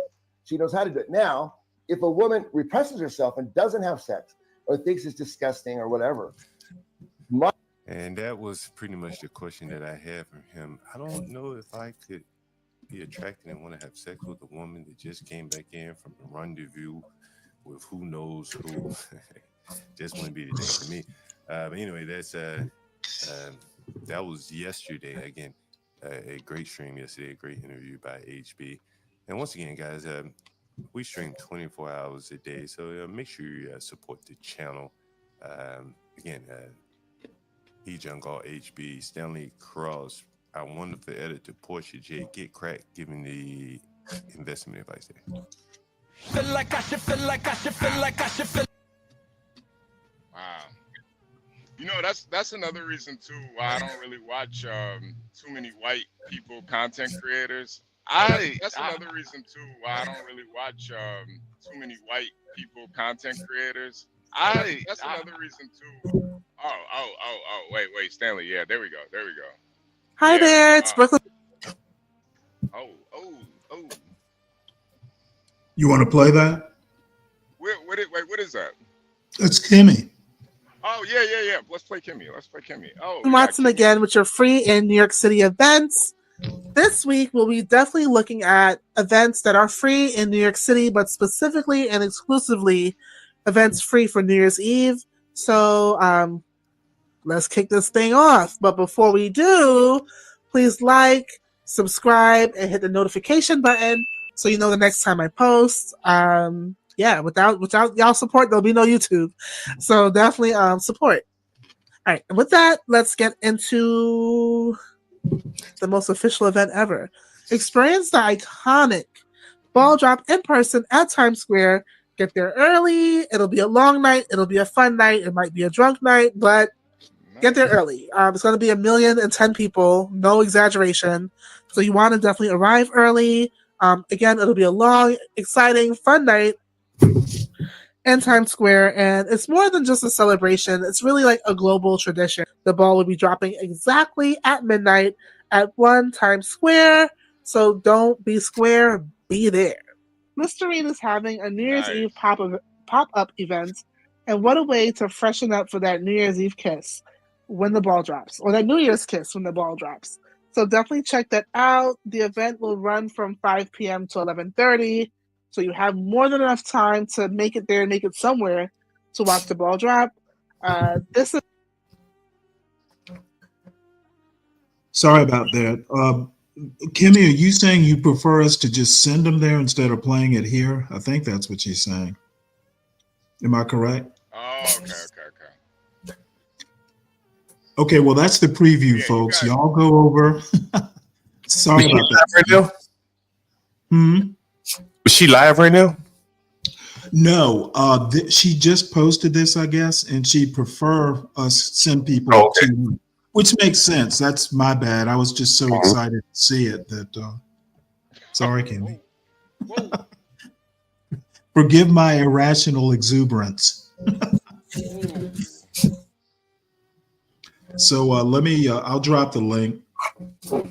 Give me 1 sec here. Listerine.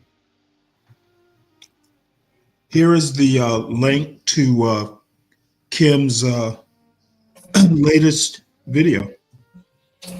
Putting it in the chat. I stand chastened, Miss Watson. I think Kimmy's a little shy. She doesn't want us watching her video. She's a little shy. No, she wants the numbers. If we watch it here, she doesn't get the numbers, so that's my bad. Yeah, you got point. Okay, you should have come up here and pitched it. Let us know. Give us a headline. Well, it's my fault. I jumped the gun there.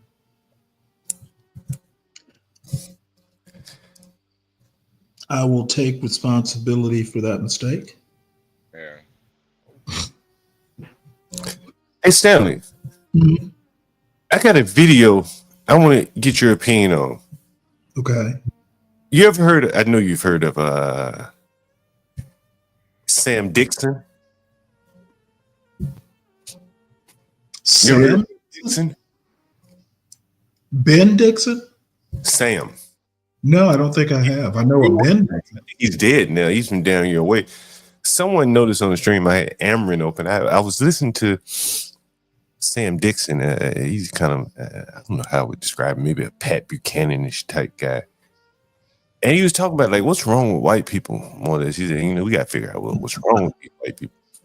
And he said something, Ben has kind of said it, but here's Sam Dixon here. And, I think, he touches on maybe what you see kind of what we saw in the guy. What's his name? Jedi Rich. Yeah. Jedi Rich. Yeah. Jedi So this Rich, is Sam Dixon. Yeah. I think this is where he starts here. Now, the title of my talk is Whitey on the Psychiatrist's Couch. And the psychological is the key. Contrary to Marxism, the psychological is more important than the material. If a man feels he is poor, even if he has money, he is poor. If a man feels he is rich, even though he doesn't have money, to some extent, he is rich. And we see this in things like voting patterns, where in my city of Atlanta, the wealthiest neighborhoods like Ansley Park vote almost identically to the poorest neighborhoods in Perry Boulevard. Obviously, someone does not perceive reality when these two neighborhoods that differ in race, education, wealth, and everything else are voting the same. And the reason is that white people are psychologically weak, and they suffer from some sort of mental illness. I'm not qualified. I have no degree in psychiatry, and these are just layman's observations from a lifetime of trying to figure out the white problem. And the white problem is the first problem we should address. Blacks and other races are acting normally. They're united. They feel a common culture. They feel a link to a community. They're aggressive. They want to take what we have. Whites are abnormal. We are not mentally healthy people. The first thing we should do is to study ourselves individually and as a race and as a nation, see exactly what psychological weaknesses we have. And so I'm going to start out first with Americans, but really with Anglo-Saxons and then Americans. Jung, the great great Swiss psychiatrist, did not believe in a world psychology. He believed that races and nations had different psychologies. And I think that's true. The white psychology is very different from the Oriental or Black psychology. We have different psychologies among our own peoples. It's an unfortunate thing of history that the defense of the white race has fallen to my people, the Anglo-Saxons, my component of our white family, instead of peoples who I think are better prepared to do that from experience, like the Russians or the Spaniards. You got to run, Stanley. Yes, Stanley. Hello? Stanley, you still there? Man, this guy, yeah, this guy, he's kind of Sam Dixon. Yeah, I've honestly, I've always kind of thought this type of stuff, but I never heard any white man kind of say it and admit it. I know we need to be brave. He goes on to say, he's saying here that the defense of the white people has fallen to the Anglo-Saxon, the British. And he said the British, like the American whites, have been babied by the English Channel and the Atlantic Ocean. They haven't had to fight amongst each other like the Germans and the Poles and the Lithuanians and the Russians. They've been, more or less babied away by not facing these pressures of someone being directly next to them. The Eastern Europeans, I mean, they might as well be black the way that they handle themselves. It's a totally different culture when you talk about Eastern European whites and then like the Western whites. Two totally different people. Yeah.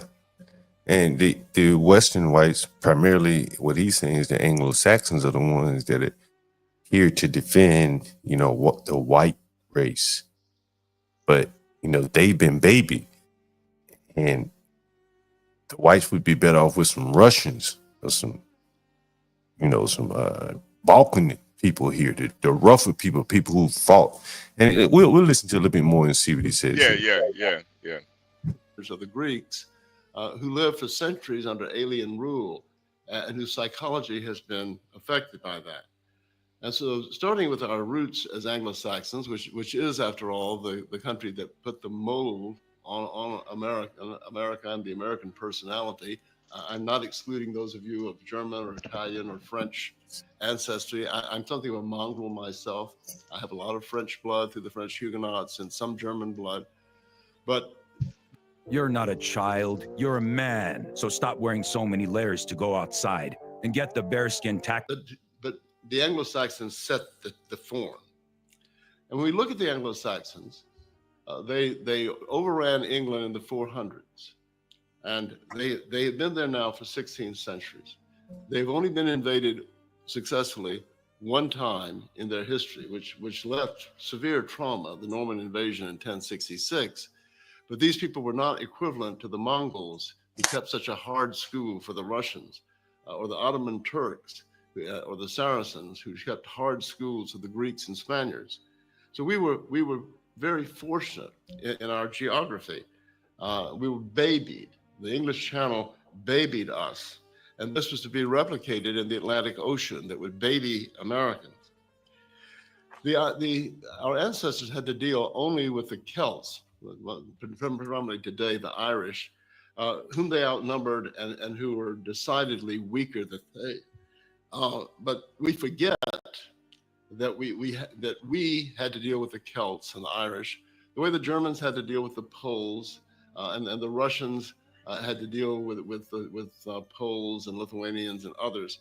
That we tend to be very self-righteous and look at European nations and be very judgmental, and to forget that when faced with the same problems of hostile white neighbors, we use the same tactics and techniques as we had to in dealing with the Irish.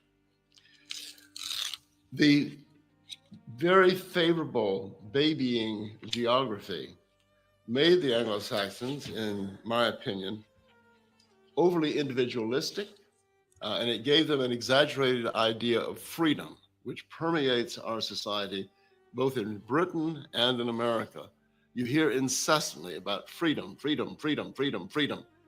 You don't hear that as much with Germans or Russians or Italians or people in the Balkans, because for them, freedom was subordinate to survival, to racial survival, to national survival. And you get what he's saying right there, HB? Yeah. It's, you remember that guy, Richard, my neighbor Richard up in Brooklyn? Yeah. That motherfucker fought. He had to survive before he could even get to freedom, right? Freedom came after survival. But we've never had to face that kind of survival, that threat of survival. So our first focus is freedom, right? But he said that doesn't. We never. I mean, Jamestown and places like that don't count, where we had to, Indian wars and stuff like that. Well, I think again there could be to conquer the whole continent. There were a few women and children scalped. Yeah, but Stanley, that we clearly had an advantage though. That's not a real war. Okay. I mean, relative to say Russia versus Germany, they're next door to each other. I get the point. We got an ocean that baby. They make a big deal of the pioneer, spirit and the Wild West and all that stuff. But no, I get your point, and I don't disagree with it. I mean, it's one thing to kill a buffalo, but it's another thing to kill a man that has the same artillery as you. It's one thing to kill a fucking Indian with a bow and arrow, but you fight in a culture that, you guys been next to each other for thousands of years, pretty much developed at the same rate. That's a whole different level of survival. Yeah. So that's a whole different level. He goes on. And they couldn't afford the luxury of the kind of individualism and freedom that our ancestors in Britain could enjoy without endangering the survival of their race. We see today that freedom in America, in my opinion, is incompatible with the survival of the white Europeans in America. We have to rethink a whole lot of things, that the Constitution, states' rights, individualism, private property, freedom, all of these things have to be rethought in terms of new facts on the ground. No political philosophy fits all situations. States' rights was fatal to the Southern Confederacy. They lost their war because of their attachment to states' rights. States' rights would have been fatal to the Russian people when Dmitry Donskoy, the founder of Tsarism, led them to the historic Great White Racial Victory in 1380 in the Battle of Kulikovo Field, in which for the first time white Christians defeated yellow people, the Mongols, who had inflicted so much harm upon our race as a whole. When we look at our people in England, we see the same faults. I've ridden all over England and Scotland, and really all over Ireland and Northern Ireland. And I have to say, to be fair to the Irish, who are our racial brothers, I have never had a harsh word with an Irishman. I've had very, very friendly reception in the Republic of Ireland. But when I talk about the obsession with freedom, you notice in Britain, and then you notice in America, that we are the people who cannot speak our name. All over Britain, you see monuments to the dead, the war dead. They invariably read, "They died for freedom. They died for freedom. They died for freedom." You never see a monument that they died for England or Scotland, maybe not even for Ireland. It's always an ideology, a moral principle that they died for. This permeates historiography and historical thinking in the Anglo-Saxon world. You hear people say ridiculous things like Leonidas and the Spartans at Thermopylae died for freedom. They died for the Greek freedom and democracy. No, they died for Sparta. They died for their wives and children and brothers and little brothers and elderly parents back home in Sparta.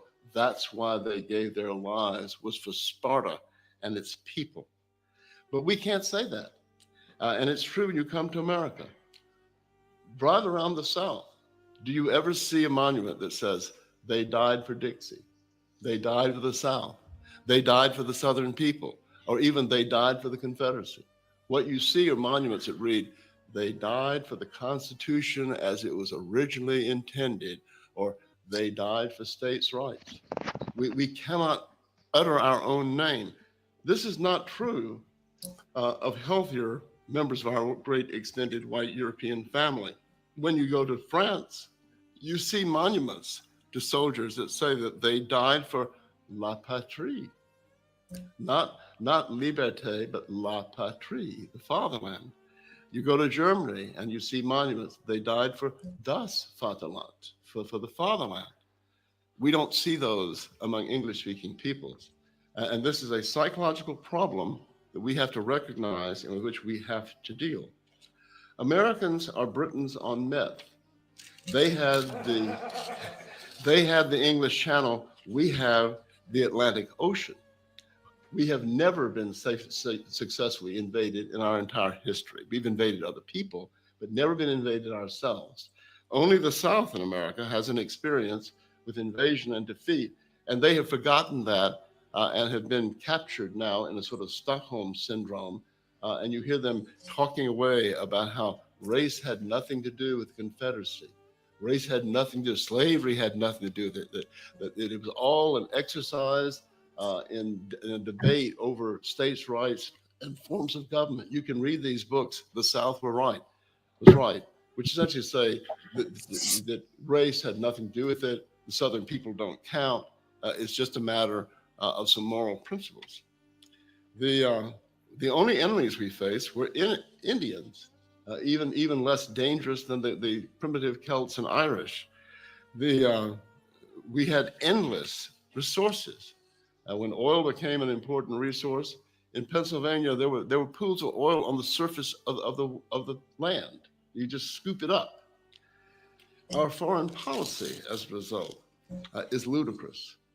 The professed foreign policy, the one that the gullible people, the cannon fodder, believe, not the real policies that are governed by sociopathic war profiteers like Liz and Dick Cheney, or the others that had ethnic stakes in our wars. You know who he's talking about right there, Stanley, don't you? He's talking about the Jews.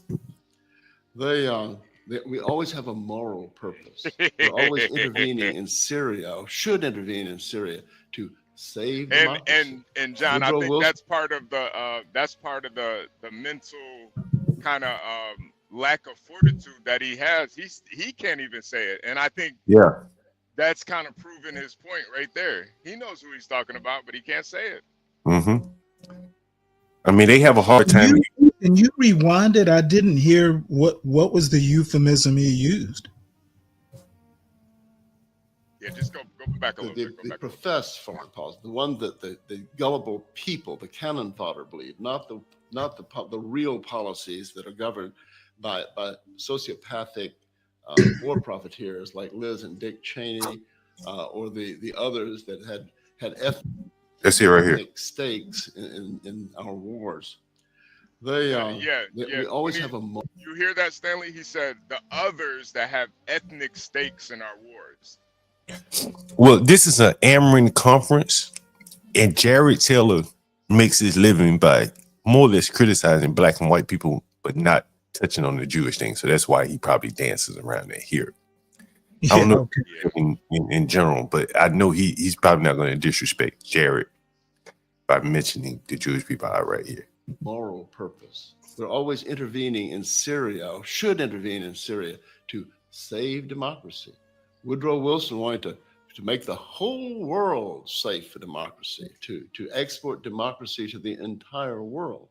In this, by the way, he reflected a shocking thing that Emerson, the New England transcendentalist, said about the Civil War, when he said, this is not merely a war to make all of America New England. It is a war to make the entire world New England. And that idea, I think, still is in the subconscious of the American people. And I'm not saying that as a Southerner with an axe to grind. For those of you from New England, 3 of my great-grandparents were from. Oh shit! It's not bad. I'm going to skip to the part So I have a foot in both interest camps, a lot of times talking about here. Ashamed to be the I want you to hear this, descendant of HB. Let me see if I can get to it. I think this is it. Limited government will not save us. Let me see if we need a government that will take the property. I think this is it right here. He had gone to the Soviet Union in the 1930s. Right here. Should have gone to jail, but the media completely killed the story. Nobody heard about it. I think you see it But right now with Hunter Biden, the story they dropped their parents. And I think that's what will happen as people become aware, and has happened, as they become aware of how these lies, how they have been tricked free of the cult. They have to come to realize they will never get the truth from Anderson Cooper. They also, it turned out that the Negro who initiated this action by this gang had 9 previous occasions. Let me see where it is. I hear people say this: sweet people I like, people I know are very good people. No, we cannot go back. Our race and our civilization and our religion cannot be done. Our guiding principle in law will have to be the pious and 6 members of commerce. They said it. That was it. If the bishop I want you to said hear it, this shit, that was HB. it. I got to find. Better shut up. They'll Hold on. burn you at the stake. But establishment corporate ministers should have gone to jail. And it's the other way around. I gotta find it. And common sense should tell you, if there were such studies, you'd be reading about them in the New York Times. So break their. First of all, you have to ask yourself, how in the hell did this happen and no one saw it and put a stop to it? But anyway, the authorities at the prison, and yet he was still in the general population, and so they killed the steward. The programs is to cure black. Use this to shame people like Mary Louise. Here it is. I think this is it. Every time she speaks publicly. Finally, that's the end. On time. We must also recognize and understand the good thing, which is that liberals are racist. Everybody is a racist. Liberals do not advocate the programs they advocate because they love black people. Psychologically, what they intend to do through things like Head Start, Section 8, age-dependent children, all these programs is to cure blacks. They are deeply uneasy about blacks, and they want to turn them into white people because they really don't like black people. And we must find a way to put them in touch with their feelings and show them that they are never going to cure this. Can you pause it right there, John? Yo, that fucking Sam Dixon, American one, because it's probably 10 years. Yeah, well, you know what? Then we have to question Booker T. Washington. We have to question, why do white people get Section 8 and all kinds of welfare benefits? I wish I were there at that conference to ask him these questions. See, when was this? This had to be years ago. I think Sam Dixon is dead now. I don't know when this was. Maybe it's recent. Anyway, Sam Dixon. Yeah. But I think that well, let's see, posted on December 19th, so a recent post. Wow. Yeah, that's a very interesting thing. And then I wanted to point out that thing that HB and I keep re-quoting, about Northerners not liking black people. But they like black culture. Right. And it's the opposite down south.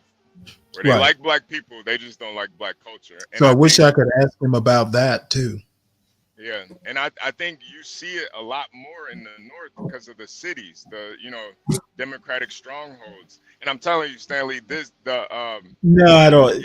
That whole myth of liberals being racist, but apparently conservatives aren't. I think they're both racist, but I think the problem is it never gets mentioned. Conservatives will only mention liberals, and liberals will only mention conservatives, when in truth it's America. And you could even put black people in there. I think a bunch of black people are prejudiced. I think the thing though with the conservatives, they don't specifically go out and make up programs geared towards black people. They don't. Okay, and you know what? That's their problem. Not making the programs is as problematic as making programs that don't work. So I don't. If you want to defend conservatives, that's all well and good, but I think it's a Pyrrhic defense. Well, it's not necessarily defending; it's just pointing out the differences. I think the white liberals. Okay, they're I much understand. more destructive. I'm a person who likes pointing out differences, but America is just screwed up when it comes to race, and different people in different ways. Different groups have different ways of being that way. Yeah. But I think that guy really did touch on a lot of really good points. And I think he's still in his mind, he's still trying to figure it out. But I think deep down, it is a psychological thing. I don't think that this is something that can be kind of, you can look at how it's cultural. And I mean, if you want to say culture shaped psychology, I could go with that. But it's a culture problem. It's not like an innate psychological problem. It's cultural. It's probably a little bit of both. But, guys like that tell half truths. Yeah. And no. I think he was getting to the truth though a lot closer. Well, I think he's getting to a truth that you may understand. I'm saying he's not getting to the truth, okay? Because the truth is a lot more well-rounded than he wants to present. Racism isn't just a liberal problem. Well, Stanley, I don't think that he wasn't talking really much about racism until the end. But he was talking about it. That he But waited till the end doesn't mean he didn't talk about it. Yeah, but I think he was more so speaking about the kind of the broken mentality of the, Western white male, And quite frankly, saying that whites are mentally ill, that's a cop out. I think whites have their good sense.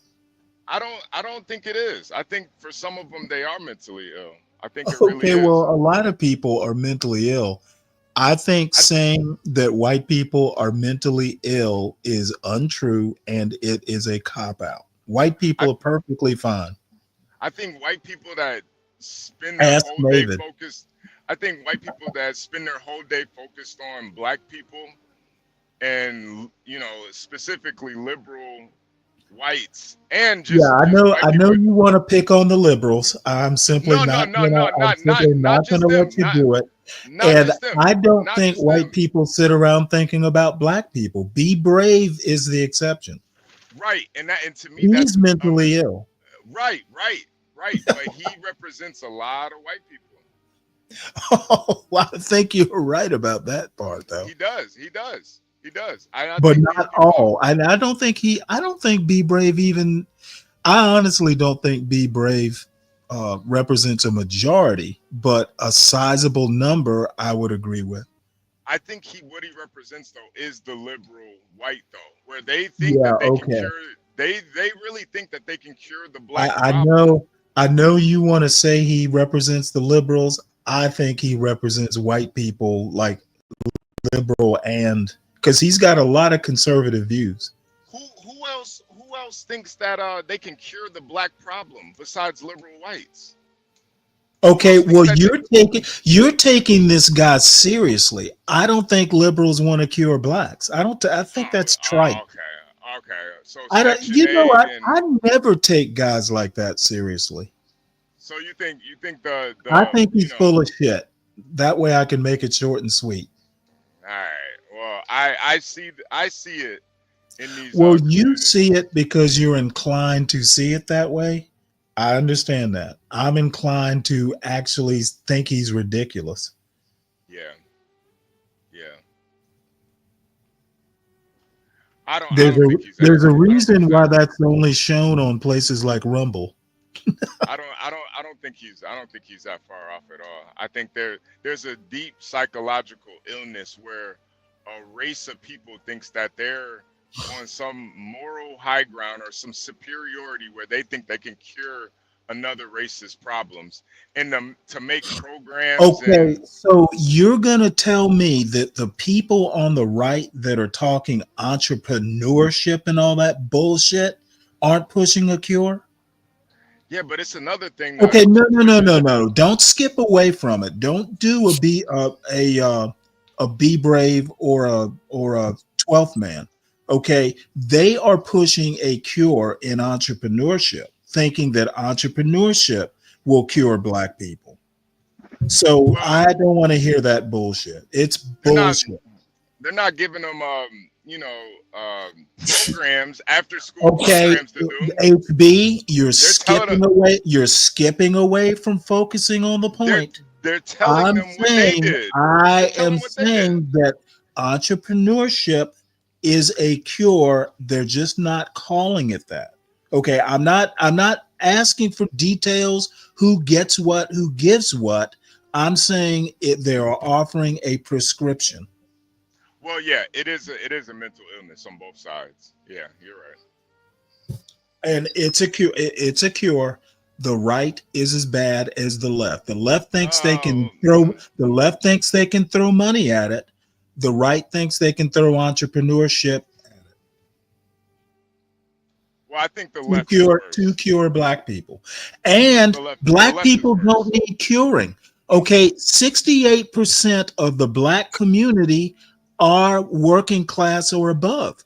I don't think the black community needs a cure. I think some in the black community need a cure. The left is worse, but I do agree. You know what? You can think the left is worse. I think they're both equally problematic. I'm not going to say the right is worse. I'm just saying. I'm just saying it's an American problem.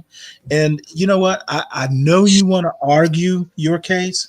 I'm just saying it's much more multifaceted than you are inclined to admit. You think I should this birthday bitch right here? This is a birthday bitch. Birthday bitch. Is that the cure? Yeah, I mean that'll cure anything right there. Birthday bitch. Birthday bitch. That's what they say on the shirt. Right? That's what they say on the thing right there. Birthday bitch. Notice it's not covering anything though. Yeah. Covering that cleavage. Birthday bitch. Wait, pull out zoom all the way out. So I want to see that body one more time. Birthday bitch. Birthday. You do it, I ain't popping that balloon. Man. I ain't gonna pop that balloon. Yeah. Little young little thing. Pretty young thing. Little birthday bitch. Little birthday. It's your birthday, bitch. Put a birthday bitch. Oh man, every day. Let me call this birthday bitch. Well, there's a reason she's looking away from the camera. Oh, that's who you call it? She's yeah, right, call the birthday bitch right there. Yeah. Is that right? Birthday bitch. Who is that? Birthday bitch. Oh, you know her? Hello? Hi, yes. I got your message about the room for rent. Hello? Can we call you back later? We're still sleeping. Oh, okay. You still asleep? No problem. What time is it? 11 o'clock? Yeah, no problem. Yeah, no problem. Oh, she really is the birthday bitch, man. She really is the birthday bitch. Still sleep, man. What was she? Was she all night? Yeah, she was partying all night, man. She was partying all night. God damn, she just went to sleep. So she lives in one of your rooms. No, she's looking to rent one. What time is it? 11 o'clock. 11 o'clock. God damn. Birthday bitch. Maybe she worked all night. Nah, she ain't work all night. She was partying, man. She was not working. You saw the nigga in the background. CKJ3, I heard the nigga in the background. Yeah, the nigga. That nigga was like, who the fuck is that nigga? Who is that nigga? He sound like he from Alabama. Nigga sound like he from Alabama. Who is that nigga? Picking up my phone. Birthday dick. Birthday bitch got some birthday dick. You picking up our phone. This our phone. This our line right here. Who the fuck this bitch? Who is that? Who? Man, oh man, she laid up. Oh, birthday. I thought it was really interesting too. That thing that he said about black people at the beginning. Well, what he said about the other races, where he said there's nothing wrong with the other races. Right. You know how, of course, they're gonna try to take from everybody else. Of course, they're gonna do it. They're normal. They're acting normally. Yeah. And a lot of times when I see shit in the black community, because I grew up in Detroit, so I see I see how people get to where they're at. A lot of guys I went to high school with, man, a lot of these niggas dead in prison, all types of shit. Okay, well, let me ask you a question. Are you saying that you grew up with people who are similar to blacks in other parts of the country? No, what I'm saying is when you see how people grow up, they're how okay, they end up. How people in your neighborhood grew up. Right. Okay, be specific, because I didn't grow up like you grew up in Detroit. Right, Stanley. Just let me say my. No. Don't brush me off like that. You guys are really bad about making these broad statements, and then when someone tells you to be more specific, It's well, Stanley. Let me say this. Okay. I grew up in inner city Detroit. Okay. All right. I grew up in inner city Detroit. So when you see these niggas that grow up, getting killed or in prison, and you see their home life, you see their mom was on drugs, their mom was a whore or something, or their daddy was in and out of prison. For them to grow up like that, it's normal. That's they're responding to their to what's natural. But I think when you see white cultures, they're like, even somebody like Stanley, how Stanley grew up. Stanley is normal. If he had two great parents, they sent him off to a great school, that's normal. He's going to be a successful person. But I think not necessarily. I see that. I know plenty of people who grew up similar to how I grew up, or who were in jail. Okay, normal means not everybody's successful. Black people. Normal means there are a percentage of people who don't wind up realizing their potential. Are you talking about black people or white folks? I'm talking about people in general. Well, but I think people in my neighborhood happen to be black, and many grew up similar to the way I did, and some didn't make it. Normal. Okay. But I do think there is a deeper psychological issue with the white man. And this guy was touching on it to a certain extent. And I think white people don't need more excuses. No. I don't. I think I hate to sound like ignorant, but I think the white man might just be the devil in disguise. It might be just in him to be evil. It might just be that. But I don't think I feel sorry that for you and Ignorant. But I think this guy was touching on something, and he's trying to get to the crux of it and trying to get to the truth. And I think a lot of white guys are afraid to even confront it. Their ways. Okay, you were taking this guy as gospel truth. No.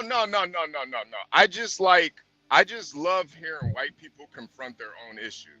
And you know what? I cringe when I hear white people do this, because they are giving themselves an out. I don't think he was giving himself an out. Okay, well, I heard what I heard. You obviously evaluate what he said differently.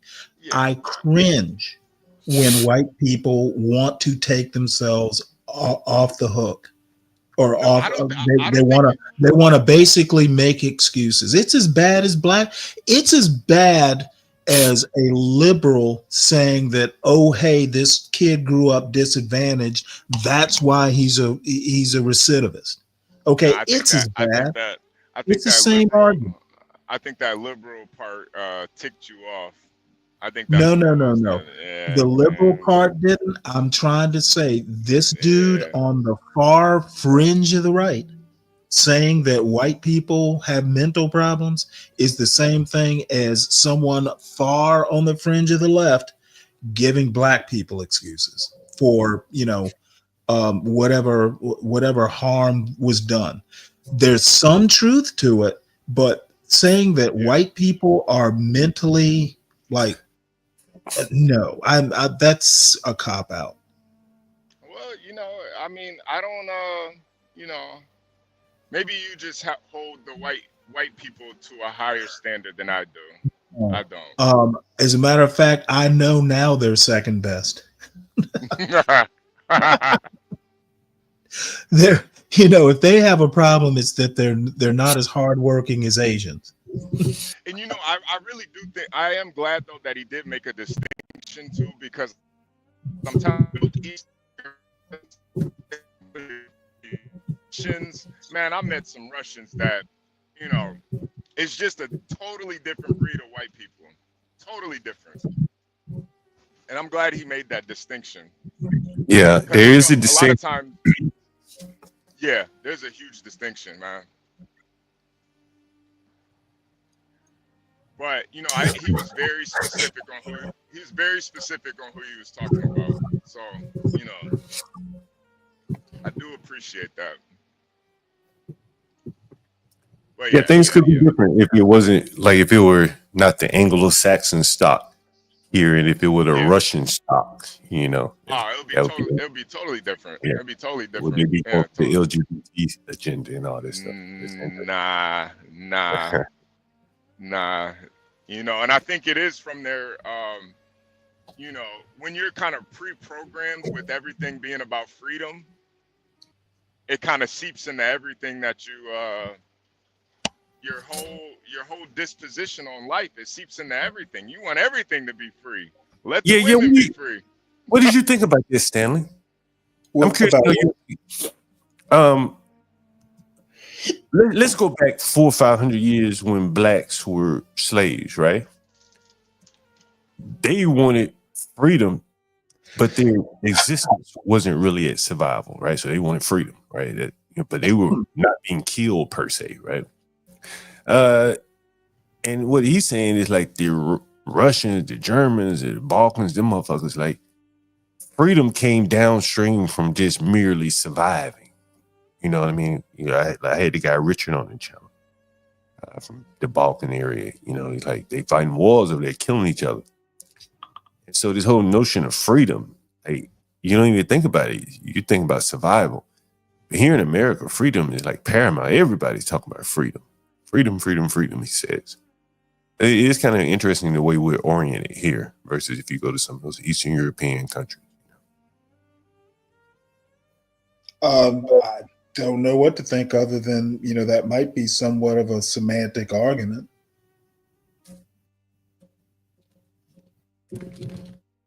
Yeah, I thought that was interesting because I think it's true. I've been to, Germany. I think I mean, obviously there's a difference between, the Balkans and, someone who grew up in the Balkans and someone who grew up here, in survival being, something that's an everyday thing there versus here. So, yeah, I mean, the psychology is different, I guess. But does it make you less individualistic, right? If you face an existential threat, I mean, you got to come together to survive, right? And that may stick with you for centuries, right? If you fighting off wars. Whereas he's saying, these people, the European and the Americans who were like Britons on meth because with the Atlantic Ocean, they haven't had to fight anyone. And so now they've moved on to abstract topics, the abstract ideology. Yeah, I agree. I agree with that. They will live more in their head because they have time to. I mean, yeah, I buy that argument. Yes, that was very interesting. He said, he said something else. I didn't find it on the clip. I can't remember where it was, but he said like, I forget the word he used, but like white people tend to think like magical, like, and I was wondering. Well, now again, is he talking white people or Anglo-Saxons, basically Americans? I think he's mostly talking about Anglo-Saxons, right? And he's saying that they tend to live in their heads because they've had time to do it. When you have time to think great thoughts, right? And that's what he's saying. And he says some of these great thoughts that have come out of their head is all these abstract thoughts, LGBT, gender, these type of things. Well, I don't know that all that's abstract. Anyway, so that's the point that he didn't. I don't know if he said that explicitly, but that's what I took him to be saying. I agree with that, but I wouldn't call that mental illness. Oh, I would call that too much free time.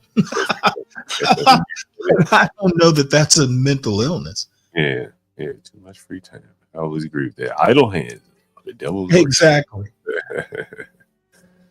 That's true. And I think that's where idle hands are the devil's playground. I don't disagree with that. That's why I say, this,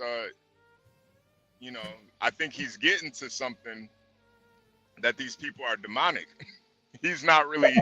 He's trying to like compartmentalize it and try to parse it out with stats and history. But I think that's really what it's coming down to.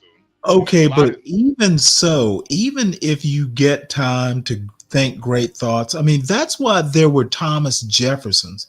Okay, if Thomas Jefferson wasn't born rich and he had to tend his own fields, he would have never, accomplished what he did. He had a lot of time on his hands. Hey, Stanley, let me ask you. Go ahead. That doesn't mean he doesn't know right from wrong. And he did. Stanley, what did you think about Dixon talking about Jung, the Swedish psychologist, where he was saying it's Jung, and yeah, he was Jung is Jordan Peterson's the they were into symbologies and all that stuff. I'm not smart enough for all that stuff, but I don't. That's Mavid. That's Mavid thinks he knows all that shit. But okay. My question to you was Jungian stuff. I don't know much about it other than it's different from Freud. So he was quoting Jung and saying, or paraphrasing, whatever, saying that Jung didn't believe in world psychologies. Is that correct? He didn't. I don't know. I don't know that much about Jung. Right. So he was saying that Jung. But he did. If I recall, Jung did believe in these common myths, that pop up across cultures. The mythology and cultures, there are certain themes that, pop up. Do you believe in world psychologies, or do you believe that psychology is kind of like, I guess, specific to the people? I believe that there are psychologies, if you want to use that word, that are wrapped up in biology. Okay. Homo sapiens, regardless of race, regardless of where, assuming that, we're all one species, Homo sapiens, a lot of this psychology is wrapped up in biology. So, if there's a common biology, I'm sure there are common psychologies. We just don't know which is biological and which isn't. Or what parts. Hold on for 1 second. Yeah, that's the guy you need to be talking to. Hey, Universal, man, I wish you could come up here, man. Yeah. Yeah. Man, because I think Universal, you might have a better. Well, he has like a way better, like. Yeah. Universal, man, you should have done that stream with HB and Sam about that couple, that cuckold. Man, y'all should redo it and do it again, man, and give y'all feedback. Give me 1 second. 1 second.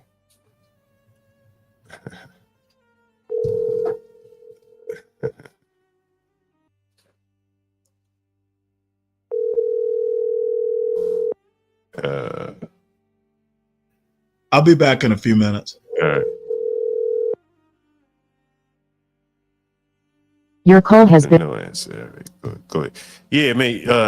HBU, Universal, and Sam, I am probably be good to discuss that. Because there was a lot to it. You were there for most of you asking her questions. I ain't covered the whole video. Universal, did you see that yesterday? Was Universal here yesterday? I think he was in the chat. But wait, John, I did want to reply to this message. Oh yeah, go ahead. Yeah. And I think that guy that you got to put that link in the back too, because I want to watch that whole. Sam Victor. All right. Yeah, I want to watch that whole thing. But he made he touched on it in that video, and he did speak on the Jew in that video. But even if we can all make a distinction between white Anglo-Saxon and Jews. But the point was, the white Anglo-Saxons are still too mentally weak not to fight for the interests of the Jew. And that's the whole point. You can make the distinction all you want, but if you're fighting for their interests, you're still mentally weak. So what is even the point of making the distinction? If you're fighting all their wars and funding all their, their jihads and shit, what's even the point of making a distinction? You got just as much blood on your hand as them. So even he couldn't even say it. because of that fear of the Jew, or admiration, or worship. I don't know what it is. But yeah, it's easy to talk about the Jew in a chat. It's easy to do that. But you guys are all fighting wars for them. Europe and America pretty much founded Israel for the Jew. You founded a nation for these people. Hey. My bad. Hey, you know that damn girl phone number you gave me? I called that birthday bitch. You saw that was on her shirt, right? The birthday bitch. I did. You didn't have to call. You didn't have to refer to her. I was just reading what was on the shirt. Okay, you didn't have to read. That birthday bitch. She I called her and a nigga answered the phone. They was still asleep. Can you believe that shit? Okay. What's so big about that? It was 11 o'clock. All right, you don't know anyone. We don't know what they're. All right, I just want to let you know the birthday bitch was laid up with her nigga. They had a good morning. Say what? Maybe they had a good morning. Mm-hmm. You put her back to sleep. Put her back to bed, huh? Put her back to bed. He did his job, I guess. All right. Yeah, I need to call that number. What'd you say? All right. She never believes like how ghetto these motherfuckers are. Sometimes you gotta tuck them in, John. What they call that? Greetings, gentlemen. What they call that? After wake up like this, go back to sleep again. That's what they do. Yeah, that's how it be sometimes. John. What's up? Who that? Universal, what's going on? Yeah, what's going on? I had to mute my YouTube. Man, Yes. Go ahead, HB. I wouldn't even feel comfortable still sleep. Yeah, I wouldn't even feel comfortable still sleep with a bitch at 11 o'clock in the afternoon. Man, bitch, get the fuck out of my bed, man. Crazy. Fuck out of here. Get out of her bed. In her case, she probably had to tell him to get out of bed. Yeah, that's her bed. Yeah, exactly. She said, I don't know if you caught it, John. She said, we ain't up yet. Wait, what the fuck? Nigga don't get up yet. That nigga said, hello. Nigga, one more round, nigga. Oh, man. Ooh, man. Hey, man. It's every day, man. Every day, bro. Who was that nigga? Yeah, that shit was crazy. Universal, man, did you see the Coco and his girl? Yeah, I seen a little bit. I was in and out. I need to go rewatch your restream of it because I don't know everything that happened. Man, you and HB and Sam should just do a stream off of that. Just review it? Yeah. Yeah, it was insane, man. It was insane. It was I was honestly lost for words listening to him talk. Like how he was it was like all these kind of mental gymnastics on why it's okay for him to date an escort. And I'm not knocking him for it, but he was really arguing for it and basically comparing being married to a woman as the same thing as having an escort as a wife. Man, no black man, I don't think, could separate, like, abstract that shit out. Yeah, and be like, well, it's just her work. She come back and she loved me. And I just don't think the average black man could get there mentally to go for that shit.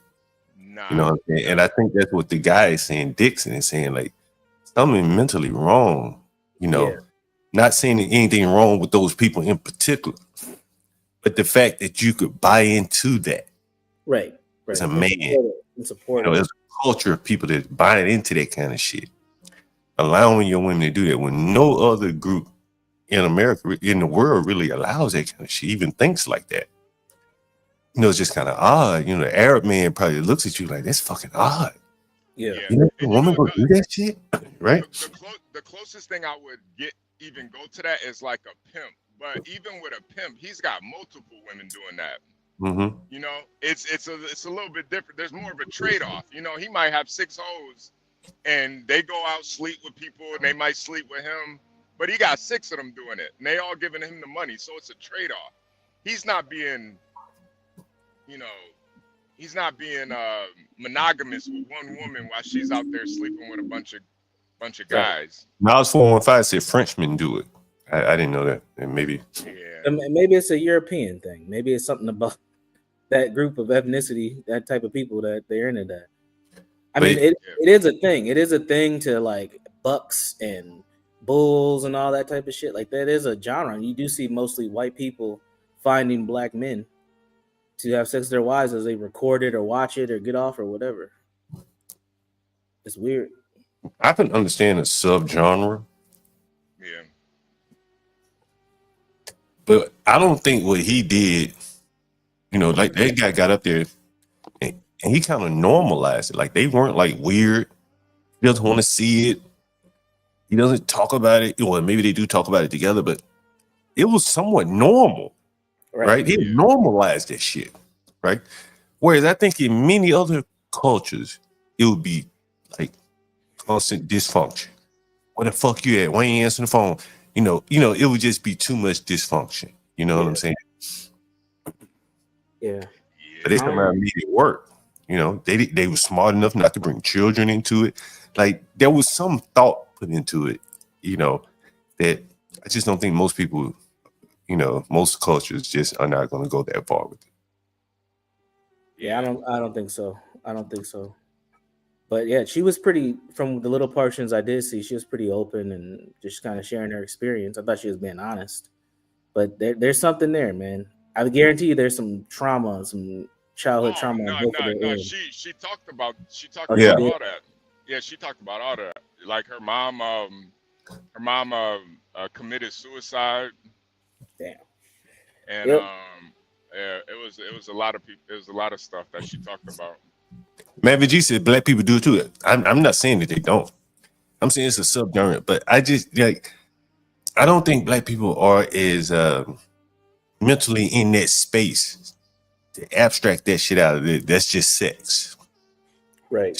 She getting up here, yeah. I had sex with Ben Thorpe. Yeah, I fell in love with some of the men. I started liking them. Like that would be too much. She said she did have sex with Ben Thorpe, or she would. She would. Yeah, right?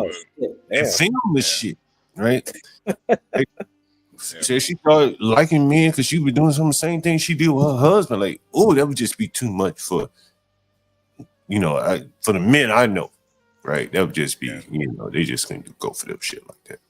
Yeah, that's crazy. Yeah. But that Universal, what'd you think of that that white guy speaking? Oh wait, yeah, John, you put it in the back because I want to watch. Yeah, I put it in the back. The whole. Okay. I caught bits and pieces of it. I didn't hear it in full. John, put the link in the back again, and I'll try to grab it. It's not back there for me because I came up too late. Yes. Sam Dixon, yeah. I put it up there. Yeah, man. Sam Dixon. I think I've heard another lecture from him before, but I think the part I did catch was where he's talking about, you know, liberation versus survival.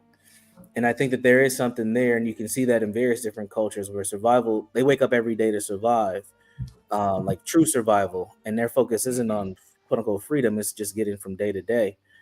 And I think if you compare that to, let's say, African American folks, what we look at survival, a lot of that is provided to us by government or corporations or organizations or whatever, is different. So our focus is on liberation or whatever our thoughts is on that versus day-to-day survival. Now there are people who are in day-to-day survival mode. You know, we hear those folks calling looking for places from John, but at the end of the day, you know, they could easily go to a shelter, or they could call, you know, an organization and get some voucher or some gift cards or whatever the case may be to just help them get to the next day. Where in some of these countries, you don't got those options. Yeah. You know, TKJ3 pointed out something. The lady said, she said something about it'll be times I think when she don't need any money. She very simple. He be like, go get that money. Go throw that pussy out there, motherfucker. Throw that pussy out there, girl.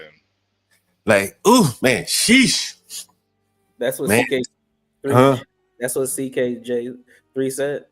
No, that's his comment, and it Oh. made me think about when she said, like, somebody's asking her, you know, some question about money, and she was saying, like, sometimes I don't even be wanting it, but my husband said, go get it. Right? And she go out and make that money. And I don't know, man. That would just be a little too much for me. Yeah, man.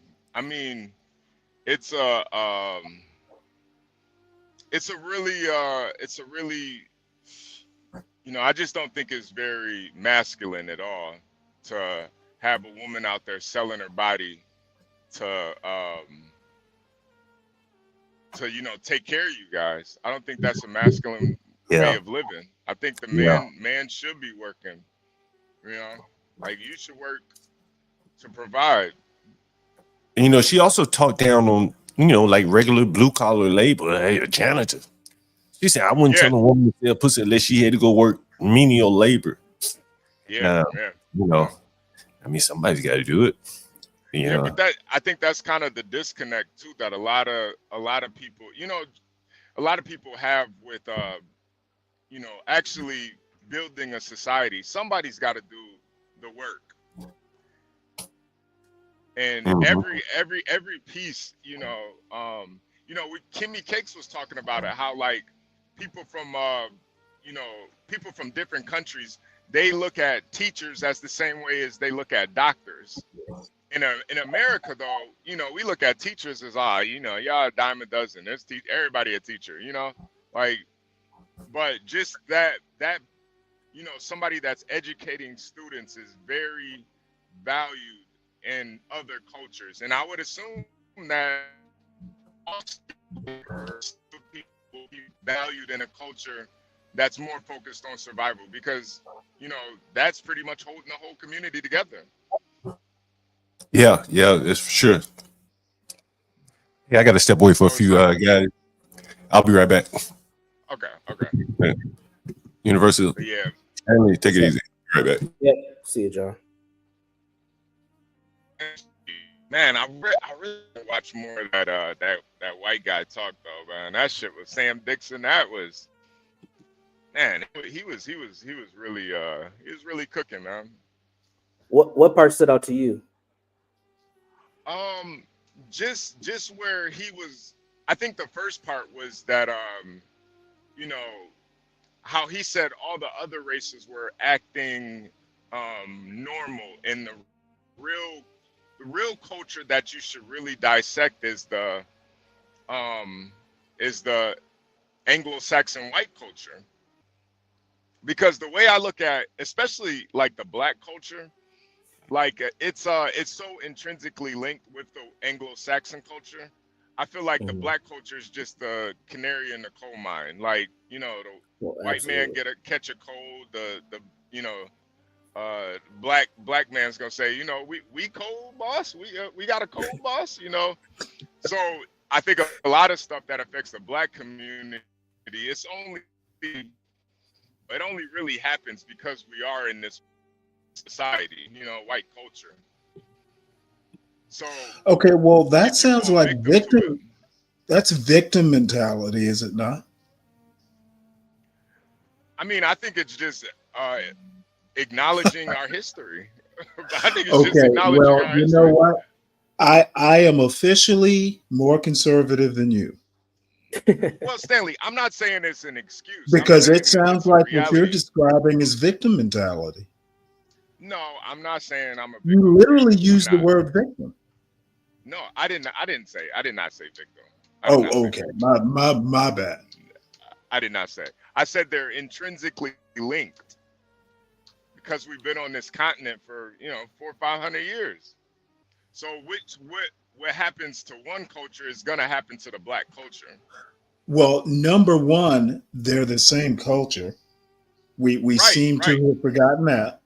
Number two, I'm not, even I, as a liberal, am not willing to go as far as to say we're a canary in the coal mine.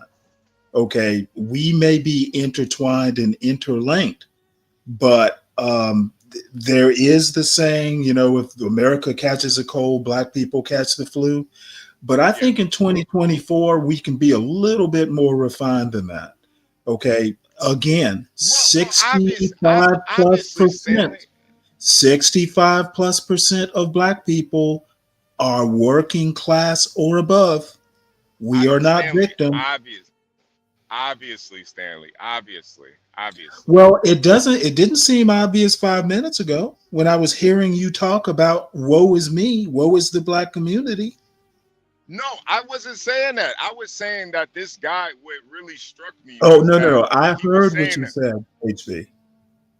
I heard what you said. Don't backtrack now. I didn't say woe is me. I said that what he was saying was that no, you didn't specifically say woe is me. You were implying it, or at least that's what I inferred. Well, you may have interpreted it wrong, but that's not what I was inferring. What I was saying is that what he was saying is that the black culture is normal. There's nothing wrong with the black culture. Okay, well then, if that's what he's saying, I don't think the white culture is broken. I think that is giving them an excuse. No, I think and that's what me and him both disagree on. I think it is okay. broken.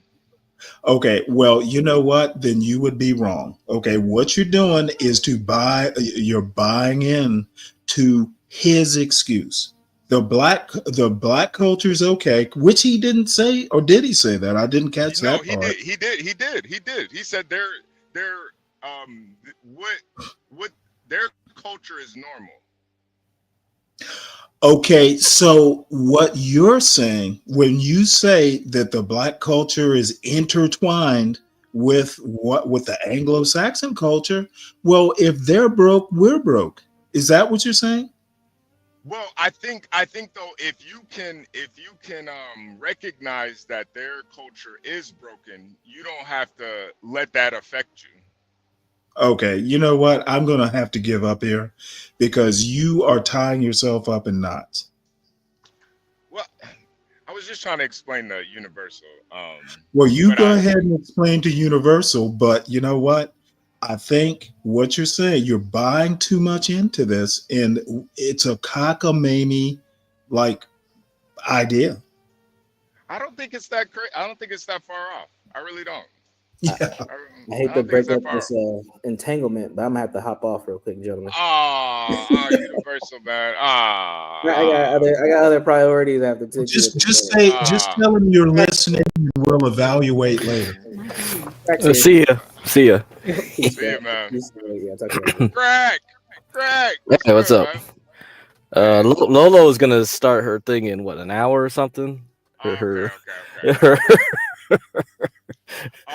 Freemason stuff, like Freemason video. Yeah. I want to see Lolo's Freemason video. Is she going to talk about Prince Hall? I have no clue what's going to happen. Maybe she just wants people to come up to talk. Where's Garion? He's the only one that. Man, I told her she needs to just do fucking lives by herself, man. Nobody wants to hear Garion, man. Lolo needs to do live streams by herself. Look all good and just hold it down, man. The live streaming it's a crutch, man. Just hold it down. Well, you know, the thing is, all that one sprinter we were looking at earlier, Lolo probably needs to go that route. Yeah, I agree. You can hold it down by yourself. You know, like don't. She'll get confidence and she'll learn about Garion. Let me call this Garion. Hold on. Maybe the hard way. Hold on, Stanley. It's the Alberto area. People calling all day today. It must be a busy mood day. Almost first of the year, I guess.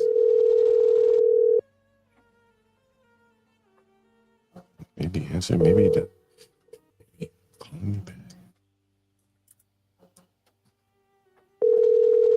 Alberto, couple. Your call has been forwarded to voicemail. The person. They answered. Calgary or something. No, Alberto, not Alberta. No, not Alberta. Oh, boo. Alberto. End up showing these people, and then somebody's gonna know some of these guys. Man, John, I think we should probably watch that Sam Dixon video in full, man. You guys want to watch the rest of it? Yeah, I kind of do, man, because I feel like me and Stanley are kind of not in agreement, and I wish he could hear his whole argument, because I'm telling you, John, I really feel like that white man was really hitting on something that we don't really talk about. Let me ask you a question, Stanley. HB. Stanley. The thing that I really, the Anglo-Saxon white man has been so victorious that we, in this society, we kind of put him on a pedestal. But I think with that victory, he's lost a lot of his masculinity. And I think HB,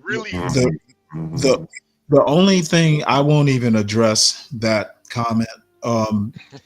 When people make arguments, do you believe that if their premise is wrong, the rest of their argument is going to be messed up? No, not necessarily. Okay, well then you don't quite understand how arguments work. Okay, Well, if his beginning premise is something that I think is wrong, and he spends the rest of the argument supporting his premise, then I probably don't need to hear the rest of it.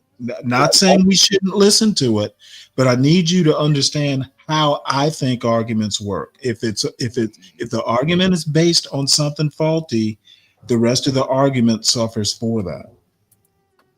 I can definitely understand how you think. I'm just a little bit a different thinker than for me, I can take out bits and pieces of an argument and I don't have to accept one part to accept another part, or think about one part to not think about another part. I'm not going to even comment on that. Yeah. But I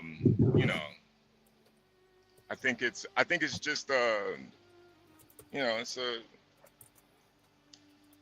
a different way of looking at things. Yeah, it was an interesting speech he was giving. You don't hear often, that critique of white people from a white person's point of view. Oftentimes, it's black people critiquing white people, and so this was different. Yeah, and that's the thing. I don't, I've already heard.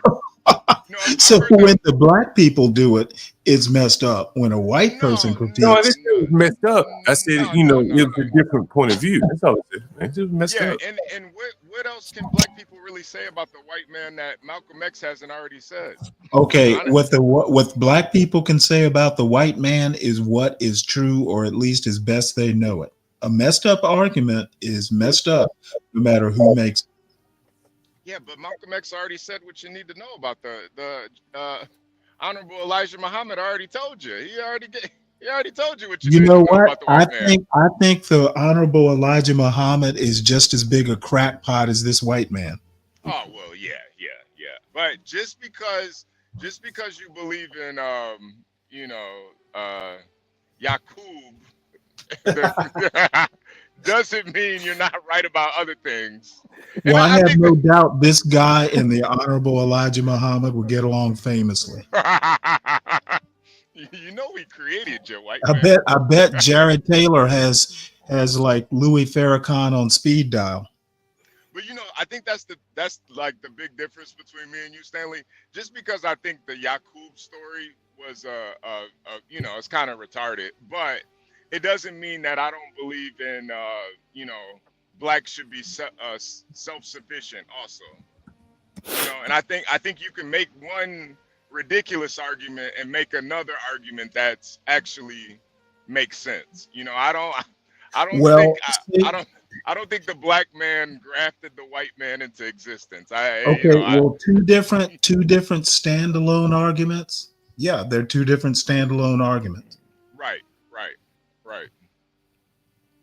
Survival and Yaqub aren't intertwined. They're two different arguments. To a certain extent, if you kind of understand the theory of Yaqub, it was kind of the the worst genetical defects that were grafted to create the white man. So, you know, that may explain some of the defects mentally that they have, but that's only if you believe that the white man was grafted into reality. So Well, again, I think his bigger argument, is that the whites in America, who primarily, as he said, are Americans, are British on meth, right? Yeah. They haven't really been challenged the way that those other Europeans are. And so now they have, they've lit, life has been rather peachy. And we've gotten a little soft. And those are the things that just kind of how I took it. I mean, you could probably apply it to black people too, to, on another level, Oh, wait, hold it. You're saying wait, say that again. Black people have had the fact that we haven't had to fight wars like with Mexico and Canada. No one's invading this country like the people in the Balkans are fighting wars and shit, right? Yep. And so now we've abstracted survival that, we more focus on freedom than survival. So you're going to say black people are in the same boat as the Anglo-Saxons? Well, I'm saying that lack of being attacked or the threat of being attacked affects everyone. You become a little soft. Okay, I'm just going to go ahead and mute up. Yeah, fair enough. Yeah, I think as a country, if you live on an isolated What are you island. trying to say, John? You say we gotta get attacked by Ottomans or something? What he's saying is that he says both of the British and the American, by virtue of being separated by the Channel and the Atlantic Ocean. Maybe we should play it again. He's saying it is more or less babied the people. And man, it's made us weak. It's made us weak. Yeah. Okay. Well, I would admit if he had used the term "we're spoiled brats," I could go with that. He said baby. Nothing more than being a spoiled brat. Doesn't imply mental illness. That's what he was saying, though. But he's saying that level of babying and he termed it a mental illness. But I don't think it's a mental illness. Okay, that's fair. I don't think being a spoiled brat is a mental illness. Well, that's fair. But it does create somewhat of a condition where you're now focused on rather abstract things, freedom versus survival. What a lot of those other Europeans have faced. And imagine again, if you take out the British and if you put the Russians here, things would probably look a lot different because of their history. Okay, I understand what you're weaving here, right? Okay, you're going to weave that into, thinking abstract thoughts means liberal arts are all messed up and, you need trades or STEM. It's all feeding into your overall general theory of everything. I actually wasn't thinking about that. But no, sure you weren't. You put two. But if you look at some of those countries that do a lot of fighting and they're more concerned about their survival, as he was saying, that a lot of these abstract notions, the LGBT kind of movements don't get off the ground. Because but the thing is just because you have a history of fighting for survival, that doesn't necessarily make you a superior culture. Well, I don't think the Nazis thought they were a superior culture because they had to fight a lot too. Well, I don't know if he was saying superior or one is more superior or another, but I think he's saying some things come out of. Well, my clue is the mental illness part. Well, a lot of people think that, John, can we pull it back up? Can we pull it back up? Let's pull it back up. For the people that just not joining in, know what the hell we talking about here. Yeah.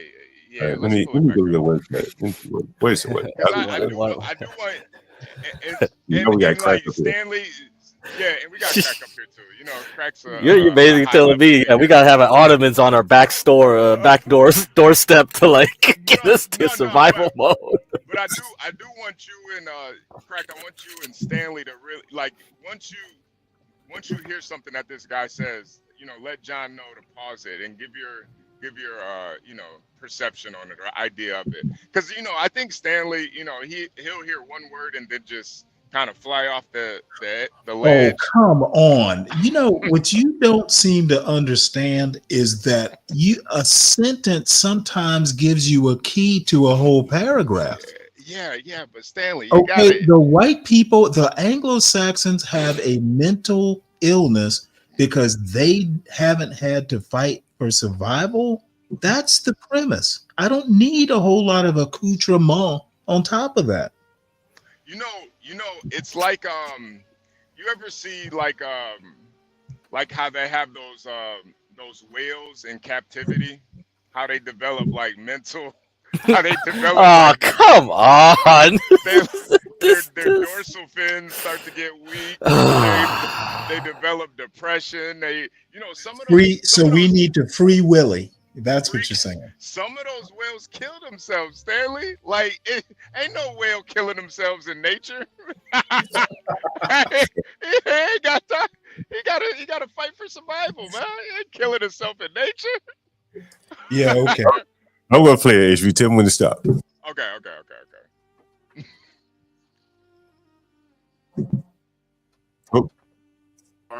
And I figured I would have to wing it all, and you would have been spared so much. But God has intervened on my side and not yours, because now on the podium, somehow I find the notes to my speech. How they got here, I have no idea.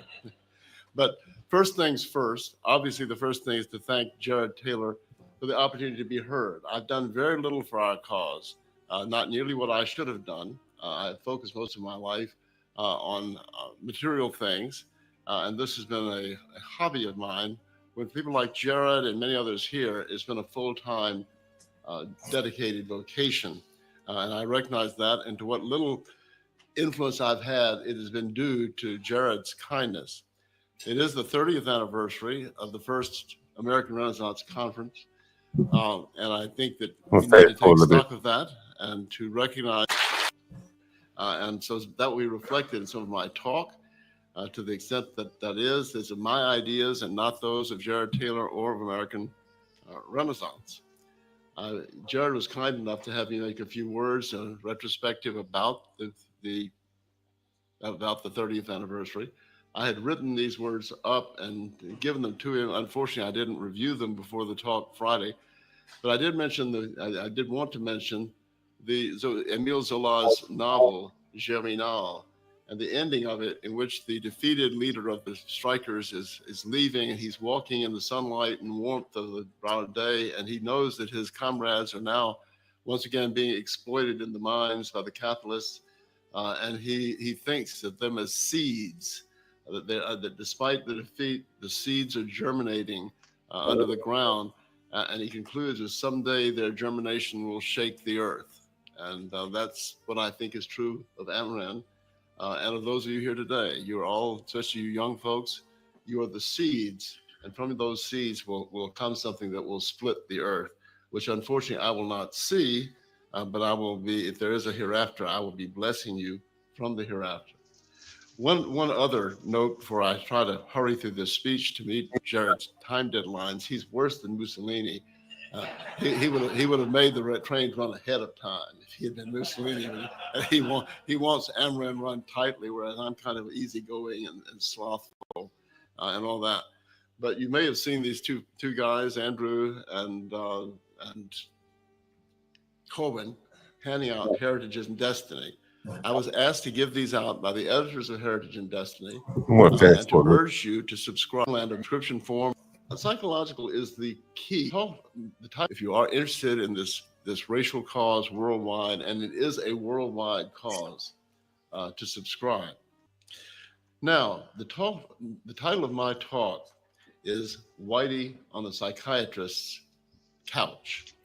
And the psychological is the key.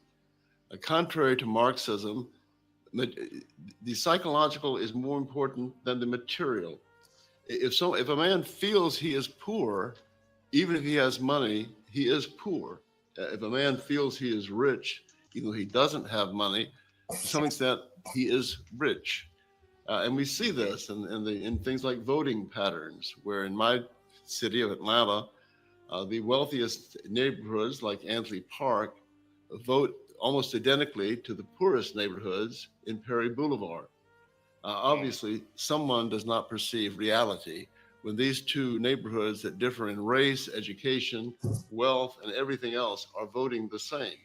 And the reason is that white people are psychologically weak. And they Hey, I want to stop it right there. Do you agree with that?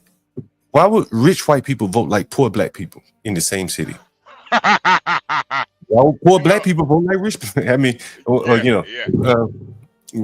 is that? I've always kind of wondered that, it's the same with like rich black people, where they still kind of feel like they're, they gotta vote the same way as the poor people, like I think it is it's a mental thing, it's like it is kind of how you perceive yourself in your life, What would be the white man's motivation? Like, why is he voting that way? I'm just curious. I think because a lot of times maybe that white man didn't necessarily come from wealth, or maybe his parents didn't come from wealth, and it was instilled in him, where we didn't always come from this, like when you hear Ryan talk about, Ryan's obviously well off, but he doesn't come from wealth though. So I think that's why he's a little bit more empathetic. Empathetic, yeah. And I think that's where the majority of the millionaires are self-made millionaires. They're not people that came from wealth.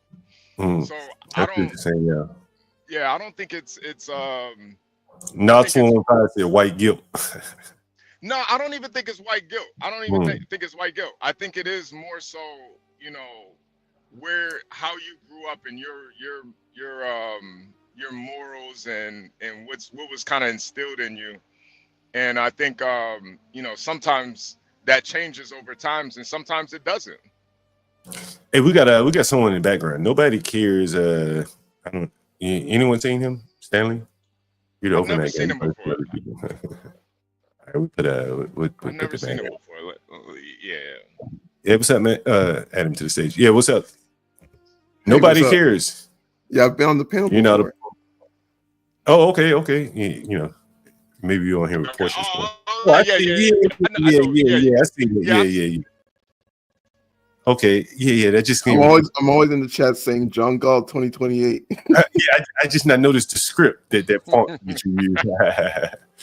All right, well, you want to see some more of this video here? No, I wanted to chime in on why they might be afraid. Oh, okay. I mean, not really afraid, but I think that there's some fear that some of these rich elite have that vote for the Democrats. It's like, because if you think about it, who's doing most of those break-ins in their neighborhoods will be the average Democrat voter. So they're like, it's like when all those white liberals had the Black Lives Matter signs in front of their house. Yeah. It's like the blood of what is it? So that they could protect their house from getting destroyed. It's like when they have black-owned businesses in them stores where it is, don't rob my store. I'm a black-owned business, right? Yeah. So you think it's election signaling where I'm going to vote this way, and you think all these people get in concert to vote a certain way to keep the Democrat lower class from coming at them. I think so. Because I don't see any other reason why. That's the only reason. That's a good real camping saying shit, right? Yeah. That's a really good perspective too. Because I saw that all in Chicago, man. In the whitest areas, you see a Black Lives Matter poster in front of their store, and I'm like, man, this is the whitest of the white area, north side of Chicago. Ain't no black people in this neighborhood. You got a Black Lives Matter sign in your store window. Like That's a And really they vote good. the same, and they vote the same as O Block. Yeah, they vote the same. Yeah, yeah. Yeah. So your theory is to keep them where they're at and they stay where they're at. Yeah. Wow.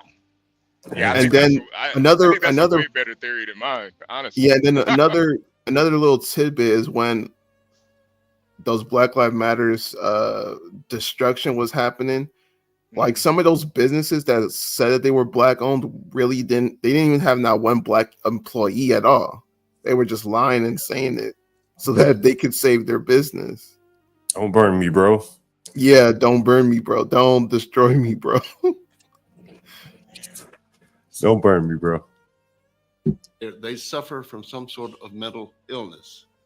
And I'm not qualified. I have no degree in psychiatry, and these are just layman's observations from a lifetime of trying to figure out the white problem. And the white problem is the first problem we should address. Blacks and other races are acting normally. They're united. They feel a common culture. They feel a link to a community. They're aggressive. They want Wait, to can you take stop what we that have. real quick? Whites. Do people really think he really believes that? What he just said? In terms of what part don't you believe? Like the whole they're unified. Like I don't see the unity at all. Did he also say that acting aggressive is acting normal? No. Yeah, that's what he insinuated. He said. Yeah, can you rewind a little bit, John? Because I thought I heard. No. He didn't say it like that, Stanley. I mean, Okay, can we rewind it so I can hear what he said? Yeah, if we're gonna focus on that, then I have some thoughts on it. We go. Suffer from some sort of mental illness. And I'm not qualified. I have no degree in psychiatry, and these are just layman's observations from a lifetime of trying to figure out the white problem. And the white problem is the first problem we should address. Blacks and other races are acting normally. They're united. They feel a common culture. They feel a link to a community. They're aggressive. They want to take what we have. So he did say they're aggressive. Yeah, he wasn't just talking about blacks, Stanley. He was talking about no. I heard him say and other races. I read the sentence. I just didn't want to get hung up on blacks or anything like that. Go right. ahead. No, I wasn't gonna get on. I'm hung up on the whites. Right. Go ahead. Yeah, go ahead. Mm-hmm. No, I'm just saying. Do you hear? Yeah. How this man has inverted the problem to that, all of a sudden it's acting normal to be aggressive. What he's saying is whites aren't aggressive enough. I think Stanley, that's literally where he's going with this. What he's saying, Stanley, honestly, what I believe, right, the way I took it is, politically, the blacks are pretty aggressive. They're shooting above their head, right? Okay, he said aggressive. He didn't say how. Well, this is how I took it. So you said blacks are aggressive. And I don't think it's a negative thing to be aggressive. I think you either pushing or falling, right? And he's saying the blacks are making inroads where they can make inroads. If they want to be, that's how I'm interpreting it. Okay. Blacks are doing what's natural in other groups in trying to accumulate more ground. And to do that, you have to be aggressive. You can't sit back and be passive and hope something comes to you. You got to get out here and take it. And what he's saying is that the white man, unlike all other races of people, have lost their aggression, right? They've been, in effect, cucked, right? I should play the other. That's how I took it. Now, I'm not saying he's right or wrong. Would you support me in saying he thinks white men ought to be more aggressive? Yes. Yeah. And you know what? That is fucked up. Well, we just had a man on the stream yesterday, and we did a review of him that one could say he needed to be a little more aggressive.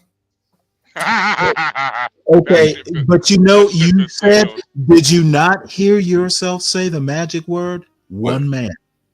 Yeah, but again, not white people, one man. Right, but your word. Him and the wife and all the people that were kind of going. Your words. Other than Spicoli, I think most of the white people, again, hell, and maybe some black people too, that would. Okay, I don't want to take one man That's and fair. start Fair, yeah. explaining all white people. All right, we won't get too hell up. Anyone want to come in before I start it up again? Well, I did want to hear from Nobody Cares. That name is crazy, but go ahead. What did you think about that? Nobody Cares. I just think, well, it depends on what his political leanings are, and is he liberal, conservative, in the He's middle? on Rumble. Well, yeah. I think him being on Rumble kind of lets you know where he's at. Okay, so I think he's being like sarcastic in a way to pretty much state what Stanley was saying, that they need to be more aggressive and be more dominant or whatever. No, he's being serious. Yeah, I think it's very serious. Yeah, but he's over there saying that they have a problem though. Like I don't know why a white person would say white people. He's gonna. Maverick G is up here saying right now, raising testosterone isn't making people aggressive. Every day you listen to this talk radio, this shit is all advertisements for more or less testosterone. They talk about TRT.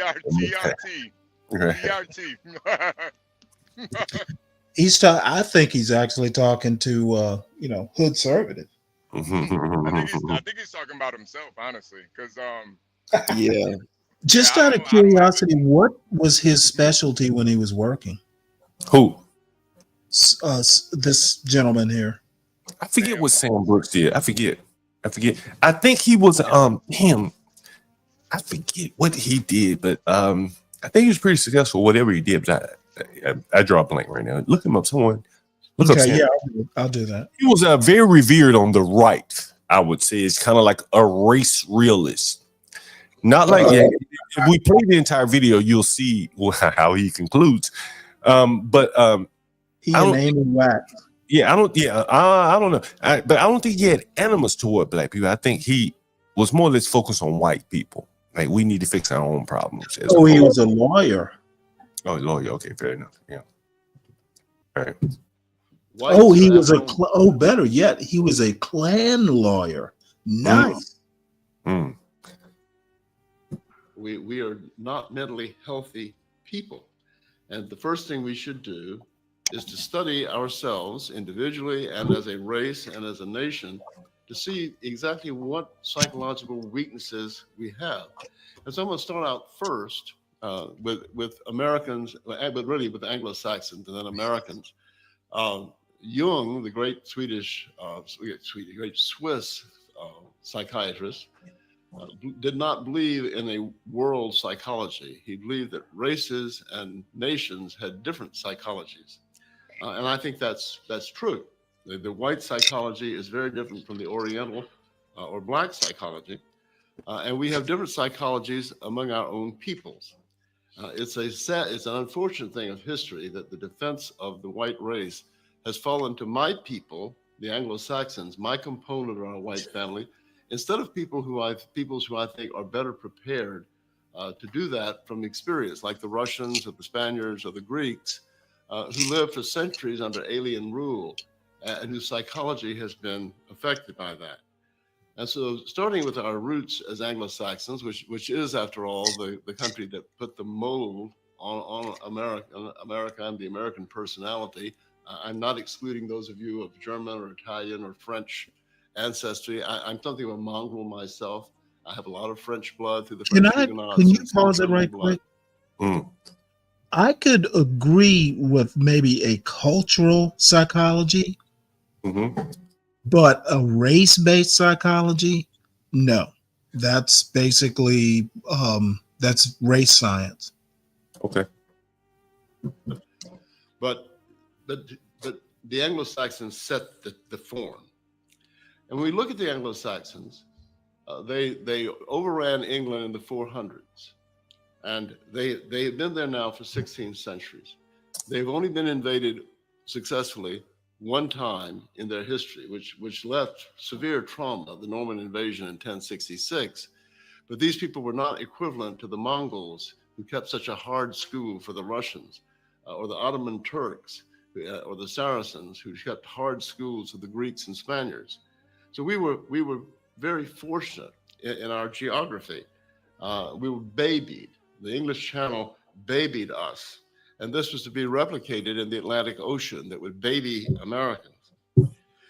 Our ancestors had to deal only with the Celts, predominantly today the Irish, whom they outnumbered and who were decidedly weaker than they. But we forget that we had to deal with the Celts and the Irish, the way the Germans had to deal with the Poles, and the Russians had to deal with Poles and Lithuanians and others. That we tend to be very self-righteous and look at European nations and be very judgmental, and to forget that when faced with the same problems of hostile white neighbors, we use the same tactics and techniques as we had to in dealing with the Irish.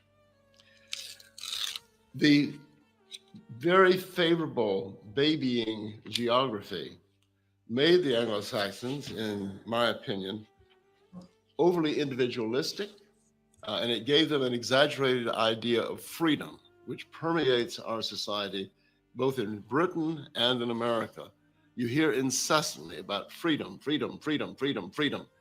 You don't hear that as much with Germans or Russians or Italians or people in the Balkans, because for them, this hearing aid is bringing people back into the conversation. More than 500,000 people have already improved their lives with audio. Freedom was subordinate to survival, to racial survival, to national survival, and they couldn't afford the luxury of the kind of individualism and freedom that our ancestors in Britain could enjoy without endangering the survival of their race. We see today that freedom in America, in my opinion, is incompatible with the survival of the white Europeans in America. We have to rethink a whole lot of things, that the Constitution, states' rights, individualism, private property, freedom, all of these things have to be rethought in terms of new facts on the ground. No political philosophy fits all situations.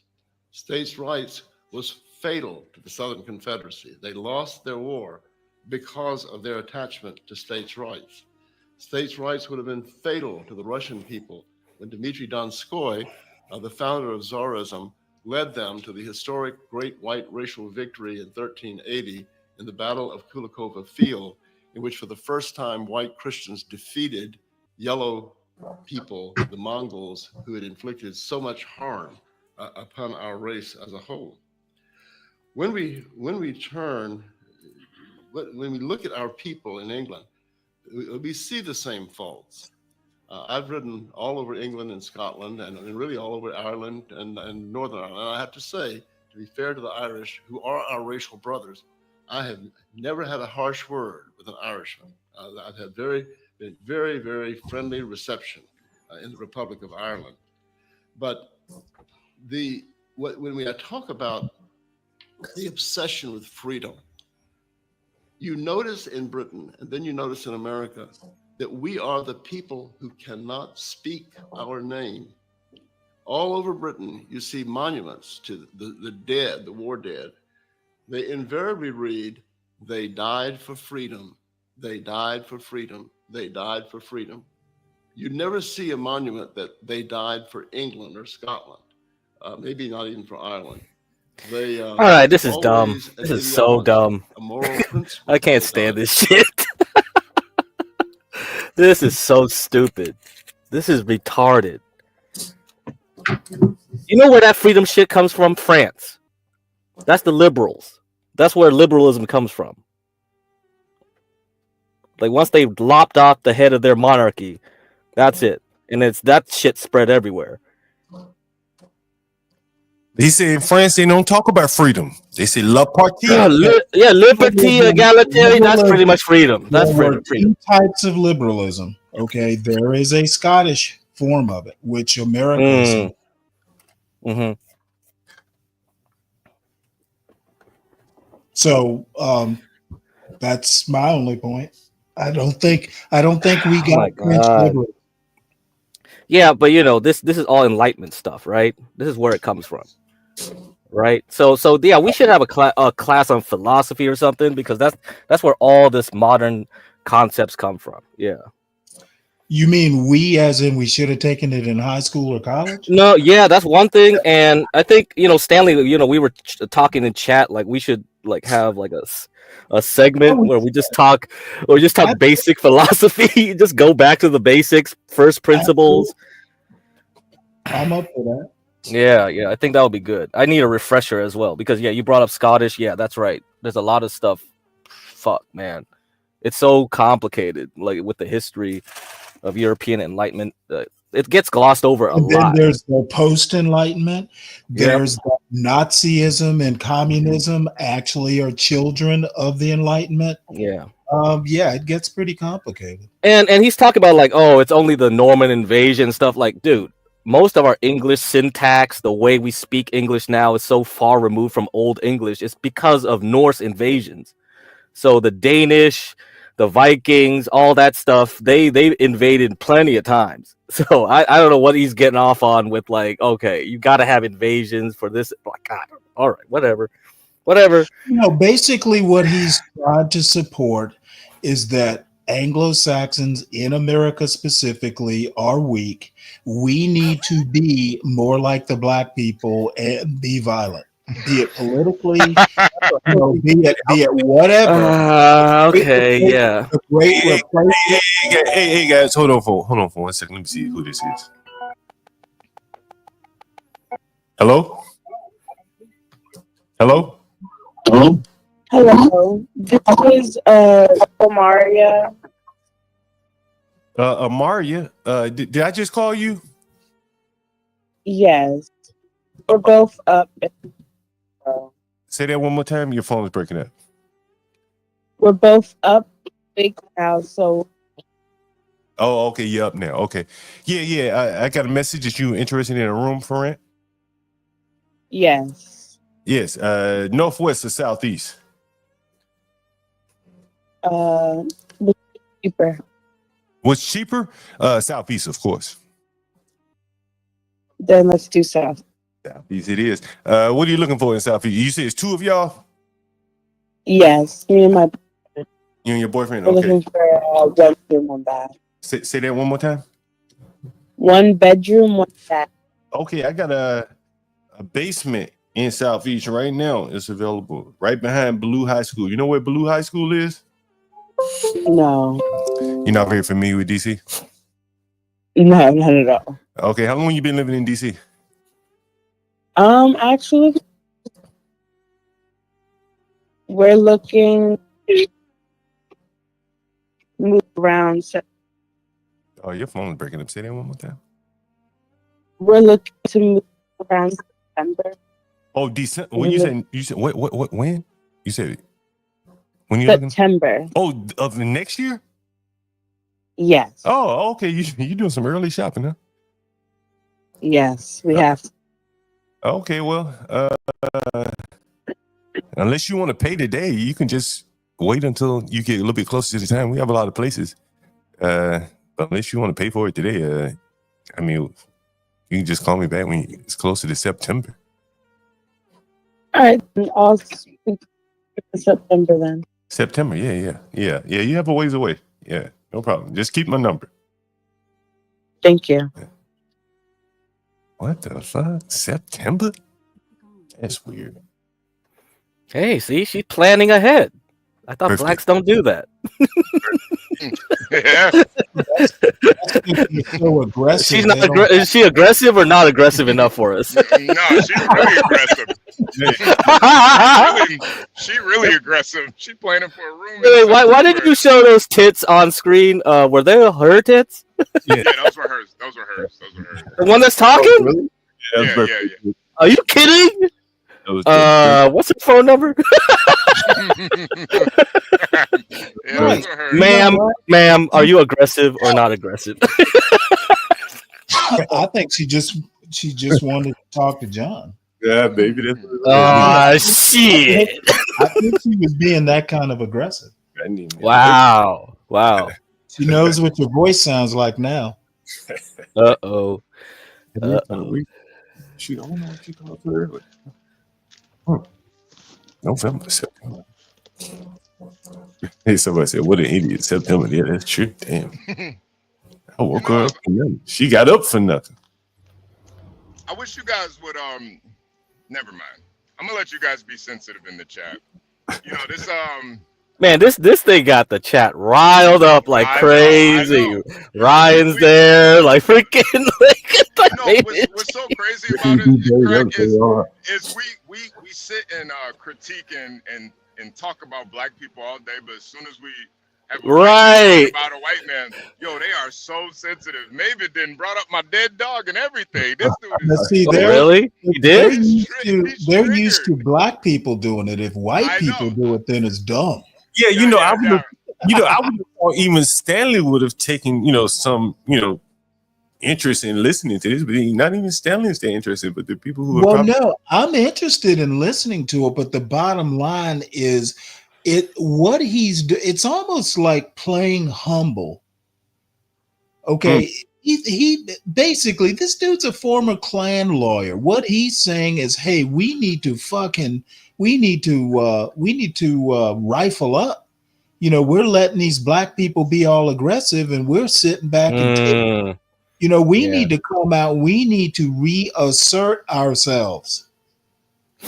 Yeah, that makes sense. To a certain extent, I don't disagree with them. Of course you agree with him. You're inclined to. Well, I think the reason why I do is because I feel the same way about myself.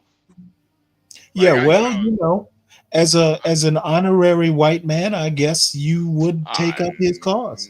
No. But I do think, it's there's nothing wrong with a man rifling up, fortifying himself, being strong. I don't think there's anything. Okay. Like there aren't Dylan Roofs in the world. Well, I didn't hear him say. I think these motherfuckers are rifled up enough. I don't think they're shooting up their own schools, HB. Yeah. That's a they don't even have enough fucking sense to lock up their weapons. That's because they become their kids are killing each other because they're so rifled up. No, I think it's because they become soft, man. Glenn Lowry, you know what? Glenn Lowry's right there with you. We need to be careful, black people, because white people are a sleeping giant. If they ever get pissed off, and this dude's just right in there with them.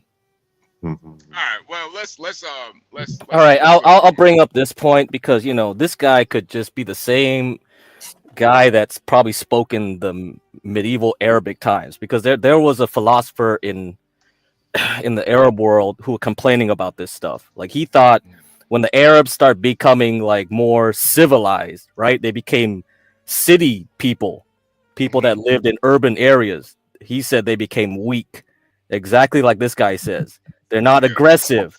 And they call that a sibiya. A sibiya means like there was like a sense of loyalty, right? Their sense of like community or something, where they all were just a big tribe that just went and just took shit. And that thing was disappearing. So this guy could be the same talking points as probably that dude centuries ago. HB, this is Maven's takeaway. I trying to keep the black man happy.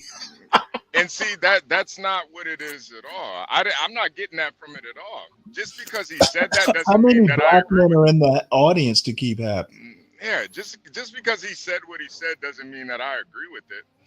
I'm focused more on his take on the white fragility, and weak. HB, do you remember this from Power? Let me know if you can hear this. This is the game. Can you hear that? Yeah. You can hear that? Yeah, I can hear it. Hey. Every fucking moment of your life, if you ain't pushing, you falling. And I think that kind of is what explains, where the guy is kind of going, with the white race. When you bring in all these different groups, when you have migration, there's going to be competition for land, for resources, and women, right? I swear that Mavid G lives in an alternate universe. I'm not even. I'm not even sure he's listening to the same show. Nah, I don't think he is either. I think, but this kind of proves this guy's point, right? Where some of these white guys are so mentally weak, they can't even hear what the guy is saying. They're so focused on. Hey, B. Remember, I used to tell you, man. I used to have all these fucking incel tenants. Remember, I used to talk about that. All of them were white men. I had one on the screen. Like they, like I don't. Does that even exist in Africa? Are there African incel niggas? No, right? No. Are there incel Muslim niggas in Pakistan? Multiple wives. Wives. Maven, what Right? the fuck? They're more likely to have multiple wives than to adopt some incel. So weird. Am I wrong about that? You think I'm wrong about that? Because again, what's up? Every fucking moment of your life, if you ain't pushing. Yeah. And you see, Mavid, and I think this is what you don't really understand, and I think it's kind of hard because you are mentally fragile. But when he said blacks, when he said blacks are acting normal, you take that with a grain of salt. He's saying the niggas in the hood killing each other, that's normal for them. That's what I took from it. That's what I took from it. So This dude is so clever. He's scary. So when you think that he's trying to take up for black people, no, he's not. But It's a backhanded slap. Right. You're not. You can't read between the lines what he's really saying because you're fragile. You're mentally weak, and I think him putting the magnifying glass on you is really showing your character, and you still owe Princess money, man. Money. He's saying the black community is normal. That all the dysfunction and chaos, that's their That's their normal. That's their You know the thing about Princess, people say like he's a pussy or whatever. Dude, he's aggressive. Like he kissed 2 OnlyFans girls while the rest of the men in that party didn't even bother doing anything. But all he did was kiss him? Yeah, that's it. But that's still a step further. Because just for content, right? Just for making content.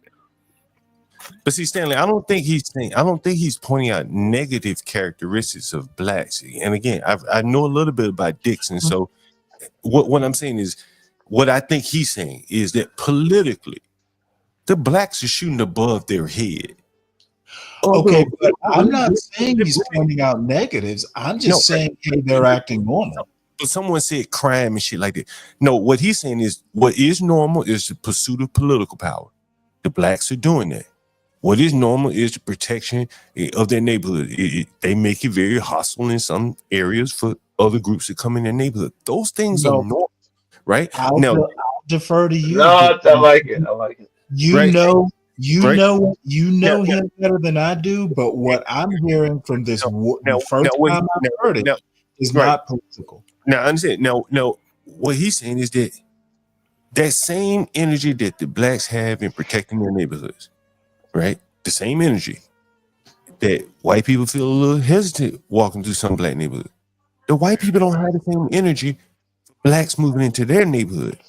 That's where blacks desire to go, right? There's no fear there.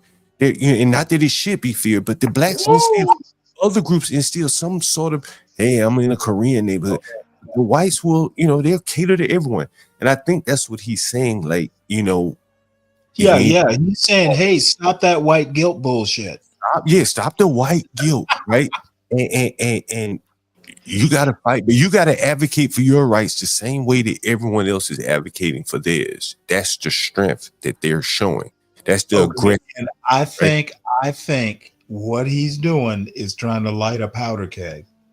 Well, under the white people for sure. He's saying, hey, like they've torn down our statues and built their own. No problem building their own. But they tore down ours while we allowed them to do it. Yep. Right? They tore down our slave past. Whatever the case may be. But I guess what he's saying, because it was some George Washington, other people, you can't. If you're going to survive, you got to have some resistance. You can't let all your shit get torn down while other people are building up statues to themselves. Okay. And that's kind of what he's saying. Ryan, we aren't being divisive here. I'm not. I'm just saying what I see. We're not fighting like a brave type of fight. Yeah, and this is why this guy is saying what he's saying, man. We're just having a conversation about white fragility. And now we're throwing out all these meme words and stuff. Oh, he's being divisive. You guys got to stop it, man. Just stop it. Quit being so sensitive, man. And this all stems from yesterday. The guy, the cuckold couple came on, right? And then later that day, Andrew Tate sent out a tweet. And that tweet, let me see if I can find that tweet for you. Here's the tweet for you, the guys that haven't seen it, and it more or less, HB, when you say from the interview with that woman, the conversation you had with that woman and what Andrew Tate tweeted, kind of like more or less aligned, Yeah.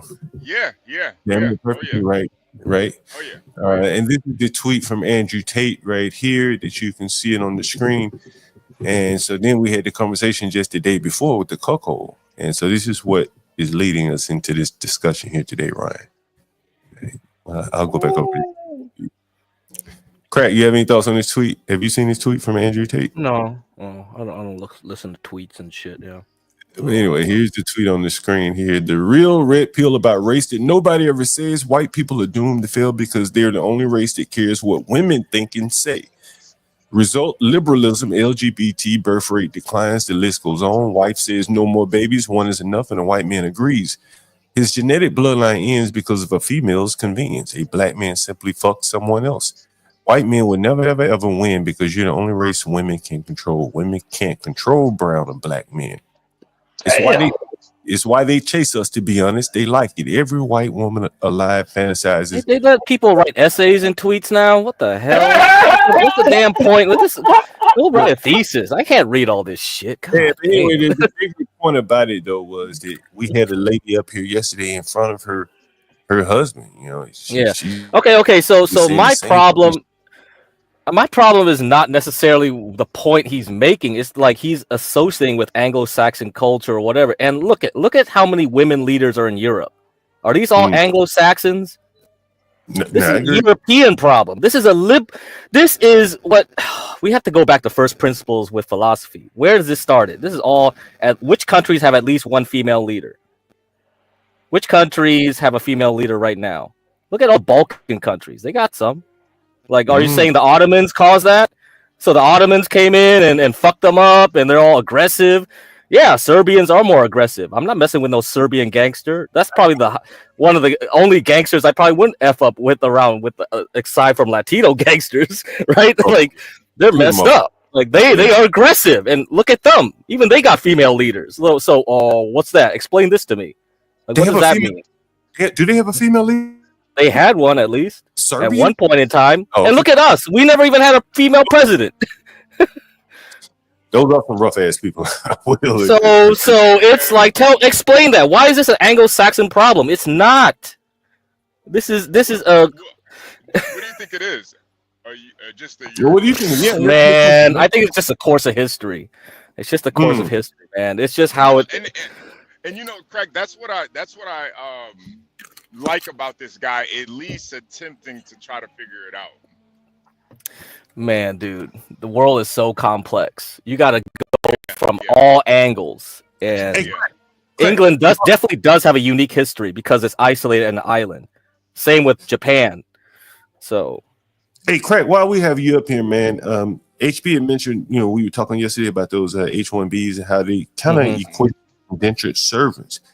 Man, I think you'd be good. Would you be willing to do another stream just like kind of talking about ABs and how it Man, kind I of don't know enough. boils I down guess to I like should research.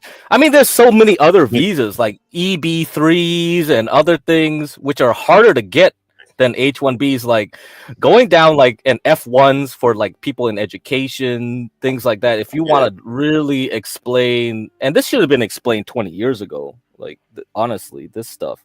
Only now people put a spotlight on it, and But crack, can't you separate a culture from its politics though?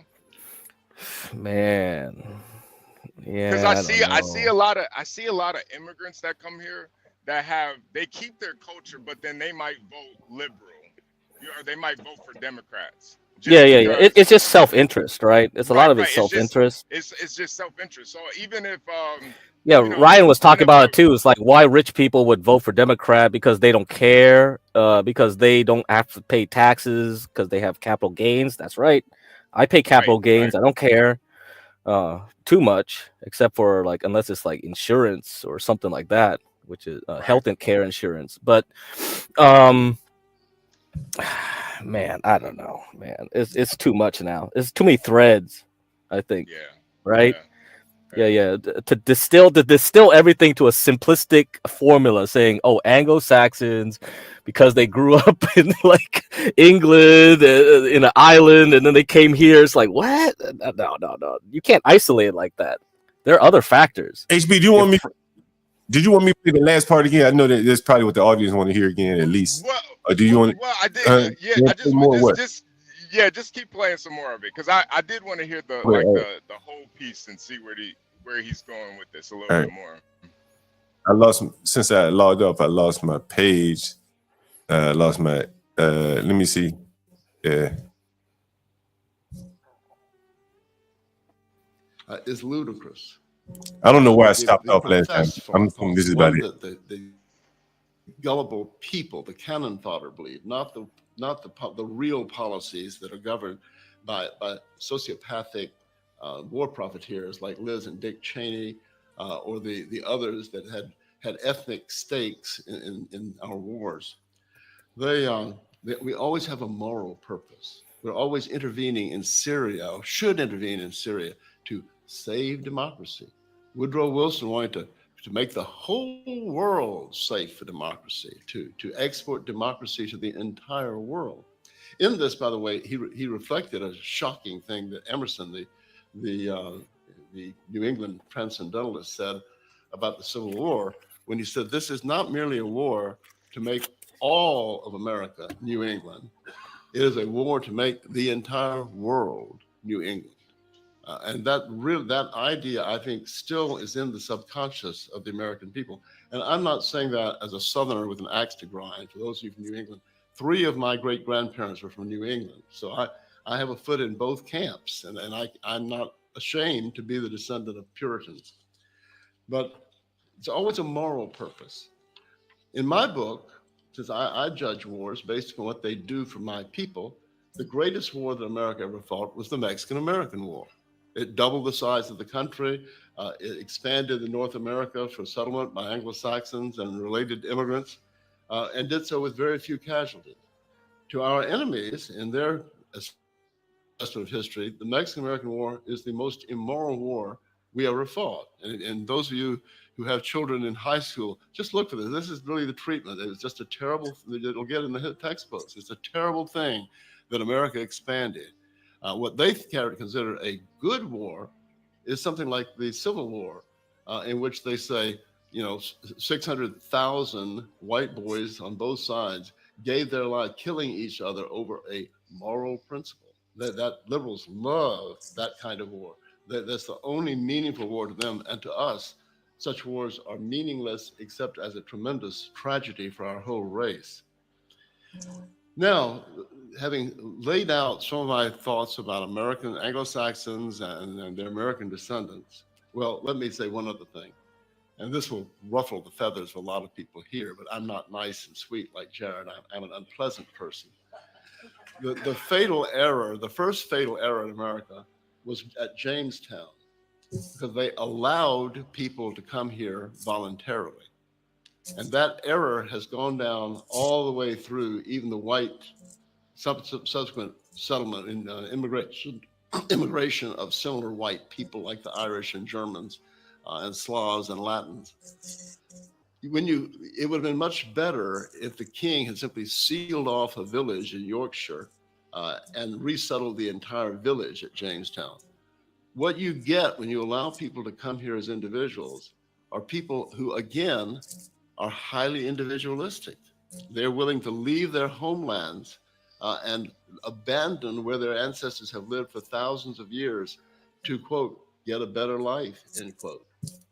The ones who had a normal community connection to community stayed at home. They stayed in Europe. So the Europeans have a much better field to plow than we have in America, with all of these highly individualistic and materialistic people for whom things like race, religion, language, nation were secondary values, maybe even tertiary values. And that was the first great mistake. The second great mistake was the revolutions, the war for independence, and the propaganda that comes out of that you hear every year about how we rose up against British tyranny.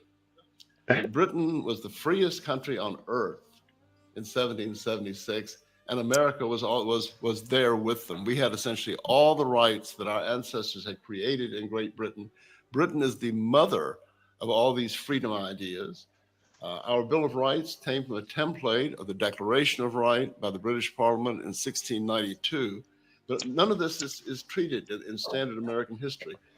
Yeah, he's insidious. Whoever said that, I'm with you. He's insidious. Therefore, it's an easy step to be against Europe, that we are a reaction against all of that. A healthier psychology is found among Jews. The boss Jew among Jews, American Jews in the first half of the last century was Rabbi Stephen Wise. And he very wisely had a great dictum that he reminded Jews of constantly. And that was, we have been Americans for only 250 years. We have been Jews for 2,500 years. We have been Americans since 1607 when Jamestown started. Even those of us with original ancestors like Jared and I have, who came here early on, we've only been Americans now for about 420 years. But we have been Europeans for thousands of years.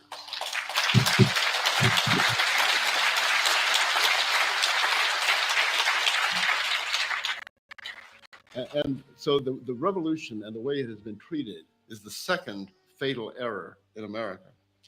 Now let's look briefly at whites in general. What is wrong with white people?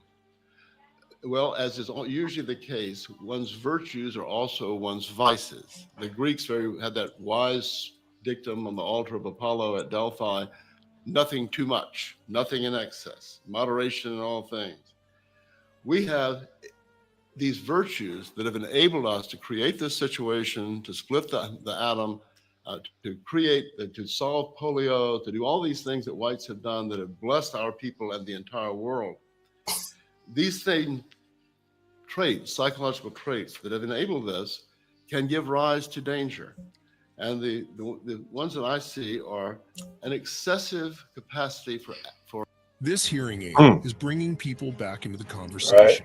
More than 500,000 people have already improved their lives. Imagination.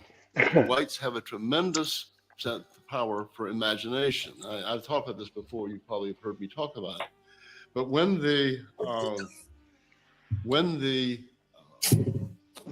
Dickens was writing his novel, there was I'm gonna pause it right here for 1 second. He says whites have a tremendous, imagination. Yeah. Is LGBT and all that shit like an imagination? Yeah, that exists in the white man's mind. That exists in the white mind. Yeah, I that shit doesn't exist. Huh? No, I always, whenever I look at these movements, I always think of what would be what would happen if everybody took on that ideology. Like, so when you look at LGBT, or if you look at kind of like these anarchist movements, or these this incel movement. What if every man in America took on this incel movement? What if every man took on this LGBTQ movement?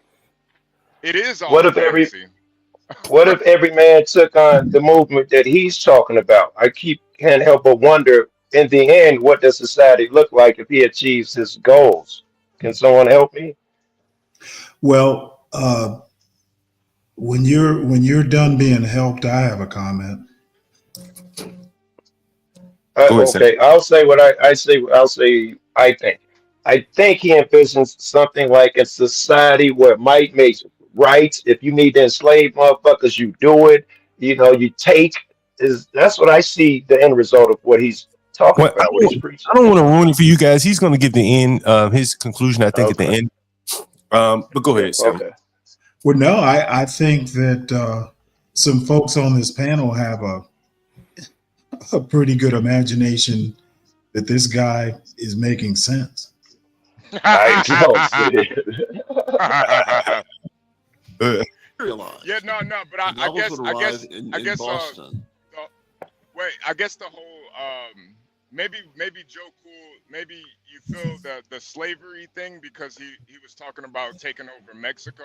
But I do always wonder that, why doesn't the US just take over Mexico completely, or why don't they just Or take over Canada. They already tried to, man. They had discussions about that. Hey, We let me won ask you the this. war. We could have went all the way down to Veracruz and had the border Yeah. next to Guatemala. Mexico used to didn't be in they? Colorado. All, We taking a ton. Right? I We took mean, a ton of all. Mexico. If you go to all the major streets in San Francisco are named after the heroes of the Mexican American War. Or the Yeah. politicians that started. You have Buchanan Street, Polk Street. Actually, go look at all the presidents during, before the Mexican American War, into the Mexican American War. Look at all of them. A lot of them only served terms that lasted a year or something. A lot of them died and this and that. And it's pretty interesting. So you got and all the generals too. Wait, Crack, why don't you think they took it that went that far though? They had discussion about race, and the other reason too is they didn't want more slave states. If everything was below that border, all of Mexico would have been slavery allowed. Yeah. Right. Gotcha. And they didn't bring as many men into Mexico as they did to North America. They would have been outnumbered. It would have been difficult to. Oh, but it was easy to control them. They were so fractured. They're like Mexico's history is also an interesting one. If somebody knows more than I do, like the way they went about their own independence and things, it's just straight up went crazy. Like their parties were divided with people that want central government and quote unquote states' rights to the next level. Right? so that's why Texas broke off. It's like states' rights. That was the first states' rights. So they were against the central government in Mexico City, and yeah, that's it. That's what happened. And there were a lot of states that broke off of Mexico. You had the Yucatan Republic. You had this is a lot of stuff that people don't cover about. Like Mexico already had a fractured government. Yeah. I'll play some more. And the Bostonians, these hard, tough Puritans with remarkable IQs. My guess is that the Puritans probably had an average IQ of about 120. These tough-minded businessmen would go down to the docks and wait for the next installment. And they would cry out to the sailors, tell us, is little Nell dead? And the sailors would reply, yes, little Nell has died. And they would get all choked. Well, little Nell is dead. And I've known people like that. There was a girlfriend of mine for many years for whom Masterpiece Theater was so real that she would get an elevated mood or depressed based upon what was happening to people in Masterpiece Theater. And I'm very, very dull and unimaginative. And I would tell her, Jane, these people don't exist.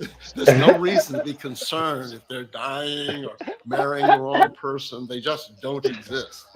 But whites have this capacity to leave reality and to live. There it is, right there. I've been looking for that.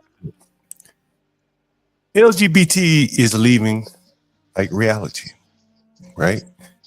Mm-hmm. Hey, I'm a man today. I'm a woman tomorrow. It's leaving reality. Only white people really can do that shit, right? And legitimately pull that shit off to you, right? Yeah, and try to make it the standard, the norm, right? You can't keep your reality no more. You must come over to ours. I've seen black people in other races with flights of fancy and shit, but they ain't trying to draw me in on that nonsense. Okay, here is the deal. Let me go ahead and blow this Well, myth let me finish, Stanley. I don't think that black people or any other race of people can come up with these high-minded concepts like leaving reality, like you can be a different sex. Let's talk about Hindus. Let's talk about the ancient Greeks. This sort of LGBT stuff has been around since humanity's been around. Yeah, you kind of got a point there, Stanley. Right. No, Nate does. I'm sorry, I don't want to say you don't have a point, but the original argument still holds. It hasn't been. It has. If you ever want to explore something other than American history, I guess in modern day America, right? Like, wait, please, before you move on, John. I agree with you. The Greeks, they used to take men with them to wars and all of that. I agree that it existed in that culture, but I think our point here is it wasn't so that they get the gay people who they took with them as slaves got to take over. Is to counter your point, which is this sort of stuff has been around since there have been humans. Stanley, I think the biggest difference though is the difference with what's going on now is that even in these Hindu religions or Hindu society, those guys that dress up like women, they're not women still. They don't look at them as women. We don't have these conversations that these are natural. You need to go back and you need to read you some Hindu stuff. There are whole genders that have been dreamed up. And I'm not an expert on Hindu culture or anything like that. However, it is not unusual, is my point. They're different. You're dreaming. You're not going deep enough. Stanley, listen. Don't Stanley me. Okay, I'm not making this shit up. Mr. Cross. Okay, no. HB. The bottom line is you don't have the depth of knowledge to make these bold pronouncements that you seem determined to make. What I'm saying though, there is a difference though with our. I'm saying the difference. Yeah, the difference is in HB. I'm just gonna have to meet you where you are, because you don't actually. You're speaking through an American history hat. No, you ain't let him say a word yet. You're cutting him off every time. I don't have to let him do that, Joe Cool.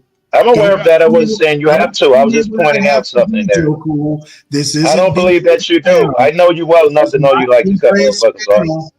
This is not B Brave's panel. Whatever that means. I don't even know what I was gonna say anymore. Well, that's probably better for you. I think the difference though is when you look at these other cultures, yeah, they have a different gender or different name for these people, but it's not. You don't confuse them with women. They're a lot of times they're considered. Who's confusing trans women with women? Well, that's the whole argument in America. Okay, they're called trans women, not women. Well, they want to be. They want to be, but I'm asking who's confused. All right, I mean, this. Okay. Yeah, this is not getting anywhere because the problem is that, like, if we're gonna argue about imagination, yeah, Hindus had a lot of imagination. Like they did. They're very abstract. If you want to talk about people that have abstract thinking, this is how we got our number system. It came from there, So they were already the premier abstract people for a long while, and maybe it was probably influenced by the Greeks too. But yes, that's right, because they had a lot of contact. So I think HB's problem is that, like, it's being weaponized. That's the only difference. It's being weaponized in the modern era. That's the only difference.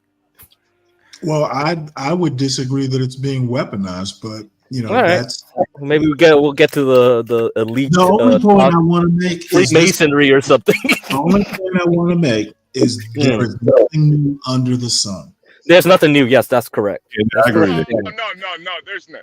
Yeah, no, yeah, you're not gonna get no. Yeah, and this dude's argument is basically saying white people have a monopoly on imagination. No, I think Hindus do. Yeah, in that, but anyway, it play a little. I think it pretty much did. Go back. That's what he said. White people have the imagination. All right, He did. we're back a few. Let's go. Very dull and unimaginative, and I would tell her, Oh yes, right. These people don't exist. There's no Hindus reason are to so be damn concerned imaginative. with They got like their thousands of languages and marrying thousands the of wrong scripts. person. They just don't Tower exist. Babel. But whites have this capacity to leave reality and to live in a world of imagination and fantasy. And our enemies have very shrewdly analyzed that. And they As have if we, created other an people, don't have them. reality that people live in. Another thing that is true is that abstract reasoning, which I think walks hand in hand with the power of imagination, makes us in some senses vulnerable. I've said that. Only they have abstract reasonable. Only white people have it. I've said that. You've heard me talk about. You mentioned the term abstract, and I've learned. I learned that word actually as a software developer writing abstract classes, and it is a concept that you have to really think about to write an abstract class versus was it a concrete class and the implementation. And I've often wondered, to build something abstract like software, it does take an abstract mind, and you do see a lot of white people primarily dominate software. Probably I would say the Eastern Europe dominated. You even sure more. not the Japanese, not the Asians? Well, No, I mean, probably not. Probably in not. America- No, Joe Cool. I'll tell you this. This is why I mentioned Indians, because Stanley brought it up. Yes, they would have more abstract, and that's probably why you see the higher class come over here. And we're not going to get into like the Elon Musk H-1B thing, but I would say this is the reason why. If you're a Brahmin class person, your education is different from a lower class. Like maybe I can't say for sure, but I'm guessing this because if you look at the Chinese people, they took an alien religion, Buddhism, very abstract religion compared to whatever religions they had locally, and they adopted it. So yes, I think there is something to it where there is a level of Indians that do have very good abstract thinking, and but like nowadays you see so they divide their labor right through castes. So I would believe the managers are on one level. So I don't know, John, right? Wait. Would that be akin to say the Egyptians? That what you could call it abstract thinking when they had picked all of those gods, right? And they made people believe in all those gods. They did the same shit the Hindu do, meaning all races have abstract thinking. I wanted to see if I could show you guys an example of an abstract class. Oh, and by the way, race, the concept of race is an abstract class. Yeah. That's true too. Yeah. About let me see. Or then we could go to genetics and we'd be like, okay, let's see if the class could be like turned into an instance. So if an instance of a race, then what is that, John? So like if I do haplogroups, then what's the DNA? If I got EB1, B1, B2, and then if you got EB2, B1, B2, what's the instance of that, John? So where would our abstract ancestor be common ancestor between you and me, John? So we could go back and go up the tree and do linked lists. Yeah, we can do that. Here's an example of an abstract class here. Basically, an abstract class. You can see it just. I forgot you can have implementation in an abstract class. I thought you couldn't, but no, yeah, you can. Yeah. In an interface you can't, but in the abstract class you can. So this would be like the default method for a abstract class. Well, what language is this? C++? This looks like C# right here. Oh, C#. All right. Yeah, they're pretty similar. Yeah. Objective C is crazier though. I hated that one. I was like, what the hell? This is too much. So yeah, that's the way the syntax works is very class oriented. And an abstract class is a class that defines a template for methods and variables for a category of objects, but cannot be instantiated itself. I don't know what that means. Instantiated. Yeah, Joe Cool. Let's have a beginner to programming. Can you talk about procedural languages? John, can you just go to procedural languages and then we could go to functional and then we could go to class? All right. So, purposely, this may give you more insight. Abstract classes are used to describe functionality that is common to a group of classes, but require unique implementations within each class. Did that help you out, Eddie? Okay, well, if we're gonna go this way, nothing new under the sun means there are actually no abstract classes. I missed that last part, but requires unique something. The first part of that means it's not abstract because it has a thing that it wants you to follow. Abstract classes are used to describe functionality that is common to a group of classes. Is it abstract? Is if it's common, but requires unique implementations within each class. That's so abstract. These cats are writing abstract on purpose, man. Fucking, they could do better. And that's why I think that a lot of people have problems with software just by strictly that. Like, imagine having to write a class, an abstract class. Where do you put, very good. Good point. Good point. You know, there's so much decision. You know, where do you put certain methods? Where do you put the implementation of other methods? As we showed there in that simple class. I think this sort of comparison basically belies the simplicity of nothing new under the sun. Basically means there are no abstract classes. There are classes. Software. Okay, software. I hesitate to compare writing software to real life. Fair enough. My neighbors in my neighborhood are very intelligent people. It's a great neighborhood that filled with wonderful people. They are young people, they're heterosexual people, they have babies. They are able to buy houses for $800,000, even though they're 30 years old, and they vote 2-1 for Stacey Abrams and Joe Biden. And I was remarking about this to a friend of mine's widow, who's a very astute woman, and I said, I don't understand how they can't see that there's nothing good coming to them from Stacey Abrams for governor or Joe Biden for president. And she looked and said, well, it's very easy to understand. She said they use subject-verb sentences. They have high vocabularies and so on, because you have to have high intelligence and education in order to follow all of the fallacious logic that leads to these positions. Simple people don't have the ability to follow these arguments, and so they see things as they are. Damn, but this is the guy. Because formal education. Can you pause 1 second? Sure. This is the guy who's talking racial psychology. I think so. Yeah. So how is he any less ridiculous than a Stacey Adams? Is my point. Abrams. What did I say? Stacey Adams. Get her name right. Get her name right. He's a fucking shoe. Get her name right. Those are the shoes you got on right now, Stacey Abrams. I think he is doing the same thing in this talk. If you have to have high education and all that jazz, I think he's doing the same thing as Stacey. Great point. Great point, Sally. Great point. Has been found in studies to be heavily correlated with susceptibility to fraud. Oh, shit. Did you hear that? Listen to this. Fallacious logic that leads to these positions. Simple people don't have the ability to follow these arguments, and so they see things as they are. And I think that's very true. And we know it's true because formal education has been found in studies to be heavily correlated with susceptibility to frauds. The more education. This is a false argument. More he's susceptible you are. It's stupid. He's talking about fraud. Rewind it real quick. I didn't. Joe Cool was muddling over here. I didn't hear. I'm sorry. No, you're okay.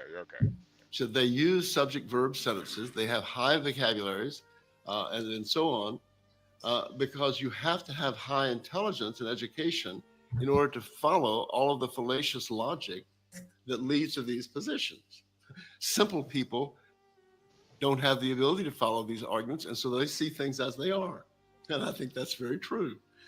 And we know it's true because formal education has been found in studies to be heavily correlated with susceptibility to frauds.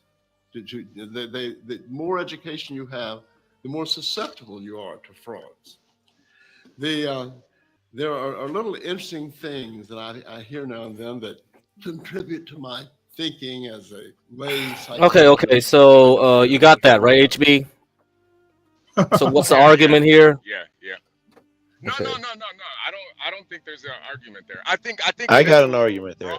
I think it's a little broad. I don't think that applies to everybody, but It doesn't apply to everybody, but yeah, he's right in general. Yes, I have seen a lot of highly educated people to be defrauded. I mean, there was this guy in But Germany as an engineer. He got tricked by that Elon Musk. If you give me 1 Bitcoin, I'll give you 2 Bitcoins, and he lost all his fucking Bitcoin. the problem I have with him is I think he is saying, so therefore, because this is true, it means that people who are not smart are the opposite and they won't fall for these things. So He's trying to yes, say you're right. that You're the right. opposite is true. The reason why this happens though is that because it's not because you're highly educated, is that because if you're highly educated, most people who go through the education system without like dropping out or whatever, they are likely to be very trusting.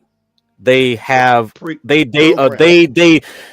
will like go for authority, right? They will believe Yes. it. Like someone like Yes. me is like, yeah, I went through higher education, but I never trusted shit. I don't like authority. It's just like I did my part. I got what I got, but it's very rare because hold on. otherwise someone like me, it would be a dropout. I Hey, think Craig, with my personality, yes. What do you guys think in the chat?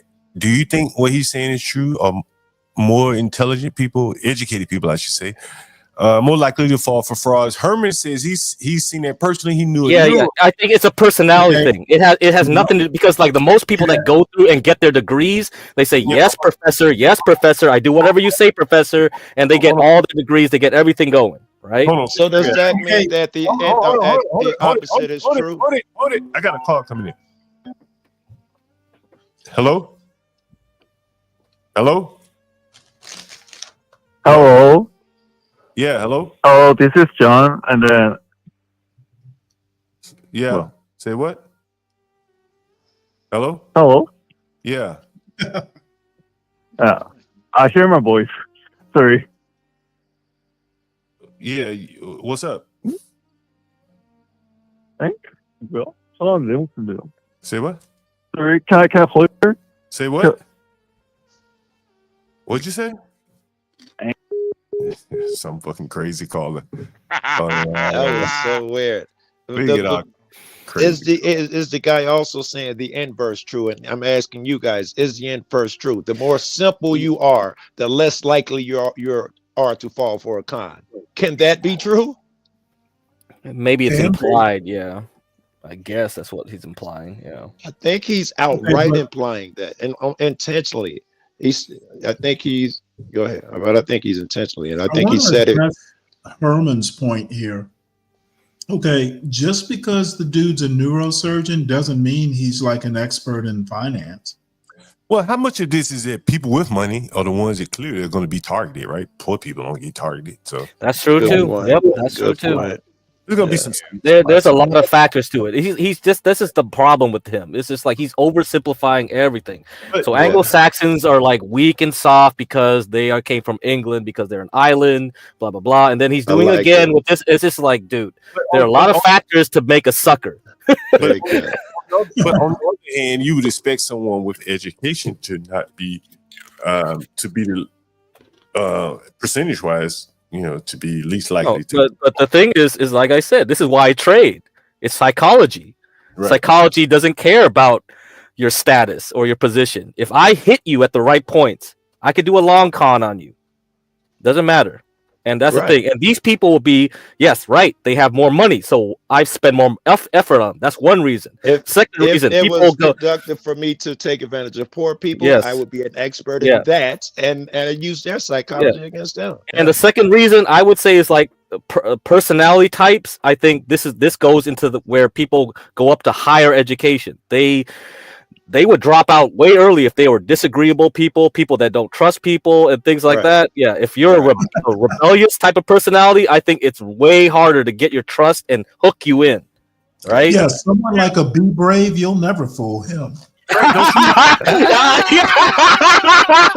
That's the problem. No. The problem with him. The problem with him is like he has a one track like rebellious streak. If you attack his like center, yeah, you can get him too. That's the thing. You got to That's be. all it takes. You got to be general. Like, do not. Yeah. You know. What I mean? Right, don't you have a PhD? Mm-hmm. I was an asshole. I was always fomenting rebellions. I was getting all the H-1Bs, or not. Well, the equivalent of H-1B for the education system. All right, I'll just say H-1B, but it was usually F1 or something like that. And I would get them to like fight the professor for me and do all this shit.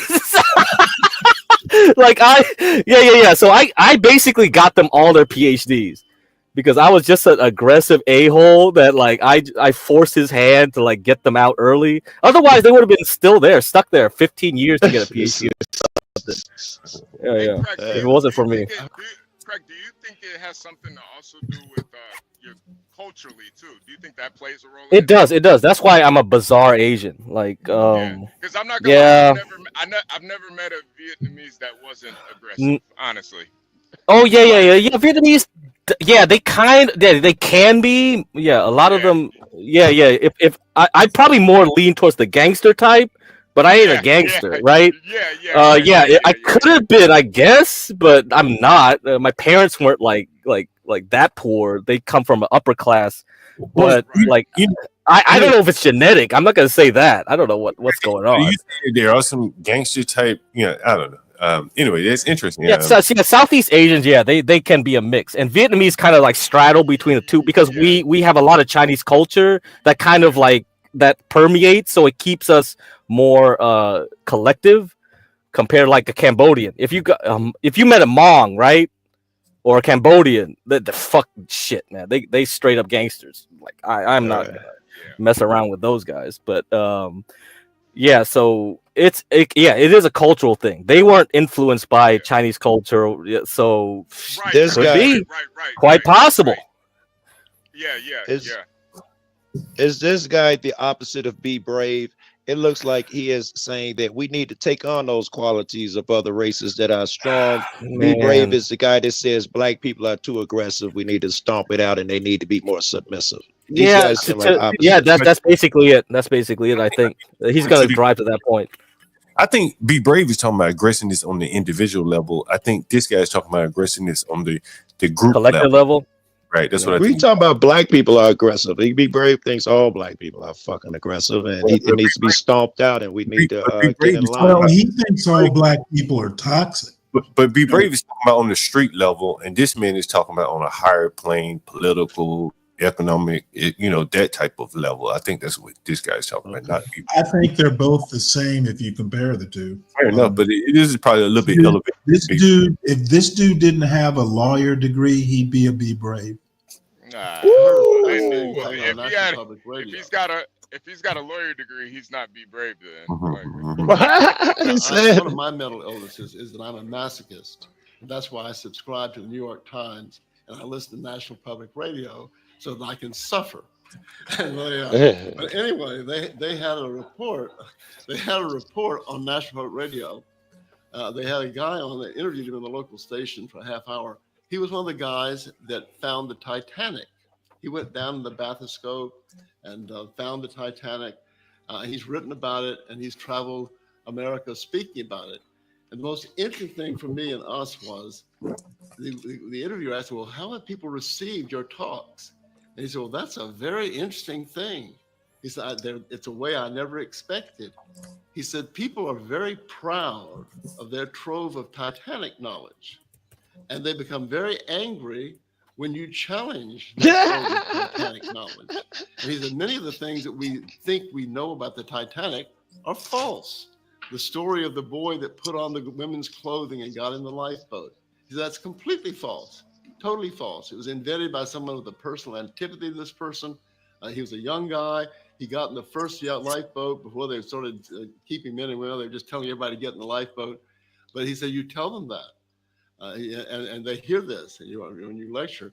He said another thing we know is that the Titanic did not sink in this sort of soap opera way that you see in the movies, where it goes down majestically with the Union Jack flying, and the last thing is the Union Jack slipping beneath the waves.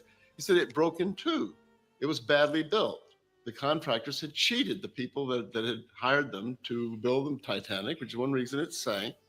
And he said there were 700 people in the lifeboats watching as the Titanic sank. And he said they had a big parliamentary inquest, the primary purpose of which was to make up a story that would make England look good, and Parliament. And so the 700 people in the lifeboats all said they saw the boat split in two. But the British Parliament had the naval officers testify, no, it went down dramatically with the flag flying. And so the Parliamentary Commission discounted the opinions of the 700 people in the lifeboat and adopted the ones of the handful of perjured naval officers. And they said that, well, you have to remember, these naval officers were trained observers. And the ordinary people in the lifeboats, they couldn't see whether an ocean liner split in two. Every movie I've seen has a split in two. From the Navy to be able to see this and see that it happened. I thought that was But common knowledge. He said, when I say this to people, they become very angry. He said they come down to the question, the microphone, and angrily argue. Don't tell me that guy didn't put on those women's clothes. Don't tell me the ship slid into. He said they are furiously committed to their trove of Titanic knowledge. And I've seen this myself. I knew a girl who worked for the Atlanta Journal-Constitution.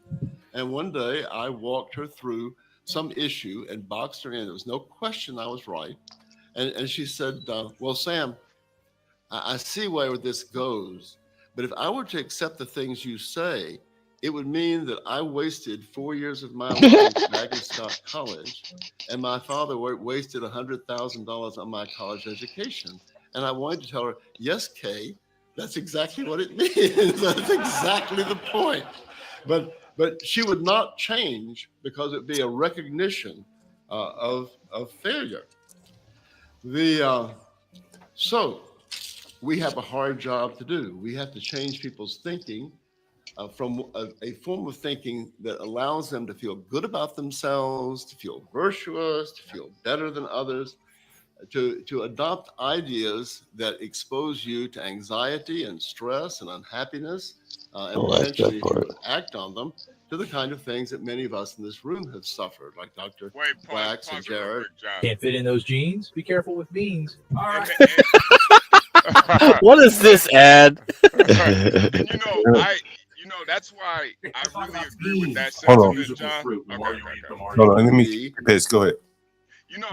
I really do agree with that sentiment that you do have to expose yourself to ideas and thoughts that, make you kind of feel uneasy sometimes or not comfortable. Because I think that's where, the truth, that's where you can kind of find yourself. I think it's where you grow. Yeah, it helps you. It definitely helps you grow. And when you show those tenets and shit, that shit really, for some people they may feel sad for them, but for me it's just motivation. I don't ever want to rent from John Goff. I want to be in that position, man. I want to be on one of these episodes. Hey, man. Oh, he's gonna mention Amy Wax here. Stanley, get ready. I'm fucked up, John. I'm fucked up. I beat my girlfriend up, man. I need a place to stay. She probably has extra time. He's about to mention Amy Wax here. It looks like Stanley. And any of you, I bet he is. And we have to overcome authority. The power of authority is very powerful. Authority is extremely powerful. When you're a little child, your mother tongue is imposed on you in a very fascistic manner. When mommy and daddy say this is an apple, it's an apple. You don't argue. Say, oh no, it's a yablika. It's an apple, and you just accept. And children like that up to the age of 7, they have virtually no capacity for abstract reasoning. They're just blotter minds. They accept whatever daddy and mommy say. That's why those of you who have children or will have children need to expose them to our ideas when they're little and believe everything you say rather than waiting until they're teenagers when they're not going to listen to anything you say. If you tell them chocolate ice cream tastes good, they'll say, no, I prefer broccoli, just to be defiant, the way teenagers are. But our enemies believe in authority. You saw this in the COVID vaccine. And I went along. I had the Oh shit! Vaccinations. I wouldn't today. But, wait a minute. Is he vaccinated? What did he say? The way teenagers are. But our enemies believe in authority. You saw this in the COVID vaccine. And I went along. I had the vaccinations. I wouldn't today. But I would have people holler. Yes, he would. If you wouldn't today, why did he did it last time? There's no proof. They wouldn't be able to put the pressure on his ass and make him do it again. It's easier for him to say that now, Tom, because we're not doing anything right now. Yeah. Now he is right about the other races of people do tend to side with authority more, and I think that is hurting white people, particularly with the COVID. I spoke about it a lot here. I've talked about it a lot here. I did a couple of streams on it. The foot soldiers to enforce a lot of these masks. The ones that worked in the stores that would tell you can't come in without the mask were, more or less the minorities, the non-whites. Just to be defiant, the way teenagers those are. poor white people. But our enemies believe in authority. You saw this in the COVID vaccine. And I went along. I had the vaccinations. I wouldn't today. I don't know how he can give this speech saying, acknowledging that the enemies are with the authority. I think he went along. He's telling the audience, like, man, how the hell did you go along? Man, I don't. Right. And he's saying the enemy follows authority. And he's saying, I followed authority. Were you the enemy a couple years ago, motherfuckers? Is that what you're telling me? Did they force you to do it? Did the enemy force you to do it? You can resist. I'm entertained that you all are trying to understand the mind and psychology of a white man. He's as vexed as Stanley. And you know what I mean? Like, he's as vexed as his enemy. Your black psychology will not allow you. And in dealing with these people, I came to realize that. That's the thing, real quick, and believe it or not, Stanley, and please don't give me hell just yet, but I actually agree with you. It might be for the wrong reason, but the thing is I'm of the mindset right now is I don't care exactly what he was thinking for at that particular time. I'm like Eddie Griffin. Am I getting the message now? Am I getting the message that he's communicating to me right now? I don't want to deep dive into what he did or did not do then or now, because he's 100% right on what he's saying right now, in my opinion. I went along. I had the vaccinations. I wouldn't today, but I would have people holler at me. He wouldn't today because he'd be mask. Where's your mask? And in dealing with these people, I came to realize that the people who are really into the establishment's narrative on COVID, and these are the same thing is true of their narrative on race and everything. They're the kind of little brats in third grade who raise their hands and, teacher, Sam talked while you were out of the room. That's the kind of mentality that we're dealing with. They're little suck-up brats. But anyway. No snitching. Let's look for a minute at our enemies. For one thing, they are manic. Their behavior is manic.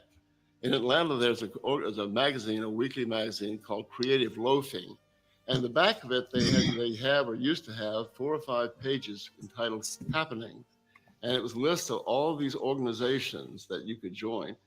There were hundreds and hundreds of liberal organizations. Gays to Save the Whales, all this sort of stuff. Every once in a while, there'd be something with Young Republicans. But when you deal with leftists and liberals, and by the way, I'm a liberal on moral issues, not a conservative. I don't like the label conservative, right wing, left wing, liberal. These are labels we've got somehow to shed because we are adherents of our people and advocates of our people, and not advocates of an ideology. But I like that for the sake part. of convenience and time, since Jared is glaring at his watch, I'll just call them liberals. They are manic, and you can see this in the ads for these meetings in creative loafing. They have elevated energy levels that are abnormal, and you see them in demonstrations. Hundreds of thousands of them will turn out. We're lucky to get 20 people who are willing to turn out. We need to become a little bit more manic, but we have to recognize what manics are like. I've had several mentally ill second cousins and was involved in the trust as their lawyer, as a lawyer, the family set up for them. And I had experience with manics. One of them was a manic, another was a schizophrenic, whom I'll deal with later. But manics are very opinionated, and they get very angry when you try to bring them down to reality. And this is a facet of the liberal mind. Also, their views are religiously based. They are a new religion. They are a secular religion. That's why they're willing to be so hateful to us. They are Torquemada, who headed the Spanish Inquisition, was more tolerant than these people are. We are secular atheists. We don't believe in the secular religion, and they happily will utilize all the techniques of the Inquisition to bring us into obedience to their religion. There really is an element of mental illness, which comes partly from American history. The term all men are created equal. As my father used to point out, this is the most preposterous idea you can imagine. Anybody that believes such a thing is clearly mentally ill. And most Americans believe it. Yeah. I've never met anyone equal to me. I've met people superior to me. I've met people different from me. I've met people inferior to me. But I've never met, human beings are not roofing tacks. They're not fungibles. They are very different. And there's no man, they should have started that out with, no man is created equal. That would have been a much healthier thing. Or maybe they could have said something more believable, like the cow jumped over the moon. That would have been more believable. And He's really trying to hammer this daily point. experience than asking them to believe that all men are created equal. This kind of ability to suspend attachment to reality, I don't think applies to other races. I don't think Africans, yellow people, I don't think they are able to suspend reality and get into this, as I said before. Hey, It's can you pause, man? What? Isn't right now he has an inability to think. All men are created equal. Isn't he showing his inability of abstract thinking?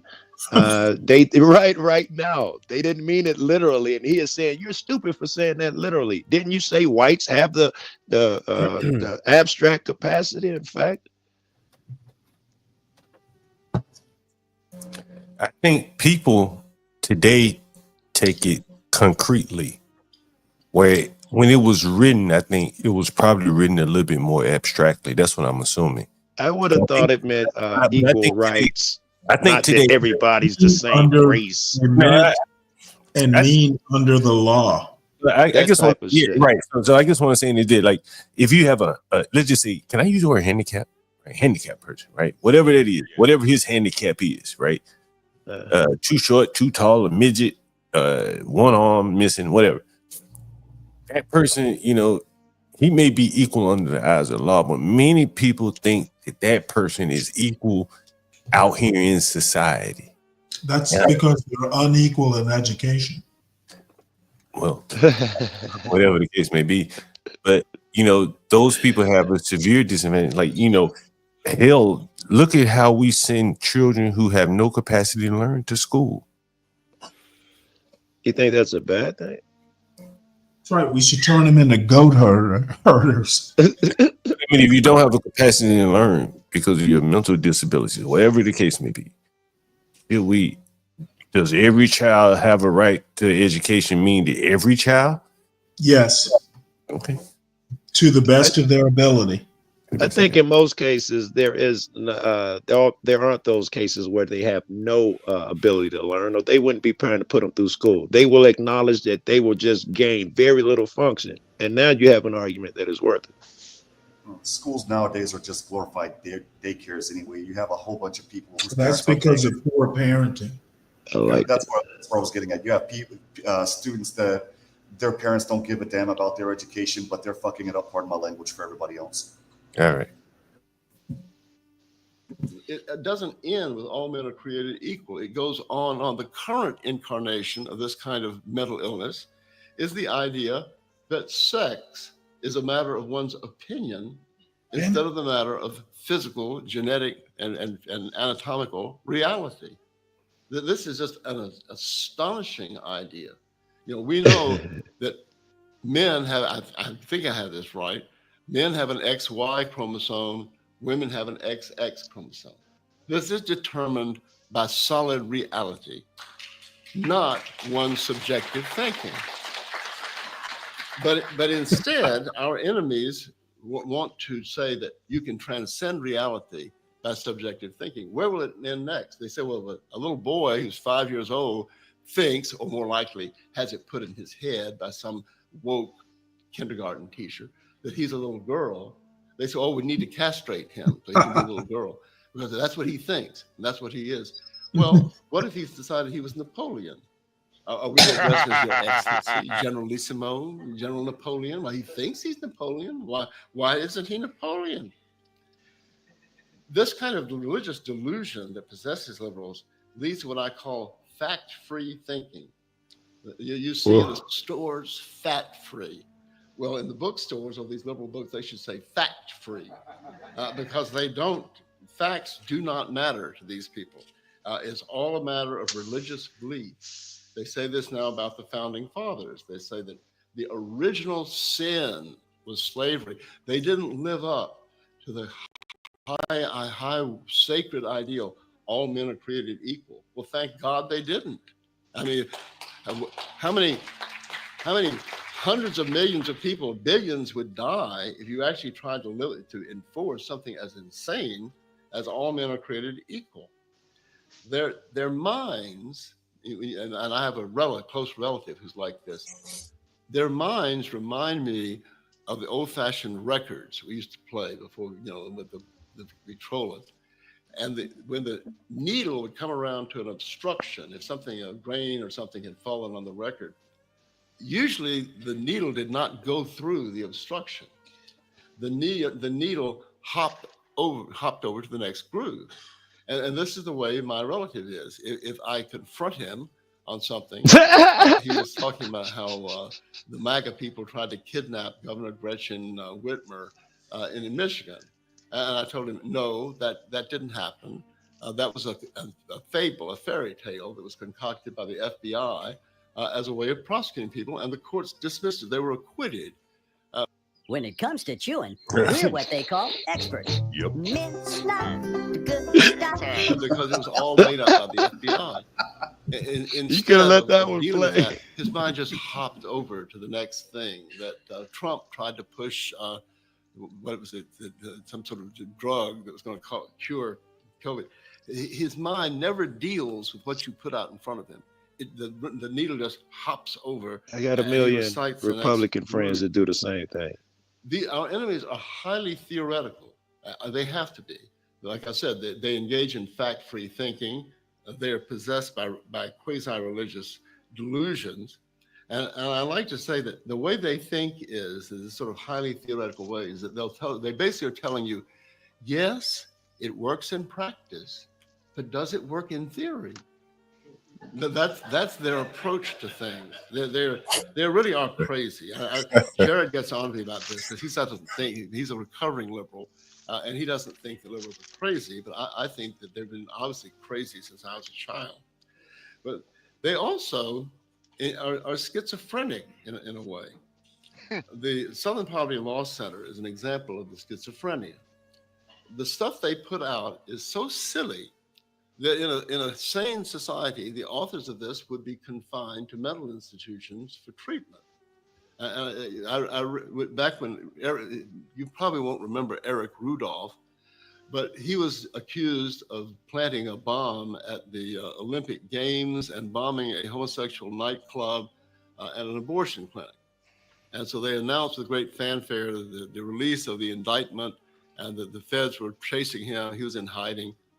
And the next day, I read in the Atlanta Journal-Constitution, they had a headline, Rudolph linked to white racists and Holocaust deniers.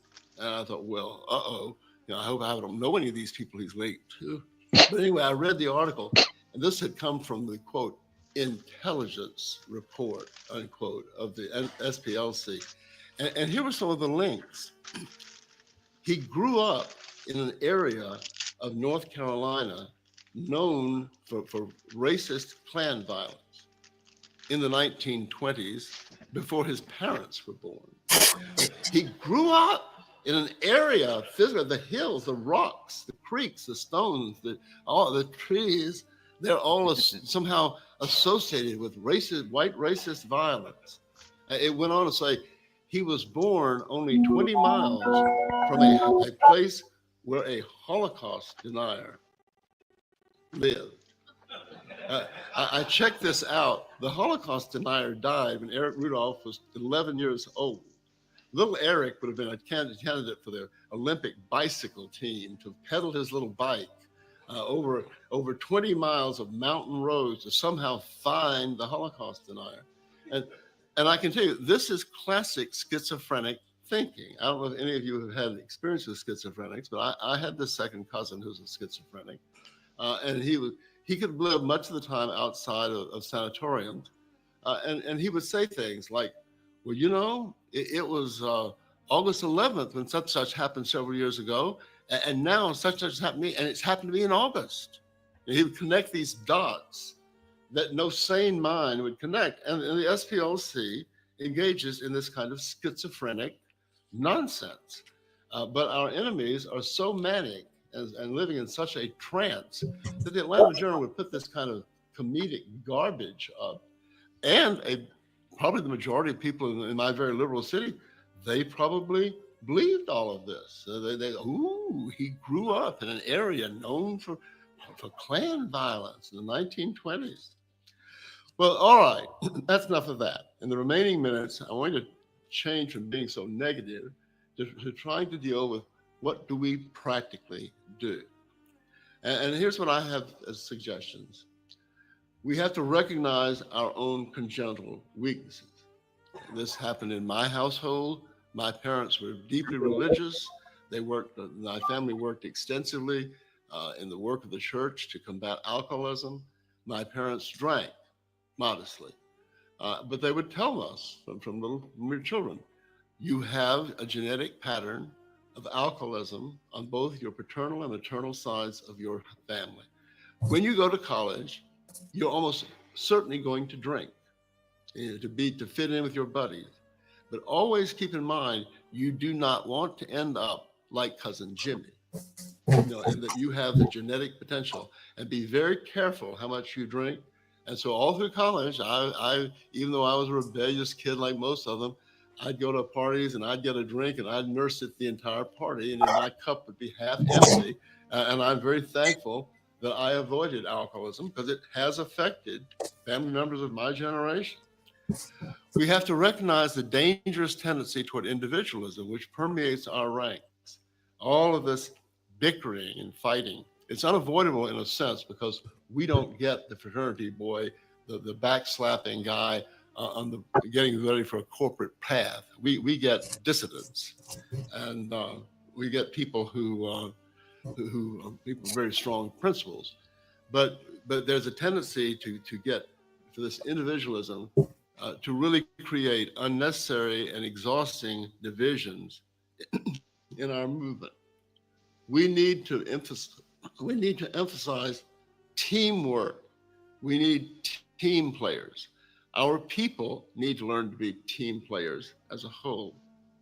We need to curb our obsession, and this is very important and will raise a lot of hackles here. It does all the time when I say this. We need to curb our obsession with freedom and in all of its forms. States' rights. I hear fellow Southerners when I go to their meetings saying, we need to get back to states' rights. No, we do not need states' rights. We need Tsar Dmitry Donskoy who led to the victory at Kulakova Field, like I told you, we are going to have to set this country right. And there must not be any scope for states like Massachusetts and California to sabotage the program. Only very powerfully centralized power can help us in our present conditions. States' rights is off the list. It doesn't fit current conditions. Wow. Going back to the Constitution, I hear people say this, sweet people, people I like, people I know are very good people. No, we cannot go back to the Constitution. Wow. The Constitution failed. The Constitution has never been there when we needed it. Wow. The Constitution did not exist in 1861 in the North when Abraham Lincoln put 40,000 Americans in the North in jail. It did not exist in the North when Abraham Lincoln closed 1,100 newspapers by royal or presidential fiat. I told you where he was It did not exist going. in World War I when Woodrow Wilson banned the teaching of German and the speaking of German in America.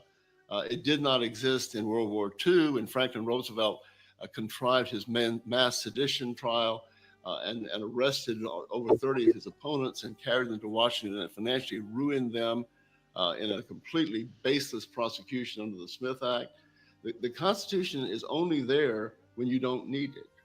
And it's never been what it's been cracked up to be. I'm sorry, like Jared, my ancestors were. Hey, damn, I'm gonna have to stop it right there, man. I'm surprised you guys. Boy.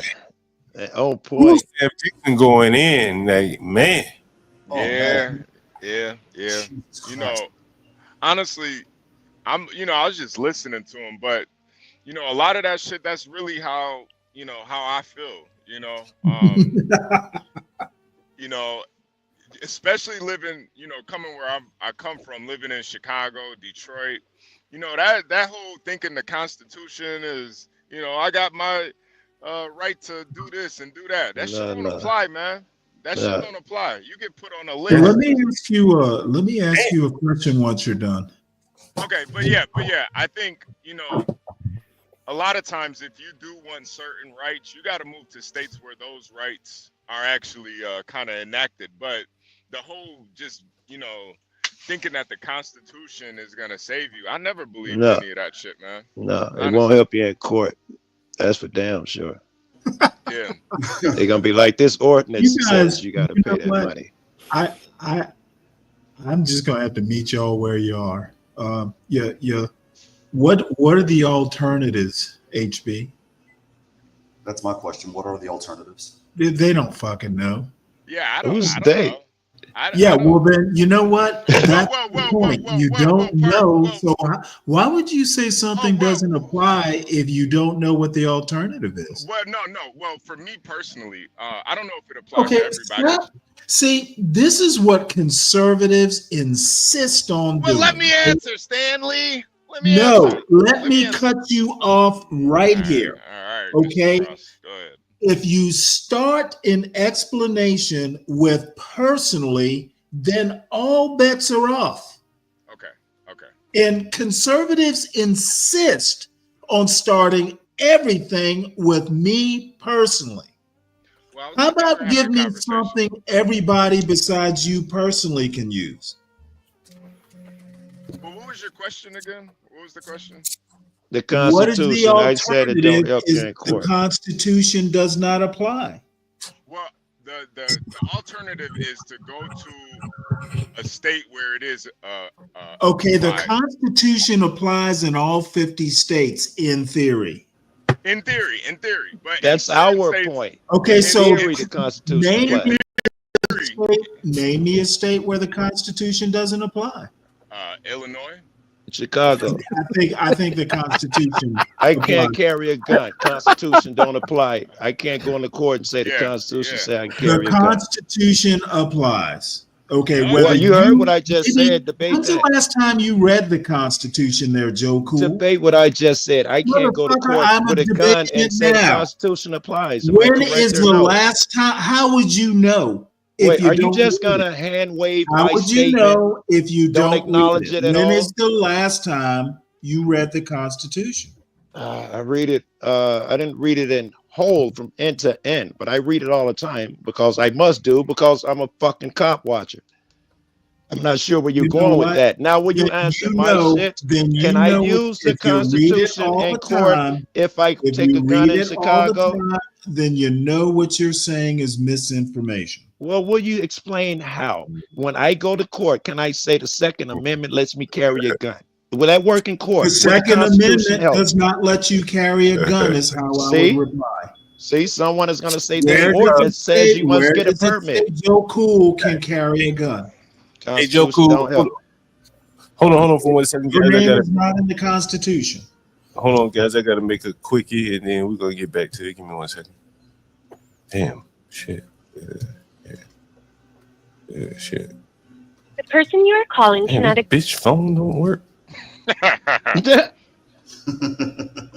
Stanley, I do appreciate you fighting for the Constitution. Like, don't. Okay, I don't have to fight for the Constitution. It can do it on its own. What I'm fighting against is motherfuckers who don't read the Constitution, who have all these opinions that are Right based. to bear arms. No laws affecting religion. Motherfucker, where does it say Joe Cool can carry a gun? You changed what I just said. No, Right you to bear literally arms. said that. Right to bear arms. Okay, does it say Joe Cool has the right to bear arms? See, it's an ordinance that says Joe Cool cannot. Constitution says everybody has the right to bear arms. No, the Constitution does not say everybody has the right. Oh, well, slaves don't have the right. I'll give you that. That might have been. No. Read it verbatim.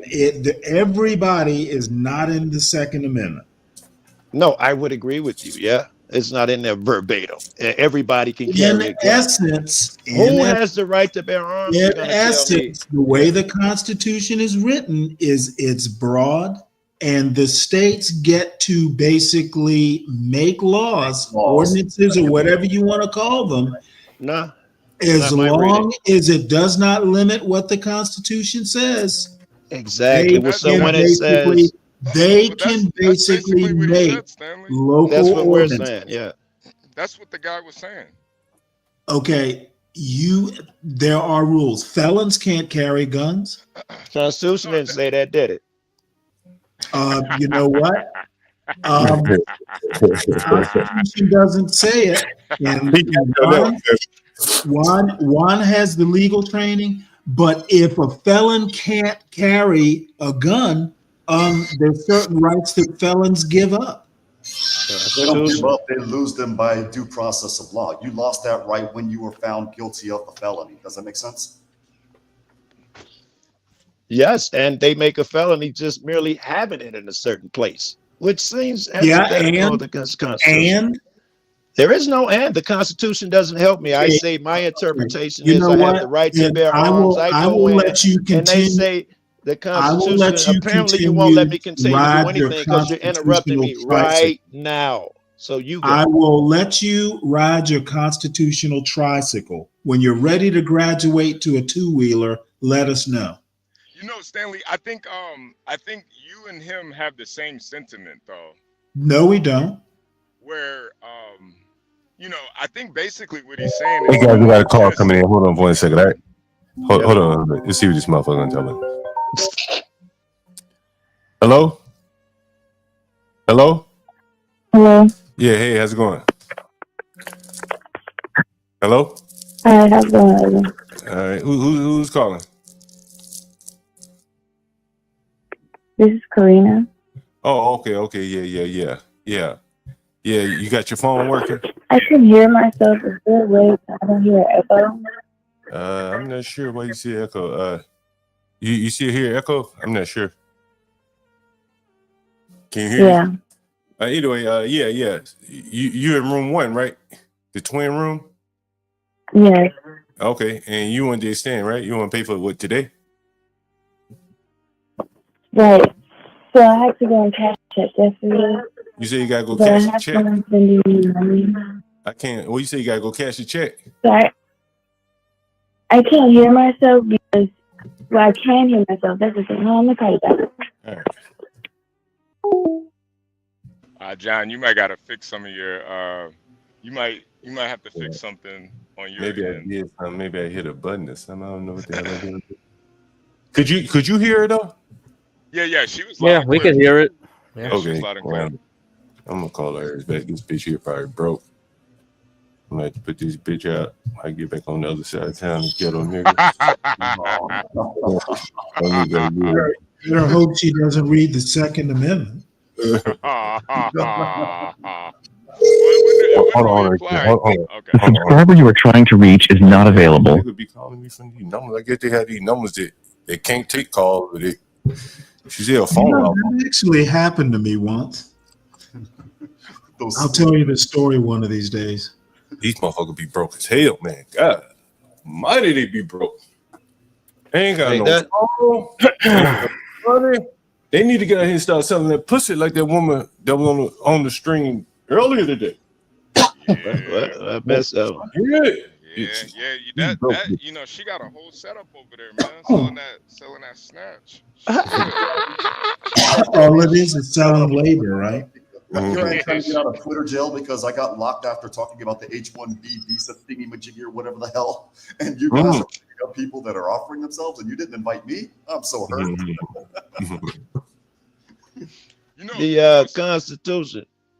No. You know, Stanley, I think the issue is sometimes people just kind of lean on that stuff. And in reality, like it is a lot more complex. You know, you got the state laws and everything, and thinking you just got the freedom to do anything, I think it'll put you in a bad position. You know, and that's. Well, think, you know, just think about on, this. I mean, there are plenty of things that the Constitution allowed that have been outlawed. Yeah. You used to be able to, you know, mutual combat in the streets with pistols. You know, that was a law at one point. I don't think it was ever in the Constitution. No. This bitch calling me back again, man. Let's see if this one works. Let's see if it works. He said. Hello. Hello. Yeah.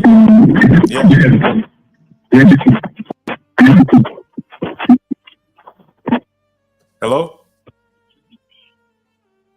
Yeah. Hello. Hi. Yes, I can hear you. Okay. So I was on the website and I think you changed the price. Is there a reason for that? You said it's a change of prices on the website?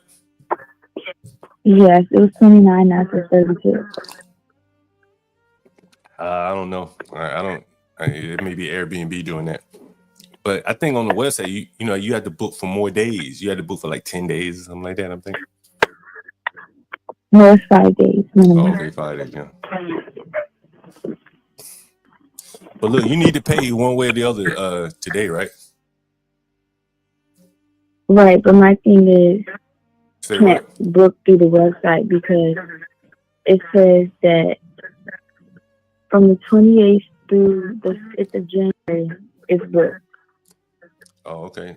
Well, if you want to override that booking, you got to book with me then. Because I take care of that. Well, I wasn't projecting on doing that. I wanted to do it through the app.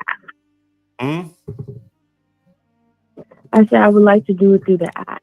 Well, you ain't going to be able to do it through the app in that room because as it says, book, right? But I can get you a booking through the... I can keep you in that room. I'm sorry, that just sounds unsafe. Say what? That sounds unsafe. Well, you can book another room through the app. But that one booked right now. I guess it's booked. I'm not looking at the calendar, but if you want to stay in that room, you got to go through me. But the Airbnb ain't going. You can't do it through Airbnb. So are you doing this on purpose? No, someone booked the room after you. And if you want to continue to stay in that room, you're not going to be able to do it through Airbnb. See, we have a lot of rooms. I can send that person to another room and let you stay in that room.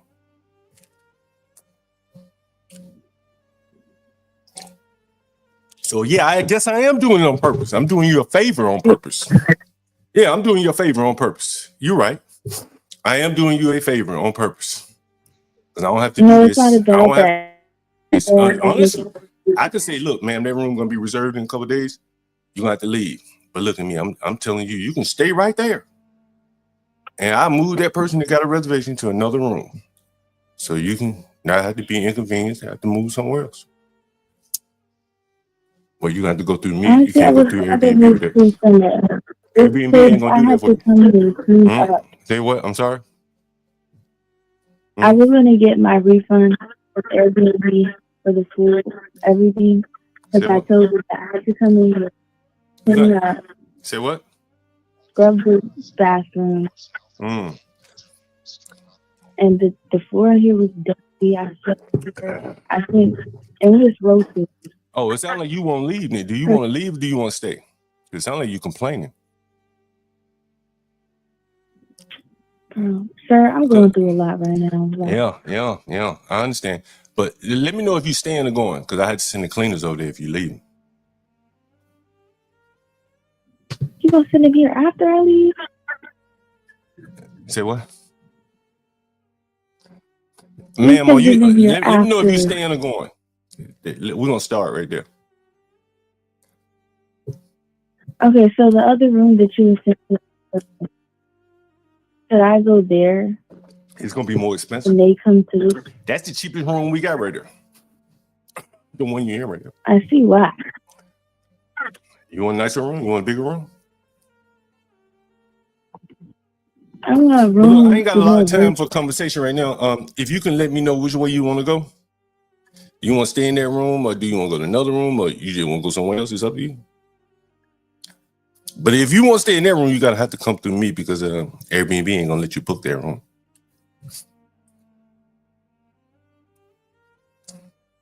So essentially, the other person is paying for this room, but they're getting a better room.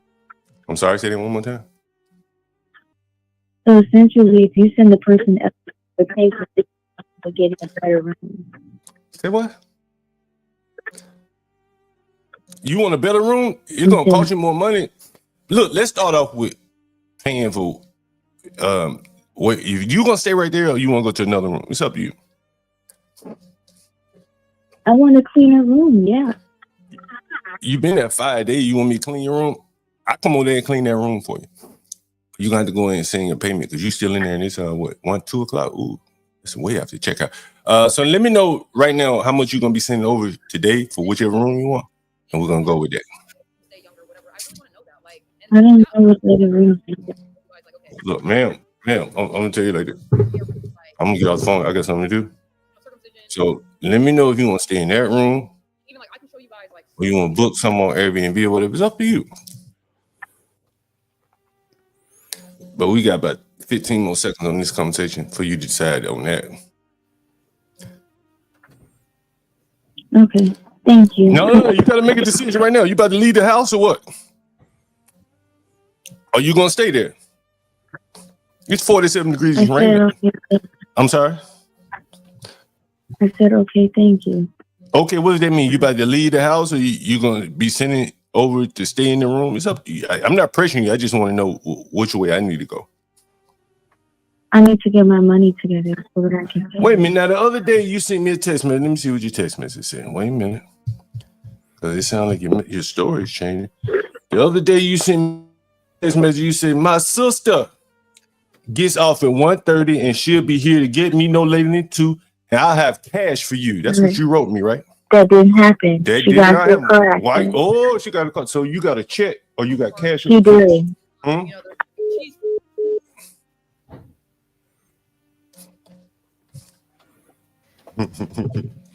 Did she just hang up on you? Yeah, niggas. I'm saying these black amazing. These black really That explains a lot to me. These blacks really are amazing people, man. I keep trying to tell people, man, like, you know, they are amazing people. These are the women. Yeah, the man. women. Mm. Queens. These are Hey, queens, John. the These are Queen. Hey, Ronaldo said, John's customer service very poor. That bitch is poorer than my customer service.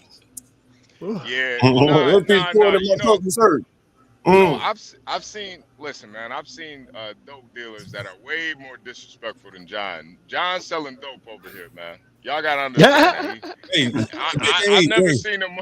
I never seen a more polite dope man. Y'all got y'all. These niggas, I got the smack, tell yo. all lie, man. They tell all kind of motherfucking lies. He's selling dope over here, man. Oh, man. Bitch, why you didn't text me last night? You Right. Right. tell me you ain't got your money? Shit. Where's my money, damn it? Her sister crashed her car, man. Dog ate my homework. Like, fuck it. Maven's believing this shit. Oh, man. He's going to get. He ain't going to make no money. Like, dope, man. Maybe just please stay with the white women, man. Yeah. Just stay with the white women, man. These conversations will be fantastic. River of Hate, I agree with you. What Baby G said? Judge, what did he say? You get more money using sales and consumer service. Shit, he wow, this nigga ain't running Best Buy.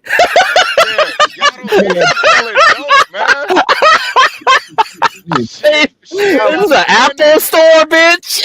She don't got no money. Do y'all not get that? She had that broken She was phone. trying It to was finesse, for a she was trying to finesse $4 him. discount. I knew she probably didn't have any money. She probably talking over Wi-Fi. You know what I'm saying?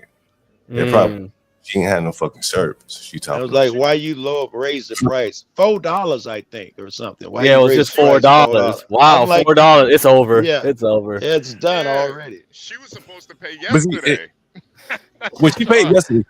I don't know if you guys noticed this. What she's saying? See, she wanted to book on Airbnb. Right. But bookings after that. Now, why did she want to book on Airbnb? It's more expensive. Right. Understand? She could have just paid me. Mm-hmm. But the reason why she probably wanted to book on Airbnb is buy now, pay later. Right. Understand? Oh, so Airbnb lets you do buy now, pay later too? Yes. Okay, so you guys buy Affirm stock, AFRM. I've done so many screens on this shit. That's what you're seeing right there. No, they could send money by credit card. I see. No. A lot of people I've heard buy now, pay later. I played some videos on my own stream where this German guy runs a different company. Like he says, there's a lot of people doing that now. He's getting a lot of traction. Yeah, and we've talked about it, and that's more than likely what she was doing here. Buy now, pay later. Mm-hmm. Buy now, pay later. Yeah, that's surprising. I didn't know they let like hotels and shit like that do buy. Oh fuck, that's a storm coming. That's a real storm coming. Yeah. We did a show here where like a firm is basically they're building up so much business that the credit companies want to like know who they have on the books, so it affects their credit score. But they are more the new credit shit. They got as much as FICO and shit on low income customers, right? And they're probably more profitable on a transactional basis.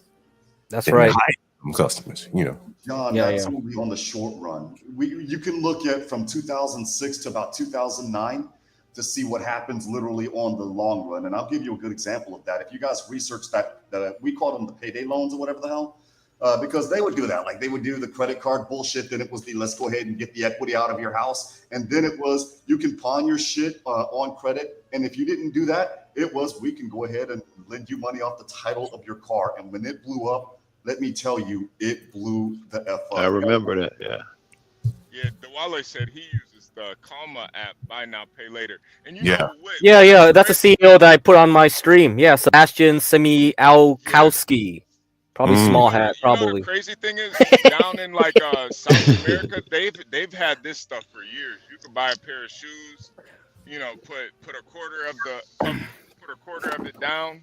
Yes. And then, you know, have every other month, you know, you could pay the rest of the balance. But you're paying 4 times the price for that shoe, for example, in Colombia, HB. That's the other problem. And if you don't have the money in South America, they're coming for that. They're literally like the neighborhood dope dealer. They're coming for that ass. Rain, sleet, snow, hell. Yeah, see, I don't really get how these companies make money here, honestly, because from what I've seen is you're not paying any interest on any of this. You're just breaking it down to a payment. From what I've seen. Well, I would imagine that it increases sales. You look at Airbnb, for instance. Either I'm going You're right. or Airbnb gonna get this booking. One of the ways she's gonna spend some money. She need a place to live, right? Hey, folks, we got about 30 minutes or so left. Yeah, 30 minutes. 30 to 40 minutes, I guess. You guys support the channel. We got damn near everybody up here today, except for Portia J. She's missing. But Stanley, get Craig HB. Me, John Carl. Go right. Hey. Joseph Cool. Yeah, well, I still wanted to talk about the Constitution shit. I think I was saying it won't help me in a court. Just simple stuff, because they found ways to subvert it, like all of that First Amendment stuff, freedom of speech, so and so. You should make no law against it. They found a way in court to make all that shit illegal, whether it be through an ordinance, state law, somewhere. They found a way to circumvent those rights. That's my contest. I think converting those rights real quick. Give us an example of that, because I'm of how they convert those rights. Let's say the Chicago one. I thought that was a good one. Right to bear arms. That's the second. The first one, though, against. Let me pull a Stanley real quick. Give me a example of a dual ordinance. Give you a what? You're talking about dual ordinance laws subverting our First Amendment rights. Give us an example of that, because I'm lost. Okay, First Amendment. All right. Let's say freedom of press. Police not allowing me to film them. They will have a law that says you were interfering by filming them. They've subverted my First Amendment right.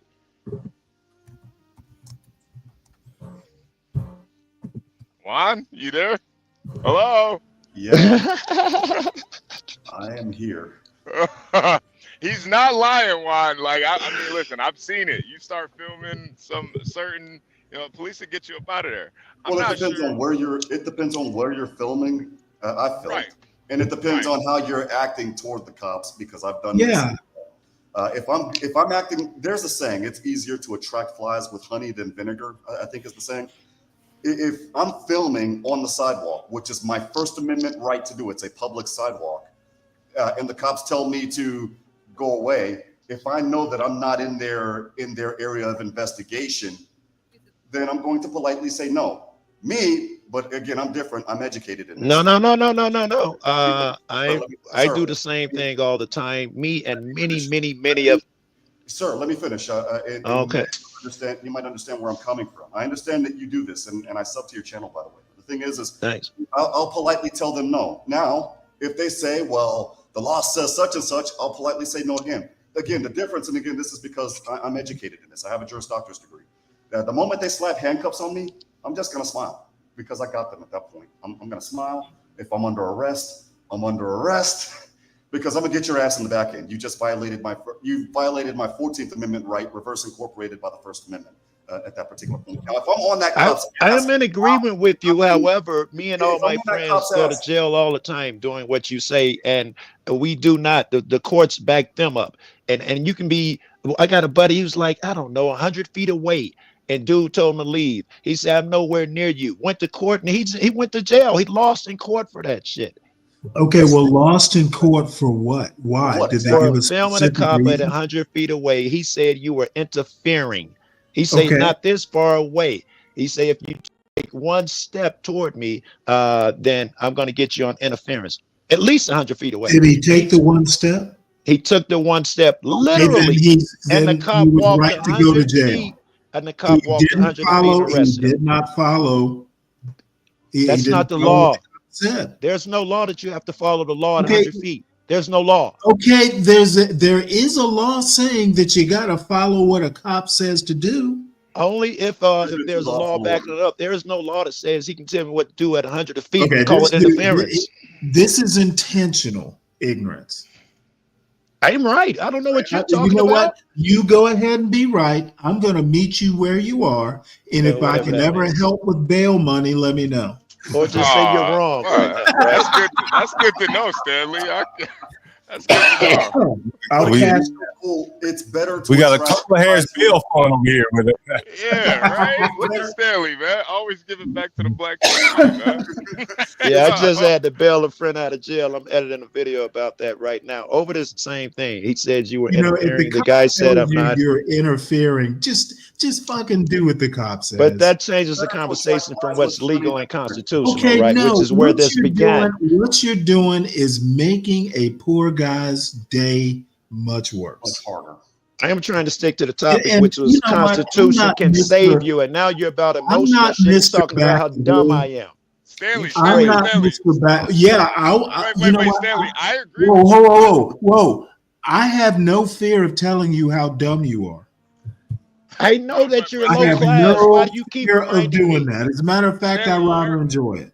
Stanley, you're pretty much saying what this guy says though. Don't be like Joe Cool talking about, this is my First Amendment right. Don't be that. Don't be that Well, person. you know what? You can say it, but you better not take that physical step towards him when he says not to. Right. And I think people that actually believe in it, like, word for word, like, I have the right to do this. You're an idiot. Like, I'm sorry. You're a fucking Exactly. The Constitution won't protect you, which was my point. No, the Constitution will not protect you if you don't follow a lawful order. Yes, none of that shit is lawful that we were talking about. Yeah, You that act like in you your don't understand that. uneducated That's when you opinion. mentally broke, is when I said that part. It depends. That's not lawful. Okay, throwing a temper tantrum is not protected by the Constitution. It depends. That has nothing to do with nothing. He got him for interference at 100 feet away. Where's the law? That's right. You know what? And I they bet you got don't comment on that. I important, bet you don't but comment you on what the left law is. out the important part. He said, you're "Don't straying take already. another step, or you're interfering." There is no law. He don't have to. If he tell him to suck his Then cock, it does he becomes have the to do cop's it? word If he against said a person who didn't follow a lawful order, man. That's not a lawful order. You act like Okay, you didn't hear this that is for the fifth time. Okay. There's All right, not a well- lawful order. Okay, well, you know what? Jeez. I'm gonna just say you're right. The Constitution was violated. Say it's a and lawful order. And I'm just I don't gonna wanna hear have your to. emotional I'm gonna have to outburst. commend Say it's you. lawful. Is it lawful? Yes. See, you don't know the law. That's all. Well, it depends. It depends. And again, that's where Okay, I was if the man tells you if you take another step, you're interfering, and you're gonna take the step. Lawful. Stay with lawful. It Stay with becomes lawful. his word. It becomes his word against yours. No, it's on video. Well, again, let me again say, and if I could finish my whole point and land the plane real quick, ladies and gentlemen, it's better, Joe Cool, to attract flies with honey and not vinegar. I made a video literally with that Let me title, bro. finish, sir. Let me finish. I'm sorry. Now, the thing is if the cop's telling me don't take another step and I'm filming, I'm not going to take another step because I just don't want that type of headache. All right. Anything about the law here, buddy? I understand. Let me finish, sir. The thing is this: do I have the right? Yeah or no? I don't know. It depends on the circumstance, right? But do I want to cause that type of headache? No. Now, if I don't take a step and the cop comes to me and arrests me, I'm not going to yell and scream. I've seen some of those. I'm not saying your channel. I'm saying there are other channels. Yelling, screaming, and it's just like, dude, you're causing the headache. I'm just going to, again, based on my education, I'm just going to smile at that particular point. I'm going to draft the 42 USC 1983 suit. I'm going to put your ass in federal court, and I'm going to allege the facts that will allow my lawsuit to stand. Period. The end. Because actually, I got many guys that file 1983s, and they don't work. Some do, but the majority don't work. I got many friends who do it. Joe, are they filing them themselves? Both. I got both. I got friends who I do this a lot. I got friends who have become lawyers and now filing themselves. I got friends who filed themselves. It's $450, and I have people who gets lawyers for them. Okay. How many people? Send me videos. Send me links to videos in the chat, in the back chat, of people that did this either themselves or with an attorney. I can do better. I got a buddy named Rogue Nation. He's done a lot of them. Or you can go to his channel, Rogue Nation. That's what he does. He teaches other people how to file suits. Can I ask you a quick question, Joe, before we end this argument? How many lawyers in your group ever go to jail? How many lawyers in my group go? Most are not lawyers. Most have become lawyers because they but some went to jail. are lawyers. Only in my group that cop watched that are lawyers, 1, 2, 3 that I can think of. There are no person. Do they ever go to jail? They go to jail. Exactly. No, the one Pug Nation, he's Pug Face Media. He's on there. I don't think he ever goes to jail, but he is fearful. I don't mean disrespectful, but he stays the fuck back and all of those things. He So really he scary. follows lawful orders. Very interesting. CJ, he's doing the honey approach. Let me Yeah, it's a problem when officers of the court start going to jail. Exactly. CJ, I think, has gone to jail. I think at a meeting for at a public meeting at a town hall for something he said. They told him to stop. He told him the law. I can finish. I can say what I want, and the guy told him to go to jail. So of course he's gonna file a lawsuit and shit. But I think him and his friend got popped. Can we finish the video, gentlemen? Yeah. I think we gotta get going over to the next stream with that HP nice, but I mean we might as well. Oh no, we still got 30 minutes. Well, 30 minutes. All right. Yeah. We still got 30 minutes. I'm descended from a revolutionary general, but no, the Constitution is not going to save us, and we have to draw a very different system of government in our new ethno state. So you notice he just called for like an Orania, an ethnic state.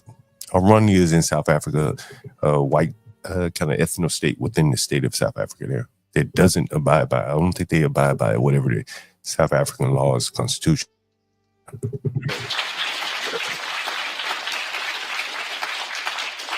Limited government will not save us. We need a government that will take the property away from our enemies. We cannot allow private property to remain in the hands of people who are determined to destroy our race and our civilization and our religion. It cannot be done. Our guiding principle in law will have to be the ancient Roman law. Salus populi lex suprema. The health of the people is the supreme law. That it is greater than freedom. It's greater than states' rights. It's greater than private property. The health of the people is. Plug this device into your outlet this winter to cut your energy bill in half. Hi guys, I just want to share a quick. The supreme law. Now, I still have about 12 minutes left, I think. I'd like to give you more reasons for hope. Somebody said in one of his talks here that a speech that doesn't indicate a way of action is detrimental to us. I believe that we should end our speeches on an up note rather than say, and that's, ladies and gentlemen, why the Red Chinese are going to occupy us in 6 months. You'll all be dead. Now go home, which is how many movement speeches end. Our enemies have everything. They have the academic world, they have the banks, they have the big globalist corporations, they have the Chamber of Commerce, they have the labor unions, they have the churches, but total authorities have lost power before. Somehow, it's hard to figure out, but these episodes happen in history in which the authorities lose control. And I don't mean to inject religious division among our friends. We're all here as friends.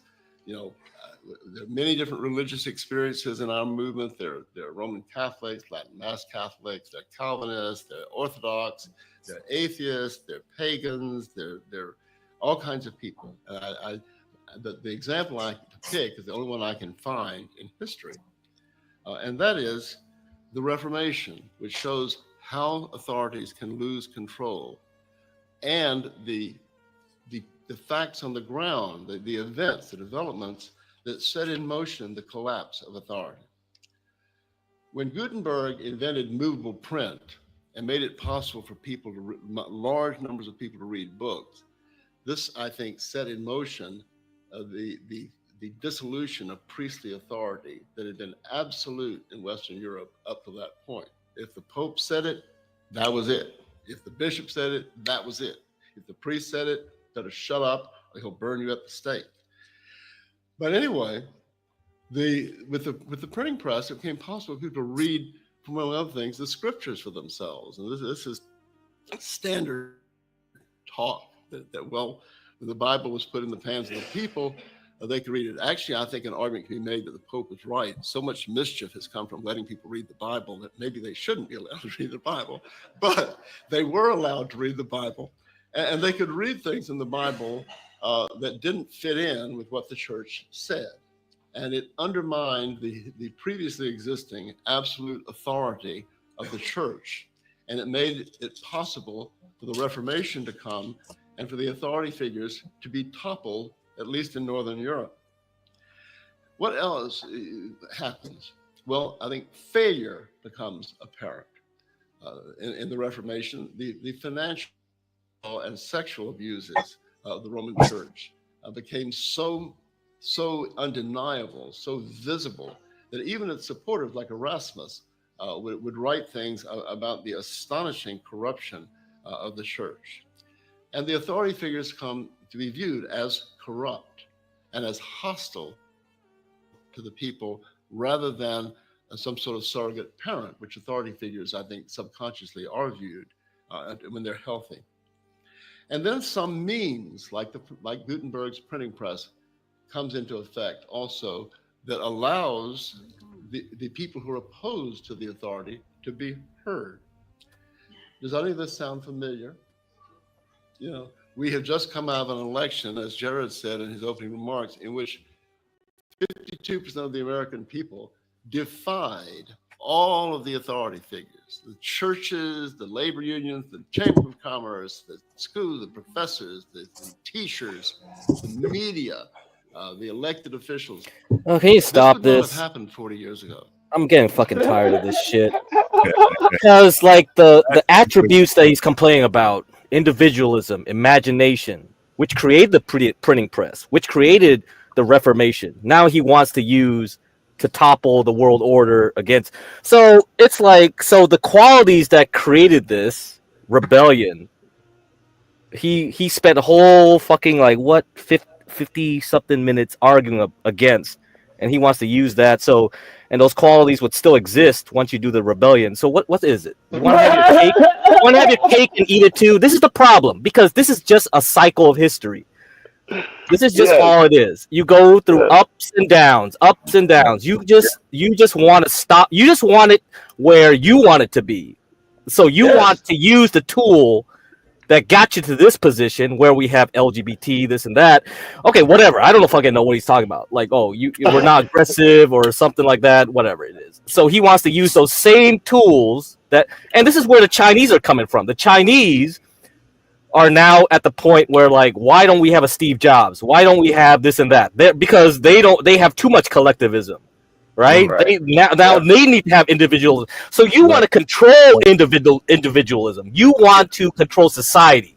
So you want to have those traits, like, oh, you don't want people to be homeless. You don't want people to be rebellious, or whatever, in a way that you don't like it. You want to control the attributes, and it's just like, can you do that? Like, do that? How will you do that? Eugenic or what? Like, let's do that then. It's the worst ways. It's the only way you pull that You off. cannot control that. It's a random process, right? You gotta kill everybody. He's gonna give you what he. Hold on, Craig. He's gonna give you what he thinks. Shall I fast forward? How much time we have to get to what he thinks is his? About 20 years. I was middle-aged 40 years ago, and I can tell you it would not have happened. It happened because of the internet. Because despite all the efforts to deplatform and to control the internet, it's possible for information to get around the establishment corporate media, which was not possible in the 1950s or 60s. It could not be done. You could not get around it. A clear example is the Reuther memorandum compared to the Hunter Biden laptop. Back when I was a kid, to learn anything other than what the three major networks and the two press associations wanted you to learn, you had to come into contact with some sort of obscure right-wing underground newsletter, the Spotlight or the Counselor, or the Frank Capel report, the Don Bell report. And these things had pitiful subscriptions. Many of them had only a few thousand subscribers. But back in the early 1960s, if you were fortunate enough to be in contact with one of these and independent enough to consider it, we learned about the Reuther Memorandum. Walter Reuther was one of the two top people in the AFL-CIO. He was the head of the CIO. Walter Reuther was, they say, a former communist. I'm dubious about that. I think he may have split with the party, but he was still basically a communist. He had gone to the Soviet Union in the 1930s as a volunteer to help Stalin build the workers' paradise. And he had written letters back to his union that appeared in the newspaper that ended in a rallying cry, "Carry on the fight for a Soviet America." And this man went to the White House for a chummy little meeting with President Kennedy and Attorney General Robert Kennedy. And they discussed in very cynical Machiavellian terms, you can find this online, how they could use the power of government to crush and silence people like us. Even though we were minuscule, that we were still on their radar. They discussed things like how to use the IRS, how to harass people with investigations by the IRS, how to use the Federal Communications Commission to take away licenses from stations like that allowed trolls. people like us to buy time on them. Well, anyway, somebody in the White House leaked this memorandum, which, of course, really President Kennedy should have been impeached. Bobby Kennedy should have gone to jail. But the media completely killed the story. Nobody heard about it. But now, with Hunter Biden, the story kept going. The FBI, and as we know, visited the media and told them, "Oh, this is a story that the agency has determined is Soviet or Russian intelligence." Well, we'd rather that this story not be reported. And people like Mary Louise Kelly of NPR and Anderson Cooper of CNN, they all complied as good little brain-dead liberals, collaborationists, and all of this. And the only people who heard about the story were us. We live in two different worlds now, two different nations. But we heard about it, but it might surprise you if you talk to so-called normal people. They didn't even know the laptop story until it reemerged a few months ago. And of course, we now know it was not Russian intelligence. Biden lied about it in his last debate with Trump, in which he claimed it was, knowing all the time it was true. And then the system media will never challenge him on that. So the internet has enabled this. It enabled us to get the story out. It's like the Gutenberg printing press. It's enabling us to bring this out. What then? What about the psychology of people who have been victimized by the system and its lies? One thing to keep in mind is what we know about abused children. An abused child is usually more loving to his parents than a child that has normal parents. He works and seeks to find some way to win his parents' love. It takes a long time for it to dawn on him that I'm not going to get their love. Destiny dealt me a bad card in daddy or mommy, and it's never going to work. When it comes to chewing, we're what they call How many ads in experts. there? Mint stuff, good stuff. You know you like When that they stuff. do, one is They funny. drop their parents. And I And think I'll that's go what will back. happen as people become aware, and has happened. As they become aware of how these lies, how they have been tricked and lied to. How then can we treat mentally ill liberals? There's some suggestions, and I'm about out of time, but I should make the deadline. I see you. I see what you're up to. They use authority. We must also use authority to create confusion, like happened in the Reformation. You oppose the authority of the scriptures to the authorities of the saints and the Pope. We have authorities. We have studies. And you use rhetorical questions. They don't want to interact with you. This relative of mine does not want to interact when I tell him that nobody ever planned to kidnap Gretchen Whitmer. It was all government fake, and the people were acquitted. But when you ask them questions, people kind of have to react to it. And one of the questions I like to ask is, can you cite me any study that shows that mixing the races in the schools ever brought about a significant improvement in Black academic performance? Fact is, there are no such things. They will look at you and say, well, everybody knows that happened. And I say, well, I know you think that, but I don't. I happen to believe it's the other way around. And common sense should tell you, if there were such studies, you'd be reading about them in the New York Times.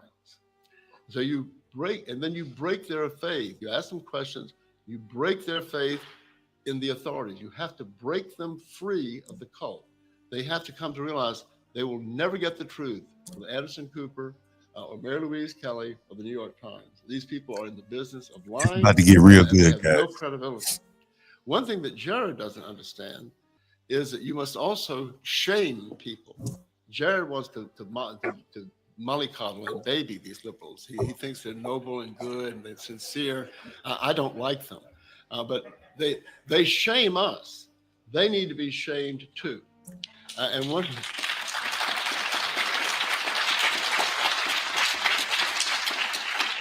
Here's an example of how they could be shamed.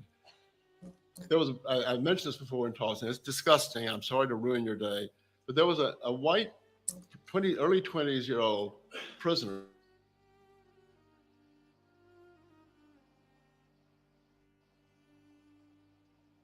Is it frozen for y'all, or is it just me? Oh yeah. It's frozen for me too. I thought it was me. I thought my thing was going to refresh again. I was checking my internet. I was gonna ask John, could he like put it on 1.5 or something? Because this man's just yapping right now. It's almost over now. It's almost over now. Well, I was going to ask you real quick before you resume playing. Can you post the link in the back chat, because I would like to see this video in its entirety also once this stream is over. Hold on. Let me see if I can post it. Did he say he wants to get rid of imagination earlier? Cause I could have sworn I heard something like that. It's no. He says white liberals have too much imagination. Oh, okay. Yeah. I can somewhat agree with that. I'm waiting for the white ethno state to be made. It'll probably be made in like not Alaska. What's it called? Seattle or Rhode Island? You know, I do think I did like where he started, but I do think he kind of got a little veered off. Just a little bit. Dude, I didn't like any of this shit. I didn't like any of it. This is retarded. You didn't like retarded argument. Man. You didn't like how he wants to enstable monarchy. No, I didn't care about that. It's just like the whole history, terrible. I'm a history major, terrible. And then you do philosophy. If like Stanley came up and did all that shit comes from that. It's like, no, this is weird. Right, that's from right. some guy I like that. Yeah, I mean, if you're a lawyer, at least you know some philosophy. So you don't know where the underpinnings of like all your legal shit came from, this and that. It's just so everything came from like the English. This and dude, we've been influenced by so many, and then we go back. Oh my god! You know, Crack. It started to. It kind of reminded me of Batman towards the end, where it's like. You know who you should bring up? You should bring up. Man, you turn into a criminal. You know. No, like, I mean, dude, this guy is a wannabe academic. This can be explained way better because what was his face? Edward Dutton. I wanted to get that guy on CT's channel. It was just like, you get that guy on. He can do all this guy's arguments with better foundation. Was sodomized last October, a year ago. He was tied. He was stripped. He was tied to a bed, and for 2 days, blacks sodomized him until he died of a hemorrhage. You can find this online. The reaction was, first of all, you have to ask yourself, how in the hell did this happen and no one saw it and put a stop to it? But anyway, the authorities at the prison tried to cover it up. They told the family that he had died of a heroin overdose, and they didn't believe it. They had their own family doctor examine him and said, no, this guy died of a horrific sexual assault. They also, it turned out that the Negro who initiated this action by this gang had 9 previous occasions in which he had assaulted white prisoners, and yet he was still in the general population. Now, this is a disgusting and hair-raising and horrifying story that shows you what life in America is really like. But the key here is, what was the reaction of the media? The reaction, you know, they heard about it. This stuff comes out, you know, in media outlets. They see this. all across America, people like Mary Louise Kelly of All Things Considered on NPR, the New York Times editorial board, they said, this isn't something that we want to report. Wrong gender preference, wrong race. And so they killed the story. But you can use this to shame people like Mary Louise Kelly. This should be thrown in her face every time she speaks publicly. Finally, He can't be this stupid. on time, we must also recognize and understand the good thing, which is that liberals are racists. Everybody is a racist.